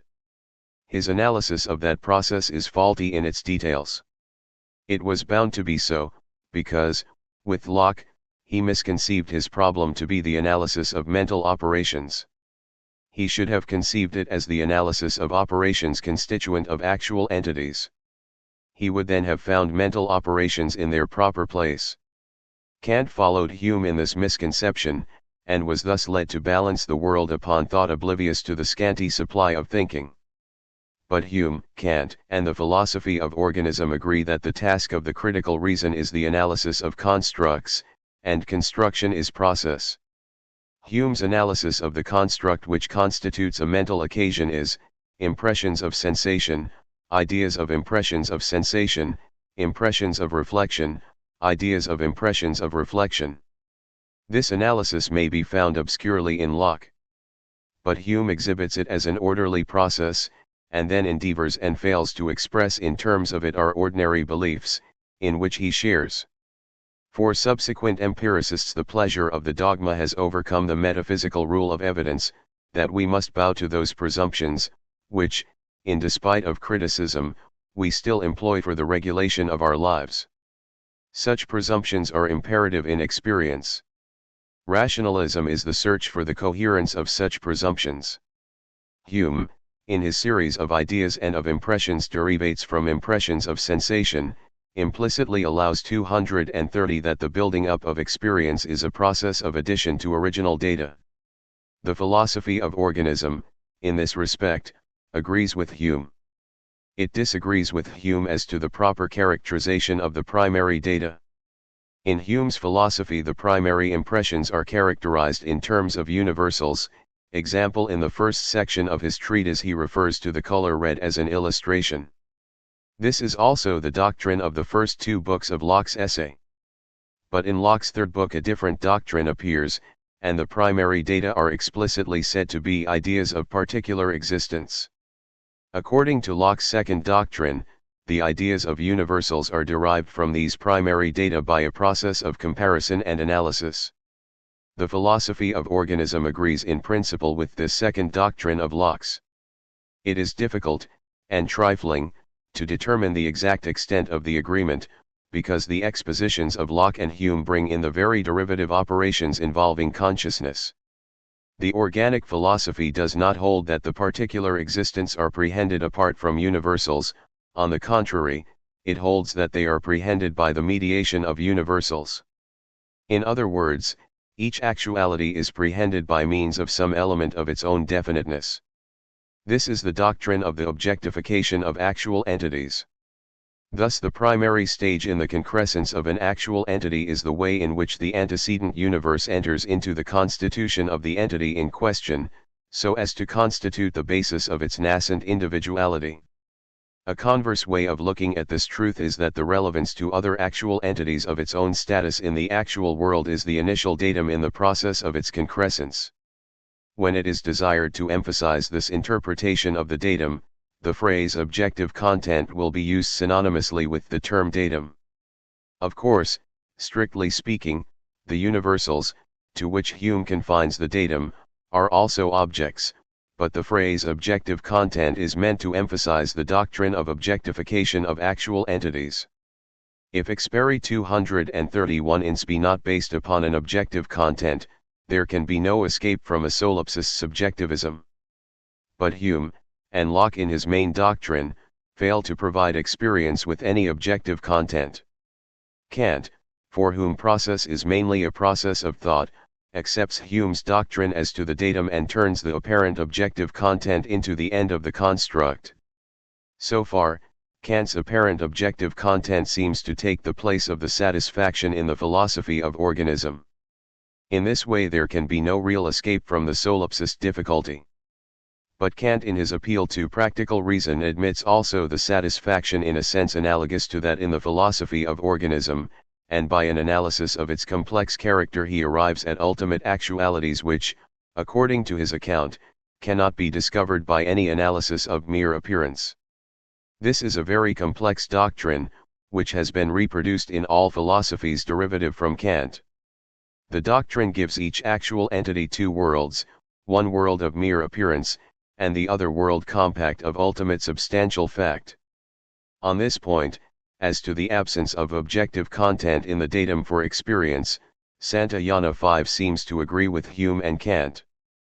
But if his introduction of animal faith is to be taken as a re-examination of the datum under the influence of the septical conclusion from Hume's doctrine, then he, as his second doctrine, is practically reasserting Locke's second doctrine. But if he is appealing to practice away from the critical examination of our sources of information, he must be classed with Hume and Kant, although differing from them in every detail of procedure. In view of the anti-rationalism of Hume's contented appeal to practice, it is very difficult to understand except as another example of anti-rationalism the strong objection, entertained by Hume and by his empiricist followers, to the anti-rationalistic basis of some forms of religious faith. This strain of anti-rationalism 232 which Locke and Hume explicitly introduced into philosophy marks the final triumph of the anti-rationalistic reaction against the rationalism of the Middle Ages. Rationalism is the belief that clarity can only be reached by pushing explanation to its utmost limits. Locke, who hoped to attain final clarity in his analysis of human understanding in divorce from metaphysics, was, so far, an anti-rationalist. But Hume, in so far as he is to be construed as remaining content with two uncoordinated sets of beliefs, one based on the critical examination of our sources of knowledge, and the other on the uncritical examination of beliefs involved in practice, reaches the high watermark of anti-rationalism in philosophy, for explanation is the analysis of coordination. The process whereby an actual entity, starting from its objective content, attains its individual satisfaction, will be more particularly analyzed in Part 3. The primary character of this process is that it is individual to the actual entity. It expresses how the datum, which involves the actual world, becomes a component in the one actual entity. There must therefore be no further reference to other actual entities. The elements available for the explanation are simply the objective content, eternal objects, and the selective concrescence of feelings whereby an actual entity becomes itself. It must be remembered that the objective content is analyzable into actual entities under limited perspectives provided by their own natures. These limited perspectives involve eternal objects in grades of relevance. If the process were primarily a process of understanding, we should have to note that grades of relevance are only other eternal objects in grades of relevance, and so on indefinitely. But we have not the sort of understandings which embrace such indefinite progressions. Accordingly, there is here a vicious regress, if the process be essentially a process of understanding. But this is not the primary 233 description of it. The process is a process of feeling. In feeling, what is felt is not necessarily analyzed. In understanding, what is understood is analyzed, in so far as it is understood. Understanding is a special form of feeling. Thus there is no vicious regress in feeling, by reason of the indefinite complexity of what is felt. Kant, in his Transcendental Aesthetic, emphasizes the doctrine that in intuition a complex datum is intuited as one. Again, the selection involved in the phrase selective concrescence is not a selection among the components of the objective content, for, by hypothesis, the objective content is a datum. The compatibilities and incompatibilities which impose the perspective, transforming the actual world into the datum, are inherent in the nature of things. Thus the selection is a selection of relevant eternal objects whereby what is a datum from without is transformed into its complete determination as a fact within. The problem which the concrescence solves is, how the many components of the objective content are to be unified in one felt content with its complex subjective form. This one felt content is the satisfaction, whereby the actual entity is its particular individual self, to use Descartes' phrase, requiring nothing but itself in order to exist. In the conception of the actual entity in its phase of satisfaction, the entity has attained its individual separation from other things, it has absorbed the datum, and it has not yet lost itself in the swing back to the decision whereby its appetition becomes an element in the data of other entities superseding it. Time has stood still if only it could. Thus process is the admission of eternal objects in their new role of investing the datum with the individuality of the subject. The datum qua mere datum, includes the many individualities of the actual world. The satisfaction includes these many individualities as subordinate contributors to the one individuality. The process admits or rejects eternal objects which by their absorption into the subjective forms of the many feelings 234 effect this integration. The attainment of satisfaction relegates all eternal objects which are not felt either as determinants of definiteness in the data or as determinants of definiteness in the subjective form of the satisfaction, into the status of contraries to the eternal objects which are thus felt. Thus all interminations respecting the potentialities of the universe are definitely solved so far as concerns the satisfaction of the subject in question. The process can be analyzed genetically into a series of subordinate phases which presuppose their antecedents. Neither the intermediate phases, nor the datum which is the primary phase of all, determine the final phase of determinate individualization. Thus an actual entity, on its subjective side, is nothing else than what the universe is for it, including its own reactions. The reactions are the subjective forms of the feelings, elaborated into definiteness through stages of process. An actual entity achieves its own unity by its determinate feelings respecting every item of the datum. Every individual objectification in the datum has its perspective defined by its own eternal objects with their own relevance compatible with the relevance of other objectifications. Each such objectification, and each such complex of objectifications, in the datum is met with a correspondent feeling, with its determinate subjective form, until the many become one experience, the satisfaction. The philosophies of substance presuppose a subject which then encounters a datum, and then reacts to the datum. The philosophy of organism presupposes a datum which is met with feelings, and progressively attains the unity of a subject. But with this doctrine, Subject would be a better term than subject. Locke's ideas of reflection are the feelings, insofar as they have entered into consciousness. It is by reference to feelings that the notion of immediacy obtains its meaning. The mere objectification of actual entities by eternal objects lacks immediacy. It is repetition, and this is a contrary to immediacy. 235 But process is the rush of feelings whereby second-handedness attains subjective immediacy. In this way, subjective form overwhelms repetition, and transforms it into immediately felt satisfaction. Objectivity is absorbed into subjectivity. It is useful to compare this analysis of the construction of an act of experience with Kant's. In the first place, Kant's act of experience is essentially knowledge. Thus whatever is not knowledge is necessarily inchoate, and merely on its way to knowledge. In comparing Kant's procedure with that of the philosophy of organism, it must be remembered that an apparent objective content is the end of Kant's process, and thus takes the place of satisfaction in the process as analyzed in the philosophy of organism. In Kant's phraseology at the beginning of the Critique of Pure Reason, this apparent objective content is referred to as objects. He also accepts Hume's sensationalist account of the datum. Kant places this sentence at the commencement of the Critique: objects therefore are given to us through our sensibility. Sensibility alone supplies us with intuitions. These intuitions become thought through the understanding, and hence arise conceptions. 6. This is expanded later in a form which makes Kant's adhesion to Hume's doctrine of the datum more explicit. And here we see that the impressions of the senses give the first impulse to the whole faculty of knowledge with respect to them, and thus produce experience which consists of two very heterogeneous elements, namely, matter for knowledge, derived from the senses in materie zur Erkenntnis aus den Sinnen, and a certain form according to which it is arranged, derived from the internal source of pure intuition and pure thought, first brought into action by the former, and then producing concepts. Point 7. Also, thoughts with 236 out content are empty, intuitions without concepts are blind. Point 8. In this last statement the philosophy of organism is in agreement with Kant, but for a different reason. It is agreed that the functioning of concepts is an essential factor in knowledge, so that intuitions without concepts are blind.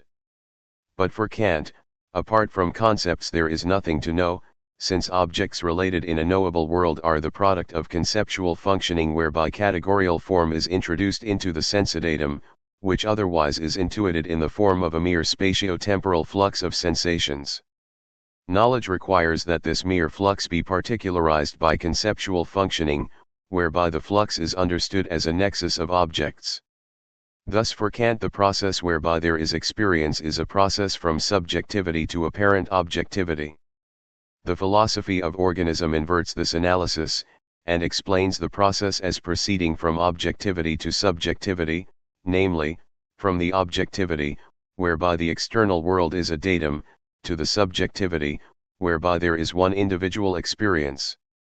Thus, according to the philosophy of organism, in every act of experience there are objects for knowledge, but, apart from the inclusion of intellectual functioning in that act of experience, there is no knowledge. We have now come to Kant, the great philosopher who first, fully and explicitly, introduced into philosophy the conception of an act of experience as a constructive functioning, transforming subjectivity into objectivity, or objectivity into subjectivity. The order is immaterial in comparison with the general idea. We find the first beginnings of the notion in Locke and in Hume. Indeed, in Locke, the process is conceived in its correct order, at least in the view of the philosophy of organism. But the whole notion is only vaguely and inadequately conceived. The full sweep of the notion is due to Kant. The second half of the modern period of philosophical thought is to be dated from Hume and Kant. In it the 237 development of cosmology has been hampered by the stress laid upon one, or other, of three misconceptions. The substance-quality doctrine of actuality. The sensationalist doctrine of perception. The Kantian doctrine of the objective world as a construct from subjective experience. The combined influence of these allied errors has been to reduce philosophy to a negligible influence in the formation of contemporary modes of thought. Hume himself introduces the ominous appeal to practice not in criticism of his premises, but in supplement to his conclusions. Bradley, who repudiates Hume, finds the objective world in which we live, and move, and have our being, inconsistent if taken as real. Neither side conciliates philosophical conceptions of a real world with the world of daily experience. Chapter 7 The Subjectivist Principle. 238 It is impossible to scrutinize too carefully the character to be assigned to the datum in the act of experience. The whole philosophical system depends on it. Hume's doctrine of impressions of sensation, treatise, Book I, Part I, Sect 2, is twofold. I will call one part of his doctrine the subjectivist principle and the other part the sensationalist principle. It is usual to combine the two under the heading of the sensationalist doctrine, but two principles are really involved, and many philosophers, Locke, for instance, are not equally consistent in their adhesion to both of them. The philosophy of organism denies both of these doctrines, in the form in which they are considered in this chapter, though it accepts a reformed subjectivist principle, cf. Sect V below and Part 2, ch. 9. Locke accepted the sensationalist principle, and was inconsistent in his statements respecting the subjectivist principle.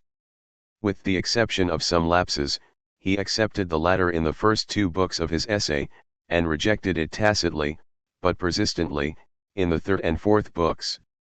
Kant, in the Critique of Pure Reason, accepted the subjectivist principle, and rejected the sensationalist principle. The sensationalist principle acquires dominating importance, if the subjectivist principle be accepted. Kant's realization of this importance constituted the basis of his contribution to philosophy. The history of modern philosophy is the story of attempts to evade the inflexible consequences of the subjectivist principle, explicitly or implicitly accepted. The great merit of Hume and of 239 Kant is the explicitness with which they face the difficulty. The subjectivist principle is, that the datum in the act of experience can be adequately analyzed purely in terms of universals. The sensationalist principle is, that the primary activity in the act of experience is the bare subjective entertainment of the datum, devoid of any subjective form of reception. This is the doctrine of mere sensation. The subjectivist principle follows from three premises: I, the acceptance of the substance-quality concept as expressing the ultimate ontological principle. 2. The acceptance of Aristotle's definition of a primary substance, as always a subject and never a predicate.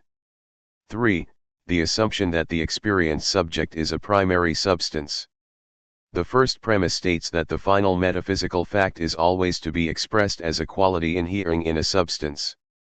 The second premise divides qualities and primary substances into two mutually exclusive classes. The two premises together are the foundation of the traditional distinction between universals and particulars. The philosophy of organism denies the premises on which this distinction is founded. It admits two ultimate classes of entities, mutually exclusive. One class consists of actual entities, which in the philosophical tradition are misdescribed as particulars, and the other class consists of forms of definiteness, here named eternal objects, which in comparison with actual entities are misdescribed as universals.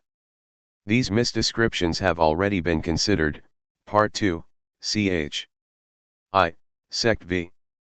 Descartes held, with some flashes of inconsistency arising from the use of realitas objectiva, the subjectivist principle as to the datum. But he also held that this mitigation of the subjectivist principle enabled the process within experience to include a sound argument for the existence of God, and thence a sound argument for the general veridical character of those presumptions 240 as to the external world which somehow arise in the process. According to the philosophy of organism, it is only by the introduction of covert inconsistencies into the subjectivist principle, as here stated, that there can be any escape from what Santayana calls, solipsism of the present moment. Thus Descartes' mode of escape is either illusory, or its premises are incompletely stated. This covered introduction is always arising because common sense is inflexibly objectivist. We perceive other things which are in the world of actualities in the same sense as we are. Also our emotions are directed towards other things, including of course our bodily organs. These are our primary beliefs which philosophers proceed to dissect. Now philosophy has always proceeded on the sound principle that its generalizations must be based upon the primary elements in actual experience as starting points. Greek philosophy had recourse to the common forms of language to suggest its generalizations. It found the typical statement, that stone is gray, and it evolved the generalization that the actual world can be conceived as a collection of primary substances qualified by universal qualities. Of course, this was not the only generalization evolved. Greek philosophy was subtle and multiform, also it was not inflexibly consistent. But this general notion was always influencing thought, explicitly or implicitly. A theory of knowledge was also needed. Again, philosophy started on a sound principle, that all knowledge is grounded on perception. Perception was then analyzed, and found to be the awareness that a universal quality is qualifying a particular substance. Thus perception is the catching of a universal quality in the act of qualifying a particular substance. It was then asked, how the perceiver perceives, and the answer is by his organs of sensation. Thus the universal qualities which qualify the perceived substances are, in respect to the 241 perceiver, his private sensations referred to particular substances other than himself. So far, the tradition of philosophy includes, among other elements, a factor of extreme objectivism in metaphysics, whereby the subject-predicate form of proposition is taken as expressing a fundamental metaphysical truth.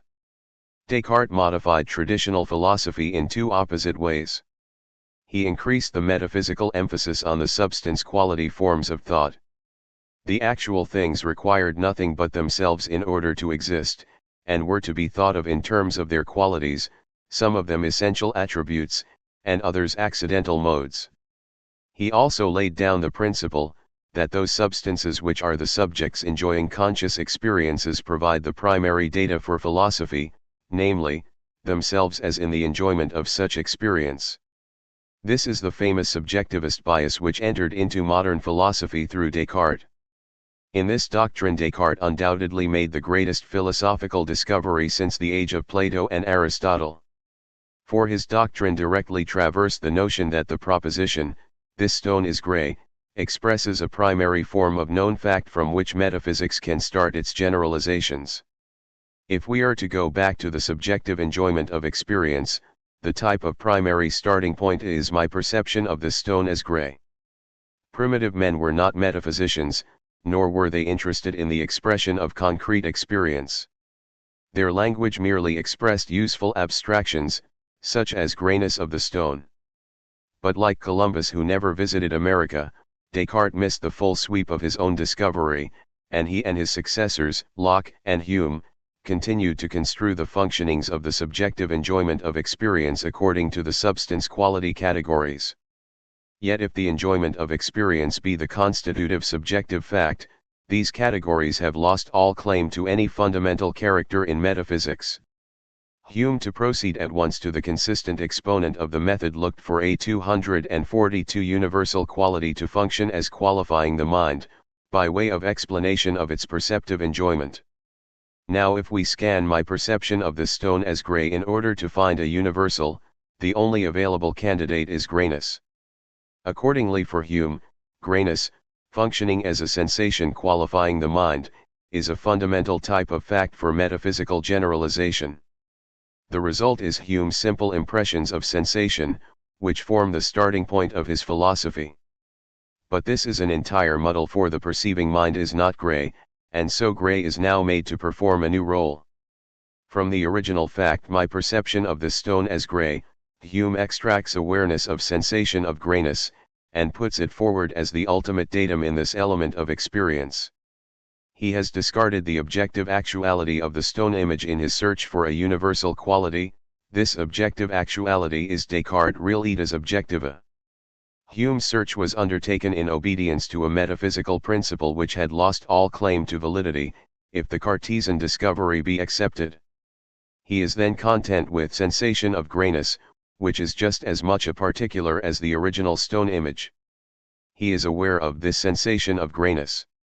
What he has done is to assert arbitrarily the subjectivist and sensationalist principles as applying to the datum for experience, the notion this sensation of grayness has no reference to any other actual entity. Hume thus applies to the experiencing subject Descartes' principle, that it requires no other actual entity in order to exist.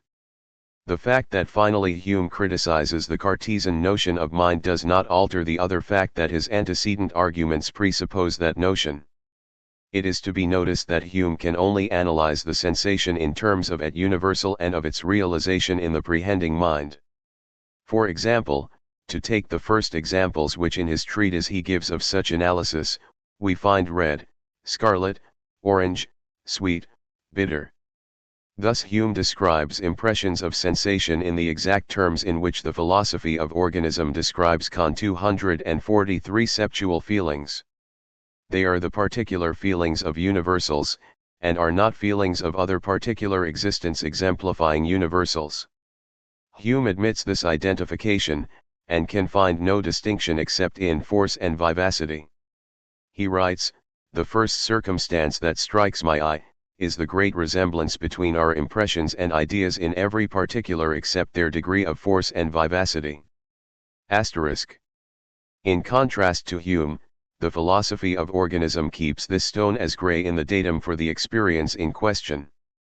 It is, in fact, the objective datum of a certain physical feeling, belonging to a derivative type in a late phase of a concrescence. But this doctrine fully accepts Descartes' discovery that subjective experiencing is the primary metaphysical situation which is presented to metaphysics for analysis. This doctrine is the reformed subjectivist principle, mentioned earlier in this chapter. Accordingly, the notion this stone as grey is a derivative abstraction, necessary indeed as an element in the description of the fundamental experiential feeling, but delusive as a metaphysical starting point. This derivative abstraction is called an objectification. The justification for this procedure is, first, common sense, and, secondly, the avoidance of the difficulties which have dogged the subjectivist and sensationalist principles of modern philosophy. Descartes' discovery on the side of subjectivism requires balancing by an objectivist principle as to the datum for experience. Also, with the advent of Cartesian subjectivism, the substance-quality category has lost all claim to metaphysical primacy, and, with this deposition of substance quality, we can reject the notion of individual substances, each with its private world of qualities and sensations. In the philosophy of organism, knowledge is relegated to the intermediate phase of process. Cognizance belongs to the genus of subjective forms which are admitted, or 244 not admitted, to the function of absorbing the objective content into the subjectivity of satisfaction. Its importance is therefore no necessary element in the concrete actual entity. In the case of any one such entity, it may merely constitute an instance of what Locke terms a capacity. If we are considering the society of successive actual occasions in the historic route forming the life of art enduring object, some of the earlier actual occasions may be without knowledge, and some of the later may possess knowledge. In such a case, the unknowing man has become knowing. There is nothing surprising in this conclusion. It happens daily for most of us, when we sleep at night and wake in the morning. Every actual entity has the capacity for knowledge, and there is graduation in the intensity of various items of knowledge, but, in general, knowledge seems to be negligible apart from a peculiar complexity in the constitution of some actual occasion. We as enduring objects with personal order objectify the occasions of our own past with peculiar completeness in our immediate present. We find in those occasions, as known from our present standpoint, a surprising variation in the range and intensity of our realized knowledge. We sleep, we are half awake, we are aware of our perceptions, but are devoid of generalities in thought. We are vividly absorbed within a small region of abstract thought while oblivious to the world around. we are attending to our emotions, some torrent of passion to them and to nothing else, we are morbidly discursive in the width of our attention, and finally we sink back into temporary obliviousness, sleeping or stunned. Also we can remember factors experienced in our immediate past, which at the time we failed to notice. When we survey the checkered history of our own capacity for knowledge, does common sense allow us to believe that the operations of judgment, operations which require definition in terms of conscious apprehension, are those operations which are foundational in existence, either as 245 an essential attribute for an actual entity, or as the final culmination whereby unity of experience is attained? The general case one of conscious perception is the negative perception, namely, perceiving this stone as not gray. The gray then has angryzion in its full character of a conceptual novelty, illustrating an alternative. In the positive case, perceiving this stone as gray, the gray has angryzion in its character of a possible novelty, but in fact by its conformity emphasizing the dative gray, blindly felt. Consciousness is the feeling of negation. In the perception of the stone as gray, such feeling is in barest germ. In the perception of the stone as not gray, such feeling is in full development. Thus the negative perception is the triumph of consciousness. It finally rises to the peak of free imagination, in which the conceptual novelties search through a universe in which they are not datively exemplified. Consciousness is the subjective form involved in feeling the contrast between the theory which may be erroneous and the fact which is given. Thus consciousness involves the rise into importance of the contrast between the eternal objects designated by the words any and just that. Conscious perception is, therefore, the most primitive form of judgment. The organic philosophy holds that consciousness only arises in a late derivative phase of complex integrations. If an actual occasion be such that phases of this sort are negligible in its concrescence, then in its experience there is no knowledge, owing to the fact that consciousness is a subjective form belonging to the later phases. The prehensions which it directly irradiates are those of an impure type. Consciousness only illuminates the more primitive types of prehensions so far as these prehensions are still elements in the products of integration. Thus those elements of our experience which stand out clearly and distinctly in our consciousness are not its basic facts, they are the derivative modifications which arise in the process. For 246 example, consciousness only dimly illuminates the prehensions in the mode of causal efficacy, because these prehensions are primitive elements in our experience. But prehensions in the mode of presentational immediacy are among those prehensions which we enjoy with the most vivid consciousness. These prehensions are late derivatives in the concrescence of an experienced subject. The consequences of the neglect of this law, that the late derivative elements are more clearly illuminated by consciousness than the primitive elements, have been fatal to the proper analysis of an experient occasion. In fact, most of the difficulties of philosophy are produced by it. Experience has been explained in a thoroughly topsy-turvy fashion, the wrong end first. In particular, emotional and purposeful experience have been made to follow upon Hume's impressions of sensation. To sum up, consciousness is a subjective form arising in the higher phases of concrescence. 2. Consciousness primarily illuminates the higher phase in which it arises, and only illuminates earlier phases derivatively, as they remain components in the higher phase. 3. It follows that the order of dawning, clearly and distinctly, in consciousness is not the order of metaphysical priority.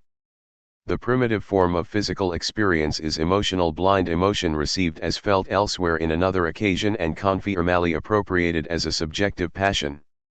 In the language appropriate to the higher stages of experience, the primitive element is sympathy, that is, feeling the feeling in another and feeling confirmally with another.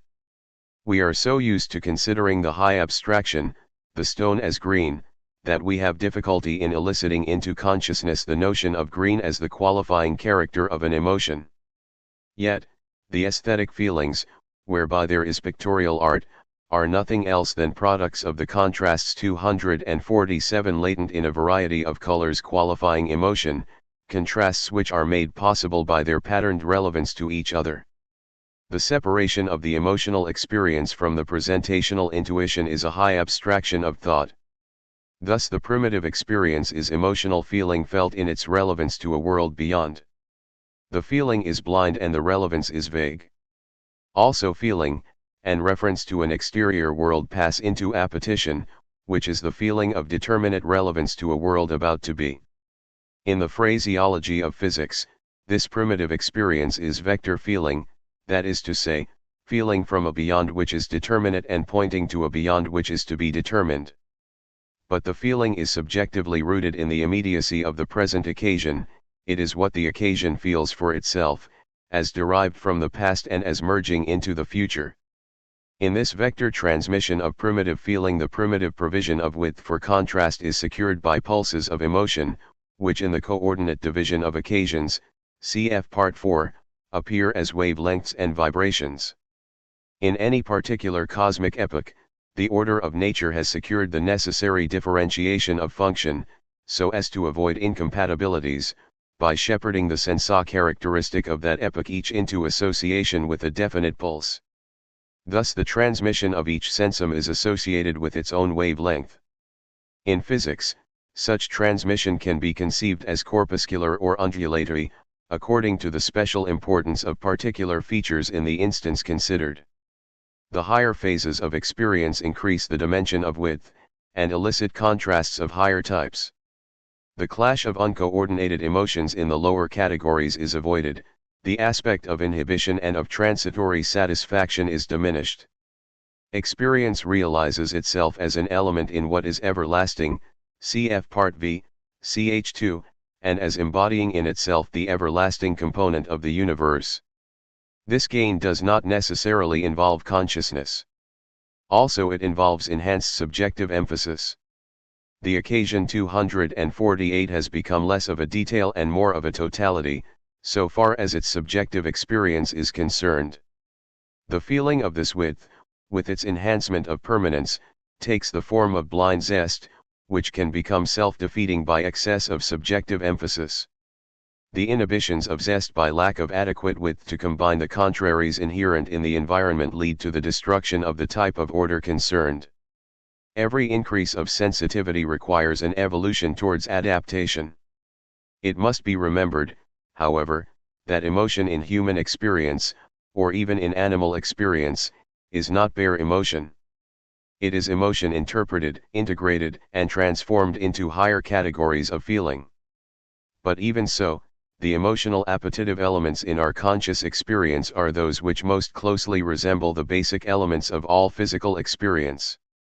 The distinction between the various stages of concrescence consists in the diverse modes of angrazyon of the eternal objects involved. The immanent decision, whereby there is a supervening of stages in an actual entity, is always the determinant of a process of integration whereby completion is arrived at least such formal completion as is proper to a single actual entity. This determination originates with conceptual prehensions which enter into integration with the physical prehensions modifying both the data and the subjective forms. The limitation whereby there is a perspective relegation of eternal objects to the background is the characteristic of decision. Transcendent decision includes God's decision. He is the actual entity in virtue of which the entire multiplicity of eternal objects obtains its graded relevance to each stage of concrescence. Apart from God, there could be no relevant novelty. Whatever arises in actual entities from God's decision, arises first conceptually, and is transmuted into the physical world, cf. Part 3. In transcendent decision there is transi 249 from the past to the immediacy of the present, and in immanent decision there is the process of acquisition of subjective form and the integration of feelings. In this process the creativity, universal throughout actuality, is characterized by the datum from the past, and it meets this dead datum universalized into a character of creativity by the vivifying novelty of subjective form selected from the multiplicity of pure potentiality. In the process, the old meets the new, and this meeting constitutes the satisfaction of an immediate particular individual. Eternal objects in any one of their modes of subjective angrazyon are then functioning in the guise of subjective novelty meeting the objective datum from the past. This word feeling is a mere technical term, but it has been chosen to suggest that functioning through which the concrescent actuality appropriates the datum so as to make it its own. There are three successive phases of feelings, namely, a phase of conformal feelings, one of conceptual feelings, and one of comparative feelings, including propositional feelings in this last species. In the conformal feelings, the how of feeling reproduces what is felt.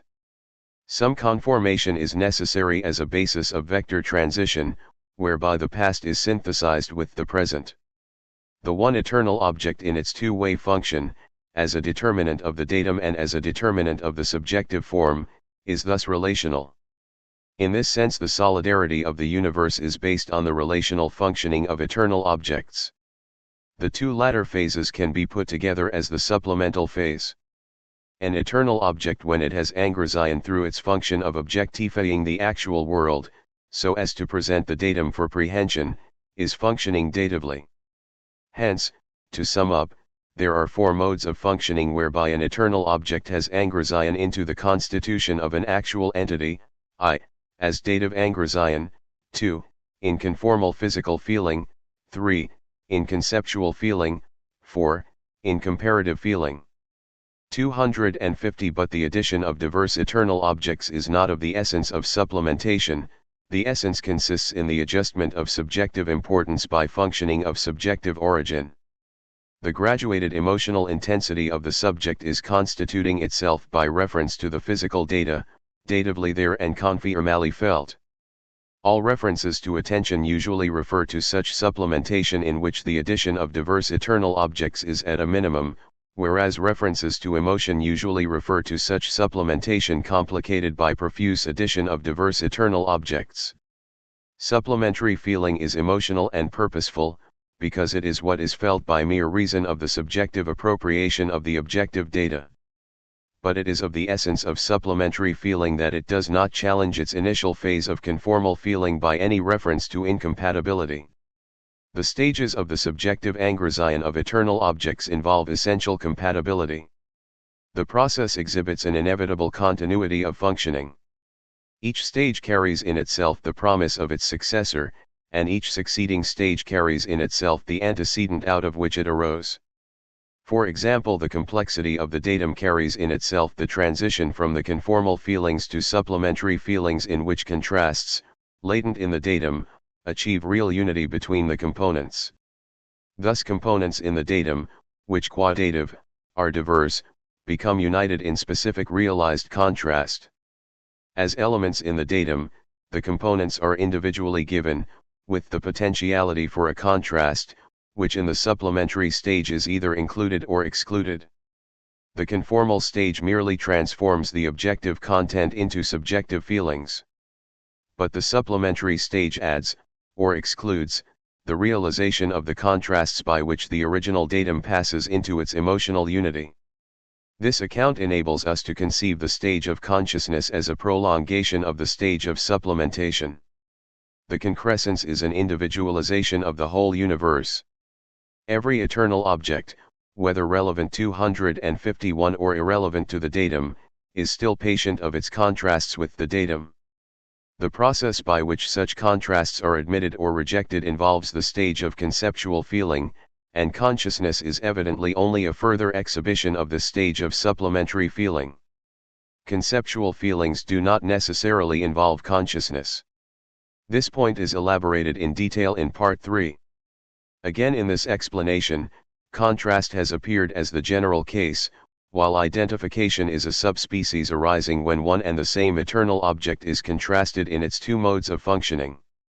Thus the two latter stages of feeling are constituted by the realization of specific modes of diversity and identity, the realization also involving an adjustment of intensities of relevance.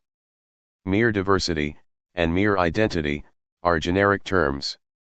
Two components in the constitution of an actual entity are specifically diverse and specifically identical by reason of the definite potential contrast involved in the diversity of the implicated eternal objects, and by reason of the definite self-identity of each eternal object. The specific identity arising from the synthesis of diverse modes of functioning of one eternal object is the individual essence of that eternal object. but the concrescence reaches the goal required by the category of objective unity, that in any subject one entity can only be felt once. Nothing can be duplicated. The many potentialities for one entity must be synthesized into one fact. Hence arise the incompatibilities productive of elimination. Properly speaking, modes of functioning are compared, thereby evoking specific contrasts and specific identifications. The two latter stages of feeling are the stages of comparison. These stages involve comparisons, and comparisons of comparisons, and the admission, or exclusion, of an indefinite complexity of potentialities for comparison, in ascending grades. The ultimate attainment is satisfaction. This is the final characterization of the unity of feeling of the 1252 actual entity, the superject, which is familiarly termed the subject. In a sense, this satisfaction is two-dimensional. It has a dimension of narrowness, and a dimension of width. The dimension of narrowness refers to the intensities of individual emotions arising out of individual components in the datum. In this dimension, the higher levels of coordination are irrelevant. The dimension of width arises out of the higher levels of coordination, by which the intensities in the dimension of narrowness become subordinated to a coordination which depends upon the higher levels of comparison. The savoring of the complexity of the universe can enter into satisfaction only through the dimension of width. The emotional depths at the low levels have their limits. The function of width is to deepen the ocean of feeling, and to remove the diminutions of depth produced by the interference of diverse emotions uncoordinated at a higher level. In the place of the Hegelian hierarchy of categories of thought, the philosophy of organism finds a hierarchy of categories of feeling. The reformed subjectivist principle adopted by the philosophy of organism is merely an alternative statement of the principle of relativity, the fourth category of explanation. This principle states that it belongs to the nature of a being that it is a potential for every becoming. Thus all things are to be conceived as qualifications of actual occasions. According to the ninth category of explanation, how an actual entity becomes constitutes what that actual entity is. This principle